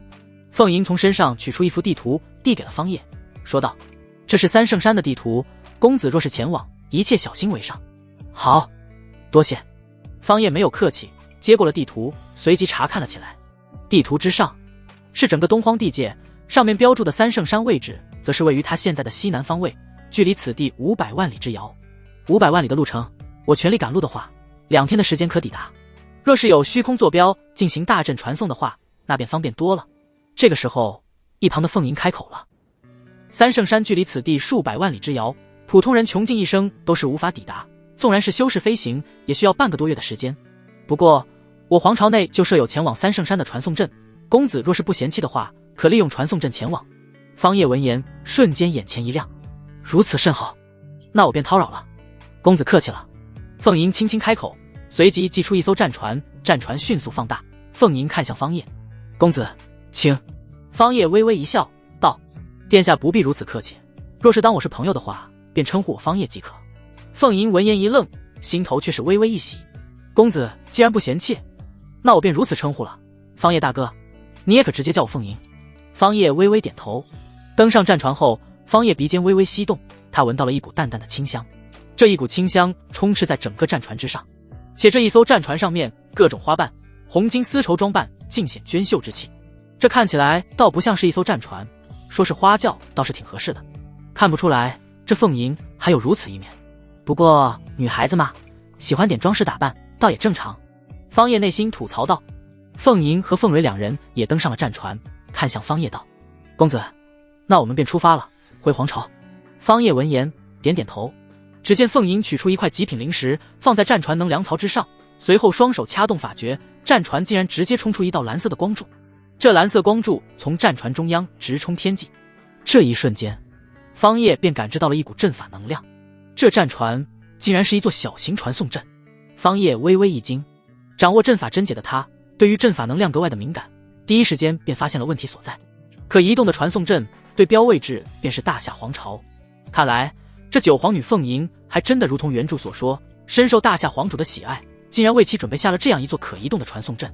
之前只是被合欢宗的人追杀的太过紧迫，没有多余的时间来催动战船施展法诀，不然的话对方完全可以一走了之。战船在方叶活跃的心思之中直接腾空而起，消失在了那一道蓝色光柱之中。方叶只觉得眼前一黑，黑暗之中又闪过无数的光点，他们这一艘战船就在这些光点构建的虚空节点之上跳跃。下一刻，眼前景象陡然一变，直接从之前所在的原始山脉丛林变成了一处热闹非凡、把守森严的巨城——白帝城，大夏皇朝的皇城。方叶，这是白帝城，我大夏皇朝的皇城，那传送阵便在此城之中，你随我来。凤吟看向方叶，开口笑道：“好，有劳了。”从传送阵离开，进入这热闹繁华的巨型城池，方叶内心也是一阵感慨，不愧是一流势力，就这皇城的繁华程度，就远不是青云城可比的。一个是一流势力的皇城，一个是三流势力城池，两者的差距可谓极大。离开战船后，三人直接腾空而起，朝着那一座巨型传送阵赶去。那是一处高台，建立在100米高空之上，通体由一种暗金色的石材堆积而成，上面雕刻满了各种奇异的阵法纹路。方叶落在高台之上，看了一眼此处的阵法构建，也是微微点头开口：居四合、青龙、白虎、朱雀、玄狐4相为针眼，巩固大阵。此阵不仅仅是一座超级传送阵，更兼具了攻杀、防御于一体，算得上是一方极品大阵。凤吟闻言，眼眸之中闪过一抹异色，看向方叶笑道：没有想到方叶你竟然还懂阵法。方叶一笑：略懂略懂，我只是看过一些阵法书籍，知晓一些皮毛罢了。这样的大阵他自己照样可以布置出来，只不过他现在可找不到这样的材料。会布阵和能够布下大阵那是两码事。凤吟一笑道：一般人可看不出来这是4项传送大阵，你还真的是越来越让人好奇和惊喜了。我感觉你好像什么都知道，什么都会一样。方叶闻言一笑，没有说什么。在这女人心中，自己的形象也是一路拔升。正所谓情人眼里出西施，自己现在虽然还算不上是对方的情人，但由此却是可以看得出来，凤吟对他的好感度不低。参见九公主殿下，参见九公主殿下。三人来到大阵前端的宫殿，门口的2名金甲护卫见到凤吟后，直接抱拳行礼。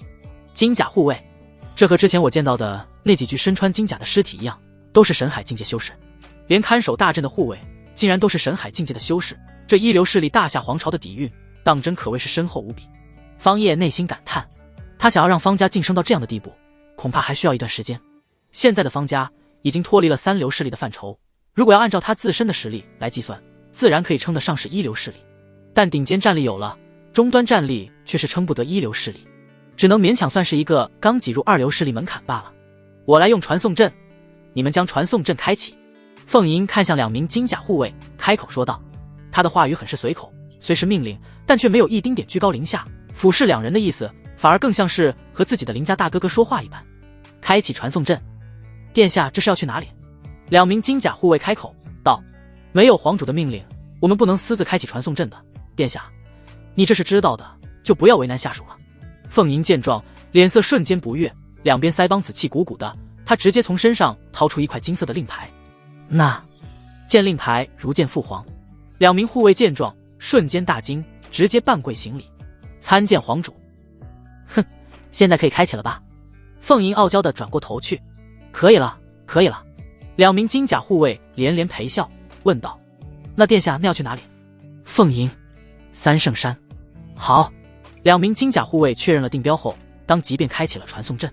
大阵四面的4项阵眼开始转动。轰！下一刻，一道惊天的能量光柱直冲云霄。殿下，传送阵已开启。金甲护卫对着凤吟抱拳。凤吟却是转头看向方叶。好了，阵法开启了，你去吧，不过你要小心。1日过后，我便会再次开启此地的传送阵，到时候2地传送通道打开，你可以借此传送回来。明日还是这个时间点，阵法开启后持续的时间只有1炷香，时间一过，阵法便自动停息了。方叶抱拳，多谢。说完，转身便迈入了传送阵之中。东荒地界，三圣山，天穹突然裂开一道缝隙，紧接着缝隙迅速扩大，一道青蓝色的传送光阵直接落了下来。此刻，三圣山最深处，一座竹屋凉亭屹立在山巅之上，一老一少2人正盯着眼前的通天光柱传送阵。老者胡须皆白，就连发丝都是根根雪白，晶莹剔透，但其身上却是透露着一股精壮之气，一点都不像是一个老人，反倒是像一个壮年。在白发老者身旁还站着一名童子，这童子面孔稚嫩，看起来只有10岁左右的模样，一身红白相间的大花袄，脑袋上高耸着2个发髻鼓包，上面用红色的丝带缠绕。祖师，大夏皇朝又来人了。童子盯着眼前那道贯穿天地的青蓝色光柱开口道：这些人当真是烦不胜烦，祖师你都已经几次拒绝那大夏皇主了，对方还来。白发老者开口道：静心，不为外物所动摇自身的7情6欲，你又忘了。童子闻言一怔，当即躬身抱拳认错，开口道：祖师，弟子知错了。白发老者看着那青蓝色的光柱，开口道：这次不是大夏皇主来访，而是一位贵客。贵客？童子闻言一愣，能够被祖师尊称为贵客的人少之又少，就算是那些圣地势力的圣主，尹氏世家的家族族长，都是不会被自己家祖师称为贵客的。来人是谁？对方是什么身份，竟然要让祖师都成为贵客，这让小童子内心诧异无比。此人并非属于此世界，此次来访，就连我也是无法推演出此人日后的种种。遥望此人的背后，一片混沌虚无，天机全乱，不知此次是福还是祸。白发老者叹息一声，随即招呼身边的童子：“童儿，你去山下迎接这位贵客。”稚嫩童子拱手作揖：“是，祖师。”方叶大夏皇朝白帝城之中的传送阵来到了此处。刚一到这里，方叶便感应到了一股极度紊乱的道运，此地无法推演，就连神识都是探查不到100米的范围，这不是阵法所致，并非阵法所为，道运乱窜，天机紊乱。看来此地便是那天机阁所在之地了。方叶喃喃自语，他抬头一望，视线受阻，只看到一片朦胧的雾霭之气笼罩此地，只是隐约之间能够从迷雾之中看到前方那山巅的一角。既然是来此地求人办事，那便步行而上，以示诚意吧。方叶自语，旋即抬脚迈步，朝着眼前的迷雾走了进去，身形瞬间就消失不见。进入其中，能见度更低了，四周更是静悄悄的一片。方叶尝试催动本源之力，企图照亮前行的方向，但依旧受阻，只能看到前方不到10米的路程范围。此地当真是处处都透露着蹊跷。难道九皇女说神海造化境的修士没有地图进入里面也会迷失在里面？方叶自语，我神丹大能修为竟然都只能窥见10米的范围，无法延伸出去更远。若是低境界的修士进入其中，一旦遇到危险，将连反应的时间都没有。可惜没有开启天眼，若是修炼出天眼，便可窥见一切虚妄。滋滋，就在这个时候，前方突然传来了一阵动静。方叶立刻止步，严阵以待地盯着声音来源方向。那声音像是火焰燃烧的声音，像是在炙烤着肉质。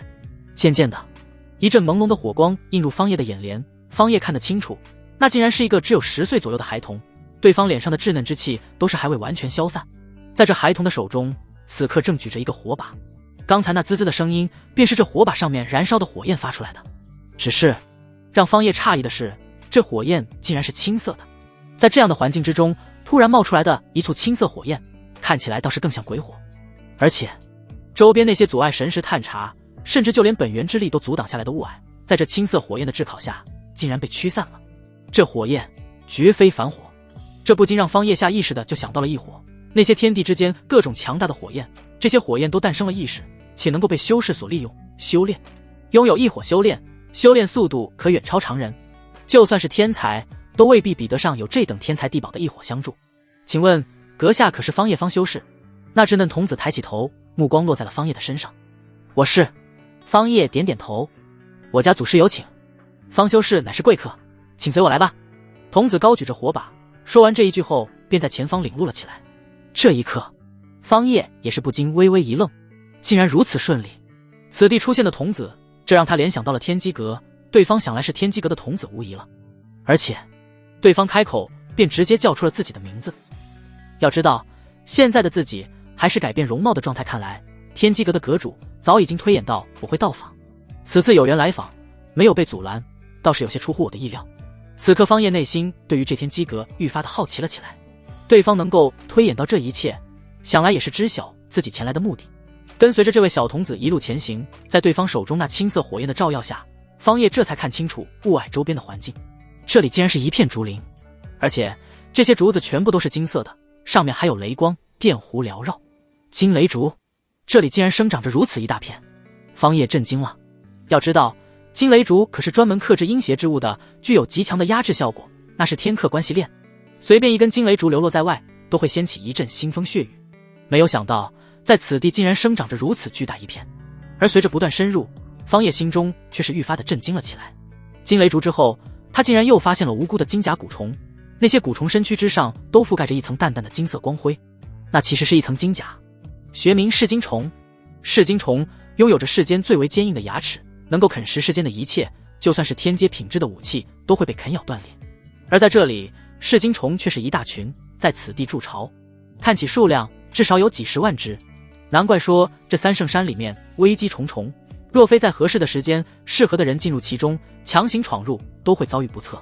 就单单只是这些噬金虫暴动起来，就没有几人能够抵抗得住，就算是大能修士，估计也只有逃跑的份。而这还仅仅只是方叶刚进入山脚位置遇到的。随着开始环绕登山，方叶看到了一个个在外界都十分稀少，乃至是绝迹的物种和宝物。有太古遗种盘踞在山间呼呼大睡，有嗜血魔术扎根在山石之间摇曳生姿，有各种奇珍宝药随意地生长在路边的石头缝上，就如杂草一般，各种瑞兽更是数不胜数。而当方叶来到半山腰后，眼前的雾霭突然消失不见，一缕霞光从天际照耀了下来。方叶侧目望去，他们此刻已经来到了云层之端，而现在却还未登顶。方修士，请随我来。童子在前方领路，一边领路一边开口问道：方修士，你可否告知于我，你是何人？闻言，方叶的眉头微微一皱。我是什么人？什么意思？这小童子难道不知道？还是说对方很好奇自己真正的身份？不论是此地三圣山，还是眼前的童子，亦或者是那个还未谋面的天机阁阁主，方叶都看不透。但是对方好像已经把自己看透了，了解清楚了。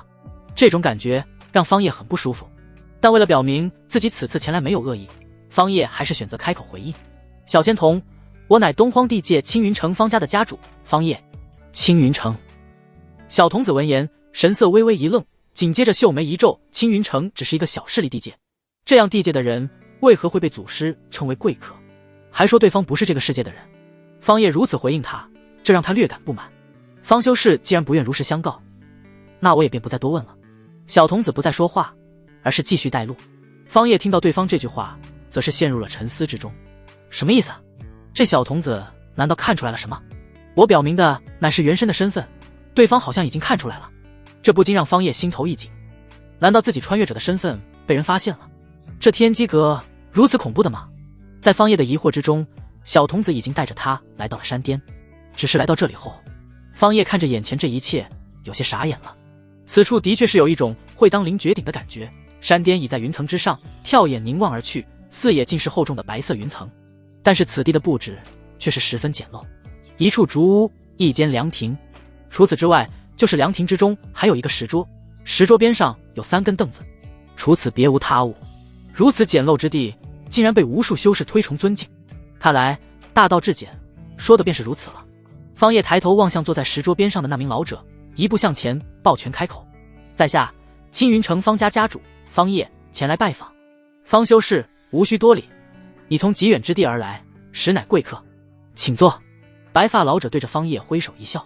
下一刻，方叶只觉得一阵天旋地转，四周尽是天地之间的山川万物、江河湖海，还有各种强大的修士、凶兽等。但下一秒，一切又恢复了原貌，而自己此刻已经坐在了那白发老者的面前。感受到这白发老者如此惊天伟地的手段，这让方叶心头大惊。此人的境界实力绝对远超于他，而且还不止超过一个境界。此人的修为恐怕已经达到了此方天地所能够允许的最强境界，真神境，乃至是更高。方修士，此乃悟道古树的茶叶浸泡的茶水，可助你静心凝神，请。白发老者伸手示意。方叶低头一看，在面前的石桌上已经摆上了一杯冒着热气的茶水，一股淡淡的清香从里面飘荡了出来。悟道古茶树。闻言，方叶心头再次大惊，这可是无上圣药啊，竟然就这样被对方拿出来了，而且还用来招待他，只为了让他能够静心凝神。什么情况？这老者到底想要干什么？方叶此刻心已经乱了，但他没有说话，只是盯着眼前这一杯茶水，没有过多的犹豫，直接端起茶杯一饮而尽。一瞬间，方叶就感觉到自身进入了一种极为奇妙的空灵状态，他对于世间万物的感知和看法，在这一刻好像都变得不一样了，而自己的内心之前的种种担忧和潜在的焦虑，也在这一刻消失不见，转而替代的只有一种空灵心境的状态。好茶。方叶双眼绽放金芒，口中只说出了这样2个字。此刻就连方叶自己都不知道的是，因为这一口茶，他自身的境界已然松动，自然而然地来到了神丹3重天。方修士竟然能够瞬间顿悟，进入悟道的状态，刹那间突破一层境界，这资质根骨果然无愧是大地根骨。白发老者感叹出声。方叶眉头一挑，虽然还是对老者说出的话略感诧异，但已然不再心惊。对方已经看穿了自己，就连大地根骨都是被看出来了，自己再过多的担忧，那都是无用的。或许自己这心境的变化也和那茶水有关。方修士所需的东西已在此玉简之中。白发老者递出了一块玉简，上面记载的正是合欢宗的大本营所在之地，甚至是上面还详细的罗列了合欢宗的各个分部位置。多谢阁主。方叶抱拳，犹豫了片刻后，方叶还是选择了开口。敢问阁下，我是否能够回到我自己的地方？对方已然看穿他的身份，他自然也想要知道其中隐情，对方是否知晓自己为何会到此？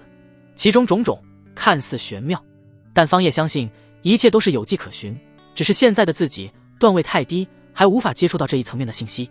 但对方就不一样了，破戒而行，非帝者不可为。但方修士，你又怎么知此处世界不是一个真正世界？你所认知的那个自己的世界，也许才是真正的虚幻世界呢？闻言，方叶瞬间愣住了，自己原本穿越而来的世界是虚假的，眼前的这个小说世界才是真实存在的世界。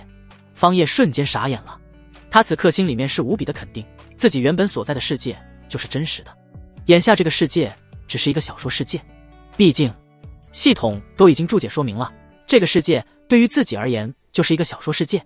但很快方叶便察觉到了不对劲，之前系统提示过他家族之中有一弟子也是穿越而来，那人正是被他收为跟班弟子的方圆。但这世界对于方圆而言并非是一个小说世界，而是一个另类的异世大陆。方圆自己所在的世界相对于他以前所在的地球而言也是一个平行世界。这到底是什么情况？到底哪一方世界才是真实的，哪一方世界又是虚假的？还是说每一个世界都是真实的？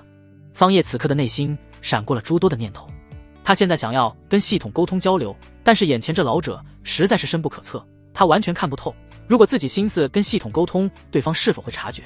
系统乃是自己在这个世界最大的底牌，不论是谁都不能够告知。阁主，你所说的东西可有什么能够证明？方叶看向眼前的老者，眼神坚定，依旧不相信对方所言。方修士，信则有，不信则无。你如今内心坚定地认为老朽所言为虚妄，又何必执着于这个问题呢？老者并未直接回应，反而是接过了这个话题。方叶，实不相瞒，阁主所言对于我而言的确是有些匪夷所思。你说这个世界为真，但对于我而言，这个世界可真可假？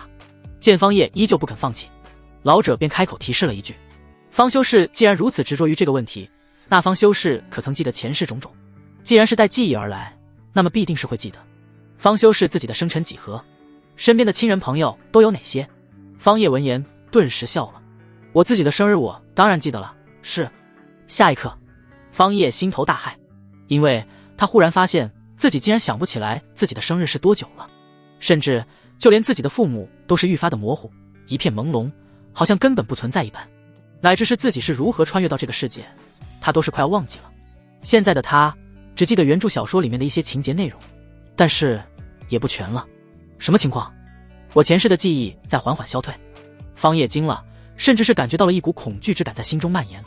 他拼命的想要记忆起来以前的一些东西，但是越是仔细去想，越是无法窥见全貌。方修士，现在觉得老朽的话可信吗？此时老者再度看向方叶开口：不，我不信。方叶抬起头，双目赤红的盯着眼前的老者，他一直为之信赖的前世怎么可能是假的？如果是假的，那自己是如何来到这个世界的？自己分明就是穿越到这个青云城方家主方叶身上的，对方正是因为必死关没有突破上去，最后一命呜呼，自己才替代了对方。但很快，一个属于原著的剧情浮现在脑海之中。原著之中，方家主方叶是必死关了，但是真正的剧情延续是已经突破成功了，只是叶轻柔被退婚，后来家族被灭。那个时候，方家主方叶才真正的陨落。难道自己才是真正的方叶？那我脑海之中为何出现前世的那些种种记忆？如果前世为真，那有关于前世的一些记忆，为什么我一点都记不起来了？相反，原身方叶以前的种种记忆，我却是记忆犹新。从小时候到闭关修炼破死关，是原身的记忆涌现，还是我原本就是方叶？之所以会浮现前世记忆，只是因为我必死关而引发的联想。若是联想的话，那这个世界后续的剧情，我应当是不知道才对，又为何会如我猜想那般？转念一想，后续属于原著的剧情却并未发生，一切都和自己记忆之中原著的剧情发展不同。一时间，方叶脑子里面的思绪更乱了。这到底是怎么回事？哪一方世界才是真的？哪一方世界又是假的？我到底是谁？我是属于前世地球的方叶，还是本就是这个修炼世界的方叶，方家主？这一刻，方叶心乱了。方修士，请勿过度探究啊，当心心魔滋生。如今方修士的修为还未到那个层次，若是强行触及那个层面的问题，当心走火入魔。此时，老者看出了方叶的不对劲，当即出声提醒。与此同时，老者右手轻轻一挥，一片青色的绿荫树叶飘荡而起，降落在方叶的头顶，从绿叶上面缓缓降落下丝丝缕缕的雾霭之气，将方叶笼罩在其中。片刻后，方叶回过神来，心神空明，思绪不再飘忽不定。我就是我，我就是方叶，不管是前世还是今生，我的灵魂无法被替代。既然原著剧情能够被我记忆而起，那么我就按照原著剧情去推理，去发展。这是我如今唯一能够证明的一点。有太多的漏洞和事情都无法一一补足说明，若是细想，很多事情都会存在漏洞。原本的前世可为真，亦可为假，现在的世界同样如此。系统在吗？在的，主子。方叶松了一口气，还好系统还在。眼前的老者所说的话，哪一句是真，哪一句是假的？方叶不再和老者理论了，不是不想，而是不敢了。他现在只想从系统这里得到印证，两个世界皆为真。此方世界对于主子来说，可以说是一个小说世界，但亦是一方真实存在的世界，而非虚幻。方叶微微颔首，那这么说来，我以前的世界也是真的，对吧？是的。那我为何记不起来前世的很多事情了？就连我自己的生日、父母样貌都是记不起来了。天道无形干预，这老道也是受雇于此方世界，受雇于天道，因此老道的话无形之中替代了天道的行为言语。因为天道培养的天命之子，在主子的干预下，已经严重偏离了预定的轨迹。闻言，方叶瞬间明悟，阁主今日所言对方某影响深远，今日之情，方某记下了。方叶起身，对着眼前的老者微微抱拳行礼。看来方修士心中已然有了自己的答案。老者微微点头，脸上浮现出一抹笑意，道：果然方修士不是一般人呐，老朽想要轻易搬动方修士心中的观念，已是逆天而为。说话之间，老者的身影已经开始渐渐的虚幻了下去。说是虚幻，更确切的说是消散了下去，犹如修士寂灭，神魂陨落。祖师一旁小道童看着老者身形逐渐消散下去，也是惊呼出声：老朽将死！临死之际，想请方修士帮一个忙。我这童儿未经世事，难以在此方修士争渡沉浮的大世界之中存活下来。老朽想让方修士尽可能照拂帮助一下，作为报酬，此三圣山内的一切宝物可任由方修士取用。老者突然的变化让方叶也是不由得一愣，急忙在内心呼喊系统，询问这到底是怎么回事。天道波动，老者乃是天道在此方世界的具象化身，但因并未影响改变主子内心，因果循环大道，天道不可强行干预世界内的一切，就算是天道也得遵循大道准则。因此在天道化身并未改变主子内心的那一刻起，他就已经注定了要消亡，这是代价。听到系统的话，方叶也是暗暗心惊，这天机阁的阁主竟然是天道在此方世界的化身，难怪三言两语之间就能够对他产生如此深重的影响，甚至差点让他迷失在这所谓的真假虚幻之中。天道化身出手干预，企图迷惑于我，因此忤逆了大道准则。那我穿越来，是否就是大道暗中允许的？一瞬间，方叶便联想至此。大道是高于天道的，大道无情，只有最为冰冷的规则，天地玄黄，世间万物的一切都得在大道制定的规则之下进行。而自己穿越而来，看来是早已经被此方天地天道所发现，但大道束缚，让天道无法直接出手干预，只能以天道化身来迷惑于他，但这也变相的违背了大道准则。反过来联想，那自己穿越而来，岂不是就是符合大道规则，或者说是大道暗中允许的？不管是哪一种情况，对于方叶而言，这都是一个好消息。至少以后他可以不用再担心天道再继续出手干预了，自己可以全身心的投入到和天命之子的棋局博弈之中。这天地大道的棋局还真是深不可测，一时间我都是分不清自己是棋手还是一枚棋子。方叶喃喃自语，内心感慨无比。看着眼前缓缓消散下去的天机阁阁主，方叶微微点头，开口道：放心吧，我会的，此次受了阁主你的恩惠和帮助，我自当竭尽全力护你弟子安全。轰！在老者身形彻底消散下去的那一瞬间，整个三圣山都随之震荡了起来，一股无形的力量从中震荡开来，直接将此方天地的云层全部震散，下方的雾霭也尽数消散下去。此刻盘踞于三圣山之上生存的那些凶兽蚁种，全部都是胆战心惊地凝望着眼前的山顶。他们此刻感受到了一股来自于灵魂最深处的恐惧感，就像是元祖血脉在他们身体之中消退。三圣山之上的一切都由天机阁阁主所为，受其影响，加之对方又是天道化身，天道烙印早已经印刻在这些生灵灵魂深处，此刻消失于此方天地，这些生灵就如同被抽干了全部本源一般。但这对于这些生灵而言，实际上却是一大好事，没了天道烙印的禁锢，他们将是最为自由的，已经跳脱出了此方天地天道的束缚。只是瞬间的茫然让他们无所适从，就好像一个被圈养了一辈子的牛羊畜牧，突然被放生，自然无法适应顺从，但很快便能够恢复过来，找到真正属于自己的生存方式。而随着天机阁阁主的消散，方叶的气息瞬间变笼罩了整座三圣山，这并非他刻意为之，甚至是他自己都不知道，这是因果大道在起作用。天道化身，也就是天机阁阁主，企图迷惑方叶，最后未能成功，大道规则镰刀落下，将其剔除。而作为补偿，方叶在无形之中便成为了此处地狱的掌管者，这是有着绝对的控制权的掌权者，是大道枷锁将他和三圣山的一切联系在一起。因此那些三圣山上的所有生灵在此刻都齐齐地朝着山巅的方叶跪拜了下去，像是在迎接叩拜新的主人。恭迎山主降临，恭迎山主降临，恭迎山主。这一刻方叶也感知到了他和这一座三圣山之间的那一股无形的链接，这种感觉十分的奇妙，就如同自己的10根手指一般。三圣山上的一草一木，每个生灵的一举一动，他都了如指掌，甚至自己一个念头便能够轻易地决断一个生灵的死亡，太神奇了！这种感觉犹如造物主一般，方叶心惊不已。恭喜主子获得大道赐福，此乃今天大造化。系统的提示声音在脑海之中响起，原本还不清楚这一切是为何，听到系统的提示，方叶瞬间眼前一亮，明悟过来了其中缘由，还真是福祸相依。没有想到此次三圣山之行，我竟然还获得了大道赐福，此等机缘，纵然是100个天命之子，都未必有一人能获得。方叶心中感慨不已。此刻他站在山巅，看着四周已经一片晴朗空明的三圣山，当即心念一动，将自己的想法传递到了三圣山上每一个生灵的心灵之中。从今以后，你们自由了，可前往外面的世界去寻找属于自己的生活方式。当然，你们亦可留在此地，守护此方圣山，为清远护法，守护山门。清远便是身边这位小道童的名字，道号。自从方叶接管了三圣山，成为此地的大道特定的所有者后，这里的一切信息都自动地浮现在了他的山间。山主，你要我留在此处吗？我想跟着你出去看看外面的世界。小道童清远此刻看向方叶开口，眼中充满了希冀的目光。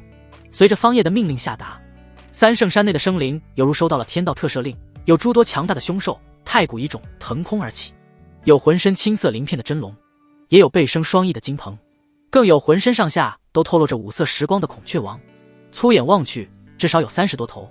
这些都是最为强大的变异异兽王以及太古一种和纯血生灵，每一只冲霄而上，离开三圣山后都画出了自己的本体，身形庞大，遮天蔽日，兽吼如雷，破碎虚空。有离开的，自然也有愿意留下的。那天机阁阁主乃是天道化身，寄居在此地的凶兽生灵大多都太过强大，没有一个是凡物血脉，任何一只放在外界，那都是能够成长到真神境界的强悍存在。真神，那可是此方世界所允许出现的最强境界生灵，不管是修士还是生灵凶兽，都无法超过此境界。若是想要更强更进一步，只有飞升上界才行。山主，我想跟着你出去看看外面的世界。清远小道童看着方叶，眼神炙热的开口。方叶看向小道童，开口道：我答应过你祖师，要确保你的安全，你现在的修为还是过于弱小了，等你修为达到造化境，我便放你离开。在你还没有突破到造化境界之前，你不能离开这三圣山，此地有你祖师布下的阵法，阵法浑然天成，非一般人可破，除非是道藏真一境的无上大能出手，否则此地将固若金汤。清远闻言，脸上的兴致缺缺，整个人脑袋瓜也是蔫了下去，如同泄了气的皮球一般。我知道了，山主。清远兴致缺缺，眼神之中没了神采。方叶见状一笑，道：此地蕴含各种天材地宝，奇珍灵药，你有这些东西，凭借你的资质，完全可以在1-2年内突破至造化境，一步一个脚印，才最为踏实稳妥。况且我可感应此地一切，只要你突破到造化境，不管你耗费多久时间，1年2年也好，1个月2个月也罢，我都会前来带你离开此地。但在这之前，你得好好的守在此处。清远点头，但语气依旧低迷。知道了。方叶屹立山巅，看着眼前这一片三圣山区域，他内心在思考这样一个问题：自己要不要把家族搬迁到此地？此地天地灵气浓郁厚重，又有各类奇珍异宝，属实是难得的修炼佳地。而他之前得罪了苍茫圣地和黑岩圣地，这2大圣地势力必然不会善罢甘休，迟早会找麻烦上门。这也是他来此地的目的，寻找到那合欢宗，就是为了对方的隐匿之法。方叶也曾想过，利用家族之中现存的一些隐匿气息的术法神通，通过叶轻柔和顾青衣两人来进行投资返利，但家族之中掌控的那等术法等阶还是太低了，就算是返利出来，也未必能够瞒过两大圣地的探究。最为稳妥的办法，就是得到合欢宗的那隐匿之法，然后再通过对叶轻柔和顾青衣的投资来获得返利。合欢宗能够留存至今，甚至是连诸多顶级势力都无法追踪探查到其大本营的存在，足以说明这隐匿之法的逆天之处。而他若是再利用系统加强此等隐匿之法，到时候就算是圣地也休想探究追查到他们家族。这便是方叶的打算，既然要做，那么就要做到最好，这才是万无一失、最为保险稳妥的方法。而今他则是在思考另外一个方面的事情，那便是将家族迁移至此丁。系统任务发布：迁移家族至3圣山，提升家族势力等级至2流势力，奖励3块天地神元。好似感应到方叶内心的犹豫，系统在这个时候竟然直接发布了任务。听到系统这声音，方叶瞬间眼前一亮，童子，你来的还真是时候啊！家族迁移可进行。回头看向站在身后因为被拒绝带出去导致兴致缺缺的清远小道童，方叶笑道：放心，你一个人不会寂寞的，到时候我带人过来陪你玩耍，你到时候一样可以体验到外面的世界的精彩。一听到有玩伴，清远的眼睛瞬间一亮。山主，你说的可是真的？会带玩伴过来陪我玩耍吗？跟着天机阁祖师爷待在这里，整个3圣山也就只有他们一老一少2人，而祖师管教过于严格，平日之间他根本就没有时间和心思去玩耍，更不要说和同龄人有交集了。说到底，清远也还只是一个孩子，是一个少年，少年之心依旧一样存在。当真，君子一言，驷马难追，真的不能再争了。方叶看向少年笑道：哦耶，终于有玩伴了。清远闻言显得十分的高兴。方叶见状，眉头微微一挑，问道：我很是好奇，为什么你祖师消亡，你好像并没有太多的伤心，这是为什么？清远闻声，此刻却是完全转变了一种态度，神色肃然，开口道：祖师早已经告诫过我，生老病死乃是人生常态，一切都早已经注定，顺应天道方为正途。祖师消亡是早已经注定好的，我为什么要伤心？闻言，方叶瞬间愣住了，一时间他竟然无言以对。清远才多大？不过11、12岁，正是心智成长补全的年纪，为何会对生死看得如此清淡？更何况陨落的那人可是陪他一路成长的祖师，于他有养育教化之恩。天道无形，更是无情，这就是天道的教化方式吗？方叶内心很是震撼。山主，你应当如此，若是日后你也消亡，我一样不会伤心的。清远小道童此时一脸真挚的表情看着方叶，突然就来了这么一句。方叶闻言，嘴角忍不住抽搐了几下。得，身边这位小爷他是真惹不起，你就不能祝我点好，不能祝我鸿福齐天，寿与天齐吗？你盼点什么不好，偏偏盼着我死？方叶一阵脸黑无语。都说者无心，听者有意，尤其是这说话之人还是天机阁唯一的嫡传弟子，方叶自然十分上心。传送阵开启还需要1天的时间，正好趁着这个时间先收集一些3圣山的宝物，到时候用来投资叶轻柔和顾青衣2个女人，同时再顺带了解一下这周边的势力。方叶心念一动，由他掌控的3圣山上面的一草一木的相关信息瞬间映入心间，右手轻轻一挥，无数的天材地宝、奇珍灵药便飞入到了云端之上，数量众多，犹如恒河之沙。这些奇珍异宝化作一股洪流，被方叶装入了纳戒之中。身后，小道童清远看着眼前这一幕，脸上的表情古井无波，没有任何变化，就好像除了玩，这个世间没有任何事情能够惊扰到他的内心。方叶转头看向小道童，开口笑道：你不是想要去看看外面的世界吗？正好此次带你出去游历一番这3圣山周边地界，各大人类城池如何？小清远闻言瞬间双眼冒光。山主，你可不要诓骗于我。方叶闻言一阵无语。不是，我看着像是一个坏人吗？在你心里面，我是不是就是那种看起来像坑蒙拐骗，专门诱骗小孩子的人贩子？小清远听后却是一脸严肃的表情，然后郑重的点了点头。清远，像方叶。此刻方叶内心是无语的，有一句 MMP 不知当讲不当讲，他堂堂神丹境的修士，竟然被一个小孩子搞得差点破防。我竟然突破了，什么时候的事情？在准备动身审视自身的时候，方叶突然发现自己竟然又突破了一层小境界。自身修为来到了神丹3重天。这是什么时候的事情？是之前何老阁主论道，还是因为那悟道古茶叶？方叶不明真相，但此刻他也不想要继续深究了。本源之力祭出，脚下直接浮现出一片金光大道。方叶看向小道童清远，上来吧，我带你去看看外面的世界。山主没有出行工具吗？小道童清远看着方叶脚踩金光大道，眼中却是浮现出好奇之色。方叶，咱们直接飞过去，看山川万物，游览人间，不一样吗？代步飞行的法器，他自然是有，只是遁天梭当时载着青云城众人返程了，他身上已无其他的天阶飞行法宝。清远，山主，你这也太穷酸了吧！出门在外，面子是自己给的，既然是游览人间大好河山，那么到时候必然会遇到诸多的修士强者，让人家看见咱们三圣山里面走出来的2个人，连一个代步飞行法器都没有，那岂不是丢脸丢到姥姥家了？方叶闻言，额头青筋暴起，妈的，又被这小崽子给鄙视了，竟然还看不起他，觉得他 low。方叶受不了了，他盯着小道童，恶狠狠地开口：“那你到底要不要上来？”小道童清远直愣愣地摇头晃脑，最后开口道：“不用，我有坐骑。”“你有坐骑？”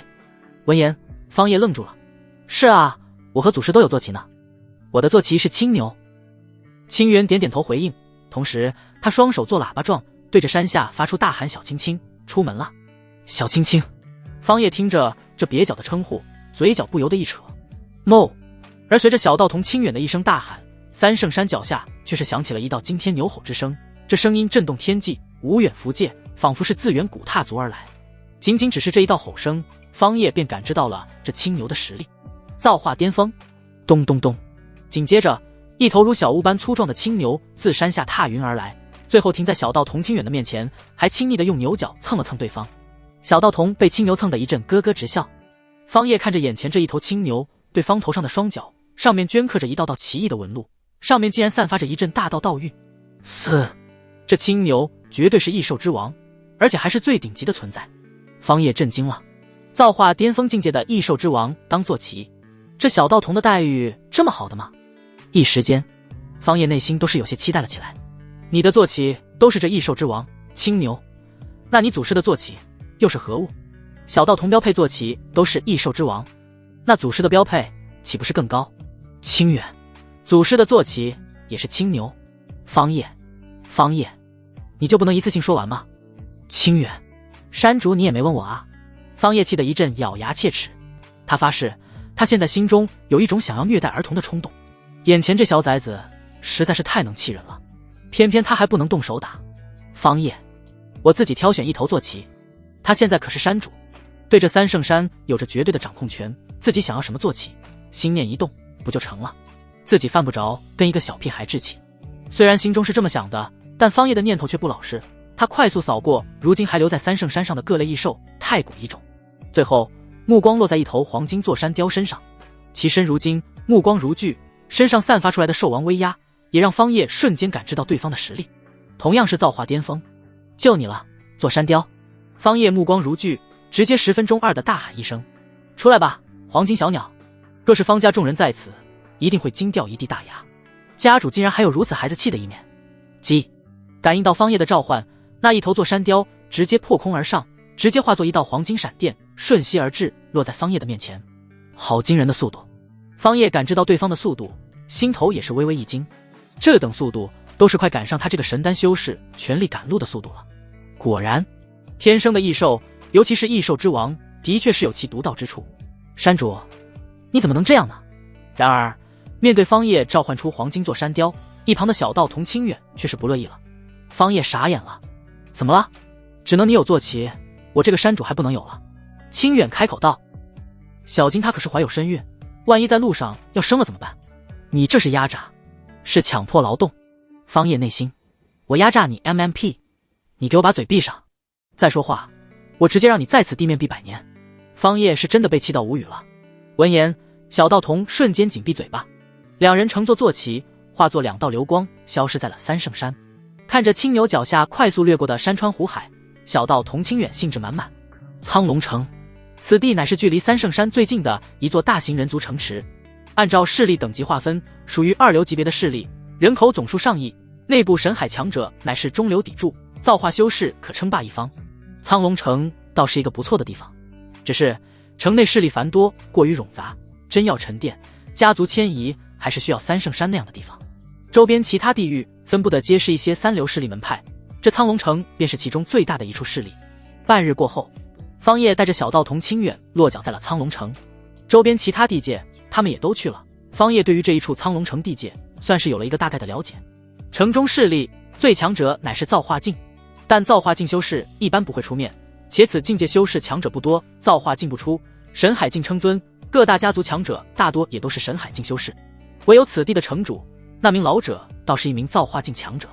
方叶心中了然，家族迁移到三圣山后，可于此地生根发芽。造化修士称尊的地界，他凭借高一个境界的神丹修为，还是能够随便拿捏的。山主，我要吃那个老婆饼。小道童清远走在大街上，一路走走看看，一路吃吃喝喝。武大郎做生意，你时不时有饼。方叶嘟囔了一句，这小崽子自从进了城后，嘴巴就没有停歇过，吃下肚的东西都是能够装下一头牛了。足足吃了半天，这一点都不夸张。奈何这小崽子肚子看起来还是干瘪的，没有什么变化。方叶甚至都怀疑这小子是不是有什么特殊的血脉，奈何他无论怎么探究都是看不出来。对方身上好像笼罩着一层迷雾，无法看穿，除了能够看出来这小子是真元境的修为外，体质血脉根本无法感应。难道这小子也是像叶轻柔那样的体质，只是还未觉醒罢了？方叶表示怀疑，虽然嘴上吐槽，但方叶还是惯着对方。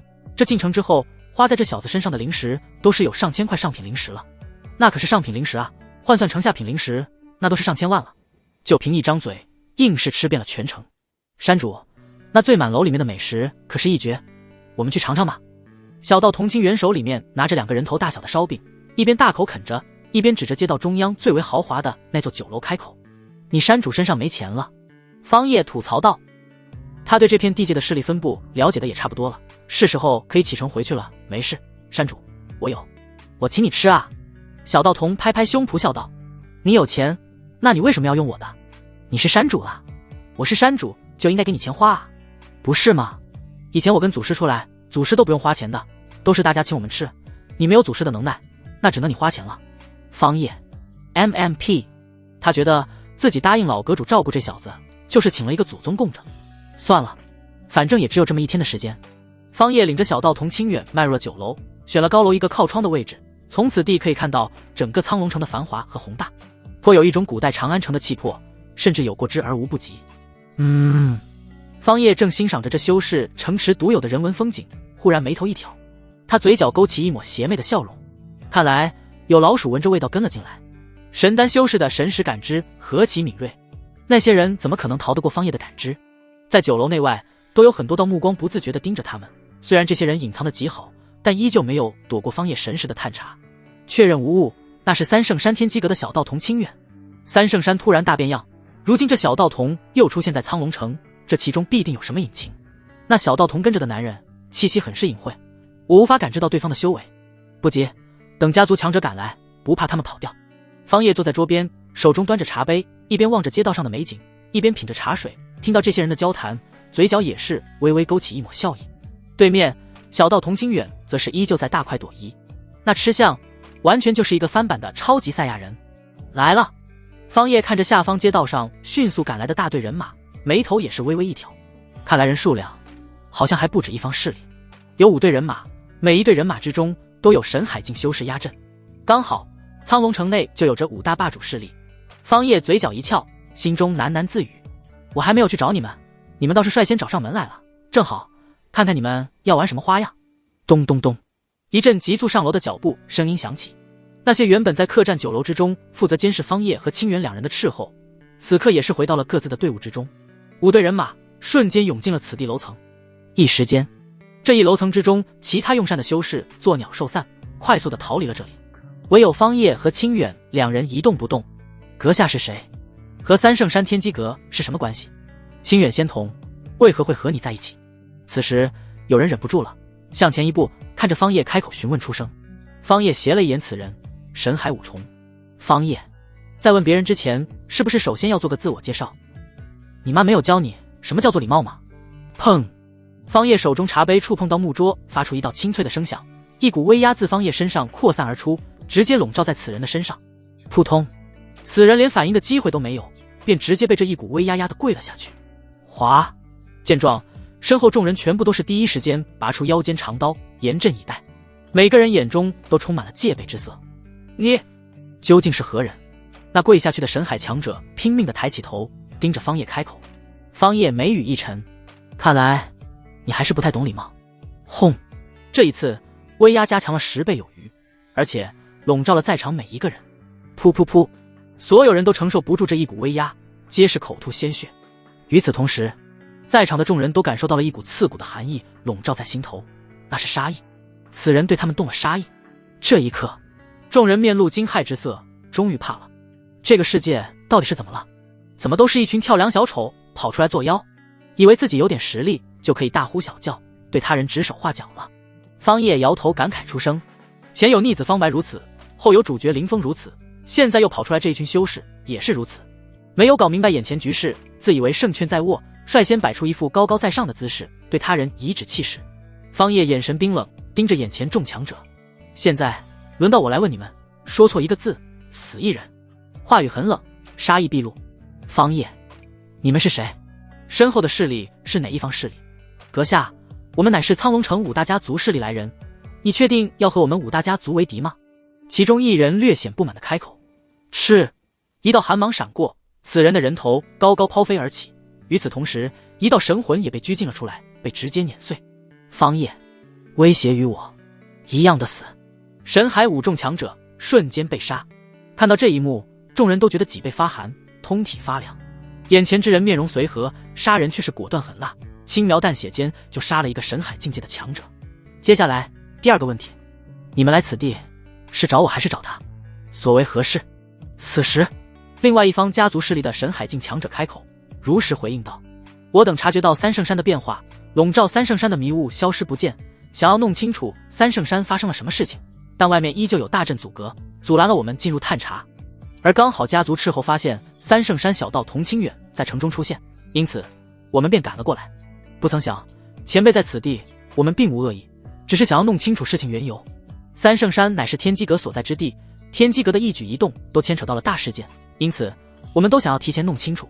方叶闻言微微点头道：不错，你倒是老实乖巧，很好。是。一道寒芒闪过，此人身后跟随的家族修士全部陨灭。前辈，我已经如实告知，为何如此？方叶嘴角一翘，笑道：因为你们没有做自我介绍啊，谁知道你们是哪一方势力啊？我是赵家之人。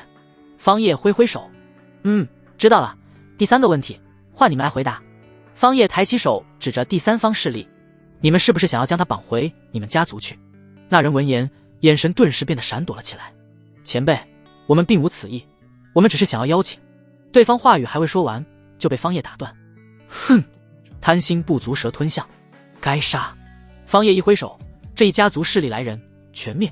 完事后，方叶看向剩下的这些人，每个人此时都面露惊恐之色，脑袋深深的埋下，身体在轻微的颤抖着。方叶，你们只需要记住，三圣山天机阁已经隐世，如今我为主。方叶，你们可称呼我为山主？敢问前辈名讳？有人战战兢兢的开口。方叶一笑道：本尊方叶。这个时候，小道童将桌上最后一块鸡腿肉吃完了，他擦了擦满是油腻的小嘴，脸上露出十分满意的笑容。看得出来，这次他是真的吃爽了。他摸了摸自己的小肚腩，看向方叶笑道：山主，我吃完了，我们走吧。自始至终，清远都是未曾看一眼身边的这些家族势力来人。方叶见状微微点头，起身带着小道童清远离开。在迈过这些人身边之时，方叶停下了脚步，开口道：记住了，杀人者三圣山山主方叶，若是不服，尽可来战。话语轻描淡写，却尽显霸气。离开酒楼后，清远看着方叶，山主为什么不把这些人都杀了？方叶闻言略感诧异，为何你杀意比我还重？清远嘟囔着小嘴，开口道：这些人明显都是带着恶意来的，每个人都心思不纯，心怀不轨，若不是对祖师和天机阁有所敬畏，根本不会这么好说话，而是一来就会拔剑相向，言语威胁。听后，方叶则是微微点头，这小道童看得竟然如此透彻，杀了这些人也不起到多大的效果，他们不论是对我而言，还是对三圣山来说，都不足为惧。但若是留下这些人，将消息散播出去，日后才无人再敢打三圣山的主意。此法不说一劳永逸，至少算是杀鸡儆猴，能起到震慑效果。闻言，小道童清远若有所思地点了点头，道：“我明白了，祖师也曾教导过我，说话做事之前应该多动脑子想想，考虑清楚各种因果。如果无法权衡利弊关系，那便少言少语。”方叶听后，心头也是微微惊叹，对方不愧是天机阁阁主，教导给小道童清远的都是最为实用的经验技巧。但和小道童清远接触下来这2天，方叶却是依旧看不透这小崽子，此时开口问道：“祖师可曾教过你天机推演之术？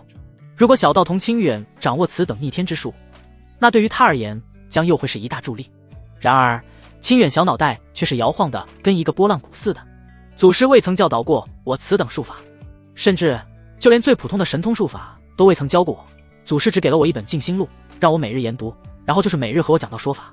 闻言，方叶瞬间瞪大眼睛，天机阁阁主未曾教过这小道童任何修炼方式，甚至连一本基础的修炼法门都是没有，但清远自身却是已经迈入了真元境，而且底子十分的深厚，这让方叶心头无比震惊，不修炼都能达到如此地步。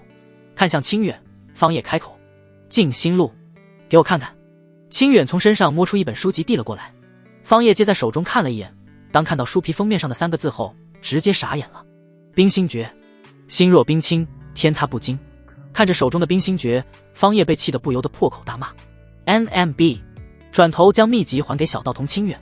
方叶不再过多的询问，现在他算是看明白了，不管他怎么追问，都是问不出来一个所以然的。也有可能是小道童真的什么都不知道，但不管如何，方叶现在肯定了一件事情，那就是小道童清远绝非常人。开玩笑，一个仅仅只是依靠冰心诀练心的孩子，没有接触过任何修炼方式，修为都比肩那些3流势力之中的家主强者了，这样的人又怎会简单？带着清远离开了苍龙城，回到三圣山，方叶又搜刮了一些宝物资源，不过他并未全部采尽，只是采取了一部分。这里日后将会是家族立足之地，一个好的修炼环境自然是十分重要的，他不能竭泽而渔。随后方叶便就地盘做修炼了起来，同时开始思考自己日后的出路和方向。修行一途，唯物唯心，不管信什么，最终都要落在实处。修饰世界，看的终归还是谁的拳头大。方叶喃喃自语，口中发出感慨，这也是他为何一有空余时间便抓紧修炼，一切都只为不断的变强。变强不是为了要称霸世界，而是为了告诉那些人他不好惹，若是来招惹他，那么他将10倍100倍的拿回那些失去的东西。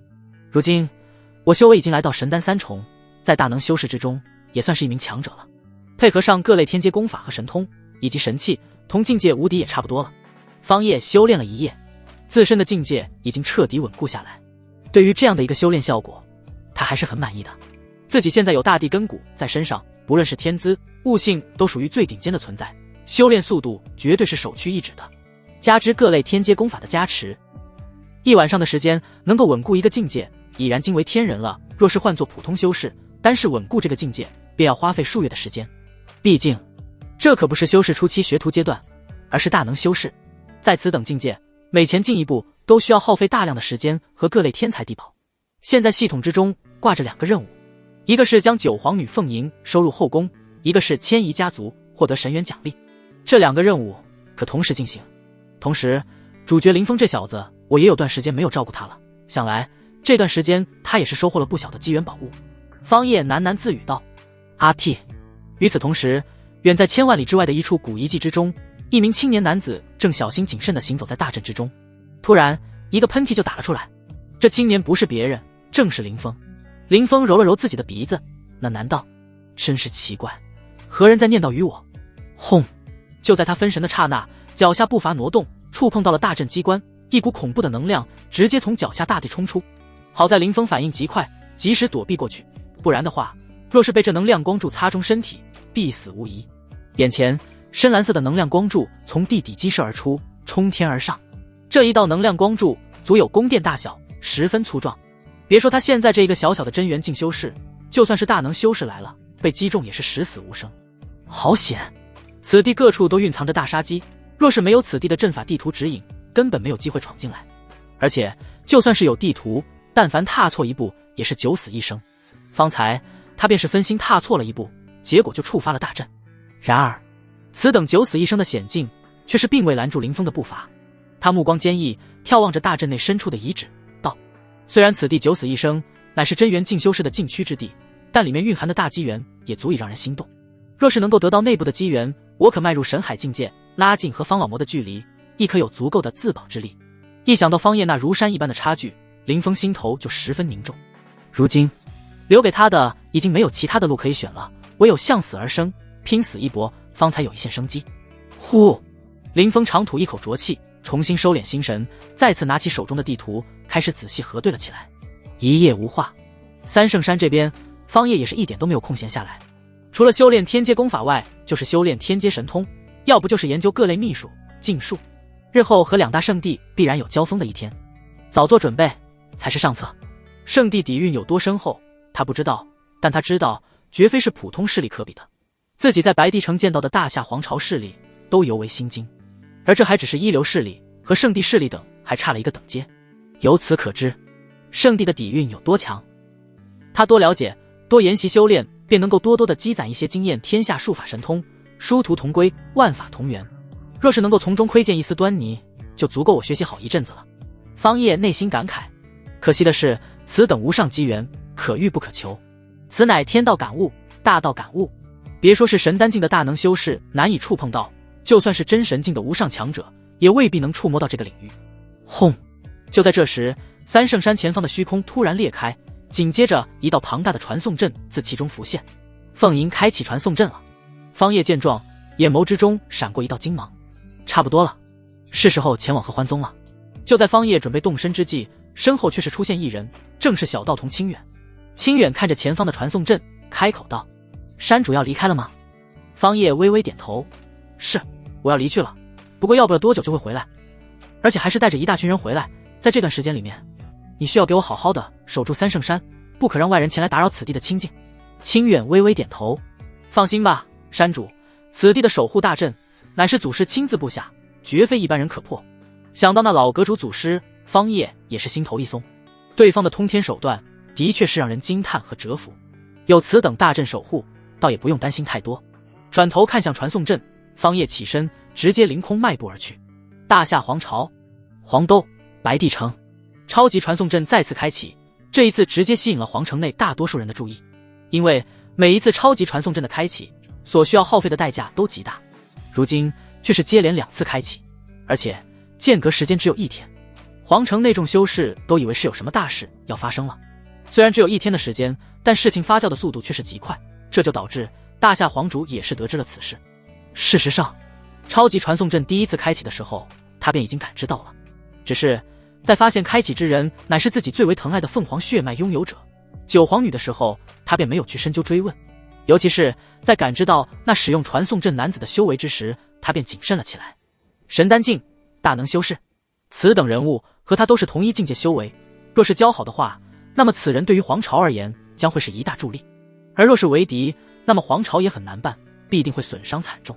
加之对方是九皇女凤吟带来的，看两人的关系也算是不错，因此大夏皇主便没有阻拦，而是在暗中观察。此时超级传送阵再次开启，大夏皇主第一时间便感知到了，他身穿5爪金龙黄袍，头戴双龙细珠皇冠，从密室之中走了出来，看着头顶那冲天而上的传送阵，双手背负身后，双眼微微眯起。要来了吗？此人若是不能拉拢，将会是一大遗憾，不能错过。大夏皇主喃喃自语，随即身体化作一道虚影，直接从原地缓缓消散了下去。传送阵处，一道青年的身影缓缓凝聚出现，正是方叶。方叶，你回来了。九皇女见到方叶的瞬间，直接走了上来，关切地问道：你没遇到危险什么的吧？此次三圣山之行有收获吗？那合欢宗的位置，那祖师给你了吗？一来就是一个一件3连发问，方叶都是能够清晰地感受到对方心中的那一缕焦急之中掺杂着喜悦和期待的情绪。看向凤吟，微微一笑道：此次三圣山之行收获还算不错，那合欢宗的大本营我已经知晓了位置，同时各大分部我也都了解到了。方叶并未将自己掌控三圣山的时候告知对方，现在两人的关系也只能算作是普通的朋友，连红颜知己都算不上。对方随便撒娇关切一下，自己就全部告知，那和舔狗有什么两样？舔狗舔到最后都是一个结果，一无所有。想要让女人对你感兴趣，除了你自身有足够的实力和底气之外，还需要懂得拉扯，时断时续，欲擒故纵，让对方内心之中产生一种若即若离、怅然若失的感觉。如此一来，对方对你的依赖程度便会极大的增强，这样才不会轻易被其他人所替代。太好了！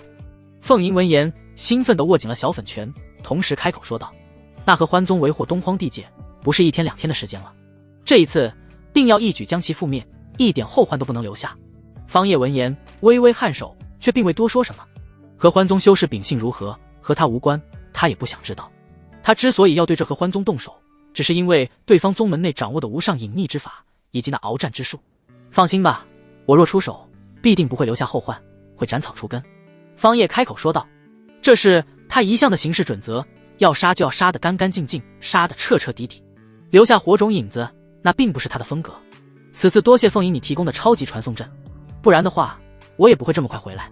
我还有要事在身，就先离去了，咱们后会有期。方叶冲着凤吟抱拳，就准备离去。方叶身后突然传来凤吟的声音，他伸出手抓向方叶背后的虚空，想要将其挽留下来。方叶脚下步伐一顿，回头看着对方，怎么了？凤吟，我们还能再见面吗？方叶点头道，会的，有缘自会相见。凤吟，再见的时候你一定要。方叶要什么？凤吟突然羞红着脸低下头，摇摇头道，没什么。方叶看在眼中，心里面却是乐呵呵的，这小女人的心已经被他拿下了，现在只需要一个契机，他便可将其收入后宫之中。那我便走了。方叶开口，这次是真准备离去了。阁下且慢。就在这时，虚空之中却是响起一道雄浑的男子声音，那声音如洪钟大吕一般，在此地响起，震聋悦耳。方叶闻言，眉头微微一挑，因为他感知到了一股不凡的气息，对方这修为竟然和他一样，同为神丹境的大能修士。一瞬间，方叶脑子里面便闪过了一人，大夏皇主。就在他转身回望的时候，一道身穿黄袍的中年男子背负双手出现。父皇，你怎么来了？九皇女风吟在看到中年男子的时候，第一时间就跑了过去。大夏皇主微微侧头看向身边的女儿，笑道，你这丫头偷偷背着我给外人使用传送阵，以为皇阿玛不知道吗？再则说了，我若是不来，你这心上人不就跑了吗？后面这句是对方传音到凤吟脑海之中的。凤吟闻声俏脸一红，低声的喃道，父皇，你在说什么啊？大夏皇主，那我走。啊，别走。九皇女风吟立即就拉住了大夏皇主的袖口，低声道，父皇，难道有办法将他留下来吗？大夏皇主传音道，留人估计不行，此人修为甚至要超过你父皇我可没有能力将其留下，但是选择拉拢还是可以的。凤吟疑惑，怎么拉拢？大夏皇主，把你嫁过去不就行了？这样我们皇朝又拉拢了对方，你也能够陪在他的身边，于他而言也是双赢，此法岂不是两全其美？凤吟，啊，父皇，这样真的好吗？凤吟，万一他不同意怎么办？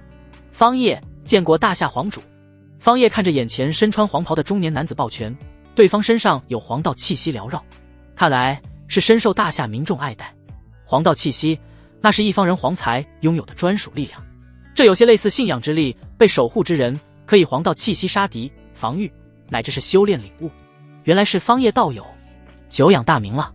大夏皇主看着方叶，微微一笑，道，我这女儿可曾3番5次在我面前提及你，对你的仰慕和钦佩之情，连我都是十分好奇啊。今日一见，果然一表人才，如此年纪便有此等修为，当真是不凡啊。这天下终归还是你们年轻人的天下，我们这些老不死的也该落幕，退居幕后了。方叶一笑，对方这面上的奉承夸赞之话，他可不会当真，真要当真，后面怎么死的都是不知道。看向对方，方叶没有接过话题，他不想整那些客套的话术，而是直接开口询问道，敢问皇主留我是所谓何事？大夏皇主，方叶道友实力不俗，乃是神丹大能修士，而恰巧你又和小女凤吟认识，我想邀请你成为我皇朝的客卿长老，听调不听宣，享有各类修炼资源和福利，不知道方叶道友意下如何？闻言，方叶眉头微微一挑，邀我成为客卿长老。方叶瞬间明悟，对方这是看出自己实力不俗，想要拉拢他了，这倒也算是一个可以和凤吟拉近关系的办法。不过方叶并未直接答应，该有的拉扯还是需要有的，不然的话，他这个神丹大能也未免太掉价了。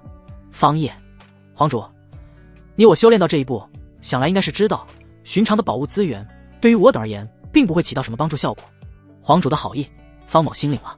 只是想要让我成为大夏皇朝的客卿长老，恐需要一点其他东西。大夏皇主闻言，眉头一挑，果然，神丹大能修士可不是随便给几个三瓜两枣就能够糊弄过去的。大夏皇主已经做好了滴血割肉的准备，神丹大能级别的客卿长老，自己一定要留下，不管代价如何。方叶道友想要什么，不妨直说。我大夏皇朝虽然比不上那些顶级的圣地势力，但权贵、名利、美女、资源、宝物，那也是应有尽有的。而且，方叶道友若是答应的话，我不仅会应允方叶道友的要求，同时还会给道友一个附加奖励。方叶眉头一挑，笑道：“哦，什么附加奖励？皇主可提前先说说。”大夏皇主闻言一笑，却是将目光落在了自己身边的女儿身上。我将凤莹许配于你，如何？这样一来，我们便是亲上加亲。大夏皇主大笑道：“这本是他早就计划好的一环，也是拉拢方叶最为重要的一环。”方叶闻言，心头微微一愣：“好家伙，我自己还没有开口提要求，你这倒是率先坐不住了，要把女儿许配给我。不过如此一来，也算是正好符合了方叶的心意，他倒也可以直接交差系统任务了。”方叶看向凤莹，目光在凤莹和大夏皇主两人身上来回移动。此举是凤莹你的意思，还是只是皇主的意思？儿女情长讲究的是一个你情我愿，若凤莹不愿的话，那方某也不强求。方叶开口道。听到他的话，站在一旁的凤莹瞬间眼前一亮，心头犹如小鹿乱撞，激动不已。方叶这话的意思很明显了，他自己愿意。他之前一直担心的一个问题便是方叶不会愿意，而今方叶以此表明了自己的态度，他心头当然欣喜。抬起头看向方叶，凤莹的俏脸绯红，急忙开口道：“方叶，我愿意。”方叶见状，眉头一挑，如此甚好，看来这小妞对自己的确已经倾心。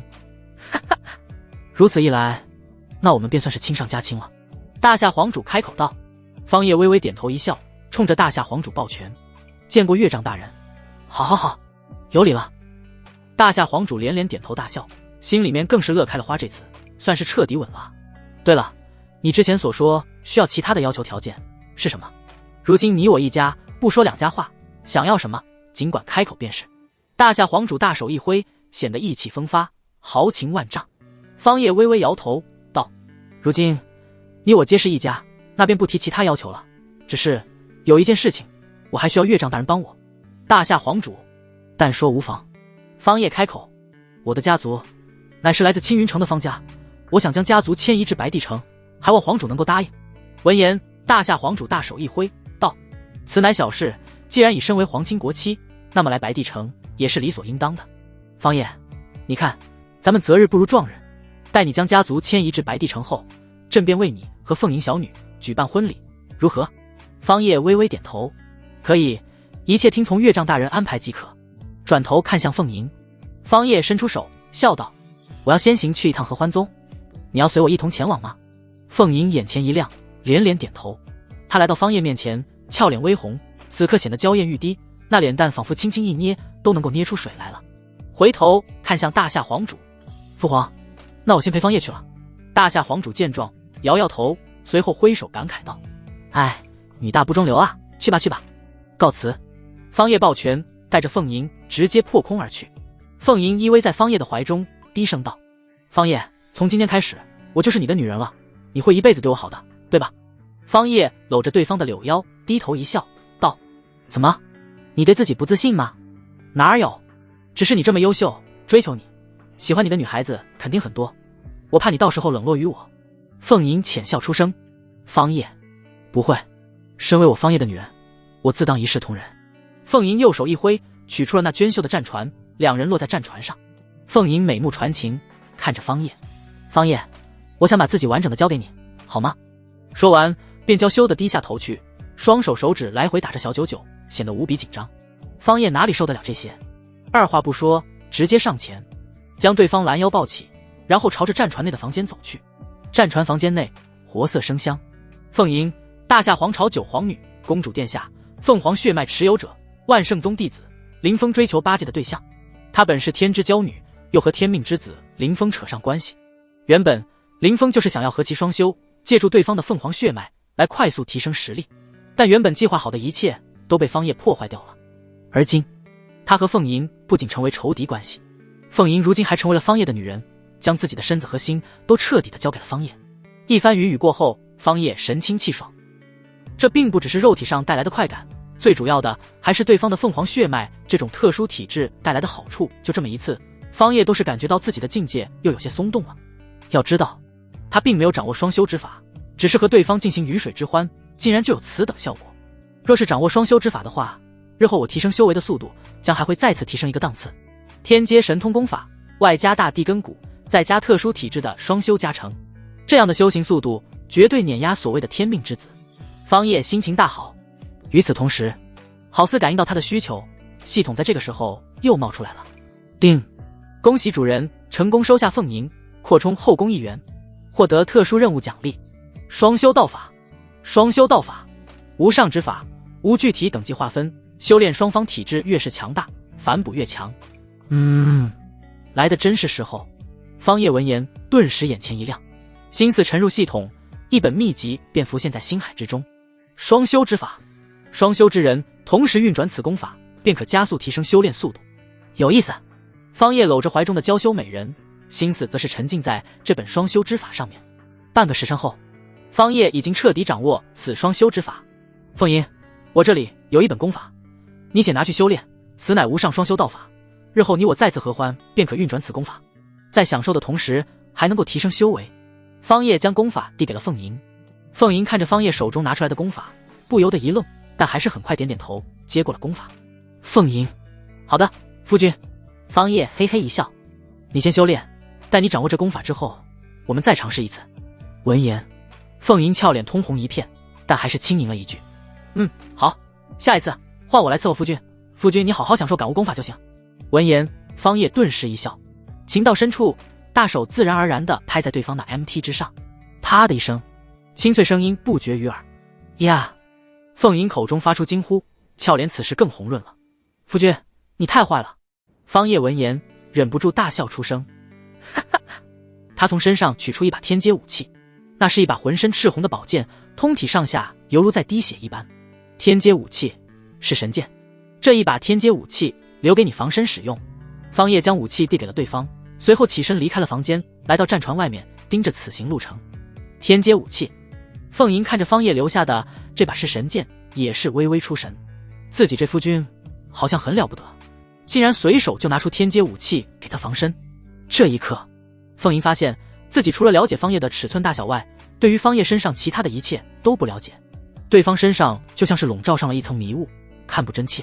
先不管了，夫君对我这么好，我不能够辜负夫君的一片心意，先将这双修之法学会。凤吟呢喃自语，随即收敛心神，开始修炼起来了这一本双修秘籍。战船甲板上，方叶盯着手中的地图，不断地更正战船前进的方向。快了，按照现在的速度，再有小半日便能够抵达合欢宗。将合欢宗的气息隐匿之法得到之后，便赶回家族。方叶喃喃自语道：从神山禁区离开之后到现在，他已经有2-3日的时间不曾回到家族了。若是2大圣地在这个时候找上门来，那么别说是方家，就算是整个青云城，估计都要覆灭了，里面的千万人口都得要陪葬。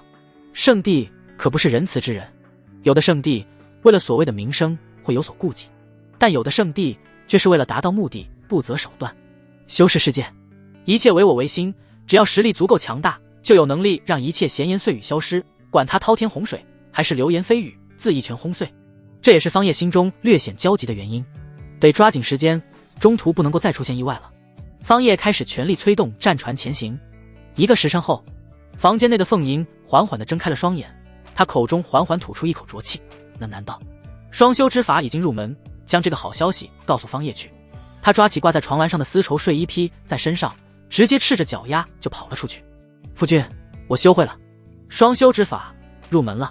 凤吟趴在窗口，探出一个脑袋看向方叶，他此时头发略显凌乱，遮掩住了半张迷人的脸颊，一双眼睛秋波婉转，动人无比。好，那咱们再试试。方叶双眼冒光，十分猴急地跑了进去。就在他准备将凤吟拦腰抱起的时候，凤吟却是出手阻止了他，双手缓缓地抓住方叶胸口的衣领，然后将其退去。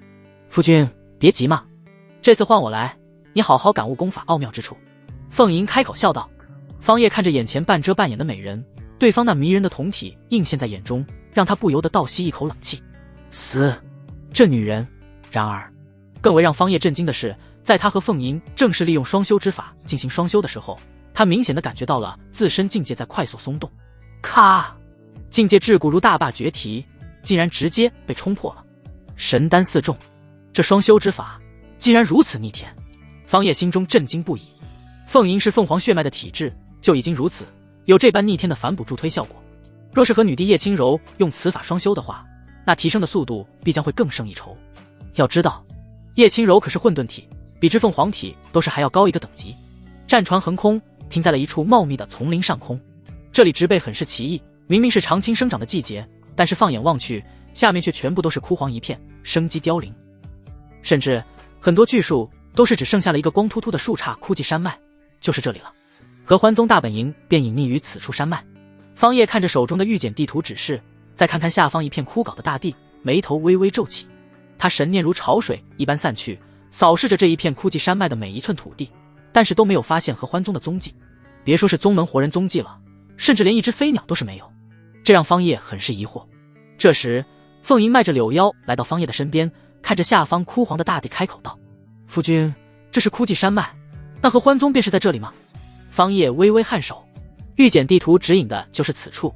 这时，凤吟想到了什么，开口补充道：“传闻枯寂山脉原本不是这个样子的，和其他地区的地脉山脉一样，都是充满了生机。但这里曾经因为遗落下来一具真神尸体，那尸体内蕴含无尽的煞气，将此地的生机全部冲散，因此此地才会变成这个样子。”闻言，方叶眉头微微一挑：“真神尸体？”凤吟点点头道：“不错，就是真神尸体。如果那合欢宗真在此处为营，想来也和这真神尸体有关。”听着凤吟的话，方叶陷入了沉思。那合欢宗本身掌握的有气息隐匿之法，此法逆天，就连圣地皇朝都是无法追究探寻。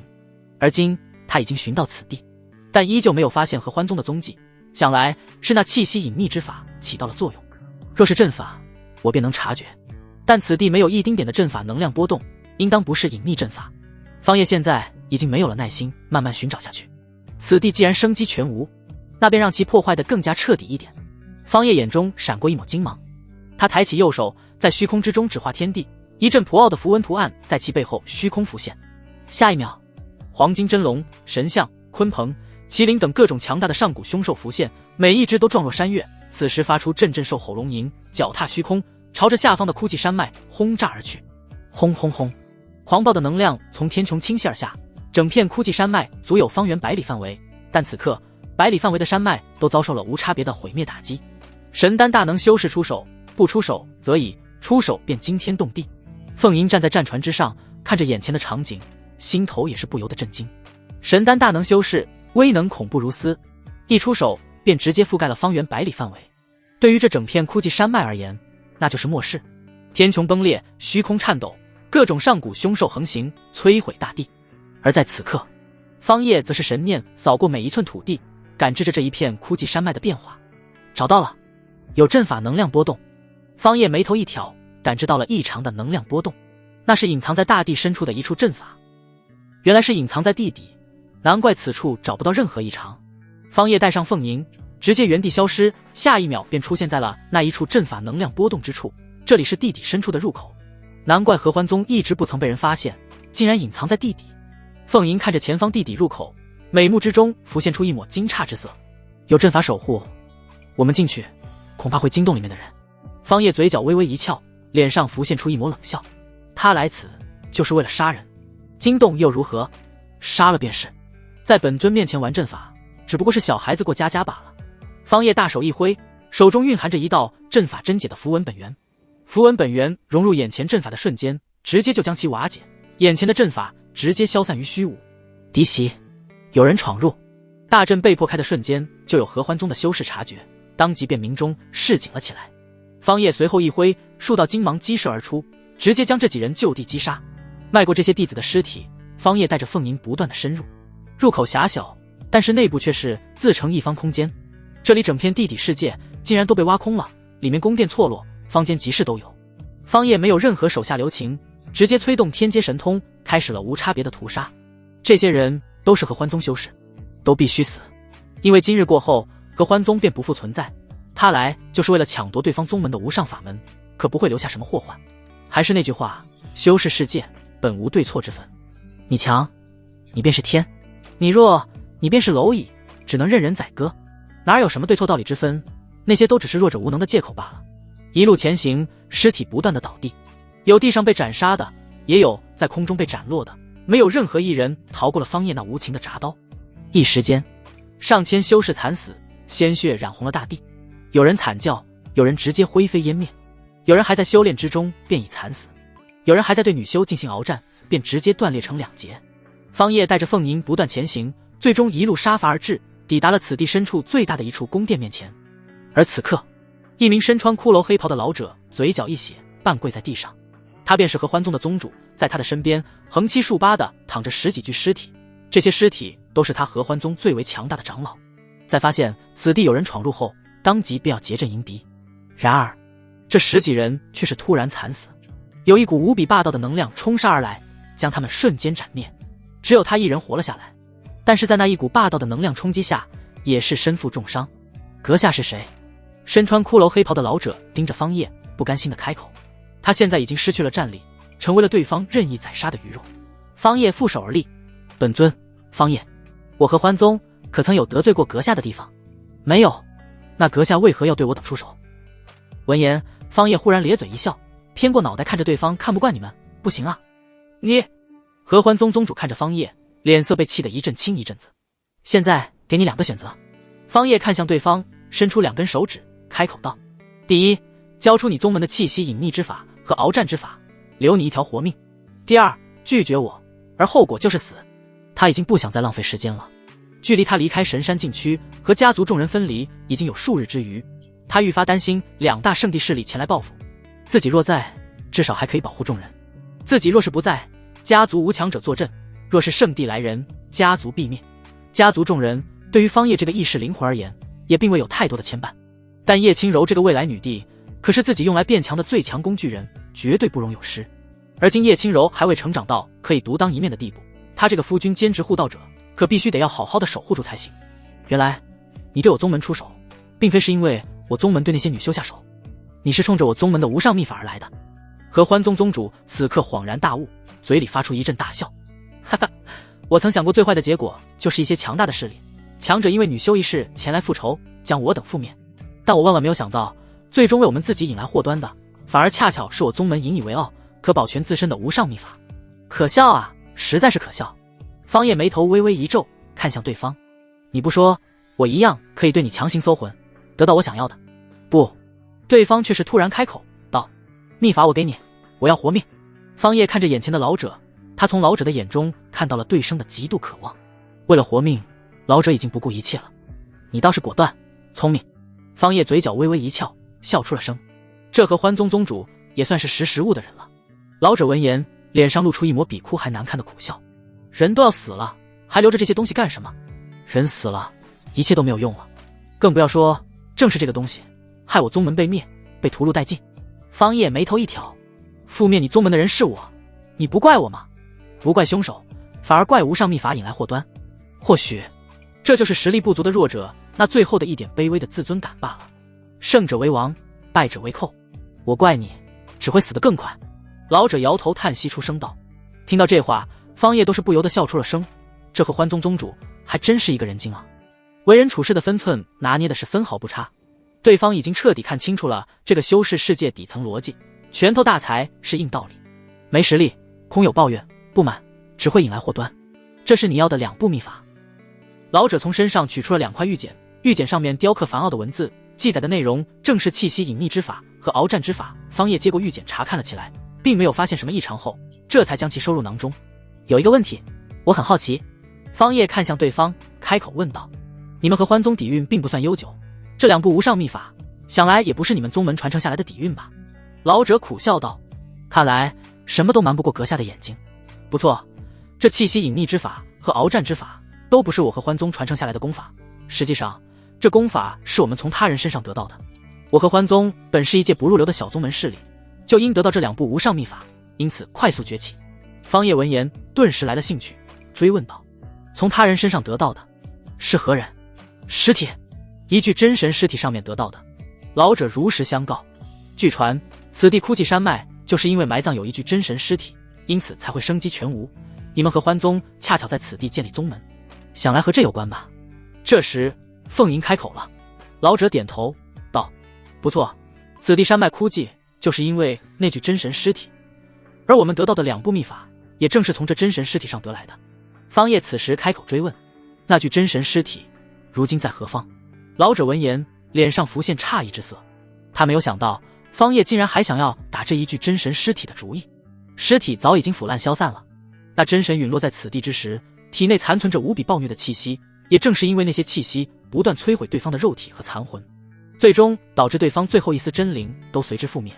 不然的话，真神境界强者纵然失去神魂，肉身依旧可以保存万年不朽。方叶直勾勾地盯着对方，确认对方不像是说假话，这才作罢。唉，可惜了。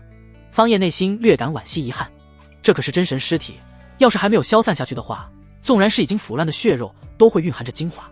真神境强者的血肉精华，这可是大补之物，用来滋养世界树，最为合适了。可惜了，一切都已不复存在。实际上，他并未完全相信这老者所言，而是自己通过神念搜寻一番下来后发现，这枯寂山脉的确是没有其余强者的能量波动。若是有真神血肉精华，其能量波动纵然再怎么微弱，他也绝对能够感知出来。可惜没有任何感知。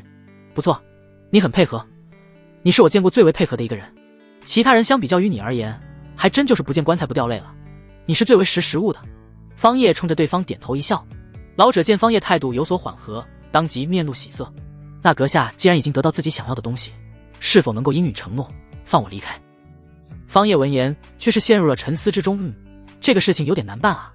老者见状，脸色一沉：“阁下要出言反悔不成？”方叶大笑道：“宾果，恭喜你答对了，我就是反悔了，如何？”老者脸色难看到了极点。阁下实力如此强大，我等对你而言不过是一群蝼蚁罢了，戏耍蝼蚁，你很有成就感吗？方叶见状，直接一巴掌就呼了过去，将对方拍成了一团肉酱。方叶无奈地耸了耸肩道：“真是老太婆爬电线闹披麻了。”解决调和欢宗的事情，方叶便带着凤吟返回了战船。看着手中的2块玉简，方叶开始研究了起来。这气息隐匿之法竟然是出自真神之手，难怪连诸多圣地、皇朝势力都是无法发现探查其行踪。此法倒是一绝，到时候用来赠送给轻柔、暴击反例出来的隐匿术法，必然更是一绝，品质至少会在天阶极品。将气息隐匿之法的玉简收起，方叶又开始研究起来了另外一道法门——鏖战之术。采阴补阳，强行夺取女子元阴和精血为己所用。这看起来倒像是一部魔道法门。方叶喃喃自语，此法有违天和，但他也并没有过多地放在心上。修是修行，利己为重，只要死道有不死贫道，那么一切都无伤大雅。夫君，我们现在是回青云城吗？凤吟躺在方叶的怀中，此刻秋波流转，眉目传情，俨然就是一个娇羞的小美人儿，哪里还有一丁点皇朝公主的样子？回去，将家族迁移到白帝城后，我才放心。方叶微微点头，说完低头看向怀中娇艳欲滴的美人。我现在的火很大。2人眉目传情。闻言，凤吟一个翻身就骑在了方叶身上，无上双修之法再次运转，效果立竿见影。方叶本身是星河之体，凤吟又是凤凰体质，2种特殊体质相互交融，效果拔群。方叶清晰地感受到了自身的境界在缓缓地爬升。按照这个速度下去，再来几次双修之法，自己就又可以突破一层小境界了。此行回去路程遥远，需要2日才能够抵达，希望家族在这2日之间无事。方叶心中甚是挂念。2日后，青云城，黑云压顶，城内所有民众全部都是紧闭窗户，就连诸多修士都是隐忍蛰伏了起来，街道上看不到几个人影。原因无他，有至强势力压境，镇压此地。那是一艘巨大如乌云蔽日的黑色战船，仅仅只是一艘就占据了青云城的一个城角，其规模之大，乃是青云城内众人举世罕见。而这一方势力正是黑岩圣地。战船横空，就这样停在城主府上空。城主府内，城主莫云更是胆战心惊地站在一旁，恭敬地伺候着面前的数十人。此时，城主莫云看向坐在庭院中石桌边上饮茶的那名黑袍老者，小心翼翼地开口道：“前辈，黑岩圣地此次莅临我青云城，不知道是有何指教？”黑袍老者淡淡开口：“明知故问。说完，老者屈指一弹，一缕能量直接击射在莫云的肚腹之中，直接将他的气海整个震碎了。哇！莫云遭受重创，一口鲜血直接就从嘴里喷了出来，他身上的气息迅速的萎靡了下去，直到彻底消失。莫云瞳孔一阵紧缩，半撑着身体跪在地上，大口大口的喘息着。对方直接出手废了他一身的修为，从此以后他便彻底沦为了一介凡夫。看在你是此地一方城池城主的份上，也算是为我人族立下功劳。此次小事成戒，只是废你修为，再有下次，丢掉的可就不只是修为这么简单了。黑袍老者端起茶杯饮了一口，淡淡的说道。莫云心中纵然有万般的不满和愤怒，但此刻也不敢表现在脸上，反而是不得不低头认错，甚至还要对老者发出感谢。明白了，谢前辈不杀之恩。莫云低头抱拳开口。黑袍老者放下手中的茶杯，站起身来走到莫云的近前，他双手背负身后，语气平淡的开口。神山禁区之行，我黑岩圣的圣子在还未进入禁区之中便被人杀害，我圣地也不是蛮不讲理之人，若是你们各自门下弟子在禁区内出手将我圣地圣子斩杀，那是你们的能耐，也只能说明我们教学不精，我们自不会追究其责任。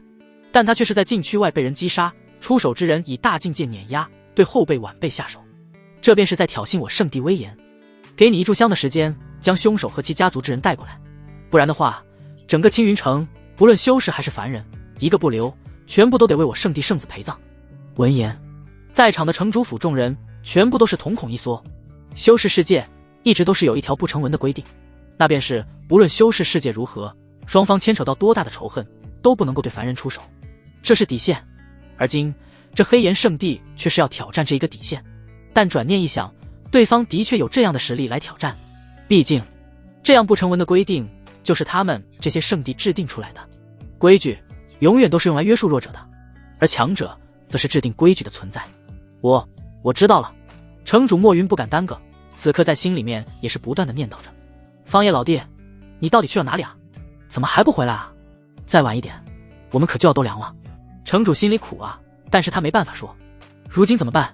方叶未归，无人是眼前这些人的对手，更不要说眼前这黑袍老者身上散发出来的气息更是恐怖至极。若是没有猜错，那是大能修士。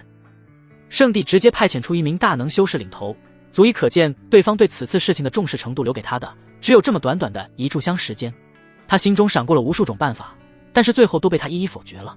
要他背叛方叶，出卖方家，若是如此，到头方叶回归，他依旧难逃一死，且出卖方家，他城主府众人也未必会幸免于难。对方能够查到青云城，就说明有追踪溯源的手段。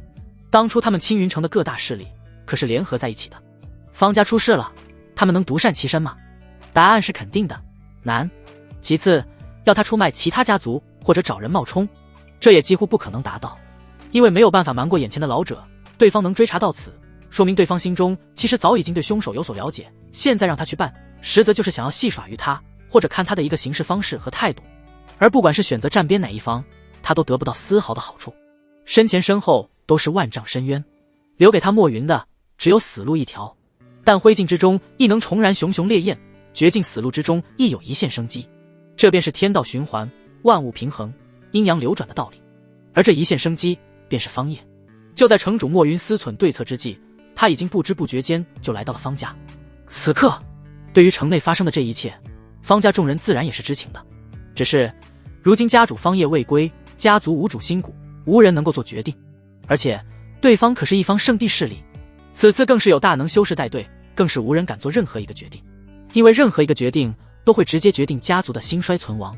我方家好不容易重新恢复往日荣光，绝不能就这样消亡下去。照我说，我们直接暗中撤退家族一些优秀弟子，保留薪火。不可，那可是黑岩圣地，加之对方又有大能修士领头，很难保证我们的一举一动不会被对方发现，甚至对方有可能早就布下了大阵，将青云城围困在其中。我们现在若有一丁点异动，恐只会死得更快。但对方此刻就在城主府，也未问罪其他家族，我们难道就这样干等着吗？是啊，难道要将我等性命、家族兴衰存亡都寄托在莫云一人身上？大家都少说两句吧。城主莫云于我们而言是盟友，相信他是不会背叛我等的。城主的气节我还是相信的。哼，都生死存亡关头了，你信他？要我说，我们应该主动站出来力挺城主。家族议事大殿内，诸多家族长老吵闹成一片，原本应该是肃穆的议事大殿，此刻却是变成了菜市场，闹得不可开交。都给我住嘴！此时，一道骄喝声音打断了众人的议论声。叶轻柔从主位上面站了起来，她开口说道：“现在家主还未回归，我们要做的只有一个字，等。不管我们现在做出何种选择，都注定逃不过那黑岩圣地的追责。而对方追责，就只有一个结果，那便是我家族覆灭。不仅仅只是方家，青云城内其他几大家族也一样，全部都得覆灭。”此话一出，众人都陷入了一阵沉默之中。城主大人来了！不知道谁喊了一句，家族议事大厅内，众人的目光全部都是齐刷刷的朝着殿外望去。叶轻柔身为如今方家的主母，在看到城主莫云的时候，当即便起身相迎。城主大人，你没事吧？他第一时间便察觉到了城主身上的气息明灭不定，十分隐晦。城主莫云微微摇头道：“没什么大碍，现在还死不了，我修为被废，要不了多久就会彻底沦为一介凡人。黑岩圣地势大，我们根本不是其对手，无法抗衡。如今能挽救我们、挽救青云城于水火的人，只有方叶老弟了。他如今人在何处？”叶轻柔轻声开口道：“他还未回归。”什么？莫云闻言，心已经凉了一大截，脸色瞬间就变得苍白了不少，脚下步伐踉跄，若非有人扶着，就直接倒在地上了。那黑岩圣地的修士说了，让我等在一炷香的时间里面交出凶手，不然的话，整个青云城的人都得陪葬，连同城中的凡人都无法幸免。众人闻言，全部都是心头一紧，好狠的手段，竟然连凡人都不放过。这就是圣地，这就是这个世界的规则，弱肉强食，阐释的淋漓尽致，弱者便没有话语可言。城主莫云发出无奈的感慨，说完这一句话，他仿佛瞬间苍老了下去，额头上爬上褶皱，发丝之间生出白发，这是他修为被废，身体本源在快速流逝造成的。众人的情绪都在快速低落，而此刻一道声音却是突然响起。循声望去，那是一名青年，正是震惊系统拥有者方叶收下的跟班方圆。方圆畏畏缩缩，瞻前顾后，怕这怕那的，反正横竖都是一死，直接干他丫的不就完了。此时方家少主方白也是站了出来。方白，不错，我同意方圆的看法。方清雪，我被修士又何惧一战，是吗？就在这时，一道宏大的声音在众人头顶虚空炸响，紧接着一道身穿黑袍的老者就这样径直地破开虚空，出现在了方家府邸虚空之上。黑岩圣地大能修士。黑袍老者望向城主莫云，笑道：“你这城主第一时间来到这方家，看来这方家便是那主凶了。”老者目光扫过在场的方家众人，紧接着眉头微微一皱：“最强者也不过是真元境，连一个神海修士都没有，就你们这样一群蝼蚁，是如何做到能够胜过我家圣子，乃至是将其杀害的？幕后之人呢？”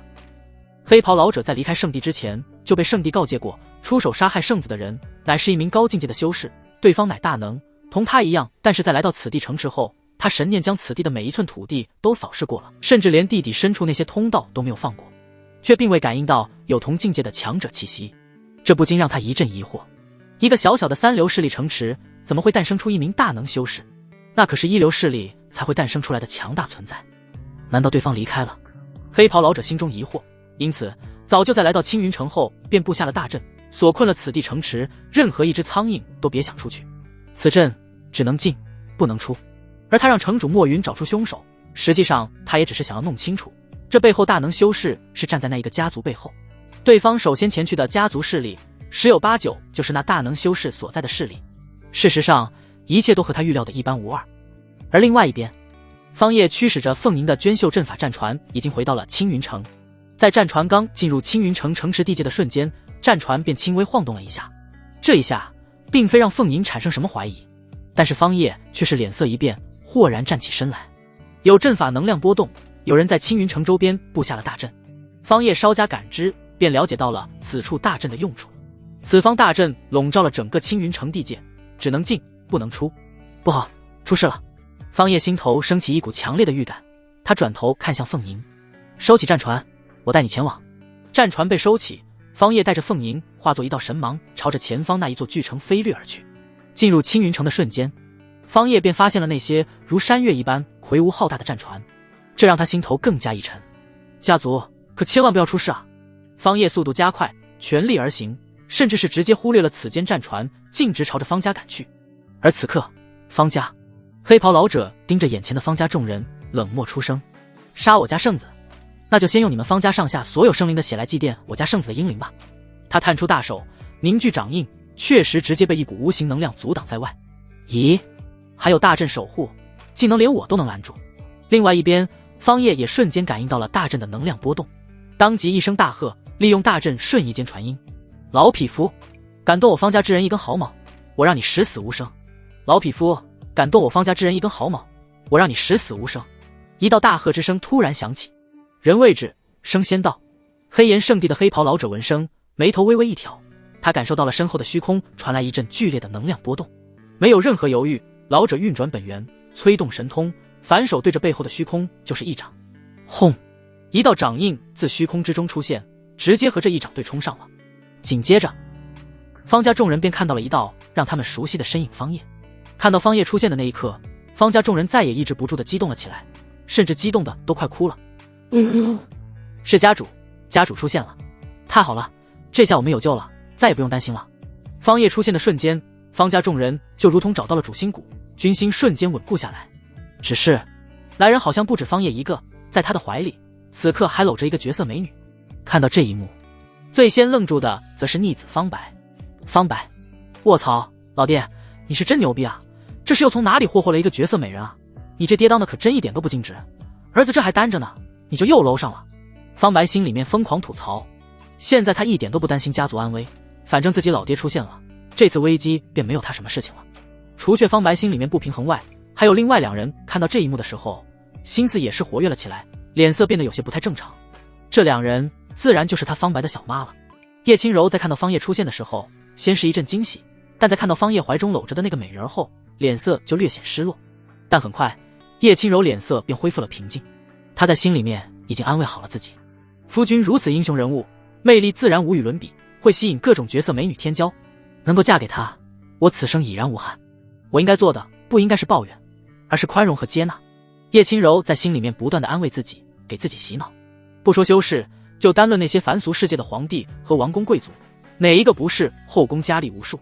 修士寿命悠远长久，身边多几个女人，多几个红颜知己，都是很正常的事情。叶轻柔甚至还联想到了自己的父亲叶震南，身为叶家家主，为了保持家族兴旺，妻妾都有好几房，这些都是最为正常不过的事情罢了。但和叶轻柔不同的是，顾青衣在看到方叶又带着一个女人出现的时候，心里面却是十分不乐意了。哼，这是又从哪里拐骗过来的一个少女？男人永远都是一个样，都是 LSP。 他顾青衣内心一直坚守的就是一个男人一辈子只能爱一个女人，只能和一个女人结婚生子，多了的话就代表这个男人有二心，是不忠的表现。他无法接受这样的事情。之前嫁给方叶，和叶轻柔共侍一夫，已经是他心里面所能够接受的极限了。毕竟自己是被迫的，也无法改变。但现在对方又带了一个女人出现，而是还是用搂着的姿态，看那女人的眼睛，从出现到现在，眼睛从始至终都没有离开过方叶。这一看就知道两人关系不简单，这让他心里有些无法接受，十分不舒服。但他又无可奈何，最终只得深深地发出一句长叹，同时在心里面安慰自己，算了，只要能够让他帮我救出母亲，一切原则都可以进行让步。话题回到场中战斗，黑袍老者和方叶对轰一掌后，身形差点都是没有稳住。他面露震惊之色，自己竟然不敌此人，好强悍的实力。他的右手此刻都是还在轻微的颤抖着，此人实力极强。正主终于舍得出现了吗？黑袍老者盯着方叶，双眼微微眯起，眼中有杀意腾起，质问道：看来就是你出手杀了我黑岩圣地的圣子了。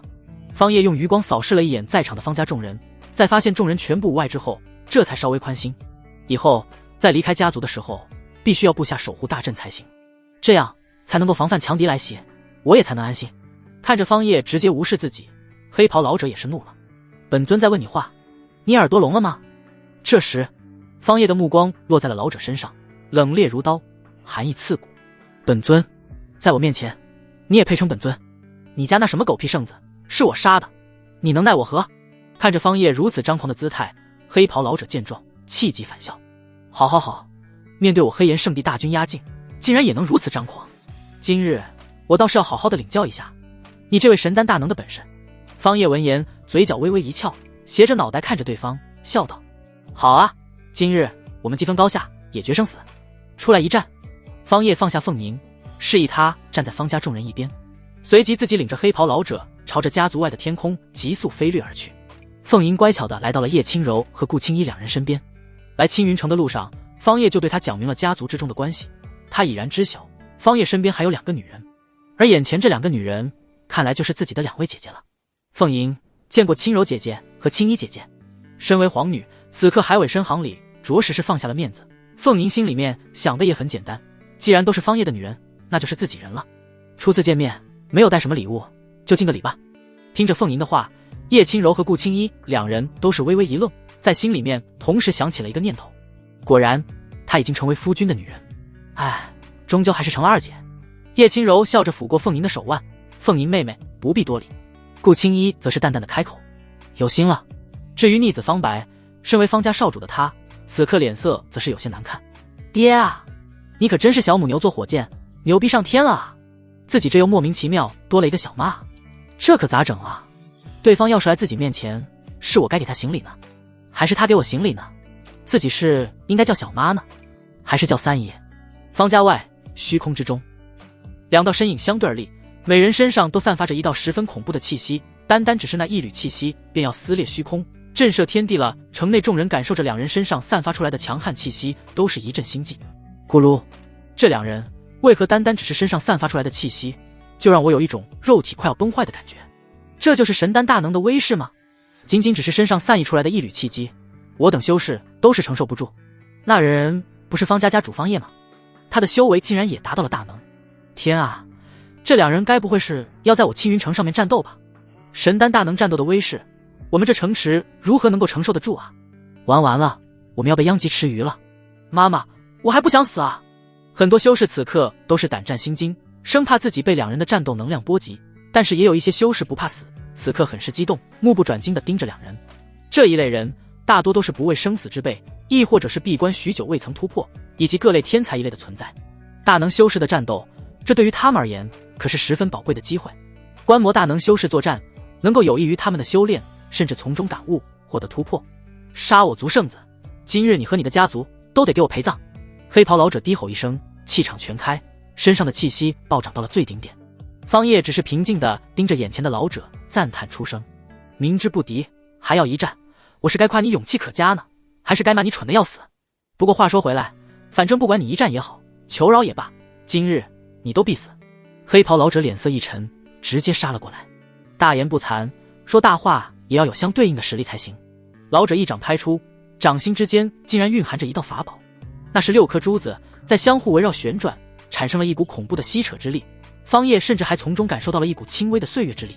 哦，铭刻轮回法宝的术法神通，可惜只是单纯的铭刻法宝而已，岁月轮回之力过于微弱，于我而言近乎于无。方叶抬手便是一记真龙拳，真龙咆哮，龙吟阵阵，瞬间便破了对方这一掌。有点实力，老夫倒是很久没有遇到你这么强的对手了。黑袍老者见一击没有起到效果，眼中却是腾起一股战意，再次施展各类强大的术法神通，朝着方叶攻杀了过来。与此同时，他自己本体也朝着方叶杀来，术法神通对轰，肉身相抗。哼，不管是神通宝术还是肉身强度，我都甩你10万8千里。一番碰撞下来，方叶对眼前这黑袍老者的实力也有了一个了解，对方的实力连自己的一半都不到，顶多2成。方叶直接一脚踏出，虚空震荡，麒麟咆哮，恐怖的能量冲击而去，直接将对方震飞出去，嘴角一血。麒麟步！方叶屹立在虚空之中，眼神冷漠地盯着眼前的老者。如果这就是你全部实力的话，那么你可以去死了。杀你，我只需要一招。黑袍老者擦去嘴角鲜血，面露不悦和愤怒之色，再次朝着方叶杀来。当真是狂妄！这一次，他手中出现了一件法宝，那是一柄战戟，寒光凛冽，杀意透气而出。天阶武器，老祖威武！老祖动用天阶武器了，看此人还如何嚣张！此人必死无疑，能够死在大荒脊之下，此人也算是无憾了。黑岩圣地战船上，圣地修士看着眼前这一幕，纷纷开口。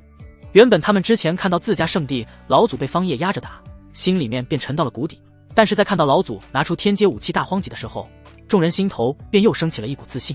然而很快，众人心中刚燃起的那一抹希望便被一盆冷水浇灭了。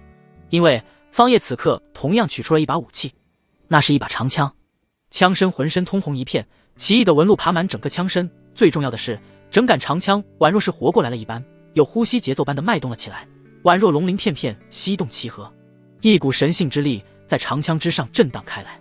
神器破道枪，破道枪一出，天地之间瞬间风云变色，血红色的积云迅速笼罩集聚起来。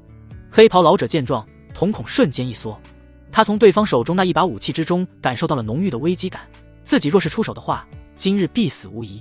低头看向自己手中的天阶武器大荒戟，此刻大荒戟都是在嗡鸣，在颤抖。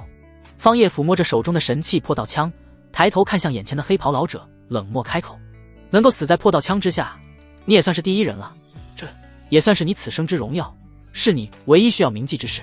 话语落，长枪被方叶猛地掷出，赤长枪划破虚空，留下一道拉长的漆黑的虚空口子。虚空在神器破道枪的锋芒下，宛若纸糊一般，瞬间破裂。长枪洞穿虚空，瞬息而至，下一刻瞬间，直接从黑袍老者胸口透体而出，枪尖还带着一缕血珠。长枪最后又绕了一圈，重新回到了方叶的手中。至此，黑袍老者这才反应过来，低头看着自己已经前后透亮的胸口，那里的心脏已经被搅烂，里面还有一道道血红色的闪电在不断的腐蚀他的本源，瓦解他的肉身和神魂。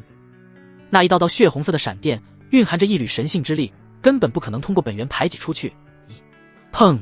黑袍老者刚开口说出一个你字，整个人的肉身便直接崩坏爆碎，躯体之中的那一道神魂也最后在那一道血色闪电腐蚀下消散于虚无。整个过程连一个呼吸的时间都不到。瞬杀剑，此刻天地之间一片寂静，好像这才是这片天地原本该有的模样，安静的都是有些可怕。直到一道声音响起，这才打破这一份诡异的宁静。方叶大手一吸，将那一把天阶武器大荒戟吸纳到手中，抬手便抹除掉了那黑袍老者的神魂印记，随即喃喃自语开口道：圣地大能，不过如此，就这点实力也学人出来摆场子，笑掉大牙。花花世界迷人眼，莫的实力你莫晒脸啊。收拾完老的之后，方叶转头就将目光对准了身后的那一群圣地小崽子。前辈饶命啊，快逃，速回圣地，将这里的一切告知圣主。跟在黑岩圣地黑袍老者身后的十几人见方叶转头朝着他们杀来，顿时脊背发寒，有人逃跑，有人求饶，奈何无人生还。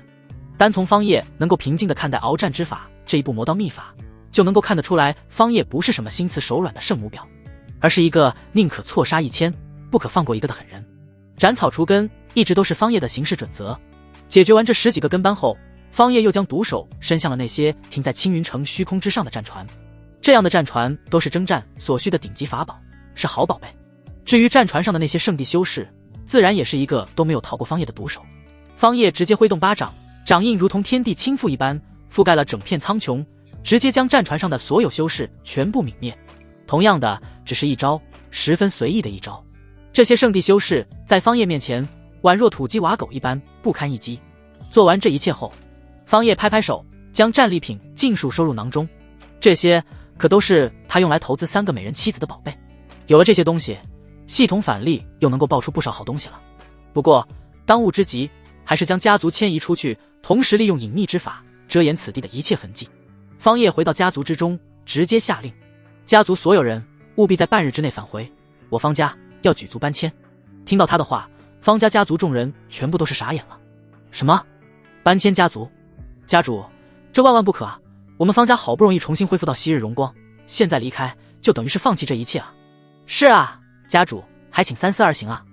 面对众人的请求，方叶眉宇一沉，道：这不是在和你们商量，而是命令。从现在开始，但凡有违令者，要面临的结果不是逐出家族，而是被斩。咚！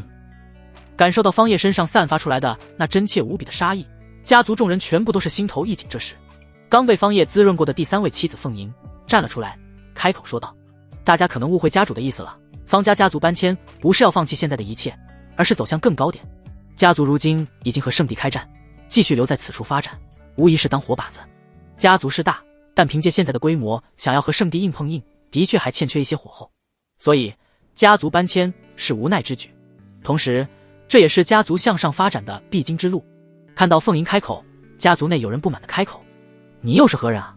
在这里对我方家之事指手画脚。听闻此言，凤吟脸上的神色瞬间变得无比自豪了起来。我凤吟大夏皇朝九皇女，天生凤凰血脉拥有者，如今也是你们方家的夫人。说完，凤吟满眼深情地望着方叶，那眼神好像在说，你这臭男人一点都不关心我，你家小辈都在问我是谁了，都不知道介绍一下。听到凤吟自保自家身份，在场的众人都是一愣。家族众人，什么？大夏皇朝的九皇女，大夏皇朝那可是超级一流势力啊，其威名赫赫，名震东荒。等等，他刚才说他还是我方家夫人，他之前好像的确是和家主一起回来的，难道他是？方白听后内心更是一阵无语。爹啊，你这拿捏女人的本事为何没有遗传给我啊？我不甘心。方云，不是，到底我是主角还是这老登才是主角啊？为嘛我这个系统拥有者现在一个道侣都还没有，这老登却是已经左拥右抱，两只手都还顾不过来了。尼玛，人比人气死人啊！方清雪，最重要的还是叶轻柔和顾青衣这两个方叶的妻子。听着凤吟做的自我介绍，尤其是听到对方说自己是方家夫人的时候，两人心里面都多少有点不是滋味。虽然早有预料，已经猜到此人是自己的妹妹，但听到对方亲自说出来，两人心里面还是产生了一些落差。男人难道都是下半身思考的动物吗？两个女人还不够伺候你一个男人的，新鲜感这么快就过去了，这就又重新找上一个了，而且还是一个皇族公主，所以爱会消失的，对吗？方叶此时也是走了过来，看了一眼凤吟，随后目光落在方家众人身上，开口道：他说的不错，这位是大夏皇朝的九公主殿下凤吟，同时也是我方叶的妻子，方家的夫人。日后在家族之中见她须如见轻柔和青衣两人，身份对等。一句话既表明了凤吟的身份，承认对方是自己的女人，同时又表明了自己的态度。在他心中，在方家家族之中，凤吟的地位等同于叶轻柔和顾青衣，这也在侧面表明他方叶的一个立场，在他方叶这里，只要是他的女人，地位都是同等的。方叶，好了，按照我的命令，半日之内召回家族所有人。家族众人闻声而动，纷纷开始忙碌了起来。方叶则是来到三个女人的面前，面露笑意。想来你们都已经相互认识了，就不用我过多的介绍了吧。叶轻柔悄悄地来到方叶的身边，玉手跨过的他手腕，手指不经意间在他腰间的软肉掐了一下，以表达自己的不满之情，随即笑道：夫君，我们都已经相互认识了呢。感受到叶轻柔在自己腰间的坏动作，方叶也是装作不知，大笑道：哈哈，好好好，既然认识了，那就最好了，日后你们三姐妹可得要好好相处啊，切记不要出现什么后宫争斗那一套，我方叶最烦那种了。闻言，叶轻柔和顾青衣两人同时无语。叶轻柔，你不让我们宫斗争宠，那你自己倒是别娶这么多老婆啊。顾青衣，哼，真是一个自恋的臭男人，谁要为你争风吃醋啊？当然，这都只是两人心中所想，并未直接说出。方叶也懒得去管这些弯弯道道，反正他娶老婆又不只是为了自己的小老弟，那他可是正儿八经的为了变强。娶妻成为道侣就有奖励，实在是太香了啊！方叶右手一翻，一本秘籍出现在手中，此乃气息隐匿之法，你们拿去修炼吧。方叶将这秘籍递给了叶轻柔，反正都是好姐妹，三人一起修炼都是一样的，给谁都行。至于为何专门递给叶轻柔而不递给另外两人，方叶又不是傻子，叶轻柔可是最顶级的金色气运，那可是金色暴击啊，而另外两人也就只是紫色等阶而已。给叶轻柔在系统这里，那可就是算是投资给叶轻柔这个未来女帝了。好的，谢谢夫君。叶轻柔接过秘籍，微微一笑。那我们也下去帮忙了，家族迁移牵扯到很多家族事业、资源等方面的问题，我们也去出一份力。方叶微微颔首，就叶轻柔懂事的这一点，就让他倍感欣慰了。叮，恭喜主人投资成功，获得金色暴击7天之术。系统的提示声音在方叶脑海之中，这让他心头一喜。果然，给在谁的手上，在系统这里就算是对谁进行投资。至于后面谁修炼，系统可不管这么多。趁着这半日的时间，正好将这7天之术练成。回到后山禁地，方叶迅速开始了闭关修炼，意识沉浸在7天之术上面，相关的信息介绍瞬间浮现在眼前。7天之术可遮掩气息，隐匿行踪，修炼之大成，则可遮蔽天机，连天道都不可查，可欺骗过去。有点东西，修炼之大成的地步，竟然连天道都能够蒙蔽遮掩。方叶喃喃自语，看着系统反例出来的这7天之术，这让他瞬间联想到了天机阁的那老阁主，对方乃是天道在此方世界的化身，对方掌握的天眼之术必然是登峰造极的地步，也不知道小道童清远有没有继承到。那老阁主乃是天道化身，他看不透，但清远这小道童，他一样看不透。也不知清远这小子，对于我而言，究竟是福还是祸？算了，先不管这么多了。既来之则安之，既然已经答应老阁主要照顾对方，那便是已经结下了这一份因果，后面会结出什么样的果，早已经注定。不管结果好坏，我需要做的就是不断变强，强到自己完全可以接纳的地步。只有那时，才会无惧一切。方叶收敛心神，暂时给自己定下了一个小目标，那就先成为这下界最强，冲击到真神境界去。而眼下，则是先将这7天之术修炼至大成地步。半日过后，方家家族一切准备就绪，整装待发。现在只需要方叶一声命令，便即可举足迁移。后山禁地，修炼密室之中，方叶此刻身上已经被一层肉眼看不见的雾霭之气所笼罩、所遮掩。仔细感应之下，他整个人的气息已经完全消失不见，甚至就连他之前所存在的一切痕迹都在快速隐退下去。最终，雾霭彻底笼罩这片区域，紧接着朝着整个方家家族扩散而去。轰！一股无形的力量笼罩住了整个方家地域，下一刻陡然消失不见。方叶的双眼也在此刻猛地睁开。7天之术成了，半日的时间将一部顶级的天阶秘法修炼到大成地步，这速度放眼整个下界都是无人能出其右。大地根骨果然逆天，就这样的悟性和修炼速度，简直不要太变态了。方叶心中感慨无比。就在他将7天之术修炼至大成的时候，他便直接将此地的一切痕迹都抹除掉了。日后那些圣地再想从这里推演他们的痕迹和去向，已然没有可能了。起身离开后山禁区，方叶看着眼前已经停在方家上空的各大战船，上面站满了家族门人弟子，此刻所有人的目光都是聚集在他的身上。方叶凌空迈步来到众人面前，开口道：启程，目的地白帝城。白帝城，大夏皇朝的皇城。在听到目的地后，家族众人都似乎有所明悟。自家的3夫人，那可不就是大夏皇朝的9公主殿下吗？那不就是白帝城的主人吗？白帝城，那可是一流势力的皇城，这样的城池之中，必然聚集着更多强大的家族势力，里面的修炼资源也绝非青云城可比的。当然了，方叶也没有顾此失彼，叶家毕竟是叶轻柔的娘家，也被他一并带走了。至于另外一个家族王家，对方则是犹豫再三后拒绝了加入，因为一旦加入迁移，那就承认了他们日后需要依附于方家，是属于方家的依附势力。而今青云城4大家族顾家被灭，方家、叶家搬离，此地就只剩下他王家一家独大了。现在的王家便是宁做鸡头不做凤尾，两相抉择之下，王家最终还是选择留了下来。至于程主府等众人，方叶没有过多的担心，他在离去之前已经替莫云修复好了身体的伤势，只是修为要恢复到巅峰状态，对方还需要慢慢休养2年的时间。至于对方的安危，方叶完全没有担心的必要。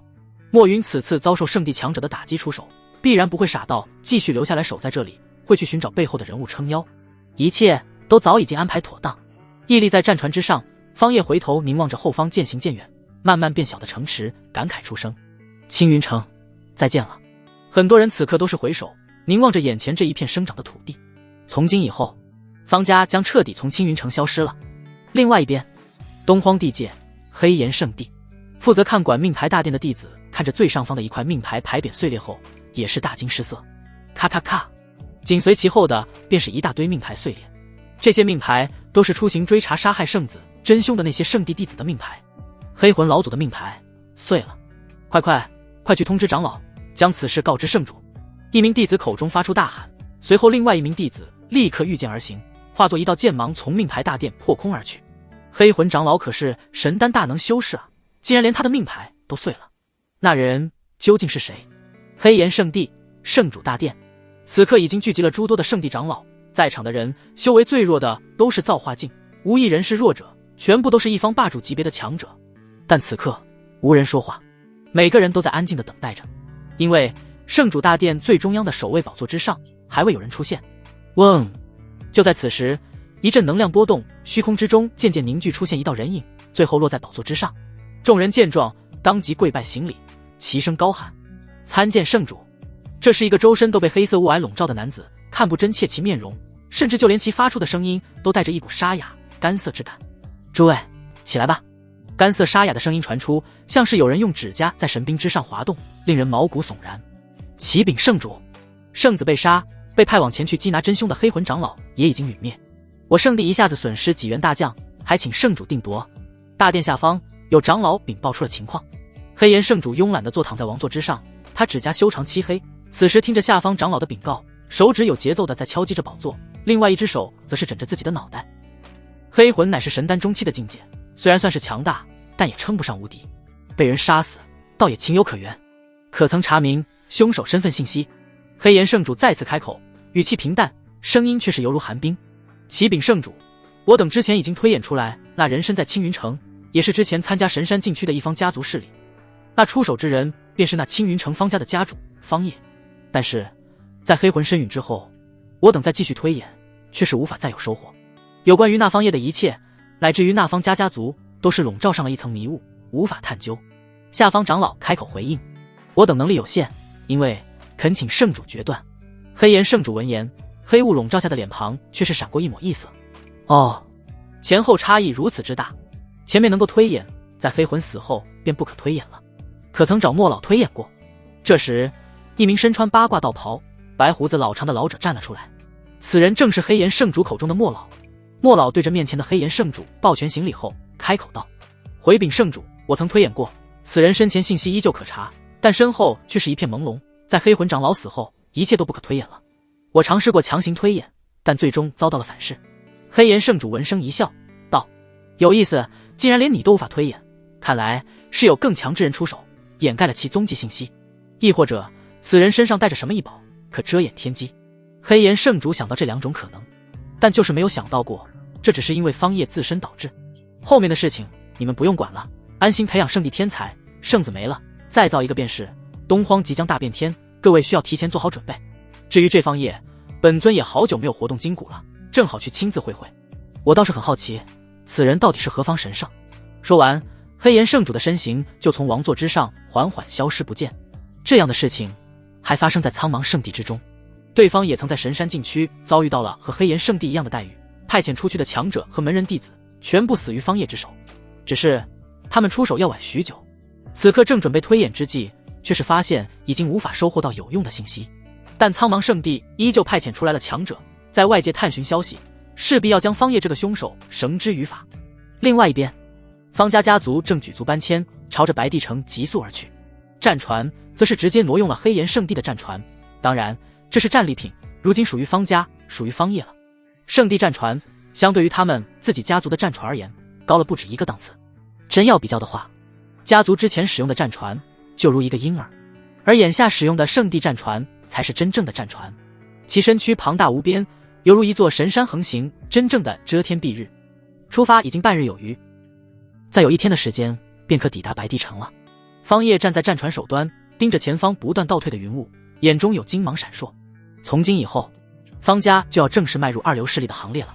夫君，我已经传信父皇，让他划归出来一块地皮，供家族暂时落地，就在白帝城东城。此时凤吟走了过来，看着方业开口。方业微微点头道：“辛苦你了。”凤吟一笑道：“夫君客气了，你我如今乃是一家人，说这么见外干什么？”方业一笑，不再多说什么。他又开始忙碌了起来。首先是分别给3个妻子赠送一些修炼资源和宝物，返利出来的这些东西自己挑选留下来一部分后，其余的全部丢进了家族宝库之中。赠送的那些修炼资源宝物，自然全部都是从黑岩圣地势力之中获得的战利品。而今家族宝库之中各类修炼资源也是堆积如山了。毕竟方业身边有着3个可以投资返利的女修士，各类修炼资源可以说是要多少有多少。如果真要单纯的以修炼资源、修炼宝物等衡量一方势力等级的话，方家如今的宝库之中的修炼资源绝对远超2流势力，已经无限趋近于1流势力了，只是对应的强者数量还不多而已。将各类宝物资源赠送完毕后，方业又开始布置阵法，以阵法真解布下各类大阵，笼罩战船。随后他又布下了各种可移动拆解的杀阵、防御大阵等，这些大阵都是在进入白帝城方家落地之后所需要的。有了之前的教训，方业现在是十分谨慎了。有了这些大阵守护，即便是我不在家族之中，家族亦可无恙。只要不出现真神境界的绝巅强者，当可自保无恙。后面我也可好好的和林峰玩玩了。就这样，在不断的忙碌修炼之中，时间一晃就进入到了夜晚。方业也刚好忙完，而当他踏入房间准备和叶轻柔好好的研习一下双修道法的时候，眼前的一幕却是直接让他愣在了原地。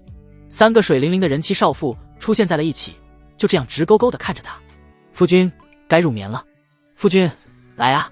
凤吟妹妹已经跟我们说了，你掌握的有双修道法，妹妹已经将这双修道法传于我和青衣，我们三人一致决定，我们四人一同修炼钻研。闻言，方叶眼中闪过一抹金光。好好好，四人钻研双修道法，那必然是更深一筹啊！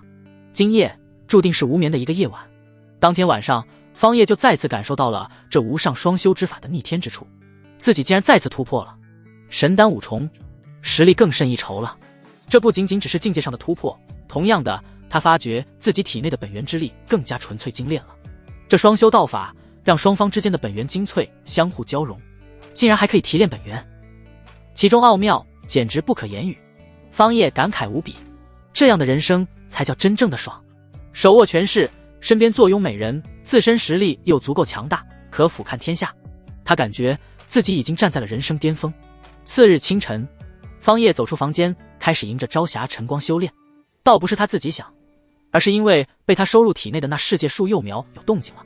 对方传来一阵能量波动，虽然听不明白，但是方叶却是能够感知到世界树幼苗的念头。他饿了，于是乎，方叶开始修炼，吸纳天地之间的一缕紫气，尝试着让世界树吸收。最终的结果也是预料之中，紫气依旧属于天地能量之中的一种，可以被世界树幼苗吸收。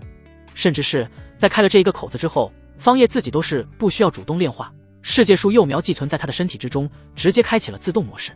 这就造成了一个异象，原本每一个修士都可吸纳天地之间的一缕紫气，最多者也就吸收2-3缕紫色到头了，但是轮到方叶的时候，天地之间的紫气仿佛不要命一般，尽数朝着他的身体之中汇聚而去。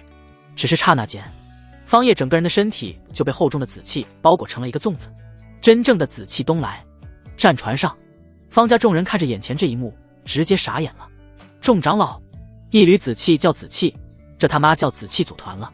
方白，爹啊，你这功法儿子想要啊？方圆，这老登的确是有一手啊，跟着他混，的确比跟着这狗屁系统有搞头。方清雪，紫气笼罩全身，甚至有诸多散溢了出来，尽管只是一缕气机，但是对于我等而言也是无上机缘。不错，大家迅速盘坐修炼，吸纳游离在外的紫气，增强自身。家主实在是厉害，竟然一人可吸收如此海量的紫气。方叶自然也是能够感知到战船上众人的动作，他也没有阻拦，毕竟都是自家人，他们变得更强，有如此动力，那是好事。可惜的是，进入他身体之中的那些紫气，没有一缕是反馈到他的身体之中的，全部都被世界树幼苗吸收殆尽了。紫气吸纳的时间足足持续了半个时辰，这才缓缓结束。而方叶内视之下，世界树幼苗又长高了，这一次直接长高到了幼童高，足有半米有余。最重要的是，世界树幼苗上面又结出了一片璀璨的绿叶，已经2片绿叶了。上一次接触一片绿叶，震荡出来的能量便直接让我破开了一个境界，不知道这一次会如何。方叶满心期待。而身体之中那一株世界树幼苗在吸收完了紫气，接出第2片绿叶后，整个树苗身躯再次震荡了起来，一层层肉眼可见的翠绿色能量从叶片之中荡漾开来，在这一层翠绿色的能量之中，还夹带着一缕紫色。而这一股能量直接从方叶身体之中激射而出，犹如水波荡漾一般，朝着四面八方辐射而去。这一次直接笼罩了战船上的每一个人。在被世界树能量笼罩的瞬间，所有人都是感觉到身躯一颤，感觉到自己浑身上下的毛孔都是舒张开来了。啊，这是什么天地精粹吗？好舒服啊！我感觉到这一股能量正在滋润我的身体，我感觉到我的悟性正在拔高，以前很多修炼上不懂的难题也迎刃而解了。哈哈，天大的机缘啊！我竟然突破了，我也突破了。所有人此刻都是无比的欣喜震惊，看向场中那道盘坐于虚空之中，身体不断散溢出绿色能量的身影，所有人的目光之中都是带着一股敬佩之意。家主牛逼，家主威震天下，盖世无双。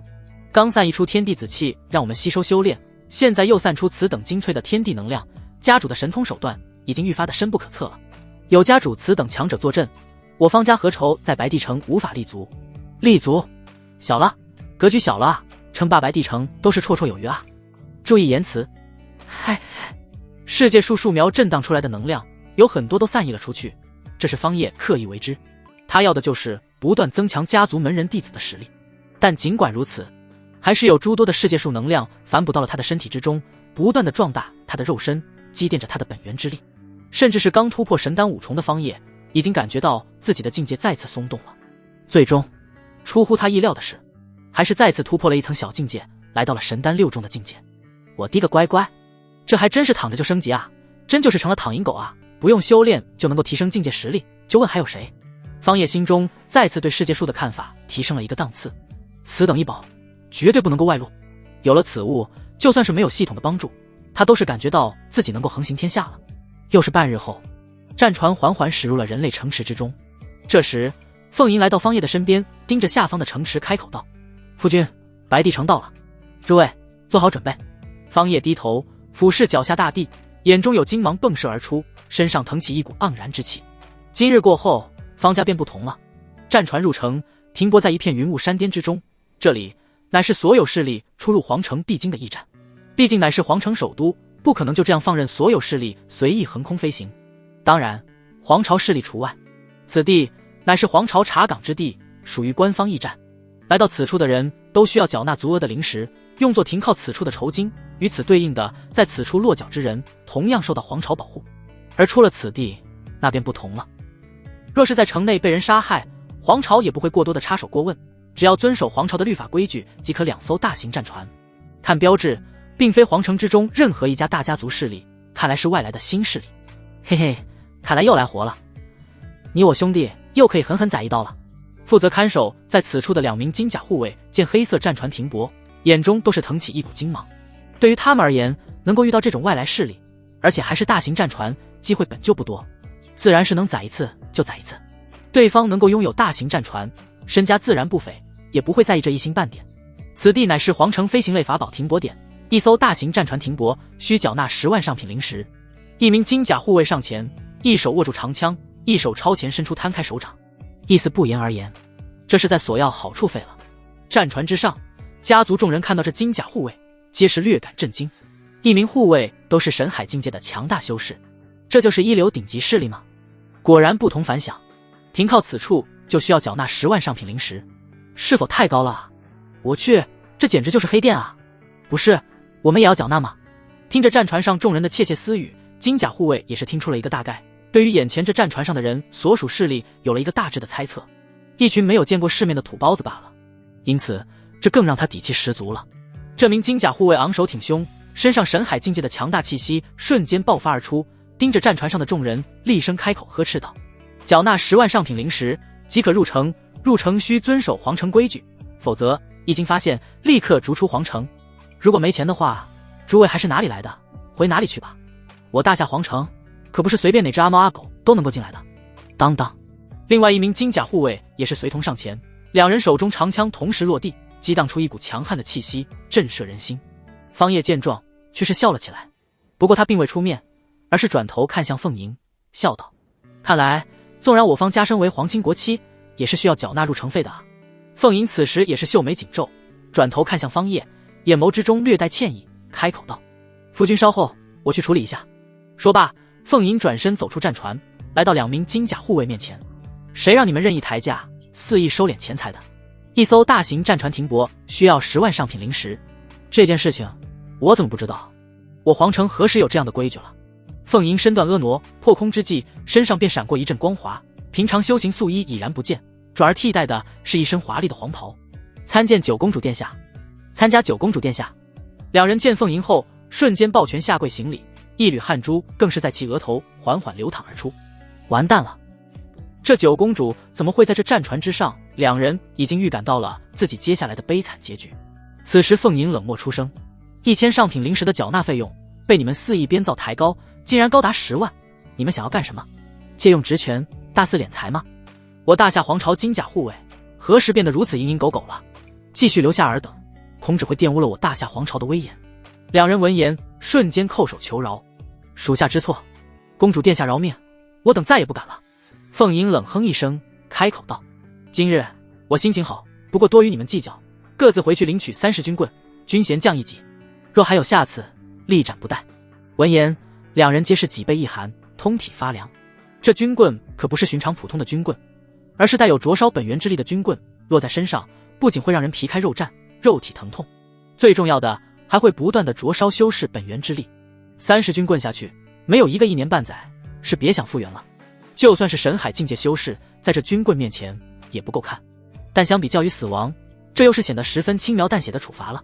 两人不敢犹豫，当即领罪，谢殿下不杀之恩。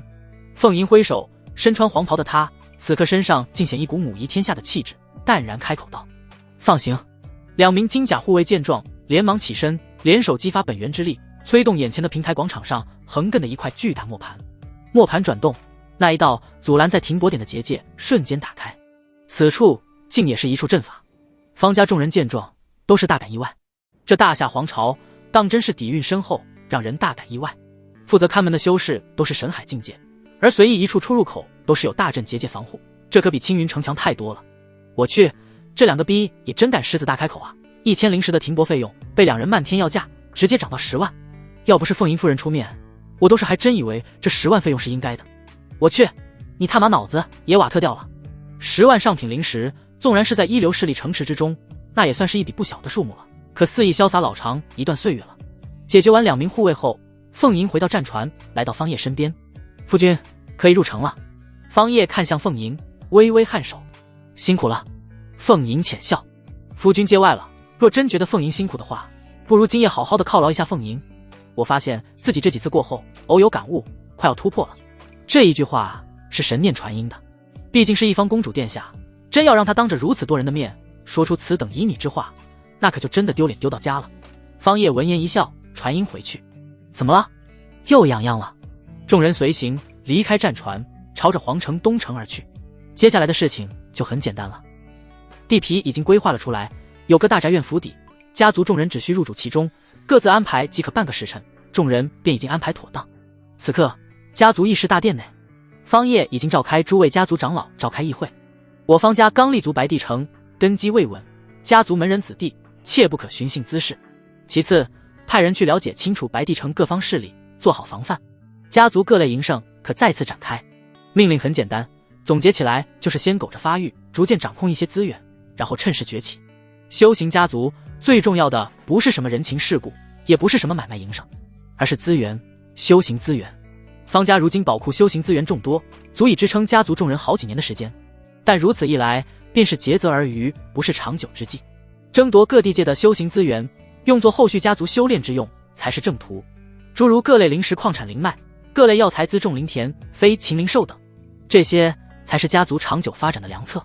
其次，这样也能磨砺家族门人弟子的心性，累积战斗经验，提升战力。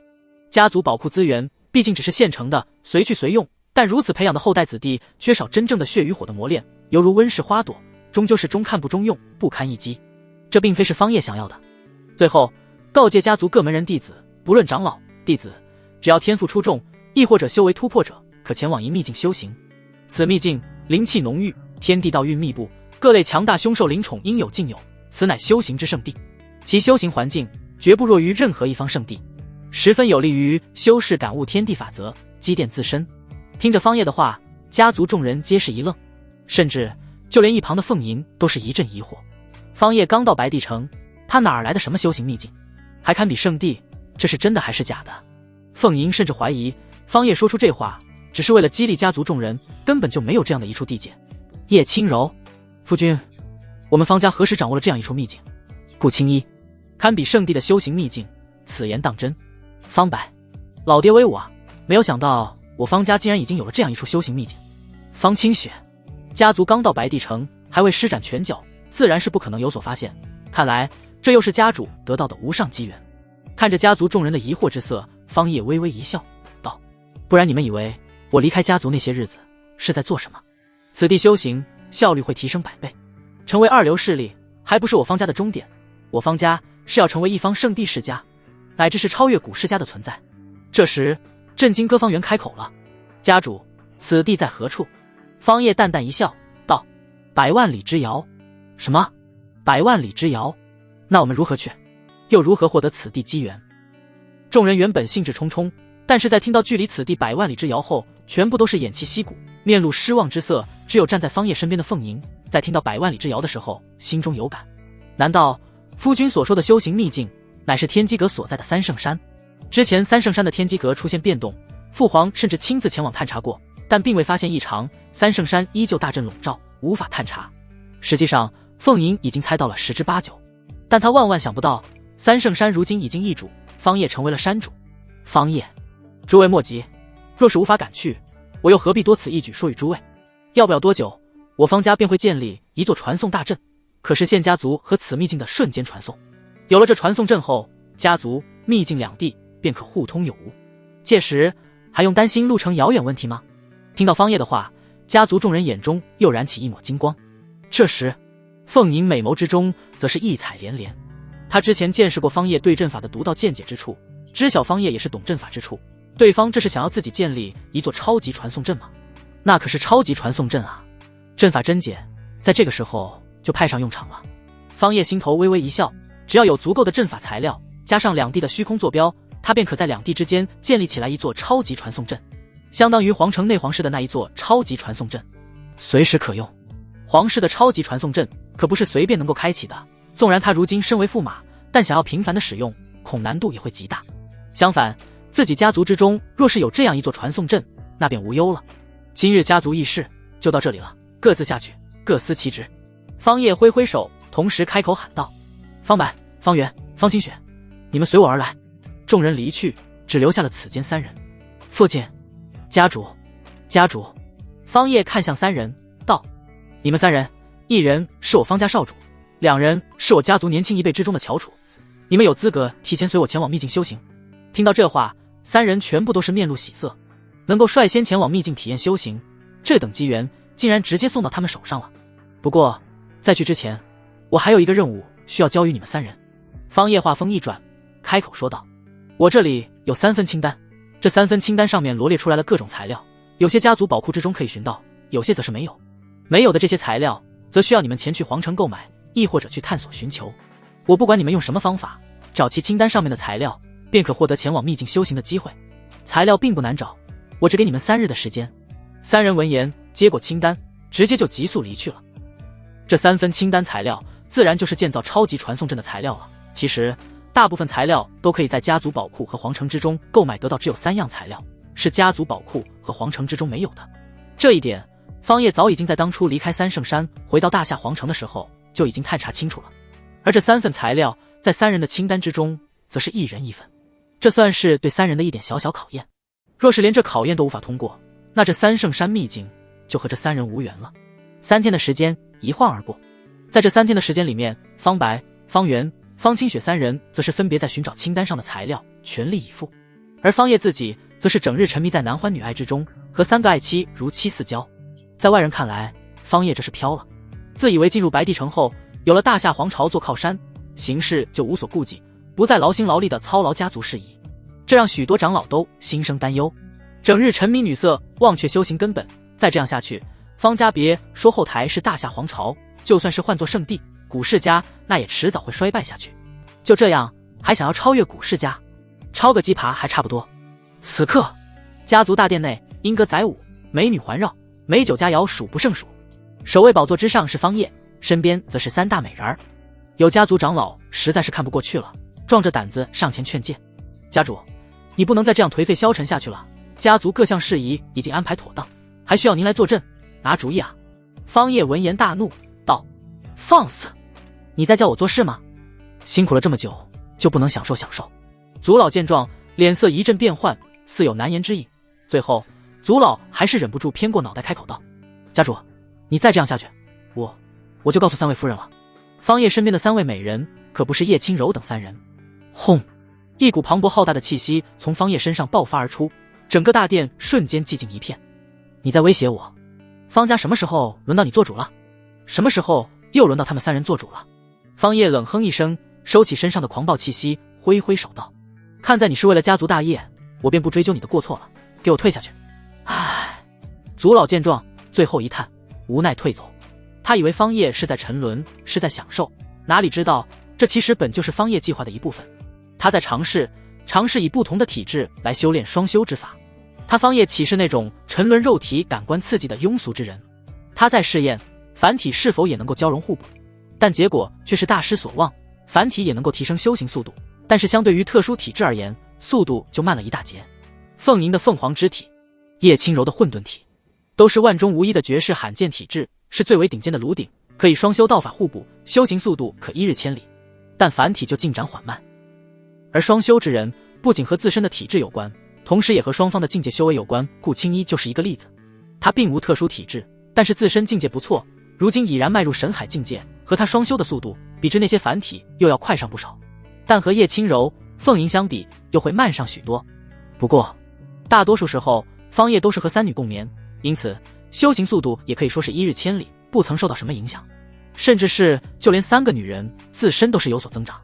顾青衣最先迈入神海境界，紧接着便是叶轻柔，随后凤吟也达到了真元巅峰。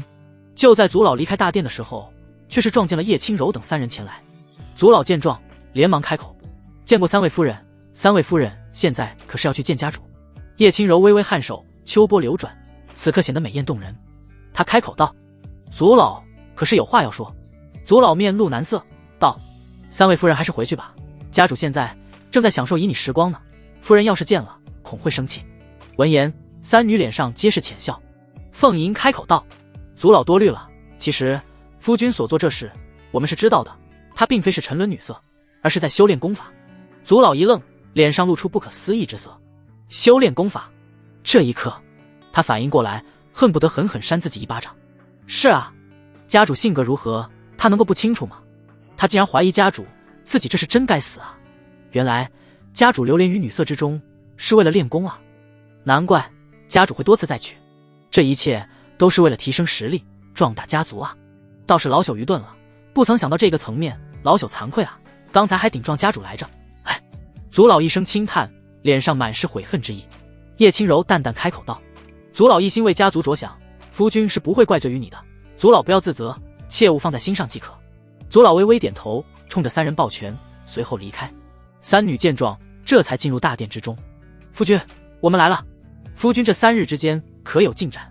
夫君，父皇让我传信于你，让你去皇宫商议一下我们的婚事。3个女人缓缓开口，看向方叶的眼神皆是透露出一股钦佩、崇拜之意。这个男人太强了，不管是哪一方面，都彻底的征服了他们3人。受到方叶的恩惠，他们3人已经有2人突破境界，成为了神海大修士。见到3人来此，方叶挥手遣散了大殿下方众人，看向3女，开口道：效果甚微，你们3人之中，轻柔、凤吟2人是特殊体质，对我加持很大。我本身也是星河之体，加上高境界，对你们有着很大的反哺作用。一旁顾青衣脸上表情略显失落，3个女人之中，就只有她是普通的体质，双修之法对于她和方叶而言，她是单纯的受益一方。方叶如今已经打消了和凡体双修的想法，和眼前3个女人双修就已经足够了。这3天的时间，几乎每晚都不停歇，效果也是十分拔群。方叶自身的境界也是直接从神丹6重天突破到了神丹7重天的地步。如今方叶已经是神丹后期大能修士了，外加各种底牌，叫板道藏境界的圣主级别强者，那都是轻轻松松的事情。看向凤吟，开口道：好，你我一同前往皇宫面见皇主。凤吟微微颔首，2人也不耽误时间，直接就朝着皇宫飞掠而去。商议的事情也很简单，就是一些结婚日程、婚礼地点以及宴请的各大家族势力宾客等一些事项。商议完了之后，方叶便回到了家族。而就在当天晚上，被他派遣出去的3个家族年轻一代回来了。爹，你儿子幸不辱命。家主，任务完成。俺也一样。3人都带着各自清单上的材料回来了。方叶接过3人递来的纳戒，查看了一番后，确认无误，心头也是大喜。做得不错，你们3人先行回去休息，明日清晨一早便来家族大殿，随我前去密见。多谢家主。晚辈先行告退。爹，孩儿告退。3人离开后，方叶带着材料来到了家族早已经规划出来的一处后山之中，当即变运转阵法真解，开始建造了起来。建造超级传送阵不仅仅需要各种吸针的材料，还很会耗时，尤其是在铭刻阵文期间，更是不能够被人打扰。这也是方叶选择在夜晚铭刻阵法的原因。次日凌晨，天边刚掀起一抹朝霞，方叶口中吐出一口浊气，眼中却是爆射出一缕金芒。完成了，此地的虚空坐标已经锚定，接下来只需要前往3圣山锚定虚空坐标即可。一个人建造一座这样的超级传送阵，的确是耗费心神的一件事情。如果让大夏皇主知晓方叶只靠自己一人，仅仅1个晚上便完成1半超级传送阵的建造进度，估计会震惊的说不出话来。大夏皇朝的超级传送阵，可是他邀请了数十位阵法大师，耗时3个月才完成，而且损耗了无数的天材地宝，可谓代价极大。但到了方叶这里，却是1夜完成，这其中差距立显无疑。就在这时，方白三人也是到来。方叶不墨迹，带着三人来到了皇城的那座超级传送阵之中。如今家族在白帝城的虚空锚点坐标已经标记好了，他需要前往三圣山锚定虚空坐标，完成对接，只有这样家族的超级传送阵才算完成。而如何前往，自然是借助皇城的超级传送阵了。这一点在昨日前去皇宫面见大夏皇主的时候，方叶就已经提前打好了招呼。面对方叶这个准女婿皇朝客卿长老的请求，大夏皇主自然是二话不说就答应了下来，给了他一块使用超级传送阵的令牌。带着三人，方叶直接前往超级传送阵，令牌一出，畅行无阻阵法启动，四人瞬间消失在原地，下一刻径直地出现在了几百万里之外的三圣山。这是什么地方？前方雾霭笼罩，阻碍了神识探查，此地有大恐怖，当心！三人刚落地便察觉到了一股大恐怖，瞬间警惕了起来。不用担心，此地便是三圣山秘境，是属于我方家族的修行圣地。你们三人后面一段时间就在此处修行吧。方叶关键时刻开口，打消了三人的疑惑和戒备，并同时开口道：明日我便要和凤吟举办婚礼，可惜你们三人是看不到了。听到这话，方白最为敏锐。方白，爹，你什么意思啊？大婚之日前夕就专门把你儿子支走是吧？方白，你以为你儿子又会闹事不成？方叶没有回答逆子方白的话，任由对方吐槽，而是看着三人开口笑道：这里乃是修行圣地，但对你们而言也将是磨练你们的地狱。说完，方叶冲着三圣山内部大喊一声：清远，出来，我给你带完伴来了。喊完之后，方叶身形便瞬间消失在原地，只留下三人一脸懵逼地站在原地，不知所措。方叶离开了，实际上是隐匿了下去，他在此地开始布阵，锚定虚空坐标，现在只需要将此地的大阵建成，这一座三圣山和家族之间的超级传送阵便算是完成了。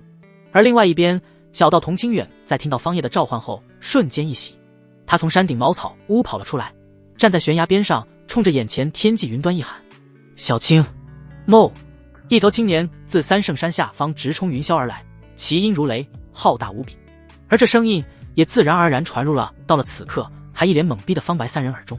小青，我们去山下迎接我们的玩伴。小道童一下就跃到了青牛的背上，随即笑道：嘿嘿，山主看来还是守信用的，没有骗我，这么快就找来了玩伴，这一下我终于可以不用一个人玩了。Mo！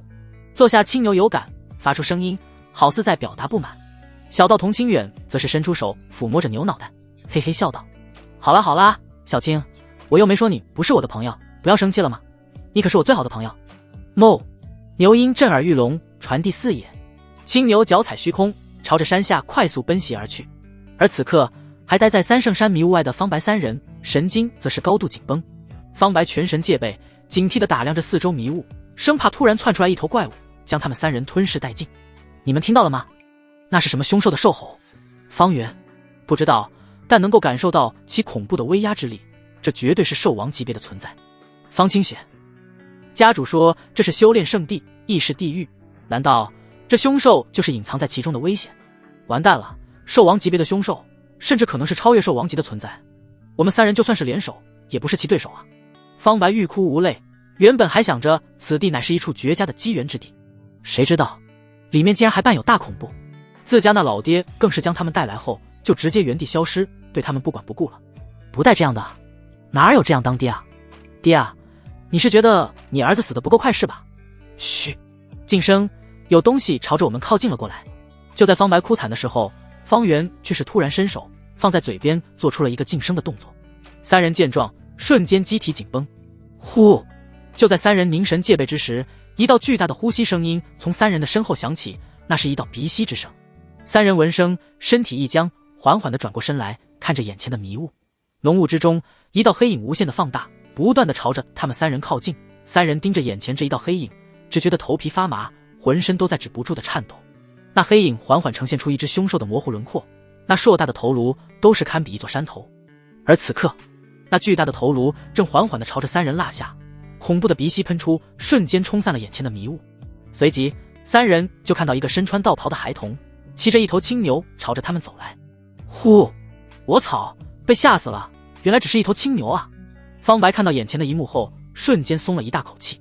然而，方圆和方清雪两人看着小道童清远，则是严阵以待。方清雪更是开口道：不要大意，这童子坐下青牛，绝对就是我们刚才看见的那黑影，其实力超越了兽王。闻言，方白瞬间一愣，刚放松下去的心又立马紧绷了起来。震惊歌方圆此刻倒是展现出来了他应有的镇定姿态，盯着青牛背上的小道童清远发问：你是何人？怎会在此地？清远眨巴着明亮的大眼睛，看上去一副人畜无害的模样，看着三人笑道：我叫清远，是此地的道童。你们三个应该就是山主派来陪我玩耍的吧？三人看着眼前人畜无害的小道童，并未放下任何戒备，都想要看穿小道童清远的修为，奈何无计可施，根本看不透。方叶都看不透清远，三人又如何能够看透？方白，此人的修为高深莫测，我一点都看不透。方圆，大家小心一点，对方不是表面上看起来这么简单的。方清雪沉默了片刻，随即走上前去，身后的方白、方圆两人见状大惊，都想要将其拉回来。你干什么？不好，清雪回来！奈何方清雪已经来到了小道童清远和那一头青牛的面前。青牛见方清雪靠近，牛眼一瞪，鼻息一喷，牛蹄更是不断的刨的，口中发出闷哼之声，其音如雷，震荡四方，让人不由得心神一震。小青不得无礼。见青牛要暴走上去的样子，小道童清远连忙出声安抚。这时方清雪看向清远，脸上尽量浮现出亲和的表情，笑道：清远小弟弟是吧？你刚才说山主是什么意思啊？还有完办，你是说我们三个是被人带过来陪你玩耍的，是吗？清远点点头，脸上露出无邪的笑容，开口道：山主就是山主啊，山主说过要带玩伴过来陪我玩耍解闷，刚才山主已经喊了我，所以我才出来的。难道你们不是山主叫过来的？说到这里，清远话语微微一顿，脸色变得有些难看了起来。如果你们不是山主叫来的，那你们就是擅闯三圣山，此地乃是我天机阁重地，擅闯者当就地镇杀。方清雪闻言瞳孔一缩，急忙出手连摆阻止，开口道：别，我们是山主叫来陪你玩耍的。听着小道童的话，三人都想到了之前方叶在离开之前的那一声大喊。方叶口中呼喊的名字正是清远。这么看来，家主方叶就是此地的山主了。但他们实在是想不明白，自己等人明明是过来修炼的，怎么就变成陪玩了？方叶也没有告诉他们，此地还有其他人啊。而且看这架势，对方的实力明显是甩了他们18条街都不止啊。对方的实力之高，单是从其麾下做起就能够看出来。是的话，那就好了。清远闻言，话锋又再次一转，脸上露出天真烂漫的笑容，随即冲着三人挥手道：好了，那你们跟着我进来吧，可要跟紧了，不然走丢了，惹到了那些大家伙，把你们嘎巴嘎巴吃了，可不要怪我了。说着，小道童清远还做出了一个吃人的鬼脸，吓唬三人。三人见状，皮笑肉不笑，但心里面却是早已经掀起惊涛骇浪，此地竟还有强大的凶兽。这小道童的实力恐怕已经达到了一种十分骇人的地步，实力之高，绝对是有3、4层楼那么高了。小半日后，三圣山山脚处，一片竹林绿意盎然，身姿摇曳，绽放莹莹绿芒，翠绿色的叶片之间还不时的有金色雷电缭绕。这是金雷竹，天生克制阴邪之物和相关类功法神通，乃是世间至阳至刚的宝物。而此时，一道修长的身影从这一片金绿色的竹林之中走出，不是别人，正是方叶。终于算是完成了。方叶喃喃自语，脸上挂着笑意。三圣山的传送阵阵基就建立在这一片金雷竹林之中。妈的，老子跟你拼了！吼！出来后，方叶眉头微微一挑，便感知到了三圣山深处传来了好几道惨叫哀嚎之声，其中还伴随着阵阵兽王咆哮。不用猜就知道，是逆子方白和他的2个小弟方圆、方清雪三人，这3人必然在这里吃了很大的苦。毕竟待在这里守护的各类凶兽、神兽，那最低都是王者级别的存在，就算是幼崽，都是堪比神海修士大圆满。3人在此处修炼，必然是免不了一顿皮肉之苦。去看看。方叶身形一动，下一刻便出现在了山巅凉亭。小道童清远此刻正在山巅和方清雪2人切磋交流，玩跳皮筋、踢毽子。方叶看后不由得嘴角一阵抽搐，只不过这皮筋貌似是龙筋制作而成，那毽子也不是凡物，而且每次被小道童清远踢出都是带着一股恐怖的力量，这一股力量附着一层兽王威压，每一击都让方清雪大汗淋漓，严阵以待。这倒也算是一种锤炼的方式。他看得出来方清雪是一脸的不乐意，奈何实力不允许，他根本无法反抗。清远。方叶出现后轻声呼唤了一句：山主。小道童清远闻声立马放下了手中的毽子，然后朝着方叶跑来，来到近前后，冲着方叶拱手行礼。方清雪见到方叶出现后，也是松了一口气，随即上前拱手，参见家主。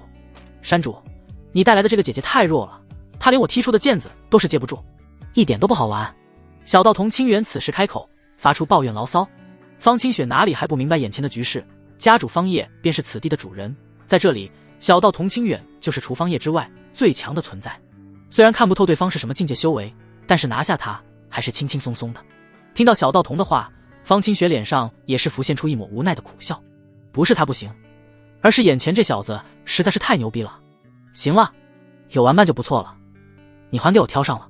方叶听着小道童清远的抱怨，也是直接开口进行教育。转头看向方清雪，方叶开口道：此地于你们3人而言，就是以后出去闯荡大陆最好的试炼场，你们当珍惜这次机会，好好锤炼，提升自己。方清雪闻言迅速低头抱拳：是，家主。好了，你们这段时间就待在这里吧，我走了。方叶丢下一句话后，身形直接消失在原地，下一刻便出现在了惊雷竹林之中。阵法启动，瞬间传送。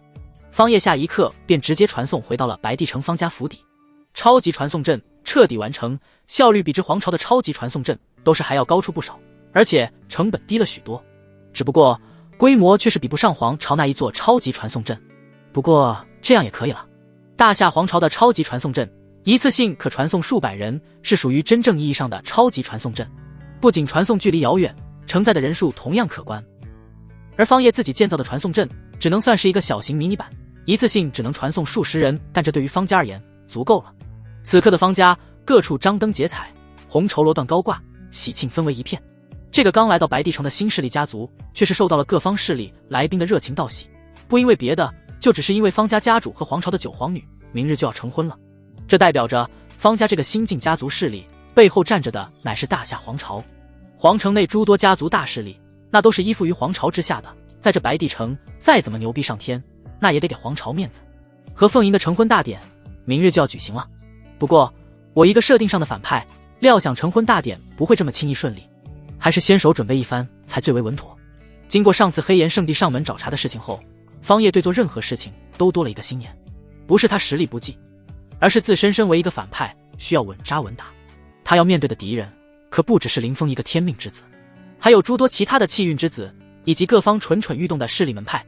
不过按照反派的设定来看，除了天命之子和气运之子外，其他一切的势力门派和强大人物都不会是他的对手。熟读网文，深知套路的方叶对此深以为然。而眼下对于方叶而言，确保自身和家族安危最为稳妥的办法，那便是大阵。他以阵法真解不断地创造出不同的杀伐大阵和防御大阵，足足1天1夜的时间，方叶都是在布阵，犹如套盒子一般，一个又一个大阵被笼罩在方家家族虚空之中。直到第2天成婚大典要召开的时候，方叶这才收手。呼，差不多了。方叶眼眸之中闪过一抹金芒。杀伐大阵100座，防御大阵100座，这样的防御不说固若金汤也差不多了，就算是圣地举教来袭都可确保无恙。杀伐大阵更是借鉴了诸多上古杀阵，要是有人真敢在这个时候前来闹事，管你是谁，来一个杀一个，真神我都照杀不误。就在这时，院门外响起一道侍女的声音：驸马爷，时辰快到了，殿下让我来催促您。声音很熟悉，方叶思忖片刻后便知晓了来人，正是凤吟之前的贴身护卫凤蕊。知道了。方叶起身推开院门的时候，他看到凤蕊今日打扮也格外的招人喜欢，身上红袍罗缎，头戴宝钗，最重要的是他的目光有意无意地瞟向方叶，在两人目光对视之时又急忙别开，脸上爬上一抹羞红，娇羞无比。方叶心中无语，我今日结婚，你害羞个大啊。他哪里知道凤蕊身为凤吟身边的侍女是需要陪嫁侍寝的，也就是说今夜首先是小蕊和他洞房，大婚自然是在方家家族之中举办，只不过在这之前还有一个迎亲的过程。凤吟身为皇女，又是大夏皇主最为疼爱的女儿，明媒正娶，8抬大轿，10里红妆，那都是基操。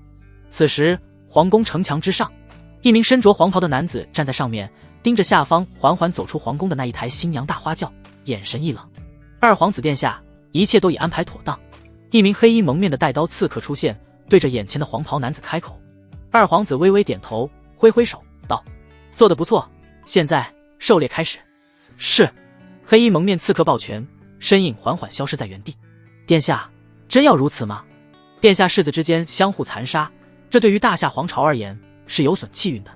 这时，一名身着锦衣、手持折扇的青年走了上来，面带忧虑。此人乃是他的军师。二皇子冷笑出声：世子之争本就如此，更不要说这还是皇位之争。要怪就怪这个该死的世道吧。军师闻言微微皱眉，但也没有继续在这个话题上面过多的纠缠下去。他是军师，他要做的只是替眼前这个男人出谋划策。现在动手时间还不妥啊。军师开口解释道。东荒至宝现世，届时东荒必将大变，皇主必然也会前去争夺这一份机缘，那个时候动手才是最为稳妥。二皇子挥手制止道：不必多说了，我意已决。整个皇朝之中，有能力和他争夺皇位的人就只有两个，一个是大皇子，一个是九皇女。这两人，一人是皇主既定的皇位继承人，一人则是皇主最为疼爱的存在。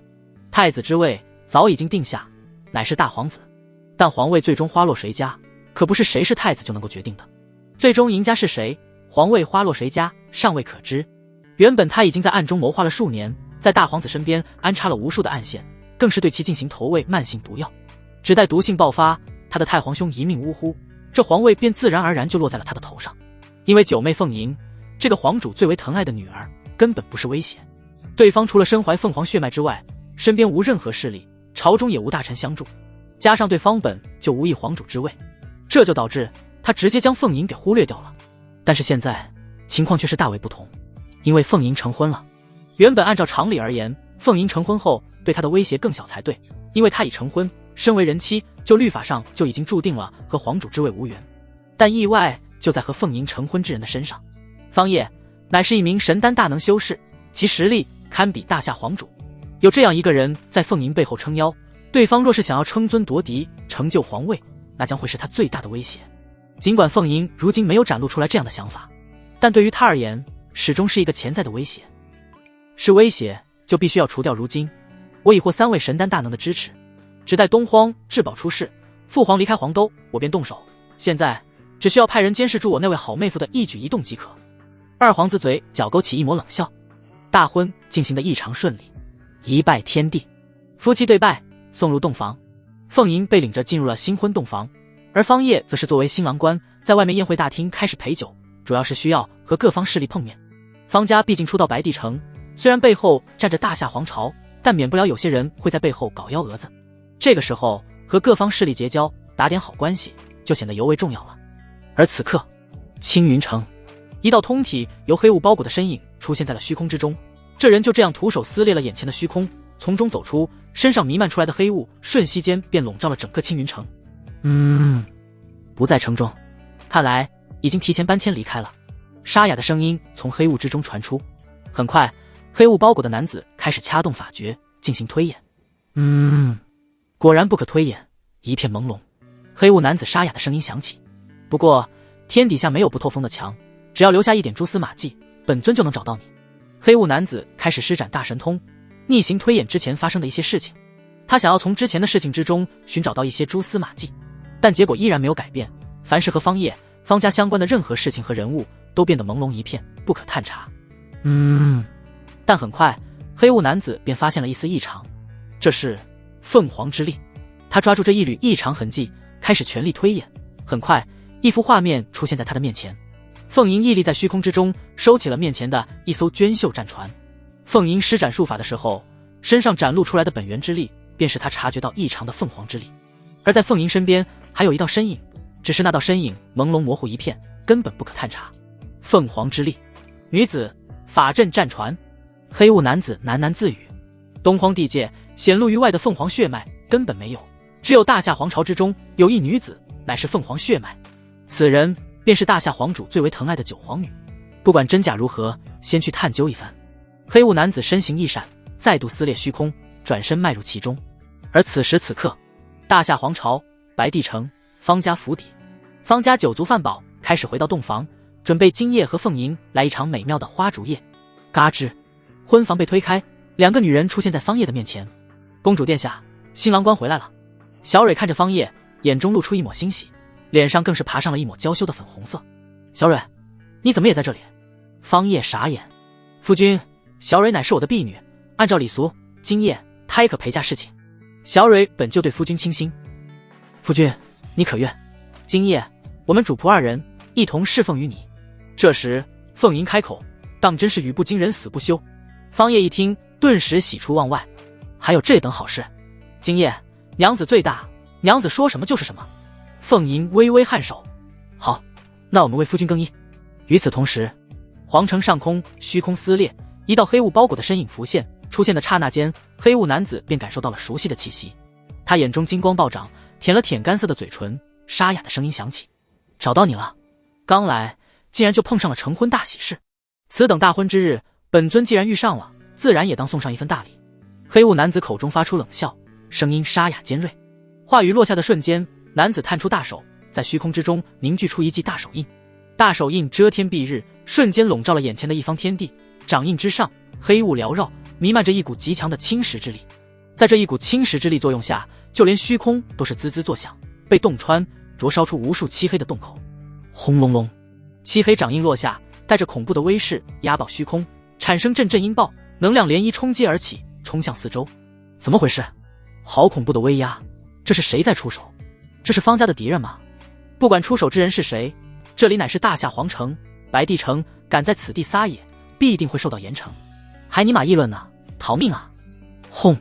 漆黑掌印瞬间压盖而下，朝着方家府邸按了下来。是，在掌印即将落在方家府邸之上的瞬间，一道磅礴的能量激荡而起，形成了一道护盾，将整个方家笼罩在下方。防御大阵。这是什么防御阵法？竟然能够防住本尊的一击，有意思。黑雾男子看着眼前升起的大阵，眼中闪烁着金芒，明显是来了兴趣。我倒想要看看，这大阵能够防得住本尊几下。男子再度抬手，拍出数道掌印。轰隆隆，掌印落下，威势更甚之前。方叶原本正准备春宵一刻和凤吟、凤蕊主仆二人畅夜大战，谁知道刚解开外袍，外面就传来了一阵剧烈的能量波动。方叶瞬间有感，那是他布下的大阵自动激活了。果然还真有不长眼的，偏偏选择在这个时候闹事。方叶脸色低沉，他现在很不高兴，自己的雅兴被人打扰，这让他心中一阵窝火。什么动静？有一股极强的能量波动。凤吟两人此刻都是被这一个动静给震惊了一下。洞房花烛夜正是美妙时刻，偏偏有人在这个时候来打扰他们。两个女人此刻想要杀人的心都有了。凤吟秀眉则是微微皱起，何人敢在皇城内闹事？而且方家和皇朝的关系在整个白帝城都是人尽皆知，方家的地位几乎无人能撼动，也无人敢撼动。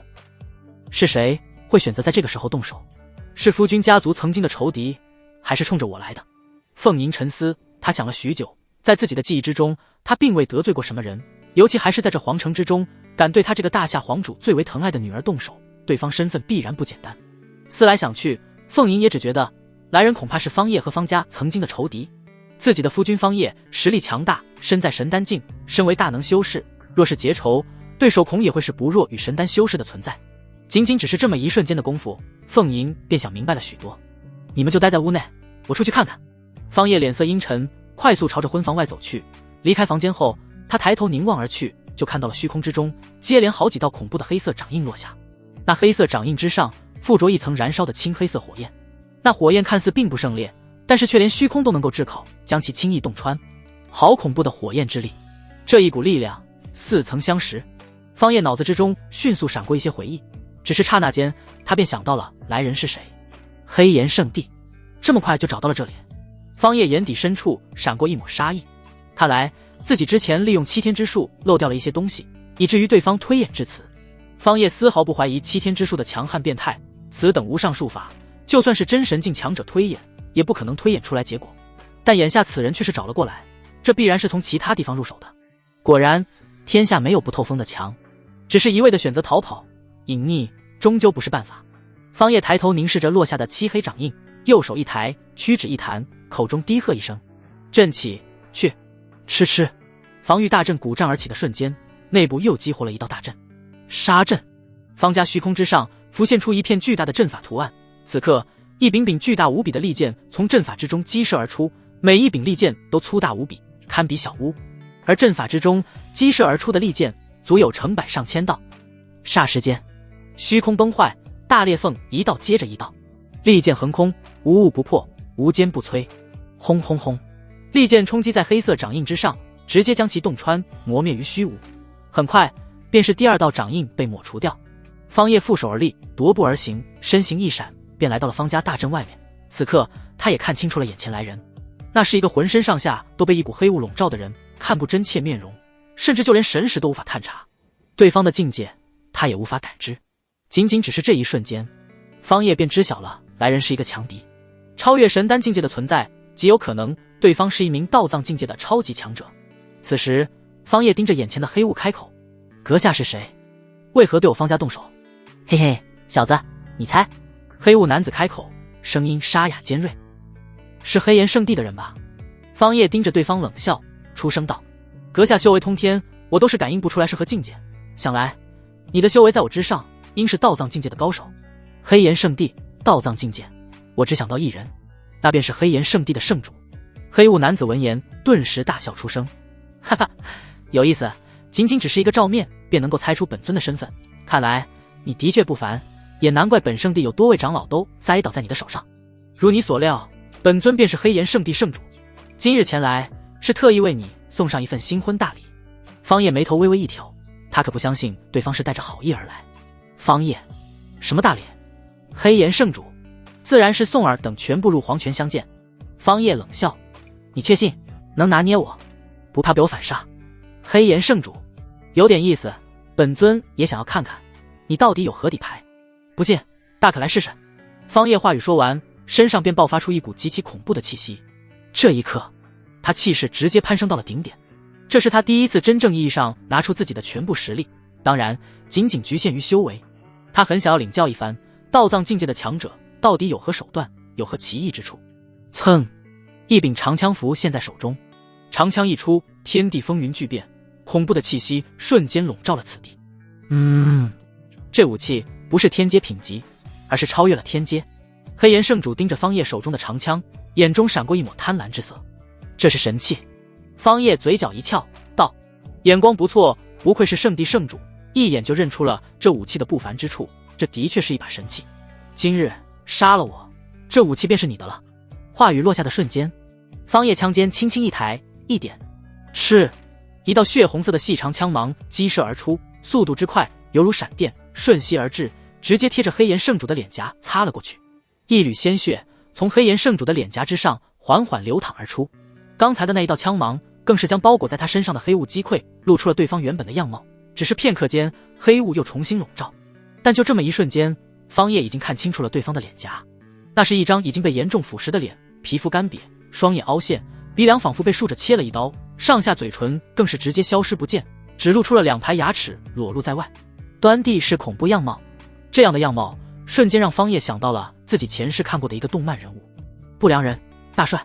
好家伙，我说怎么不以真面容见人，原来是面容已毁，无法见人。方叶心头警惕了起来，对方如此，想来是因为什么造成的？而联想到施展出来的神通之上附着的那一层青黑色的火焰，方叶瞬间便猜测出来，对方极有可能是修炼了什么逆天的功法，这才导致自身如此。必须要严阵以待。黑岩圣主伸出手指，触摸着自己的脸颊，看着手指上面沾染上的一缕血珠，竟然笑了起来。多少年了，还没有一个低境界的修士能够让本尊流血，你是第一个。今日本尊势必会好好的犒劳你，你放心，本尊杀了你之后会好好利用你的一切的，你的神器，你的女人，本尊都会好好使用的。轰！话语落下的瞬间，黑岩圣主背后便凝聚出来了一道巨大的法相虚影，那虚影3头6臂，每条手臂上都握着一把巨大的武器，有长剑，有龙锏，有大刀，有长枪、大戟、大钟，每把武器不尽而同。今日本尊便让你看看何为道藏。大境界的鸿沟，可不是你凭借一把神器就能够轻易扭转的。给本尊死！随着黑岩圣主一声大喝，他大手探出，背后的法相虚影也是瞬息而动，6条手臂各自挥舞着手中的利器，朝着方叶所在的这片虚空轰击而来。这一刻，方叶心头升起了一股强烈的危机感，他下意识地后退了一步，但紧接着手中的神器破道枪顺势被他当成长剑大刀劈砍而出，无数道神器激射而出的枪芒在空中飞舞，冲击在那6把落下的武器上面。当当当！然而无往不利的神器枪芒第一次遇到了阻碍。那些枪芒并未将其洞穿，反而是被6条手臂上面的各种武器磨灭，有一股法则之力缭绕其中。方叶眉头紧皱，他从中感受到了一股不一样的能量波动，确切地说，那已经不是能量了，而是力量形式的一种法则之力。法则之力是道藏境界强者才能够领悟参悟的力量，领悟的法则之力越多，就代表着此人在道藏境界这一条路上走得越远越深，战力也就越强。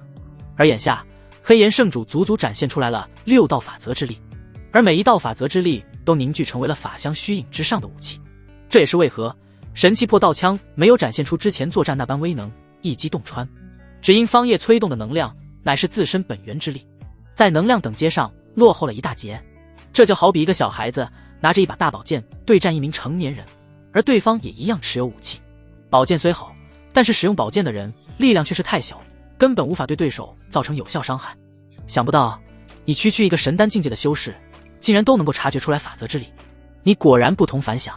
黑岩圣主眼神冷漠，但你越是不凡，本尊就越是兴奋，杀你才越带劲。黑岩圣主舔了舔自己有些干涩的嘴唇，直接脚踏虚空，轰的一声，他面前的虚空碎裂，黑岩圣主身形被黑雾直接笼罩，消失在虚空之中。下一刻，他陡然出现在了方叶的右侧，手起刀落，直接朝着方叶的脑袋劈砍而来。轰隆隆，那巨大的法相虚影在脱离了黑岩圣主的本体控制后，竟然依旧在自主进攻杀伐，就好像拥有自主战斗意识一般。一瞬间，方叶被两面夹击，这便是道藏境界强者的手段吗？领教了。方叶嘴角一翘，这黑岩圣主带给他的压力的确很大，甚至大到了让他有一种难以喘息、不敢反抗的念头。但下一刻，方叶同样脚踩虚空，身形幻灭不定，瞬间消失在原地。轰！黑岩圣主的掌印落下，直接落在了方叶的后背之上。方叶速度虽快，但还是结结实实的挨上了这一掌。与此同时，就在方叶闪身出现在虚空之中的时候，头顶却是直接落下了一把大刀。是那法相虚影自带锁敌能力，在感知到他位置的瞬间，大刀落下，咔嚓，虚空开裂，法则之力暴动，一道深不见底的虚空大裂痕浮现。当，方叶提枪格挡，同时催动神通术法加持在长枪之上。吼！啊！龙吟阵阵，麒麟咆哮，神像嘶吼，各种神兽、凶兽虚影浮现在长枪之上，一同阻挡头顶落下的这一把大刀。轰！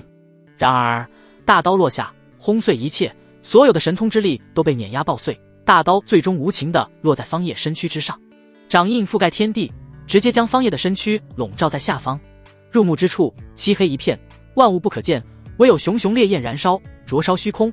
那是青黑色的火焰，是属于黑岩圣主修炼的功法祭炼出来的奇异火焰。家主，夫君！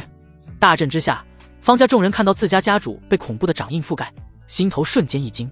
此时，就连叶轻柔和顾青衣两个女人，心都是提到了嗓子眼。方叶对于他们而言太重要了，不容有失。方家是家族主心骨，方叶若死，方家必亡。而对于叶轻柔而言，她早已经倾心于方叶，将对方看成自己真正的男人。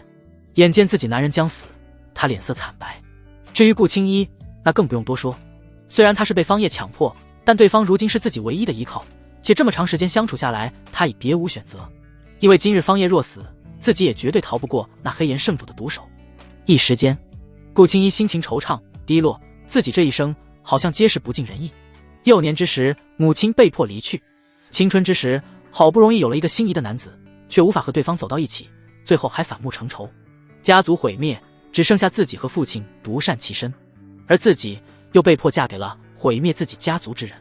虽心生不满，但不得不接受现实。长时间相处之后，他慢慢将那一份恨意隐藏在心底深处，好不容易在这个男人身上看到一点救回自己母亲的希望，而今这一份希望又即将破灭。然而异变横生。就在所有人都认为方叶将要被一巴掌拍死的时候，一阵耀眼的光芒蒸腾而起，形成一道圆形护盾，将方叶整个人都笼罩了起来。五色法衣，可抗真神境界强者的全力一击，在此刻自主护住，挡住了道藏境界强者的一击。真疼啊！我各种天阶神通术法接出，竟然都扛不住道藏境界强者的一击。看来越是到了后期，大境界的鸿沟就越是难以跨越，远不是功法神通以及神器加持就可以弥补的。方叶心头思忖，他抬头看向眼前的黑岩圣主，脸上浮现出一抹怒色。你今天真的让我很生气。方叶身体缓缓腾空，盯着眼前的黑岩圣主，眼中全是怒气。良辰美景被你打扰，如今又被你暴揍。方叶扭了扭脖子，道：今天不杀你，难泄我心头之恨。咦，竟然没死，想不到你身上竟然还有防御类法宝，能够挡住本尊一击，这宝贝实属动人心。黑岩圣主根本没有把方叶的话放在心上，反而是盯着方叶身上闪烁着光芒的一宝，眼神格外明亮。你也就嘴上功夫可以了，今日任你法宝再多再好，都难逃一死。游戏本尊已经玩腻了，可以结束了。两人谁也不服谁，互相口嗨互对。小子，你让本尊玩的还算尽兴，你手上的宝物不错，本尊稍后要了。为了表示对你的感谢，本尊就以黑莲圣火将你覆灭。能够死在黑莲圣火之下，你也算是死得其所了。话语落下的瞬间，黑岩圣主右手掌心之上便浮现出了一朵黑色的莲花，那莲花呈现出一种青黑色，竟然燃烧着熊熊火焰，那竟然全部都是由奇异火焰组成的莲花，正是黑岩圣主口中的黑莲圣火。黑莲圣火一出，虚空痉挛，竟然开始了寸寸塌陷，完全承受不住这一股火焰的灼烧。很强，我感受到了死亡的恐惧在笼罩。方叶盯着那黑莲圣火，眼神平静的开口：既然知道要死，那便放弃抵抗吧。黑岩圣主嗤笑一声，口中低喝一句：去！那一朵黑莲圣火从其手中飘荡而出，缓缓地朝着方叶靠近而去。沿途之上，虚空崩塌，被灼烧出来了一道深深的黑色沟壑，那火焰恐怖的灼烧之力已经可见一斑。小子，放心去吧，你的一切我会好好替你保管使用的。黑岩圣主大笑出声，这一刻他仿佛已经看见了方叶的死状。你高兴得太早了。方叶冷哼一声，同时口中低喝：第四杀阵，给我显！嗡！随着方叶收捏法诀，下方方家虚空之中突然浮现出了一座巨大的法阵，法阵规模之大，直接笼罩了整个皇城的中央之地。蹭蹭蹭！法阵出现的瞬间，一柄又一柄巨大的青蓝色巨剑于虚空之中浮现，每一把巨剑都堪比房屋大小，且携带着千钧之力，有恐怖的威势浮现。而这样的巨剑足有成百上千把之多。最重要的是，这些巨剑并不是凌乱出现，而是组成了一道法阵。所有巨剑聚集于瞬间，又组成了一把擎天巨剑。嗡！巨剑震动，仅仅只是泄露出来的一缕剑气，便直接将眼前的黑莲圣火震荡溃散。什么？黑岩圣主见到黑莲圣火被击散的时候，瞳孔紧缩。那仅仅只是巨剑泄露出来的一缕剑气啊，竟然就有如此恐怖的威能。若是整个巨剑杀敌，那将会是何等的威能。一瞬间，他的心头升起一股恐惧之感。他的直觉告诉他，现在快走，要是再晚一步，今日小命可就要真的交代在这里了。唰！没有任何的犹豫，黑岩圣主直接掉头就走。他双手暴力的撕开虚空，转头就钻了进去。现在想走，晚了。方叶冷哼，并指如剑，指向黑岩圣主所在之地。去！嗡！巨剑横空，刹那间化作一道青色的光柱，撕裂虚空，直接杀了进去。此刻，白帝城内的所有修士都看到了这恐怖的一幕。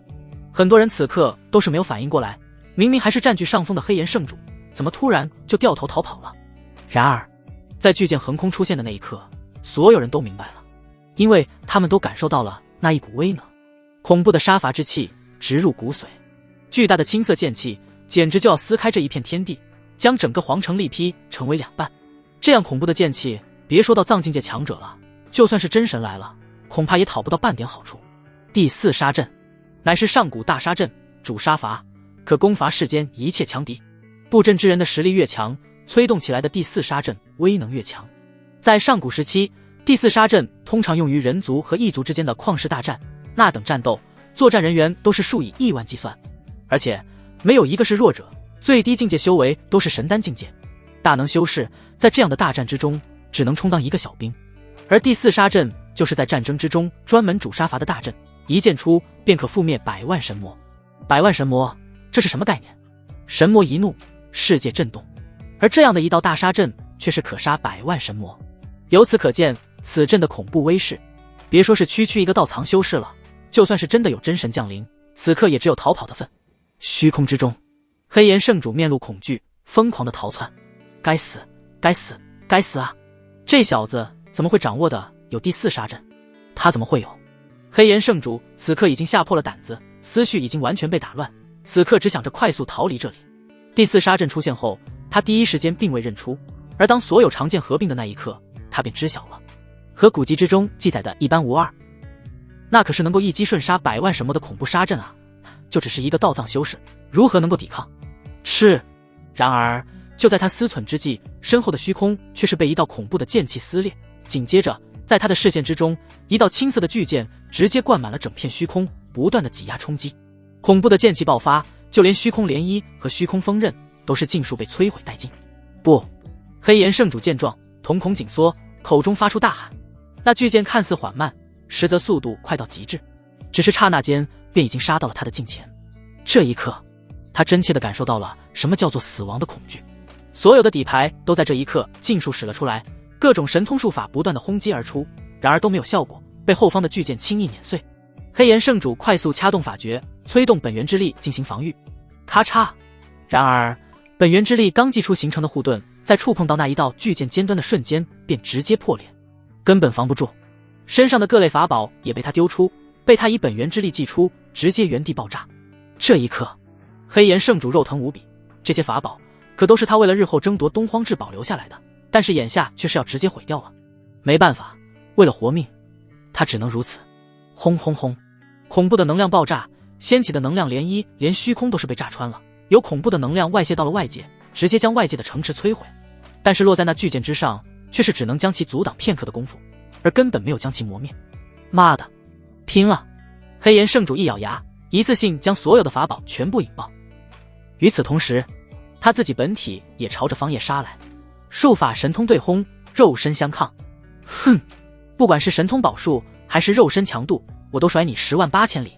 一番碰撞下来，方叶对眼前这黑袍老者的实力也有了一个了解，对方的实力连自己的一半都不到，顶多2成。方叶直接一脚踏出，虚空震荡，麒麟咆哮，恐怖的能量冲击而去，直接将对方震飞出去，嘴角一血。麒麟步！方叶屹立在虚空之中，眼神冷漠地盯着眼前的老者。如果这就是你全部实力的话，那么你可以去死了。杀你，我只需要一招。黑袍老者擦去嘴角鲜血，面露不悦和愤怒之色，再次朝着方叶杀来。当真是狂妄！这一次，他手中出现了一件法宝，那是一柄战戟，寒光凛冽，杀意透气而出。天阶武器，老祖威武！老祖动用天阶武器了，看此人还如何嚣张！此人必死无疑，能够死在大荒脊之下，此人也算是无憾了。黑岩圣地战船上，圣地修士看着眼前这一幕，纷纷开口。原本他们之前看到自家圣地老祖被方叶压着打，心里面便沉到了谷底，但是在看到老祖拿出天阶武器大荒脊的时候，众人心头便又升起了一股自信。然而很快，众人心中刚燃起的那一抹希望便被一盆冷水浇灭了。因为方叶此刻同样取出了一把武器，那是一把长枪，枪身浑身通红一片，奇异的纹路爬满整个枪身，最重要的是整杆长枪宛若是活过来了一般，有呼吸节奏般的脉动了起来，宛若龙鳞片片吸动齐合，一股神性之力在长枪之上震荡开来。神器破道枪！破道枪一出，天地之间瞬间风云变色，血红色的积云迅速笼罩集聚起来。黑袍老者见状，瞳孔瞬间一缩，他从对方手中那一把武器之中感受到了浓郁的危机感，自己若是出手的话，今日必死无疑。低头看向自己手中的天阶武器大荒戟，此刻大荒戟都是在嗡鸣，在颤抖。方叶甫摸着手中的神器破道枪，抬头看向眼前的黑袍老者，冷漠开口：能够死在破道枪之下，你也算是第一人了，这也算是你此生之荣耀，是你唯一需要铭记之事。话语落，长枪被方叶猛地掷出，是长枪划破虚空，留下一道拉长的漆黑的虚空口子。虚空在神器破道枪的锋芒下，宛若纸糊一般，瞬间破裂。长枪洞穿虚空，瞬息而至，下一刻瞬间直接从黑袍老者胸口透体而出，枪尖还带着一缕血珠。长枪最后又绕了一圈，重新回到了方叶的手中。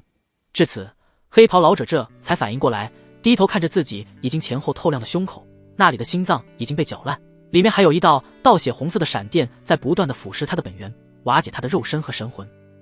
那一道倒血红色的闪电蕴含着一缕神性之力，根本不可能通过本源排挤出去。砰！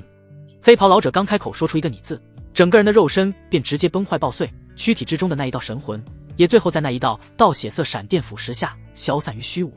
整个过程连一个呼吸的时间都不到。瞬杀！静！此刻天地之间一片寂静，好像这才是这片天地原本该有的模样，安静的都是有些可怕。直到一道声音响起，这才打破这一份诡异的宁静。方叶大手一吸，将那一把天阶武器大荒戟吸纳到手中，抬手便抹除掉了那黑袍老者的神魂印记，随即喃喃自语开口道：圣地大能，不过如此，就这点实力也学人出来摆场子，笑掉大牙。花花世界迷人眼，莫的实力你莫晒脸啊。收拾完老的之后，方叶转头就将目光对准了身后的那一群圣地小崽子。前辈饶命啊，快逃，速回圣的将这里的一切告知圣主。跟在黑岩圣地黑袍老者身后的十几人见方叶转头朝着他们杀来，顿时脊背发寒。有人逃跑，有人求饶，奈何无人声旋。单从方叶能够平静地看待鏖战之法这一部魔道秘法，就能够看得出来方叶不是什么心慈手软的圣母婊，而是一个宁可错杀1000不可放过一个的狠人。斩草除根一直都是方叶的行事准则。解决完这10几个跟班后，方叶又将毒手伸向了那些停在青云城虚空之上的战船。这样的战船都是征战所需的顶级法宝，是好宝贝。至于战船上的那些圣地修士，自然也是一个都没有逃过方叶的毒手。方叶直接挥动巴掌，掌印如同天地倾覆一般，覆盖了整片苍穹，直接将战船上的所有修士全部泯灭。同样的，只是一招，十分随意的一招。这些圣地修士在方叶面前宛若土鸡瓦狗一般，不堪一击。做完这一切后，方叶拍拍手，将战利品尽数收入囊中。这些可都是他用来投资3个美人妻子的宝贝。有了这些东西，系统返利又能够爆出不少好东西了。不过当务之急还是将家族迁移出去，同时利用隐匿之法遮掩此地的一切痕迹。方叶回到家族之中，直接下令家族所有人务必在半日之内返回，我方家要举族搬迁。听到他的话，方家家族众人全部都是傻眼了。什么？搬迁家族？家主，这万万不可啊！我们方家好不容易重新恢复到昔日荣光，现在离开就等于是放弃这一切啊！是啊，家主，还请3思而行啊！面对众人的请求，方叶眉宇一沉，道：这不是在和你们商量，而是命令。从现在开始，但凡有违令者，要面临的结果不是逐出家族，而是被斩。咚！感受到方叶身上散发出来的那真切无比的杀意，家族众人全部都是心头一紧。这时，刚被方叶滋润过的第3位妻子凤莹站了出来，开口说道：大家可能误会家主的意思了，方家家族搬迁不是要放弃现在的一切，而是走向更高点。家族如今已经和圣地开战，继续留在此处发展，无疑是当活靶子。家族是大，但凭借现在的规模，想要和圣地硬碰硬的却还欠缺一些火候，所以家族搬迁是无奈之举，同时这也是家族向上发展的必经之路。看到凤莹开口，家族内有人不满的开口：你又是何人啊？在这里对我方家之事指手画脚。听闻此言，凤莹脸上的神色瞬间变得无比自豪了起来。我凤莹，大夏皇朝九皇女，天生凤凰血脉拥有者，如今也是你们方家的夫人。说完，凤莹满眼深情地望着方叶，那眼神好像在说：你这臭男人一点都不关心我，你家小辈都在问我是谁了，都不知道介绍一下。听到凤莹自保自家身份，在场的众人都是一愣。家族众人，什么？大夏皇朝的九皇女，大夏皇朝那可是超级一流势力啊，其威名赫赫，名震东荒。等等，他刚才说他还是我方家夫人，他之前好像的却是和家主一起回来的，难道他是？方白听后内心更是一阵无语。爹啊，你这拿捏女人的本事为何没有遗传给我啊？我不甘心。方圆，不是，到底我是主角还是这老登才是主角啊？为嘛我这个系统拥有者现在一个道侣都还没有，这老登却是已经左拥右抱，2只手都还顾不过来了。尼玛，人比人气死人啊！方清雪，最重要的还是叶青柔和顾青衣这2个方叶的妻子。听住凤莹做的自我介绍，尤其是听到对方说自己是方家夫人的时候，2人心里面都多少有点不是滋味。虽然早有预料，已经猜到此人是自己的妹妹，但听到对方亲自说出来，2人心里面还是产生了一些落差。男人难道都是下半身思考的动物吗？2个女人还不够伺候你一个男人的，新鲜感这么快就过去了，这就又重新找上一个了，而且还是一个皇族公主，所以爱会消失的，对吗？方叶此时也是走了过来，看了一眼凤莹，随后目光落在方家众人身上，开口道：他说的不错，这位是大夏皇朝的九公主殿下凤莹，同时也是我方叶的妻子，方家的夫人。日后在家族之中限他虚如剑清、柔和青衣2人，身份对等。一句话既表明了凤莹的身份，承认对方是自己的女人，同时又表明了自己的态度。在他心中，在方家家族之中，凤吟的地位等同于叶轻柔和顾青衣。这也在侧面表明他方叶的一个立场，在他方叶这里，只要是他的女人，地位都是同等的。方叶，好了，按照我的命令，半日之内召回家族所有人。家族众人闻声而动，纷纷开始忙碌了起来。方叶则是来到3个女人的面前，面露笑意。想来你们都已经相互认识了，就不用我过多的介绍了吧。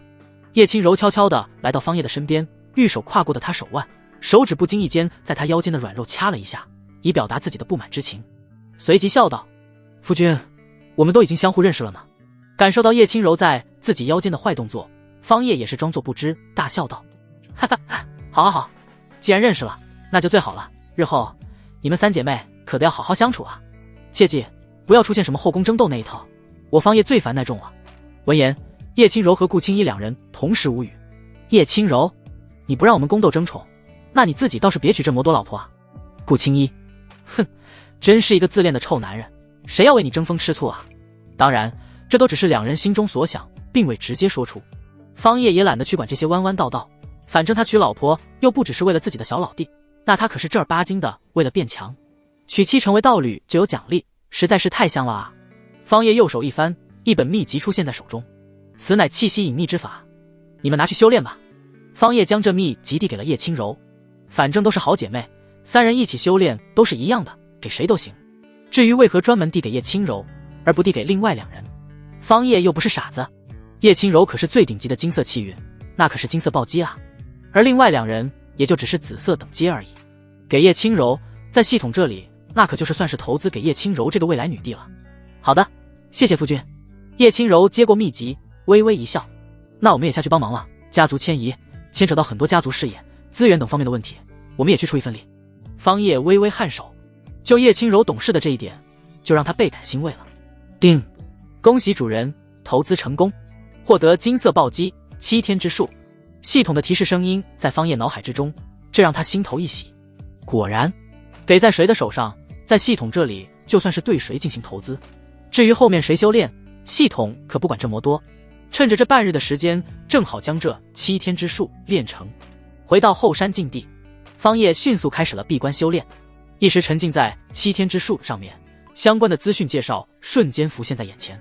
7天之术可遮掩气息，隐匿行踪，修炼至大成，则可遮蔽天机，连天道都不可查，可欺骗过去。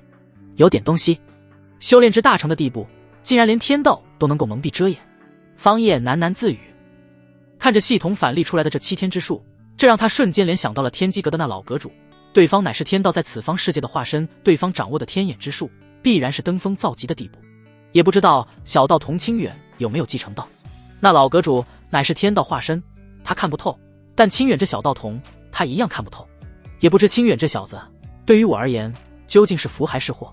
算了，先不管这么多了，既来之则安之，既然已经答应老阁主要照顾对方，那便是已经接下了这一份因果，后面会结出什么样的果早已经注定。不管结果好坏，我需要做的就是不断变强，强到自己完全可以接纳的地步，只有那时才会无惧一切。方叶收敛心神，暂时给自己定下了一个小目标，那就先成为这下界最将，冲击到真神境界去。而眼下则是先将这7天之术修炼至大成地步。半日过后，方家家族一切准备就绪，整装待发。现在只需要方叶一声命令，便可即可举足迁移。后山禁地修炼密室之中，方叶此刻身上已经被一层肉眼看不见的雾霭之气所笼罩、所遮掩。仔细感应之下，他整个人的气息已经完全消失不见，甚至就连他之前所存在的一切痕迹都在快速隐退下去。最终，雾霭彻底笼罩这片区域，紧接着朝着整个方家家族扩散而去。轰！一股无形的力量笼罩住了整个方家地域，下一刻陡然消失不见。方叶的双眼也在此刻猛地睁开。7天之术成了，半日的时间将一部顶级的天阶秘法修炼到大成地步，这速度放眼整个下界都是无人能出其右。大地根骨果然逆天，就这样的悟性和修炼速度，简直不要太变态了。方叶心中感慨无比。就在他将7天之术修炼至大成的时候，他便直接将此地的一切痕迹都抹除掉了。日后那些圣地再想从这里推演他们的痕迹和去向，已然没有可能了。起身离开后山禁区，方叶看着眼前已经停在方家上空的各大战船，上面站满了家族门人弟子，此刻所有人的目光都是聚集在他的身上。方叶凌空迈步来到众人面前，开口道：“启程，目的地白帝城。白帝城，大夏皇朝的皇城。”在听到目的地后，家族众人都似乎有所明悟。自家的三夫人，那可不就是大夏皇朝的九公主殿下吗？那不就是白帝城的主人吗？白帝城，那可是一流势力的皇城。这样的城池之中，必然聚集着更多强大的家族势力，里面的修炼资源也绝非青云城可比的。当然了，方叶也没有顾此失彼，叶家毕竟是叶轻柔的娘家，也被他一并带走了。至于另外一个家族王家，对方则是犹豫再三后拒绝了加入，因为一旦加入迁移，那就承认了他们日后需要依附于方家，是属于方家的依附势力。而今青云城四大家族，顾家被灭，方家、叶家搬离，此地就只剩下他王家一家独大了。现在的王家便是宁做鸡头，不做凤尾。两项抉择之下，王家最终还是选择留了下来。至于程竹府等众人，方叶没有过多的担心，他在离去之前已经替莫云修复好了身体的伤势，只是修为要恢复到巅峰状态，对方还需要慢慢休养2年的时间。至于对方的安危，方叶完全没有担心的必要。莫云此次遭受圣地强者的打击出手，必然不会傻到继续留下来守在这里，会去寻找背后的人物撑腰，一切都早已经安排妥当。屹立在战船之上，方叶回头凝望住后方渐行渐远、慢慢变小的城池，感慨出声：青云城再现了。很多人此刻都是回首，凝望着眼前这一片生长的土地。从今以后，方家将彻底从青云城消失了。另外一边，东荒地界黑岩圣地，负责看管命牌大殿的弟子看着最上方的一块命牌牌匾碎裂后，也是大惊失色。咔咔咔，紧随其后的便是一大堆命牌碎裂。这些命牌都是出行追查杀害圣子真凶的那些圣地弟子的命牌。黑魂老祖的命牌碎了，快去通知长老，将此事告知圣主。一名弟子口中发出大喊，随后另外一名弟子立刻御剑而行，化作一道剑芒从命牌大殿破空而去。黑魂长老可是神丹大能修士啊，竟然连他的命牌都碎了。那人究竟是谁？黑岩圣地圣主大殿，此刻已经聚集了诸多的圣地长老，在场的人修为最弱的都是造化境，无一人是弱者，全部都是一方霸主级别的强者。但此刻无人说话，每个人都在安静地等待着，因为圣主大殿最中央的守卫宝座之上还未有人出现。嗡！就在此时，一阵能量波动，虚空之中渐渐凝聚出现一道人影，最后落在宝座之上。众人见状当即跪拜行礼，齐声高喊：参见圣主。这是一个周身都被黑色雾霭笼罩的男子，看不真切其面容，甚至就连其发出的声音都带着一股沙哑干涩之感。诸位起来吧。淡色沙哑的声音传出，像是有人用指甲在神兵之上滑动，令人毛骨悚然。启禀圣主，圣子被杀，被派往前去缉拿真凶的黑魂长老也已经陨灭，我圣地一下子损失几员大将，还请圣主定夺。大殿下方有长老禀报出了情况。黑岩圣主慵懒地坐躺在王座之上，他指甲修长漆黑，此时听着下方长老的禀告，手指有节奏地在敲击着宝座，另外一只手则是枕着自己的脑袋。黑魂乃是神丹中期的境界，虽然算是强大，但也称不上无敌，被人杀死倒也情有可原。可曾查明凶手身份资讯？黑岩圣主再次开口，语气平淡，声音却是犹如寒冰。启禀圣主，我等之前已经推演出来，那人身在青云城，也是之前参加神山禁区的一方家族势力，那出手之人便是那青云城方家的家主方叶。但是在黑魂身陨之后，我等再继续推演，却是无法再有收获。有关于那方叶的一切，乃至于那方家家族，都是笼罩上了一层迷雾，无法探究。下方长老开口回应：我等能力有限，因为恳请圣主决断。黑岩圣主闻言，黑雾笼罩下的脸庞却是闪过一抹异色。哦，前后差异如此之大，前面能够推演，在黑魂死后便不可推演了。可曾找莫老推演过？这时，一名身穿八卦道袍、白胡子老长的老者站了出来，此人正是黑岩圣主口中的莫老。莫老对着面前的黑岩圣主抱拳行礼后，开口道：回禀圣主，我曾推演过，此人身前资讯依旧可查，但身后却是一片朦胧，在黑魂长老死后，一切都不可推演了。我尝试过强行推演，但最终遭到了反噬。黑岩圣主闻声一笑，道：有意思，竟然连你都无法推演，看来是有更将之人出手，掩盖了其踪迹资讯，亦或者此人身上带着什么异宝，可遮掩天机。黑岩圣主想到这两种可能，但就是没有想到过，这只是因为方叶自身导致。后面的事情你们不用管了，安心培养圣地天才，圣子没了，再造一个便是。东荒即将大变天，各位需要提前做好准备。至于这方业，本尊也好久没有活动筋骨了，正好去亲自会会。我倒是很好奇，此人到底是何方神圣？说完，黑岩圣主的身形就从王座之上缓缓消失不见。这样的事情还发生在苍茫圣地之中。对方也曾在神山禁区遭遇到了和黑岩圣地一样的待遇，派遣出去的强者和门人弟子全部死于方业之手，只是他们出手要晚许久。此刻正准备推演之际，却是发现已经无法收获到有用的资讯。但苍茫圣的依旧派遣出来了强者，在外界探寻消息，是必要将方业这个凶手绳之于法。另外一边，方家家族正举足搬迁，朝着白帝城急速而去。战船则是直接挪用了黑岩圣地的战船，当然这是战利品，如今属于方家，属于方业了。圣地战船相对于他们自己家族的战船而言，高了不止一个档次。真要比较的话，家族之前使用的战船就如一个婴儿，而眼下使用的圣地战船才是真正的战船，其身躯庞大无边，犹如一座神山横行，真正的遮天蔽日。出发已经半日有余，再有1天的时间便可抵达白帝城了。方业站在战船首端，盯着前方不断倒退的云雾，眼中有金芒闪烁。从今以后，方家就要正式迈入二流势力的行列了。夫君，我已经传信父皇，让他划归出来一块地皮，供家族暂时落地，就在白帝城东城。此时凤吟走了过来，看着方业开口。方业微微点头道：辛苦你了。凤吟一笑道：夫君客气了，你我如今乃是一家人，说这魔线外干什么？方业一笑，不再多说什么。他又开始忙碌了起来。首先是分别给3个妻子赠送一些修炼资源和宝物，返利出来的这些东西自己挑选留下来一部分后，其余的全部丢进了家族宝库之中。赠送的那些修炼资源宝物，自然全部都是从黑岩圣地势力之中获得的战利品。而今家族宝库之中各类修炼资源也是堆积如山了。毕竟方业身边有着3个可以投资返利的女修士，各类修炼资源可以说是要多少有多少。如果真要单纯的以修炼资源、修炼宝物等衡量一方势力等级的话，方家如今的宝库之中的修炼资源绝对远超2流势力，已经无限区近于1流势力了。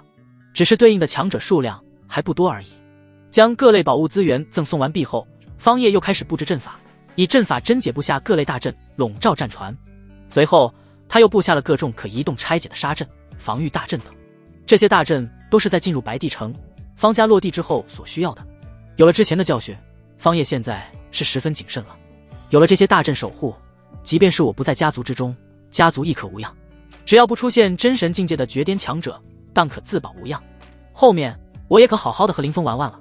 就这样，在不断的忙碌修炼之中，时间一晃就进入到了夜晚。方业也刚好忙完，而当他踏入房间，准备和叶轻柔好好的研习一下双修道法的时候，眼前的一幕却是直接让他愣在了原地。3个水灵灵的人妻少妇出现在了一起，就这样直勾勾的看着他。夫君，该入眠了。夫君，来啊！凤吟妹妹已经跟我们说了，你掌握的有双修道法，妹妹已经将这双修道法传于我和青衣，我们3人一致决定，我们4人一同修炼钻研。闻言，方业眼中闪过一抹金光。好好好，4人钻研双修道法，那必然是更深一筹啊！今夜注定是无眠的一个夜晚。当天晚上，方业就再次感受到了这无上双修之法的逆天之处，自己竟然再次突破了神丹5重，实力更胜一筹了。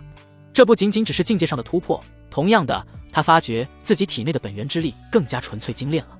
这双修道法让双方之间的本源精粹相互交融，竟然还可以提炼本源，其中奥妙简直不可言语。方业感慨无比，这样的人生才叫真正的爽。手握权势，身边坐拥美人，自身实力又足够强大，可俯瞰天下。他感觉自己已经站在了人生巅峰。次日清晨，方业走出房间，开始迎着朝霞晨光修炼。倒不是他自己想，而是因为被他收入体内的那世界树幼苗有动静了。对方传来一阵能量波动，虽然听不明白，但是方业却是能够感知到世界树幼苗的念头。他饿了，于是乎，方业开始修炼，吸纳天地之间的一缕紫气，尝试着让世界树吸收。最终的结果也是预料之中，紫气依旧属于天地能量之中的一种，可以被世界树幼苗吸收。甚至是在开了这一个口子之后，方业自己都是不需要主动炼化，世界树幼苗寄存在他的身体之中，直接开启了自动模式。这就造成了一个异象，原本每一个修士都可吸纳天地之间的一缕紫气，最多者也就吸收2-3缕紫色到头了，但是轮到方业的时候，天地之间的紫气仿佛不要命一般，尽数朝着他的身体之中汇聚而去。只是刹那间，方叶整个人的身体就被厚重的紫气包裹成了一个粽子。真正的紫气东来。战船上，方家众人看着眼前这一幕，直接傻眼了。众长老，一缕紫气叫紫气，这他妈叫紫气组团了。方白，爹啊，你这功夫儿子想要啊？方圆，这老登的确是有一手啊，跟着他混的却比跟着这狗屁系统有搞头。方清雪，紫气笼罩全身，甚至有诸多散溢了出来，尽管只是一缕气机，但是对于我等而言也是无上机缘。不错，大家迅速盘坐修炼，吸纳游离在外的紫气，增强自身。家主实在是厉害，竟然一人可吸收如此海量的紫气。方叶自然也是能够感知到战船上众人的动作，他也没有阻拦，毕竟都是自家人，他们变得更强，有如此动力，那是好事。可惜的是，进入他身体之中的那些紫气，没有一缕是回馈到他的身体之中的，全部都被世界树幼苗吸收殆尽了。紫气吸纳的时间足足持续了半个时辰，这才缓缓结束。而方叶内视之下，世界树幼苗又长高了，这一次直接长高到了幼童高，足有半米有余。最重要的是，世界树幼苗上面又结出了一片璀璨的绿叶，已经2片绿叶了。上一次接触一片绿叶，震荡出来的能量便直接让我破开了一个境界，不知道这一次会如何。方叶满心期待。而身体之中那一株世界树幼苗在吸收完了紫气，接出第2片绿叶后，整个树苗身躯再次震荡了起来，一层层肉眼可见的翠绿色能量从叶片之中荡漾开来，在这一层翠绿色的能量之中，还夹带着一缕紫色。而这一股能量直接从方叶身体之中激射而出，犹如水波荡漾一般，朝着四面八方辐射而去。这一次直接笼罩了战船上的每一个人。在被世界树能量笼罩的瞬间，所有人都是感觉到身躯一颤，感觉到自己浑身上下的毛孔都是舒张开来了。啊，这是什么天地精粹吗？好舒服啊！我感觉到这一股能量正在滋润我的身体，我感觉到我的悟性正在拔高，以前很多修炼上不懂的难题也迎刃而解了。哈哈，天大的机缘啊！我竟然突破了，我也突破了。所有人此刻都是无比的欣喜震惊，看向场中那道盘坐于虚空之中，身体不断散溢出绿色能量的身影，所有人的目光之中都是带着一股敬佩之意。家主牛逼，家主威震天下，盖世无双。刚散溢出天地紫气让我们吸收修炼，现在又散出此等精粹的天地能量，家主的神通手段已经愈发的深不可测了。有家主此等强者坐镇，我方家何愁在白帝城无法立足？立足小了，格局小了啊，称霸白帝城都是绰绰有余啊。注意言辞。嗨，世界树苗震荡出来的能量有很多都散溢了出去，这是方叶刻意为之，他要的就是不断增强家族门人弟子的实力。但尽管如此，还是有诸多的世界树能量反哺到了他的身体之中，不断的壮大他的肉身，积淀着他的本源之力。甚至是刚突破神丹5重的方叶，已经感觉到自己的境界再次松动了。最终出乎他意料的是，还是再次突破了一层小境界，来到了神丹6重的境界。我滴个乖乖，这还真是躺着就升级啊，真就是成了躺赢狗啊，不用修炼就能够提升境界实力，就问还有谁？方叶心中再次对世界树的看法提升了一个档次，此等一宝绝对不能够外露。有了此物，就算是没有系统的帮助，他都是感觉到自己能够横行天下了。又是半日后，战船缓缓驶入了人类城池之中。这时凤吟来到方叶的身边，盯着下方的城池开口道：夫君，白帝城到了，诸位做好准备。方叶低头俯视脚下大地，眼中有金芒迸射而出，身上腾起一股盎然之气。今日过后，方家便不同了。战船入城，停泊在一片云雾山巅之中，这里乃是所有势力出入皇城必经的驿站，毕竟乃是皇城首都，不可能就这样放任所有势力随意横空飞行，当然皇朝势力除外。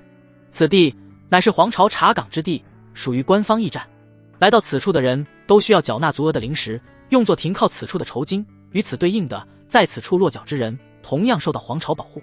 而出了此地，那便不同了。若是在城内被人杀害，皇朝也不会过多的插手过问，只要遵守皇朝的律法规矩，即可2艘大型战船。看标志，并非皇城之中任何一家大家族势力，看来是外来的新势力。嘿嘿，看来又来活了，你我兄弟又可以狠狠宰一刀了。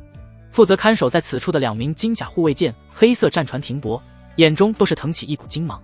对于他们而言，能够遇到这种外来势力，而且还是大型战船，机会本就不多，自然是能宰一次就宰一次。对方能够拥有大型战船，身家自然不菲，也不会再议这一星半点。此地乃是皇城飞行类法宝停泊点，一艘大型战船停泊，需缴纳10万上品灵石。一名金甲护卫上前，一手握住长枪，一手朝前伸出摊开手掌，意思不言而言，这是在索要好处费了。战船之上，家族众人看到这金甲护卫，皆是略感震惊。一名护卫都是神海境界的强大修士，这就是一流顶级势力吗？果然不同凡响，停靠此处就需要缴纳10万上品灵石，是否太高了啊？我去，这简直就是黑店啊！不是，我们也要缴纳吗？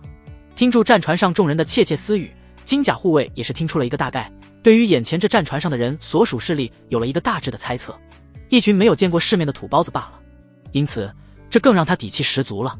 这名金甲护卫昂首挺胸，身上神海境界的强大气息瞬间爆发而出，盯着战船上的众人厉声开口呵斥道：缴纳10万上品灵石即可入城，入城需遵守皇城规矩，否则一经发现立刻逐出皇城。如果没钱的话，诸位还是哪里来的回哪里去吧，我大夏皇城可不是随便哪只阿猫阿狗都能够进来的。当当，另外一名金甲护卫也是随同上前，两人手中长枪同时落地，激荡出一股强悍的气息，震慑人心。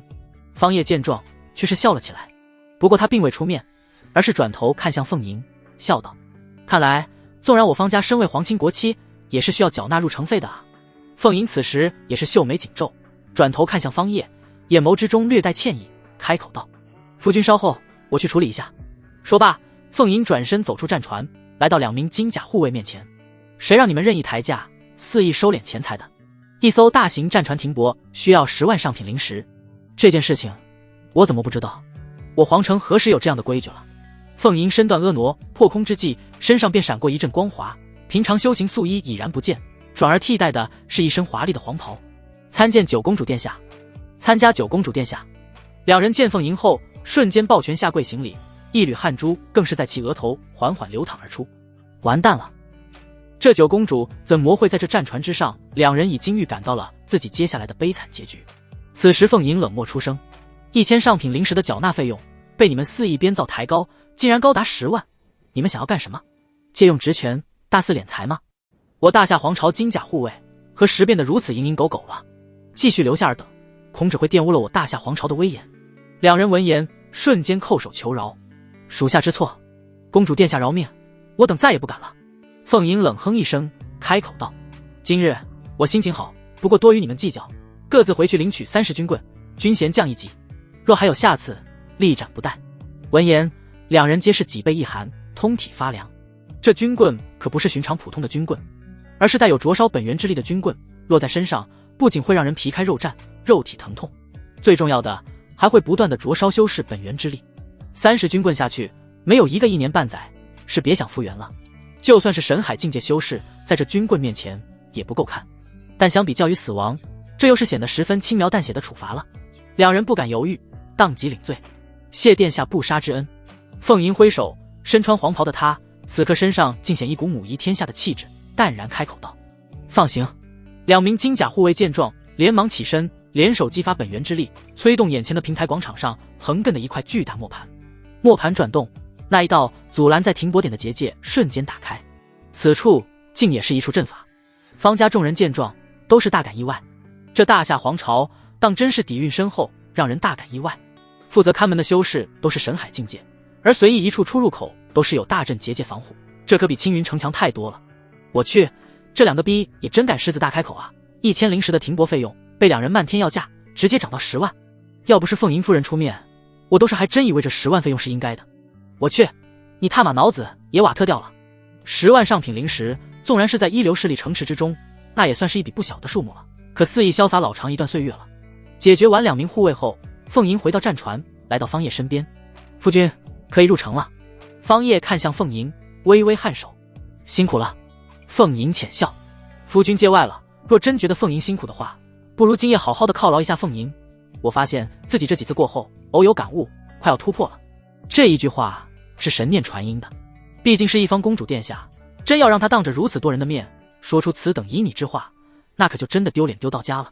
方叶闻言一笑，传音回去：怎么了？又痒痒了。众人随行离开战船，朝着皇城东城而去。接下来的事情就很简单了。地皮已经规划了出来，有个大宅院府邸，家族众人只需入主其中，各自安排即可半个时辰，众人便已经安排妥当。此刻，家族议事大殿内，方业已经召开诸位家族长老召开议会。我方家刚立足白帝城，根基未稳，家族门人子弟切不可寻衅滋事。其次，派人去了解清楚白帝城各方势力，做好防范。家族各类营生可再次展开。命令很简单，总结起来就是先苟着发育，逐渐掌控一些资源，然后趁势崛起。修行家族最重要的不是什么人情世故，也不是什么买卖营生，而是资源，修行资源。方家如今宝库修行资源众多，足以支撑家族众人好几年的时间，但如此一来便是竭泽而渔，不是长久之计。争夺各地界的修行资源，用作后续家族修炼之用才是正途。诸如各类灵石矿产灵脉，各类药材辎重灵田，飞禽灵兽等，这些才是家族长久发展的良策。其次，这样也能磨砺家族门人弟子的心性，累积战斗经验，提升战力。家族宝库资源毕竟只是现成的，随去随用，但如此培养的后代子弟缺少真正的血与火的磨练，犹如温室花朵，终究是中看不中用，不堪一击。这并非是方业想要的。最后，告诫家族各门人弟子，不论长老弟子，只要天赋出众，亦或者修为突破者，可前往一秘境修行。此秘境灵气浓郁，天地道域密布，各类强大凶兽灵宠应有尽有，此乃修行之圣地。其修行环境绝不弱于任何一方圣地，十分有利于修士感悟天地法则，积淀自身。听住方业的话，家族众人皆是一愣，甚至就连一旁的凤吟都是一阵疑惑。方业刚到白帝城，他哪来的什么修行秘境？玄堪比圣地，这是真的还是假的？凤吟甚至怀疑方业说出这话只是为了激励家族众人，根本就没有这样的一处地界。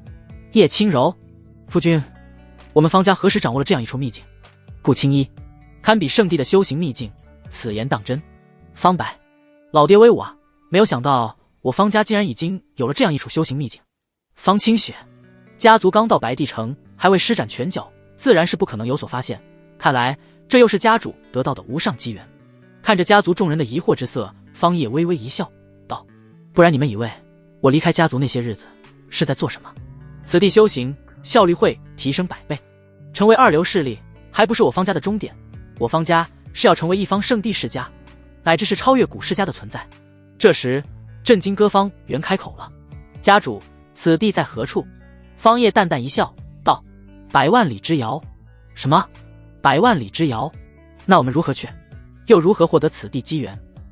众人原本兴致冲冲，但是在听到距离此地100万里之遥后，全部都是偃旗息鼓，面露失望之色。只有站在方业身边的凤吟，在听到100万里之遥的时候，心中有感。难道夫君所说的修行秘境，乃是天机阁所在的三圣山？之前三圣山的天机阁出现变动，父皇甚至亲自前往探查过，但并未发现异常，三圣山依旧大阵笼罩，无法探查。实际上凤吟已经猜到了10之8九，但他万万想不到三圣山如今已经易主，方业成为了山主。方业，诸位莫急，若是无法赶去，我又何必多此，一举说于诸位。要不了多久，我方家便会建立一座传送大阵，可实现家族和此秘境的瞬间传送。有了这传送阵后，家族、秘境两地便可互通有无。届时还用担心路程遥远问题吗？听到方业的话，家族众人眼中又燃起一抹金光。这时凤吟美眸之中则是异彩连连。他之前见识过方业对阵法的独到见解之处，知晓方业也是懂阵法之处。对方这是想要自己建立一座超级传送阵吗？那可是超级传送阵啊！阵法真解在这个时候就派上用场了。方业心头微微一笑，只要有足够的阵法材料，加上两地的虚空坐标，他便可在两地之间建立起来一座超级传送阵，相当于皇城内皇室的那一座超级传送阵，随时可用。皇室的超级传送阵可不是随便能够开启的，纵然他如今身位驸马，但想要频繁的使用，恐难度也会极大。相反，自己家族之中若是有这样一座传送阵，那便无忧了。今日家族议事就到这里了，各自下去，各司其职。方业挥挥手，同时开口喊道：方白、方圆、方清雪，你们随我而来。众人离去，只留下了此间三人。父亲，家主，家主。方业看向三人道：你们三人，一人是我方家少主，2人是我家族年轻一辈之中的翘楚，你们有资格提前随我前往秘境修行。听到这话，三人全部都是面露喜色，能够率先前往秘境体验修行，这等机缘竟然直接送到他们手上了。不过在去之前，我还有一个任务需要交予你们3人。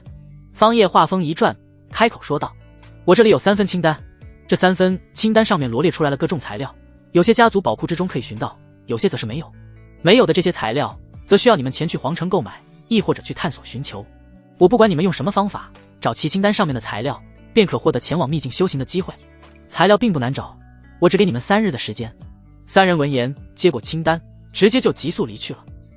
这3份清单材料自然就是建造超级传送阵的材料了。其实大部分材料都可以在家族宝库和皇城之中购买得到，只有3样材料是家族宝库和皇城之中没有的。这一点方叶早已经在当初离开三圣山回到大夏皇城的时候就已经探查清楚了。而这3份材料在3人的清单之中则是1人1份，这算是对3人的一点小小考验。若是连这考验都无法通过，那这三圣山秘境就和这3人无缘了。3天的时间一晃而过，在这3天的时间里面，方白、方圆、方清雪3人则是分别在寻找清单上的材料，全力以赴。而方叶自己则是整日沉迷在男欢女爱之中，和3个爱妻如漆似胶。在外人看来，方叶这是飘了，自以为进入白帝城后有了大夏皇朝做靠山，行事就无所顾忌，不再劳心劳力的操劳家族事宜，这让许多长老都心生担忧。整日沉迷女色，忘却修行根本，再这样下去，方家别说后台是大夏皇朝，就算是换作圣地古世家，那也迟早会衰败下去。就这样还想要超越古世家，超个鸡巴还差不多。此刻家族大殿内，莺歌载舞，美女环绕，美酒佳肴数不胜数。首位宝座之上是方叶，身边则是3大美人儿。有家族长老实在是看不过去了，壮着胆子上前劝诫：家主，你不能再这样颓废消沉下去了，家族各项事宜已经安排妥当，还需要您来坐镇拿主意啊。方叶闻言大怒道：放肆，你在教我做事吗？辛苦了这抹酒，就不能享受享受？族老见状，脸色一阵变幻，似有难言之隐。最后族老还是忍不住偏过脑袋开口道：家主，你再这样下去，我就告诉3位夫人了。方叶身边的3位美人可不是叶轻柔等3人。轰！一股磅礴浩大的气息从方叶身上爆发而出，整个大殿瞬间寂静一片。你在威胁我？方家什么时候轮到你做主了？什么时候又轮到他们3人做主了？方叶冷哼一声，收起身上的狂暴气息，挥挥手道：看在你是为了家族大业，我便不追究你的过错了，给我退下去。唉，族老见状，最后一叹，无奈退走。他以为方叶是在沉沦，是在享受，哪里知道这其实本就是方叶计划的一部分。他在尝试以不同的体质来修炼双修之法。他方叶岂是那种沉沦肉体感官刺激的庸俗之人？他在试验凡体是否也能够交融互补，但结果却是大失所望。凡体也能够提升修行速度，但是相对于特殊体质而言，速度就慢了一大截。凤吟的凤凰之体，叶轻柔的混沌体，都是万中无一的绝世罕见体质，是最为顶尖的炉鼎，可以双修道法互补，修行速度可1日千里。但凡体就进展缓慢。而双修之人不仅和自身的体质有关，同时也和双方的境界修为有关。顾青衣就是一个例子，他并无特殊体质，但是自身境界不错，如今已然迈入神海境界，和他双修的速度比之那些凡体又要快上不少。但和叶轻柔、凤吟相比，又会慢上许多。不过大多数时候方叶都是和3女共眠，因此修行速度也可以说是1日千里，不曾受到什么影响。甚至是就连3个女人自身都是有所增长。顾青衣最先迈入神海境界，紧接着便是叶轻柔，随后凤吟也达到了真元巅峰。就在族老离开大殿的时候，却是撞见了叶轻柔等3人前来。族老见状，连忙开口：见过3位夫人，3位夫人现在可是要去见家主。叶轻柔微微颔首，秋波流转，此刻显得美艳动人。她开口道：族老可是有话要说？族老面露难色道：3位夫人还是回去吧，家主现在正在享受旖旎时光呢，夫人要是现了，恐会生气。闻言，3女脸上皆是浅笑。凤吟开口道：族老多虑了，其实夫君所做这事我们是知道的，她并非是沉沦女色，而是在修炼功法。族老一愣，脸上露出不可思议之色。修炼功法？这一刻他反应过来，恨不得狠狠扇自己一巴掌。是啊，家主性格如何，他能够不清楚吗？他竟然怀疑家主，自己这是真该死啊！原来家主流连于女色之中，是为了练功啊！难怪家主会多次再娶，这一切都是为了提升实力，壮大家族啊！倒是老朽愚钝了，不曾想到这个层面，老朽惭愧啊！刚才还顶撞家主来着。哎，族老一声轻叹，脸上满是悔恨之意。叶青柔淡淡开口道：族老一心为家族着想，夫君是不会怪罪于你的，族老不要自责，切勿放在心上即可。族老微微点头，冲着三人抱拳，随后离开。三女见状，这才进入大殿之中。夫君，我们来了。夫君这3日之间可有进展？夫君，父皇让我传信于你，让你去皇宫商议一下我们的婚事。3个女人缓缓开口，看向方叶的眼神皆是透露出一股钦佩、崇拜之意。这个男人太犟了，不管是哪一方面，都彻底的征服了他们3人。受到方叶的恩惠，他们3人已经有2人突破境界，成为了神海大修士。见到3人来此，方叶挥手遣散了大殿下方众人，看向3女，开口道：效果甚微，你们3人之中，轻柔、凤吟2人是特殊体质，对我加持很大。我本身也是星河之体，加上高境界，对你们有着很大的反哺作用。一旁顾青衣脸上表情略显失落，3个女人之中，就只有她是普通的体质，双修之法对于她和方叶而言，她是单纯的受益一方。方叶如今已经打消了和凡体双修的想法，和眼前3个女人双修就已经足够了。这3天的时间，几乎每晚都不停歇，效果也是十分拔群。方叶自身的境界也是直接从神丹6重天突破到了神丹7重天的地步。如今方叶已经是神丹后期大能修士了，外加各种底牌，叫板道藏境界的圣主及别强者，那都是轻轻松松的事情。看向凤吟，开口道：好，你我一同前往皇宫面见皇主。凤吟微微颔首，2人也不耽误时间，直接就朝着皇宫飞掠而去。商议的事情也很简单，就是一些结婚日程、婚礼地点以及宴请的各大家族势力宾客等一些事项。商议完了之后，方叶便回到了家族。而就在当天晚上，被他派遣出去的3个家族年轻一代回来了。爹，你儿子信不辱命。家主，任务完成。俺也一样。3人都带着各自清单上的材料回来了。方叶接过3人递来的那件，查看了一番后，确认无误，心头也是大喜。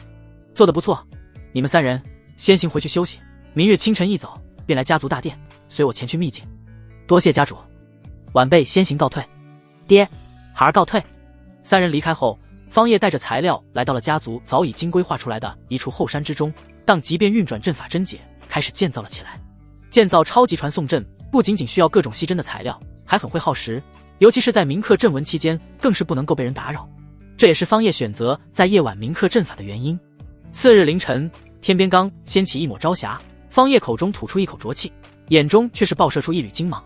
完成了，此地的虚空坐标已经锚定，接下来只需要前往3圣山锚定虚空坐标即可。一个人建造一座这样的超级传送阵，的确是耗费心神的一件事情。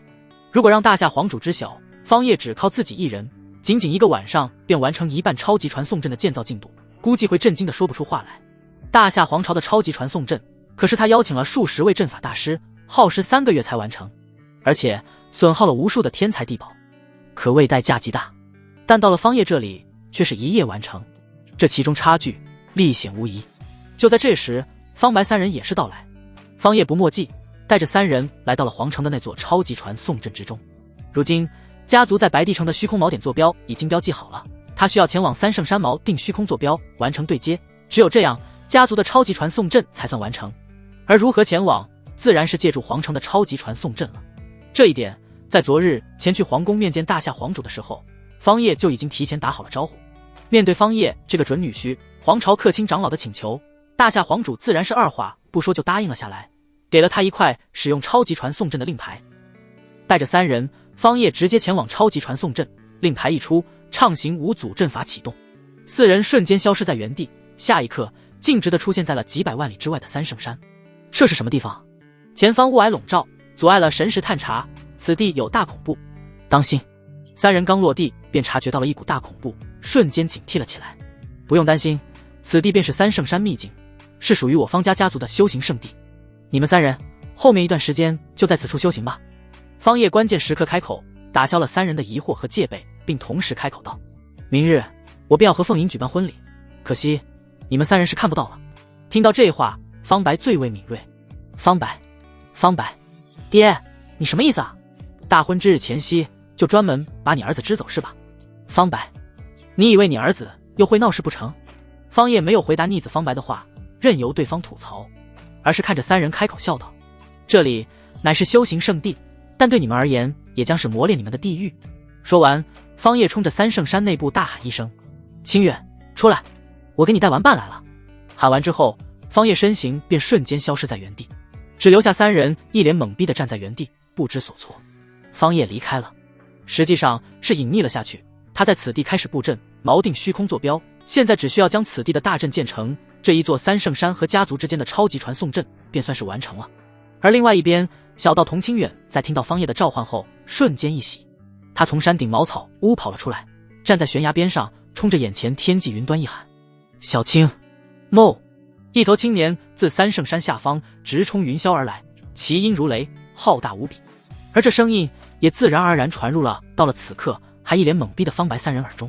小青，我们去山下迎接我们的玩伴。小道童一下就跃到了青牛的背上，随即笑道：“嘿嘿，山主看来还是守信用的，没有骗我，这么快就找来了玩伴。这一下我终于可以不用一个人玩了。”Mo！ 坐下青牛有感，发出声音，好似在表达不满。小道童清远则是伸出手抚摸着牛脑袋，嘿嘿笑道：“好啦好啦，小青，我又没说你不是我的朋友，不要生气了吗？你可是我最好的朋友。”Mo！ 牛音震耳欲聋，传递四野。青牛脚踩虚空，朝着山下快速奔袭而去。而此刻还待在三圣山迷雾外的方白三人，神经则是高度紧绷。方白全神戒备，警惕地打量着四周迷雾，生怕突然窜出来一头怪物，将他们三人吞噬殆尽。你们听到了吗？那是什么凶兽的兽吼？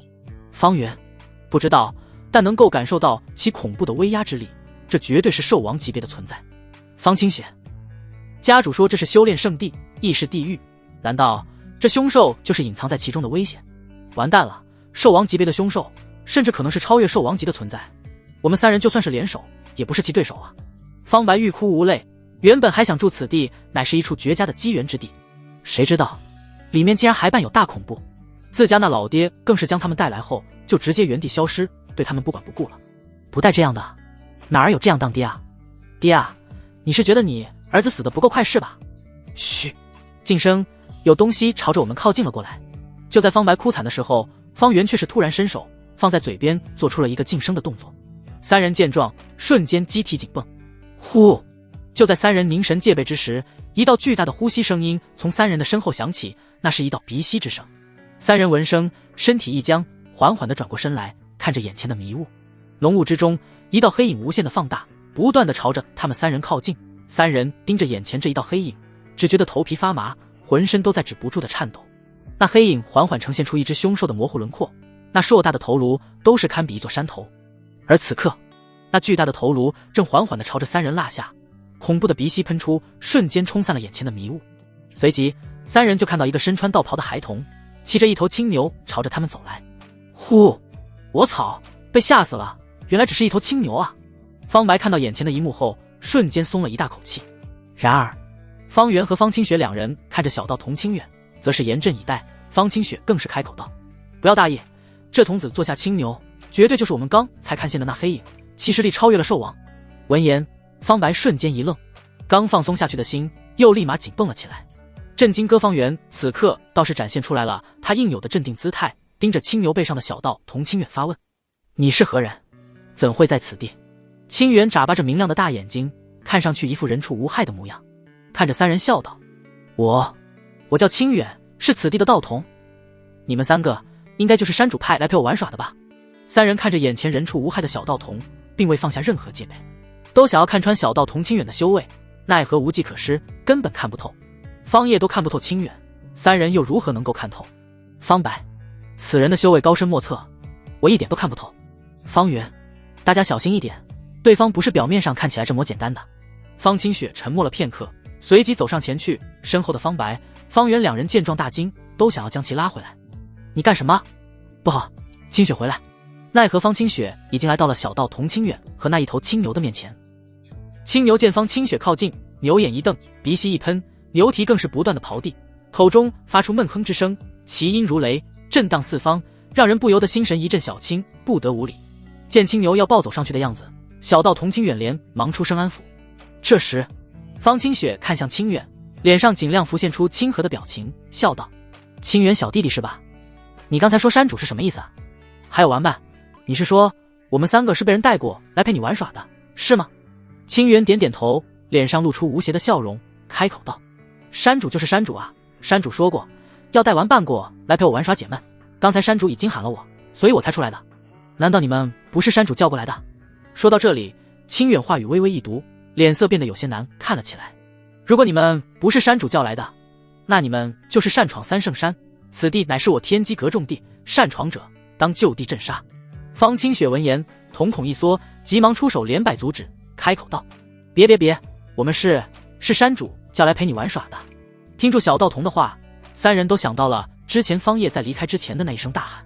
方叶口中呼喊的名字正是清远，这么看来家主方叶就是此地的山主了。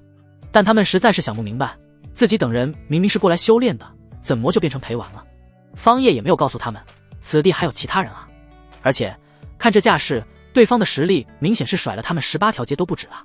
对方的实力之高，单是从其麾下做起就能够看出来。是的话，那就好了。清远闻言，话锋又再次一转，脸上露出天真烂漫的笑容，随即冲着三人挥手道：好了，那你们跟着我进来吧，可要跟紧喽，不然走丢了，惹到了那些大家伙，把你们嘎巴打巴吃了，可不要怪我咯。说住，小道童清远还做出了一个吃人的鬼脸吓唬三人。三人见状，皮笑肉不笑，但心里面却是早已经掀起惊涛骇浪，此地竟还有强大的凶手，这小道童的实力恐怕已经达到了一种十分骇人的地步，实力之高，绝对是有3、4层楼那么高了。小半日后，三圣山山脚处，一片竹林绿意盎然，身姿摇曳，绽放莹莹绿芒，翠绿色的叶片之间还不时的有金色雷电缭绕。这是金雷竹，天生克制阴邪之物和相关类功法神通，乃是世间至阳至刚的宝物。而此时，一道修长的身影从这一片金绿色的竹林之中走出，不是别人，正是方叶。终于算是完成了。方叶喃喃自语，脸上挂着笑意。三圣山的传送阵阵基就建立在这一片金雷竹竹林之中。妈的，老子跟你拼了！吼！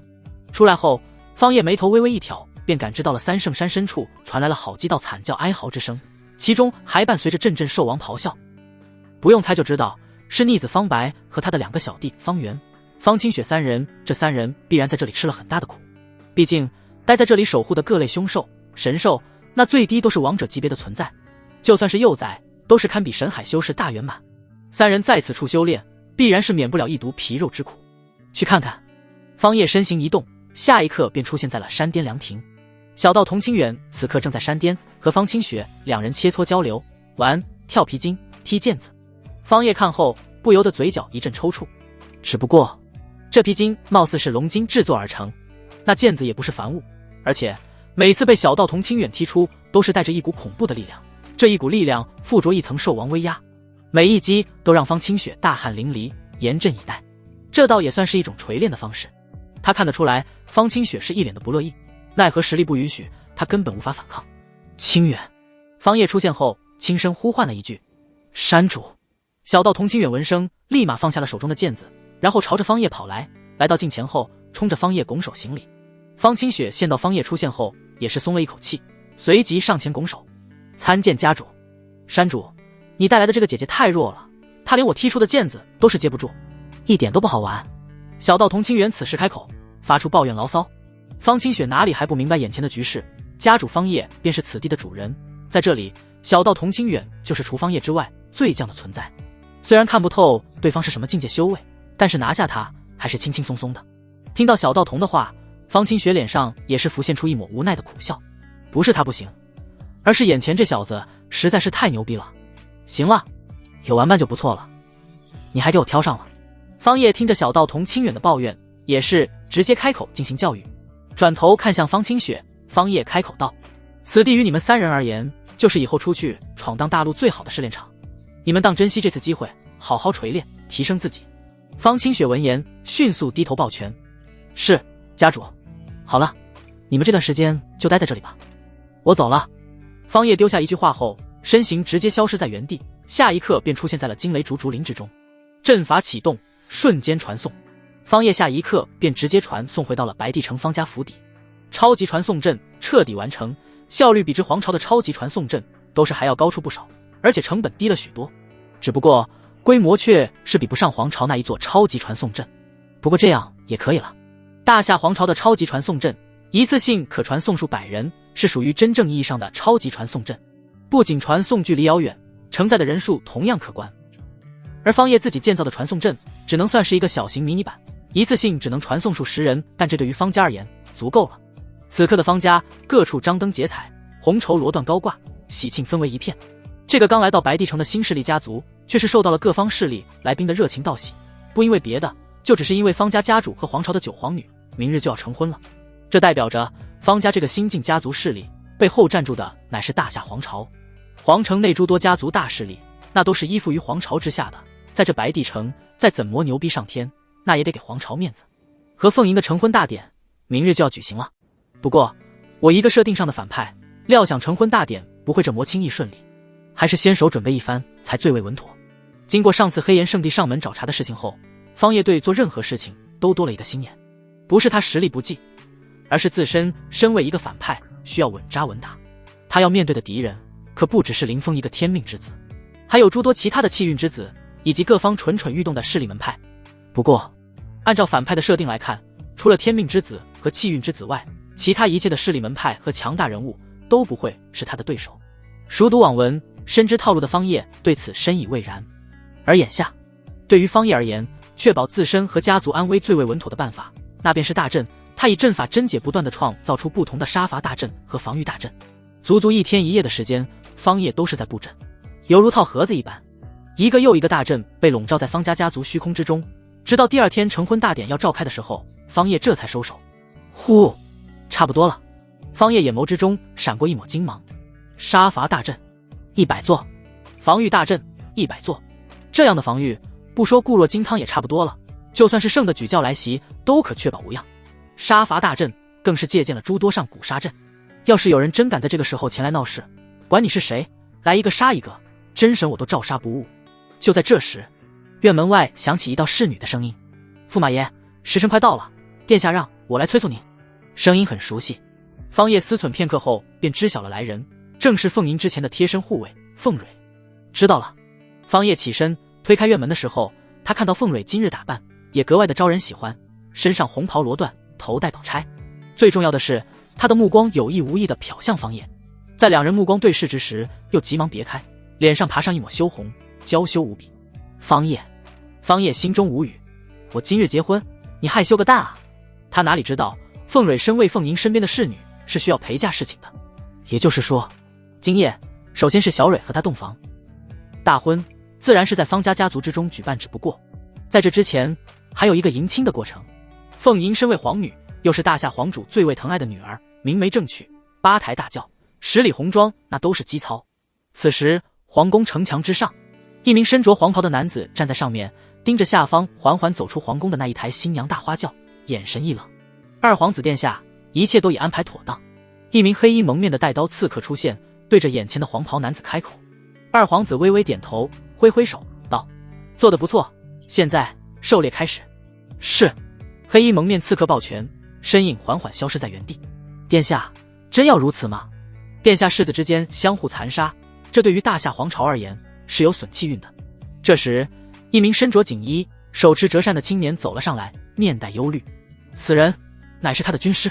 二皇子冷笑出声，世子之争本就如此，更不要说这还是皇位之争。要怪就怪这个该死的世道吧。军师闻言微微皱眉，但也没有继续在这个话题上面过多的纠缠下去。他是军师，他要做的只是替眼前这个男人出谋划策，现在动手时间还不妥啊。军师开口解释道：东荒至宝现世，届时东荒必将大变，皇主必然也会前去争夺这一份机缘，那个时候动手才是最为稳妥。二皇子挥手制止道：不必多说了，我意已决。整个皇朝之中有能力和他争夺皇位的人就只有2个，一个是大皇子，一个是9皇女。这2人，一人是皇主既定的皇位继承人，一人则是皇主最为疼爱的存在。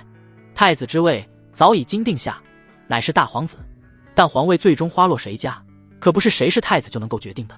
最终赢家是谁，皇位花落谁家，尚未可知。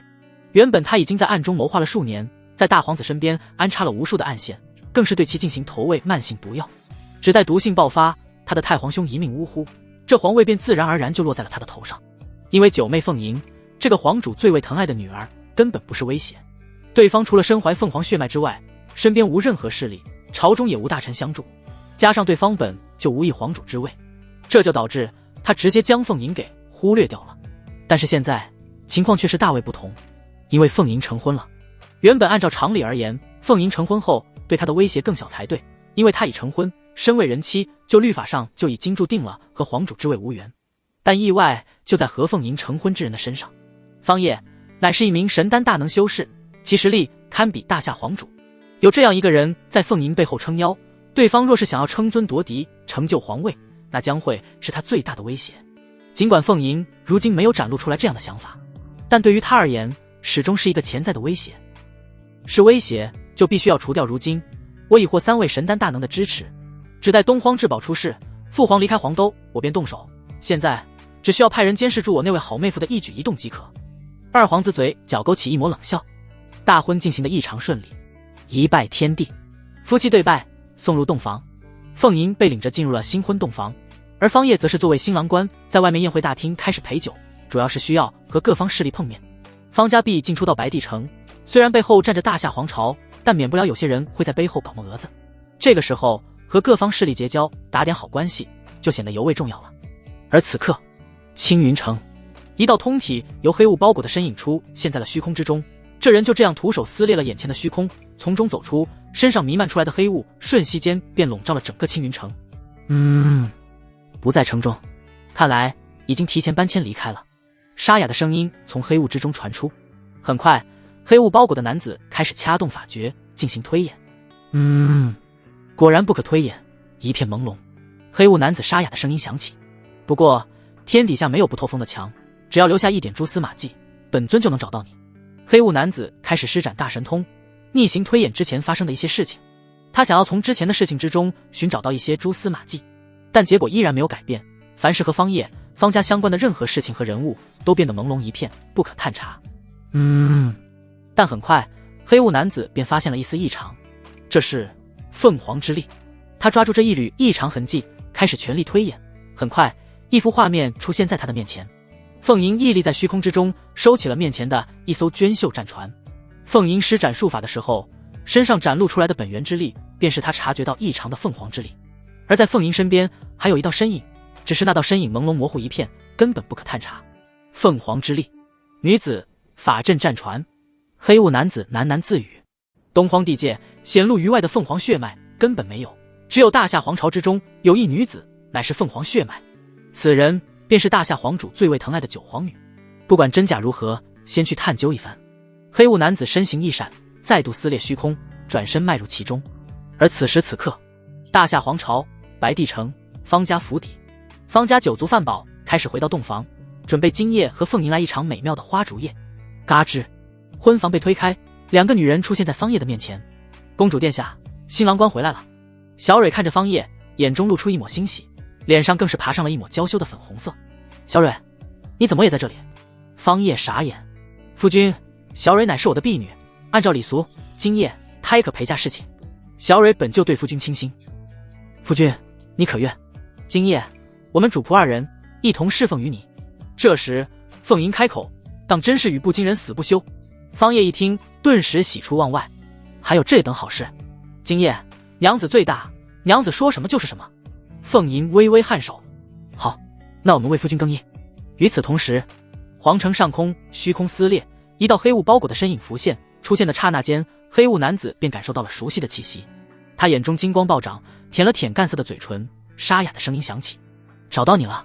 刚来竟然就碰上了成婚大喜事，此等大婚之日，本尊既然遇上了，自然也当送上一份大礼。黑雾男子口中发出冷笑，声音沙哑尖锐。话语落下的瞬间，男子探出大手，在虚空之中凝聚出一记大手印。大手印遮天蔽日，瞬间笼罩了眼前的一方天地。掌印之上，黑雾缭绕，弥漫着一股极强的侵蚀之力。在这一股侵蚀之力作用下，就连虚空都是滋滋作响，被洞穿，灼烧出无数漆黑的洞口。轰隆隆，漆黑掌印落下，带着恐怖的威势压爆虚空，产生阵阵音爆，能量涟漪冲击而起，冲向四周。怎么回事？好恐怖的威压，这是谁在出手？这是方家的敌人吗？不管出手之人是谁，这里乃是大夏皇城白帝城，敢在此地撒野，必定会受到严惩。还你妈议论呢？逃命啊！轰！漆黑掌印瞬间压盖而下，朝着方家府邸按了下来。赤，在掌印即将落在方家府邸之上的瞬间，一道磅礴的能量激荡而起，形成了一道护盾，将整个方家笼罩在下方。防御大阵。这是什么防御阵法？竟然能够防住本尊的一击，有意思。黑雾男子看着眼前升起的大阵，眼中闪烁着金芒，明显是来了兴趣。我倒想要看看，这大阵能够防得住本尊击下。男子再度抬手拍出数道掌印，轰隆隆，掌印落下，威势更甚之前。方叶原本正准备春宵一刻和凤吟、凤蕊主仆二人畅夜大战，谁知道刚解开外袍，外面就传来了一阵剧烈的能量波动。方叶瞬间有感，那是他布下的大阵自动启动了。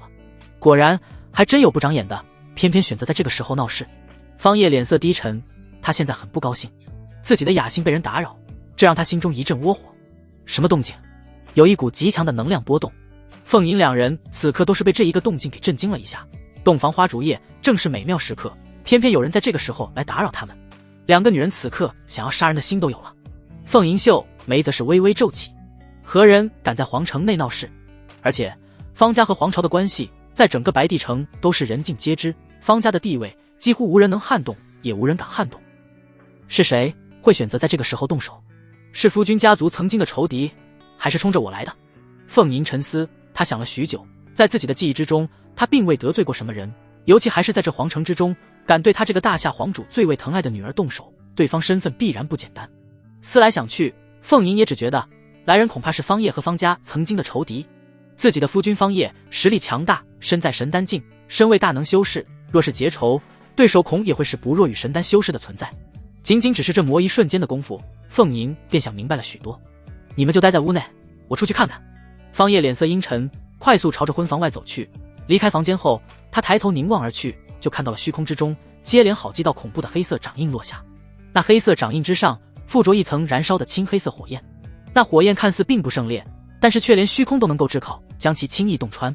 好恐怖的火焰之力，这一股力量似曾相识。方叶脑子之中迅速闪过一些回忆，只是刹那间他便想到了来人是谁。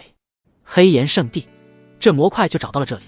方叶眼底深处闪过一抹杀意，看来自己之前利用7天之术漏掉了一些东西，以至于对方推演至此。方叶思毫不怀疑7天之术的强悍变态，此等无上术法，就算是真神境强者推演，也不可能推演出来结果。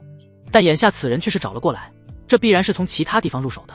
果然，天下没有不透风的墙，只是一味的选择逃跑、隐匿，终究不是办法。方叶抬头凝视着落下的漆黑掌印，右手一抬，屈指一弹，口中低喝一声：“阵起，去！”吃吃，防御大阵鼓胀而起的瞬间，内部又启动了一道大阵——杀阵。方家虚空之上浮现出一片巨大的阵法图案，此刻一柄柄巨大无比的利剑从阵法之中激射而出，每一柄利剑都粗大无比，堪比小屋。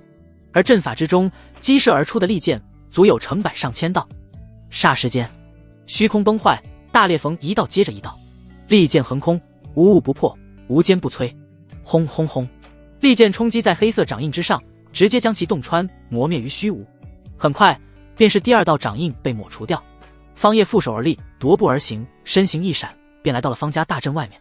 此刻他也看清楚了眼前来人，那是一个浑身上下都被一股黑雾笼罩的人，看不真切面容，甚至就连神识都无法探查。对方的境界他也无法感知，仅仅只是这一瞬间，方叶便知晓了来人是一个强敌，超越神丹境界的存在，极有可能对方是一名道藏境界的超级强者。此时方叶盯着眼前的黑雾开口：“阁下是谁？为何对我方家动手？”“嘿嘿，小子，你猜。”黑雾男子开口，声音沙哑尖锐：“是黑岩圣地的人吧？”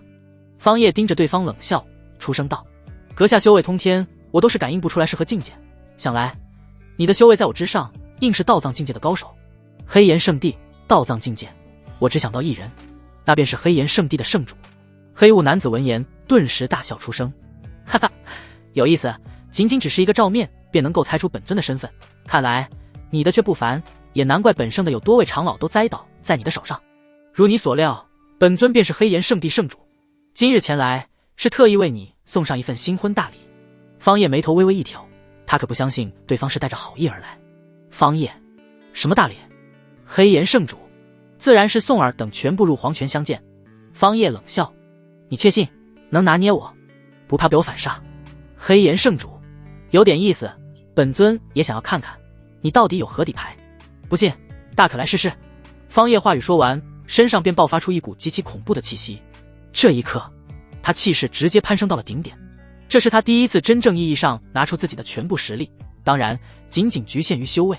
他很想要领教一番道藏境界的强者到底有何手段，有何奇异之处。噌，一柄长枪浮现在手中，长枪一出，天地风云巨变，恐怖的气息瞬间笼罩了此地。这武器不是天阶品级，而是超越了天阶。黑岩圣主盯着方叶手中的长枪，眼中闪过一抹贪婪之色。这是神器。方叶嘴角一翘道，眼光不错，不愧是圣的圣主，一眼就认出了这武器的不凡之处，这的却是一把神器。今日杀了我，这武器便是你的了。话语落下的瞬间，方叶枪尖轻轻一抬，一点，赤，一道血红色的细长枪芒激射而出，速度之快犹如闪电，瞬息而至，直接贴着黑岩圣主的脸颊擦了过去。一缕鲜血从黑岩圣主的脸颊之上缓缓流淌而出，刚才的那一道枪芒更是将包裹在他身上的黑雾击溃，露出了对方原本的样貌。只是片刻间，黑雾又重新笼罩，但就这魔一瞬间，方叶已经看清楚了对方的脸颊。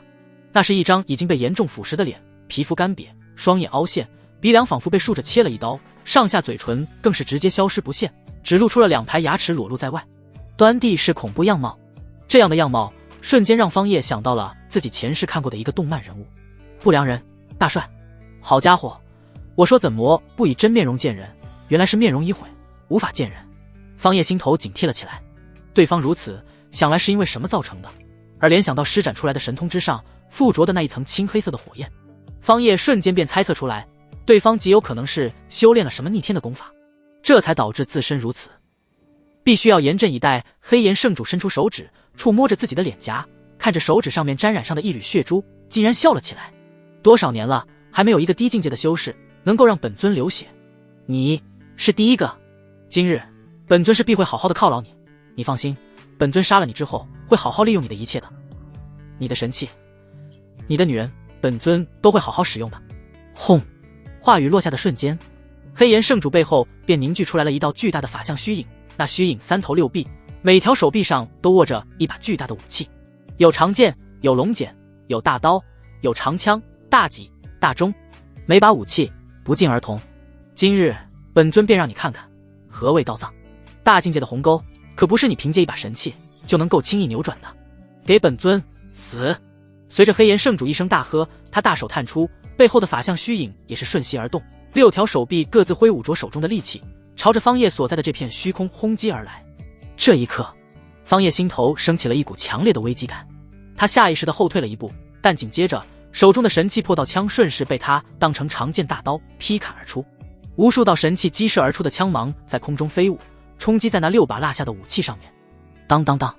然而无往不利的神器枪芒第一次遇到了阻碍，那些枪芒并未将其洞穿，反而是被6条手臂上面的各种武器磨灭，有一股法则之力缭绕其中。方叶眉头紧皱，他从中感受到了一股不一样的能量波动，确切地说，那已经不是能量了，而是力量形式的一种法则之力。法则之力是道藏境界强者才能够领悟参悟的力量，领悟的法则之力越多，就代表着此人在道藏境界这一条路上走得越远越深，战力也就越强。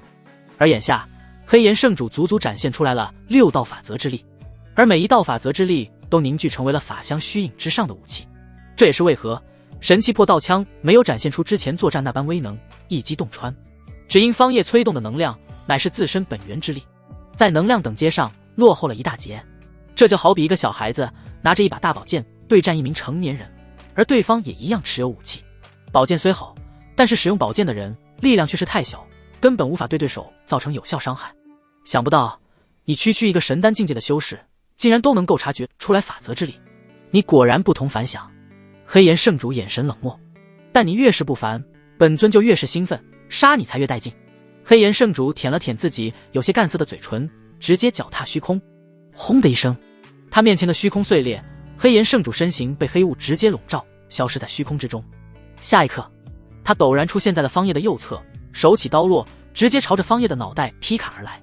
轰隆隆，那巨大的法相虚影在脱离了黑岩圣主的本体控制后，竟然依旧在自主进攻杀伐，就好像拥有自主战斗意识一般。一瞬间，方叶被两面夹击，这便是道藏境界强者的手段吗？领教了。方叶嘴角一翘，这黑岩圣主带给他的压力的却很大，甚至大到了让他有一种难以喘息、不敢反抗的念头。但下一刻，方叶同样脚踩虚空，身形幻灭不定，瞬间消失在原地。轰！黑岩圣主的掌印落下，直接落在了方叶的后背之上。方叶速度虽快，但还是结结实实的挨上了这一掌。与此同时，就在方叶闪身出现在虚空之中的时候，头顶却是直接落下了一把大刀。是那法相虚影自带锁敌能力，在感知到他位置的瞬间，大刀落下，咔嚓，虚空开裂，法则之力暴动，一道深不见底的虚空大裂痕浮现。当，方叶提枪格挡，同时催动神通术法加持在长枪之上。吼！昂！龙吟阵阵，麒麟咆哮，神像嘶吼，各种神兽、凶兽虚影浮现在长枪之上，一同阻挡头顶落下的这一把大刀。轰！然而大刀落下，轰碎一切，所有的神通之力都被碾压爆碎，大刀最终无情地落在方叶身躯之上，掌印覆盖天地，直接将方叶的身躯笼罩在下方。入目之处，漆黑一片，万物不可见，唯有熊熊烈焰燃烧，灼烧虚空。那是青黑色的火焰，是属于黑岩圣主修炼的功法祭炼出来的奇异火焰。家主，夫君！大震之下，方家众人看到自家家主被恐怖的掌印覆盖，心头瞬间一惊。此时，就连叶轻柔和顾青衣两个女人，心都是提到了嗓子眼。方叶对于他们而言太重要了，不容有失。方家是家族主心骨，方叶若死，方家必亡。而对于叶轻柔而言，她早已经倾心于方叶，将对方看成自己真正的男人。眼见自己男人将死，她脸色惨白。至于顾青衣，那更不用多说。虽然她是被方叶强迫，但对方如今是自己唯一的依靠，且这磨长时间相处下来，她已别无选择。因为今日方叶若死，自己也绝对逃不过那黑岩圣主的毒手。一时间，顾青衣心情惆怅低落，自己这一生好像皆是不尽人意。幼年之时，母亲被迫离去；青春之时，好不容易有了一个心仪的男子，却无法和对方走到一起，最后还反目成仇。家族毁灭，只剩下自己和父亲独善其身，而自己又被迫嫁给了毁灭自己家族之人。虽心生不满，但不得不接受现实。长时间相处之后，他慢慢将那一份恨意隐藏在心底深处，好不容易在这个男人身上看到一点救回自己母亲的希望，而今这一份希望又即将破灭。然而异变横生。就在所有人都认为方叶将要被一巴掌拍死的时候，一阵耀眼的光芒蒸腾而起，形成一道圆形护盾，将方叶整个人都笼罩了起来。五色法衣，可抗真神境界强者的全力一击，在此刻自主护住，挡住了道藏境界强者的一击。真疼啊！我各种天阶神通术法接出，竟然都扛不住道藏境界强者的一击。看来越是到了后期，大境界的鸿沟就越是难以跨越，远不是功法神通以及神器加持就可以弥补的。方叶心头思忖，他抬头看向眼前的黑岩圣主，脸上浮现出一抹怒色。你今天真的让我很生气。方叶身体缓缓腾空，盯着眼前的黑岩圣主，眼中全是怒气。良辰美景被你打扰，如今又被你暴揍。方叶扭了扭脖子道，今天不杀你，难泄我心头之恨。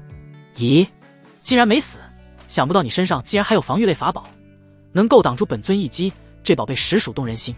黑岩圣主根本没有把方叶的话放在心上，反而是盯着方叶身上闪烁着光芒的一宝，眼神格外明亮。你也就嘴上功夫可以了，今日任你法宝再多再好，都难逃一死。游戏本尊已经玩腻了，可以结束了。两人谁也不服谁，互相口嗨互对。小子，你让本尊玩的还算尽兴，你手上的宝物不错，本尊稍后要了。为了表示对你的感谢，本尊就以黑莲圣火将你覆灭。能够死在黑莲圣火之下，你也算是死得其所了。话语落下的瞬间，黑岩圣主右手掌心之上便浮现出了一朵黑色的莲花，那莲花呈现出一种青黑色，竟然燃烧着熊熊火焰，那竟然全部都是由奇异火焰组成的莲花，正是黑岩圣主口中的黑莲圣火。黑莲圣火一出，虚空痉挛，竟然开始了寸寸塌陷，完全承受不住这一股火焰的灼烧。很强，我感受到了死亡的恐惧在笼罩。方叶盯着那黑莲圣火，眼神平静的开口，既然知道要死，那便放弃抵抗吧。黑岩圣主嗤笑一声，口中低喝一句，去。那一朵黑莲圣火从其手中飘荡而出，缓缓地朝着方叶靠近而去。沿途之上，虚空崩塌，被灼烧出来了一道深深的黑色沟壑，那火焰恐怖的灼烧之力已经可见一斑。小子，放心去吧，你的一切我会好好替你保管使用的。黑岩圣主大笑出声，这一刻他仿佛已经看见了方叶的死状。你高兴得太早了。方叶冷哼一声，同时口中低喝：第4杀阵，给我显。嗡！随着方叶收捏法诀，下方方家虚空之中突然浮现出了一座巨大的法阵，法阵规模之大，直接笼罩了整个皇城的中央之地。蹭蹭蹭，法阵出现的瞬间，一柄又一柄巨大的青蓝色巨剑于虚空之中浮现，每一把巨剑都堪比房屋大小，且携带着千钧之力，有恐怖的威势浮现。而这样的巨剑足有成百上千把之多。最重要的是，这些巨剑并不是凌乱出现，而是组成了一道法阵。所有巨剑聚集于瞬间，又组成了一把擎天巨剑。嗡！巨剑震动，仅仅只是泄露出来的一缕剑气，便直接将眼前的黑莲圣火震荡溃散。什么？黑岩圣主见到黑莲圣火被击散的时候，瞳孔紧缩。那仅仅只是巨剑泄露出来的一缕剑气啊，竟然就有如此恐怖的威能！若是整个巨剑杀敌，那将会是何等的威能！一瞬间，他的心头升起一股恐惧之感。他的直觉告诉他，现在快走，要是再晚一步，今日小命可就要真的交代在这里了。杀！没有任何的犹豫，黑岩圣主直接掉头就走。他双手暴力的撕开虚空，转头就钻了进去。现在想走，晚了。方叶冷哼，并指如剑，指向黑岩圣主所在之地。去！嗡！巨剑横空，刹那间化作一道青色的光柱，撕裂虚空，直接杀了进去。此刻，白帝城内的所有修士都看到了这恐怖的一幕。很多人此刻都是没有反应过来，明明还是占据上风的黑岩圣主，怎么突然就掉头逃跑了？然而，在巨剑横空出现的那一刻，所有人都明白了，因为他们都感受到了那一股威能，恐怖的杀伐之气直入骨髓。巨大的青色剑气简直就要撕开这一片天地，将整个皇城力劈成为两半。这样恐怖的剑气，别说到藏境界强者了，就算是真神来了，恐怕也讨不到半点好处。第4杀阵乃是上古大杀阵，主杀伐，可攻伐世间一切强敌。布阵之人的实力越强，催动起来的第4杀阵威能越强。在上古时期，第4杀阵通常用于人族和异族之间的旷世大战，那等战斗，作战人员都是数以亿万计算，而且没有一个是弱者，最低境界修为都是神丹境界。大能修士在这样的大战之中，只能充当一个小兵。而第4杀阵就是在战争之中专门主杀伐的大阵，一剑出便可覆灭100万神魔。100万神魔，这是什么概念？神魔一怒，世界震动。而这样的一道大杀阵，却是可杀100万神魔。由此可见此阵的恐怖威势。别说是区区一个道藏修士了，就算是真的有真神降临，此刻也只有逃跑的份。虚空之中，黑岩圣主面露恐惧，疯狂的逃窜。该死，该死，该死啊！这小子怎么会掌握的有第4杀阵？他怎么会有？黑岩圣主此刻已经吓破了胆子，思绪已经完全被打乱，此刻只想着快速逃离这里。第4杀阵出现后，他第一时间并未认出，而当所有长剑合并的那一刻，他便知晓了，和古籍之中记载的一般无二。那可是能够一击瞬杀100万神魔的恐怖杀阵啊！他就只是一个道藏修士，如何能够抵抗？是。然而就在他思忖之际，身后的虚空却是被一道恐怖的剑气撕裂，紧接着在他的视线之中，一道青色的巨剑直接灌满了整片虚空，不断的挤压冲击。恐怖的剑气爆发，就连虚空涟漪和虚空锋刃都是尽数被摧毁殆尽。不！黑岩圣主见状，瞳孔紧缩，口中发出大喊。那巨剑看似缓慢，实则速度快到极致，只是刹那间便已经杀到了他的近前。这一刻，他真切地感受到了什么叫做死亡的恐惧。所有的底牌都在这一刻尽数使了出来，各种神通术法不断的轰击而出，然而都没有效果，被后方的巨剑轻易碾碎。黑岩圣主快速掐动法诀，催动本源之力进行防御。咔嚓！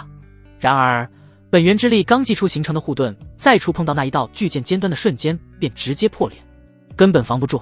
身上的各类法宝也被他丢出，被他以本源之力祭出，直接原地爆炸。这一刻，黑岩圣主肉疼无比，这些法宝可都是他为了日后争夺东荒至宝留下来的，但是眼下却是要直接毁掉了。没办法，为了活命，他只能如此。轰轰轰！恐怖的能量爆炸，掀起的能量涟漪，连虚空都是被炸穿了。有恐怖的能量外泄到了外界，直接将外界的城池摧毁。但是落在那巨剑之上，却是只能将其阻挡片刻的功夫，而根本没有将其磨灭。妈的，拼了！黑岩圣主一咬牙，一次性将所有的法宝全部引爆。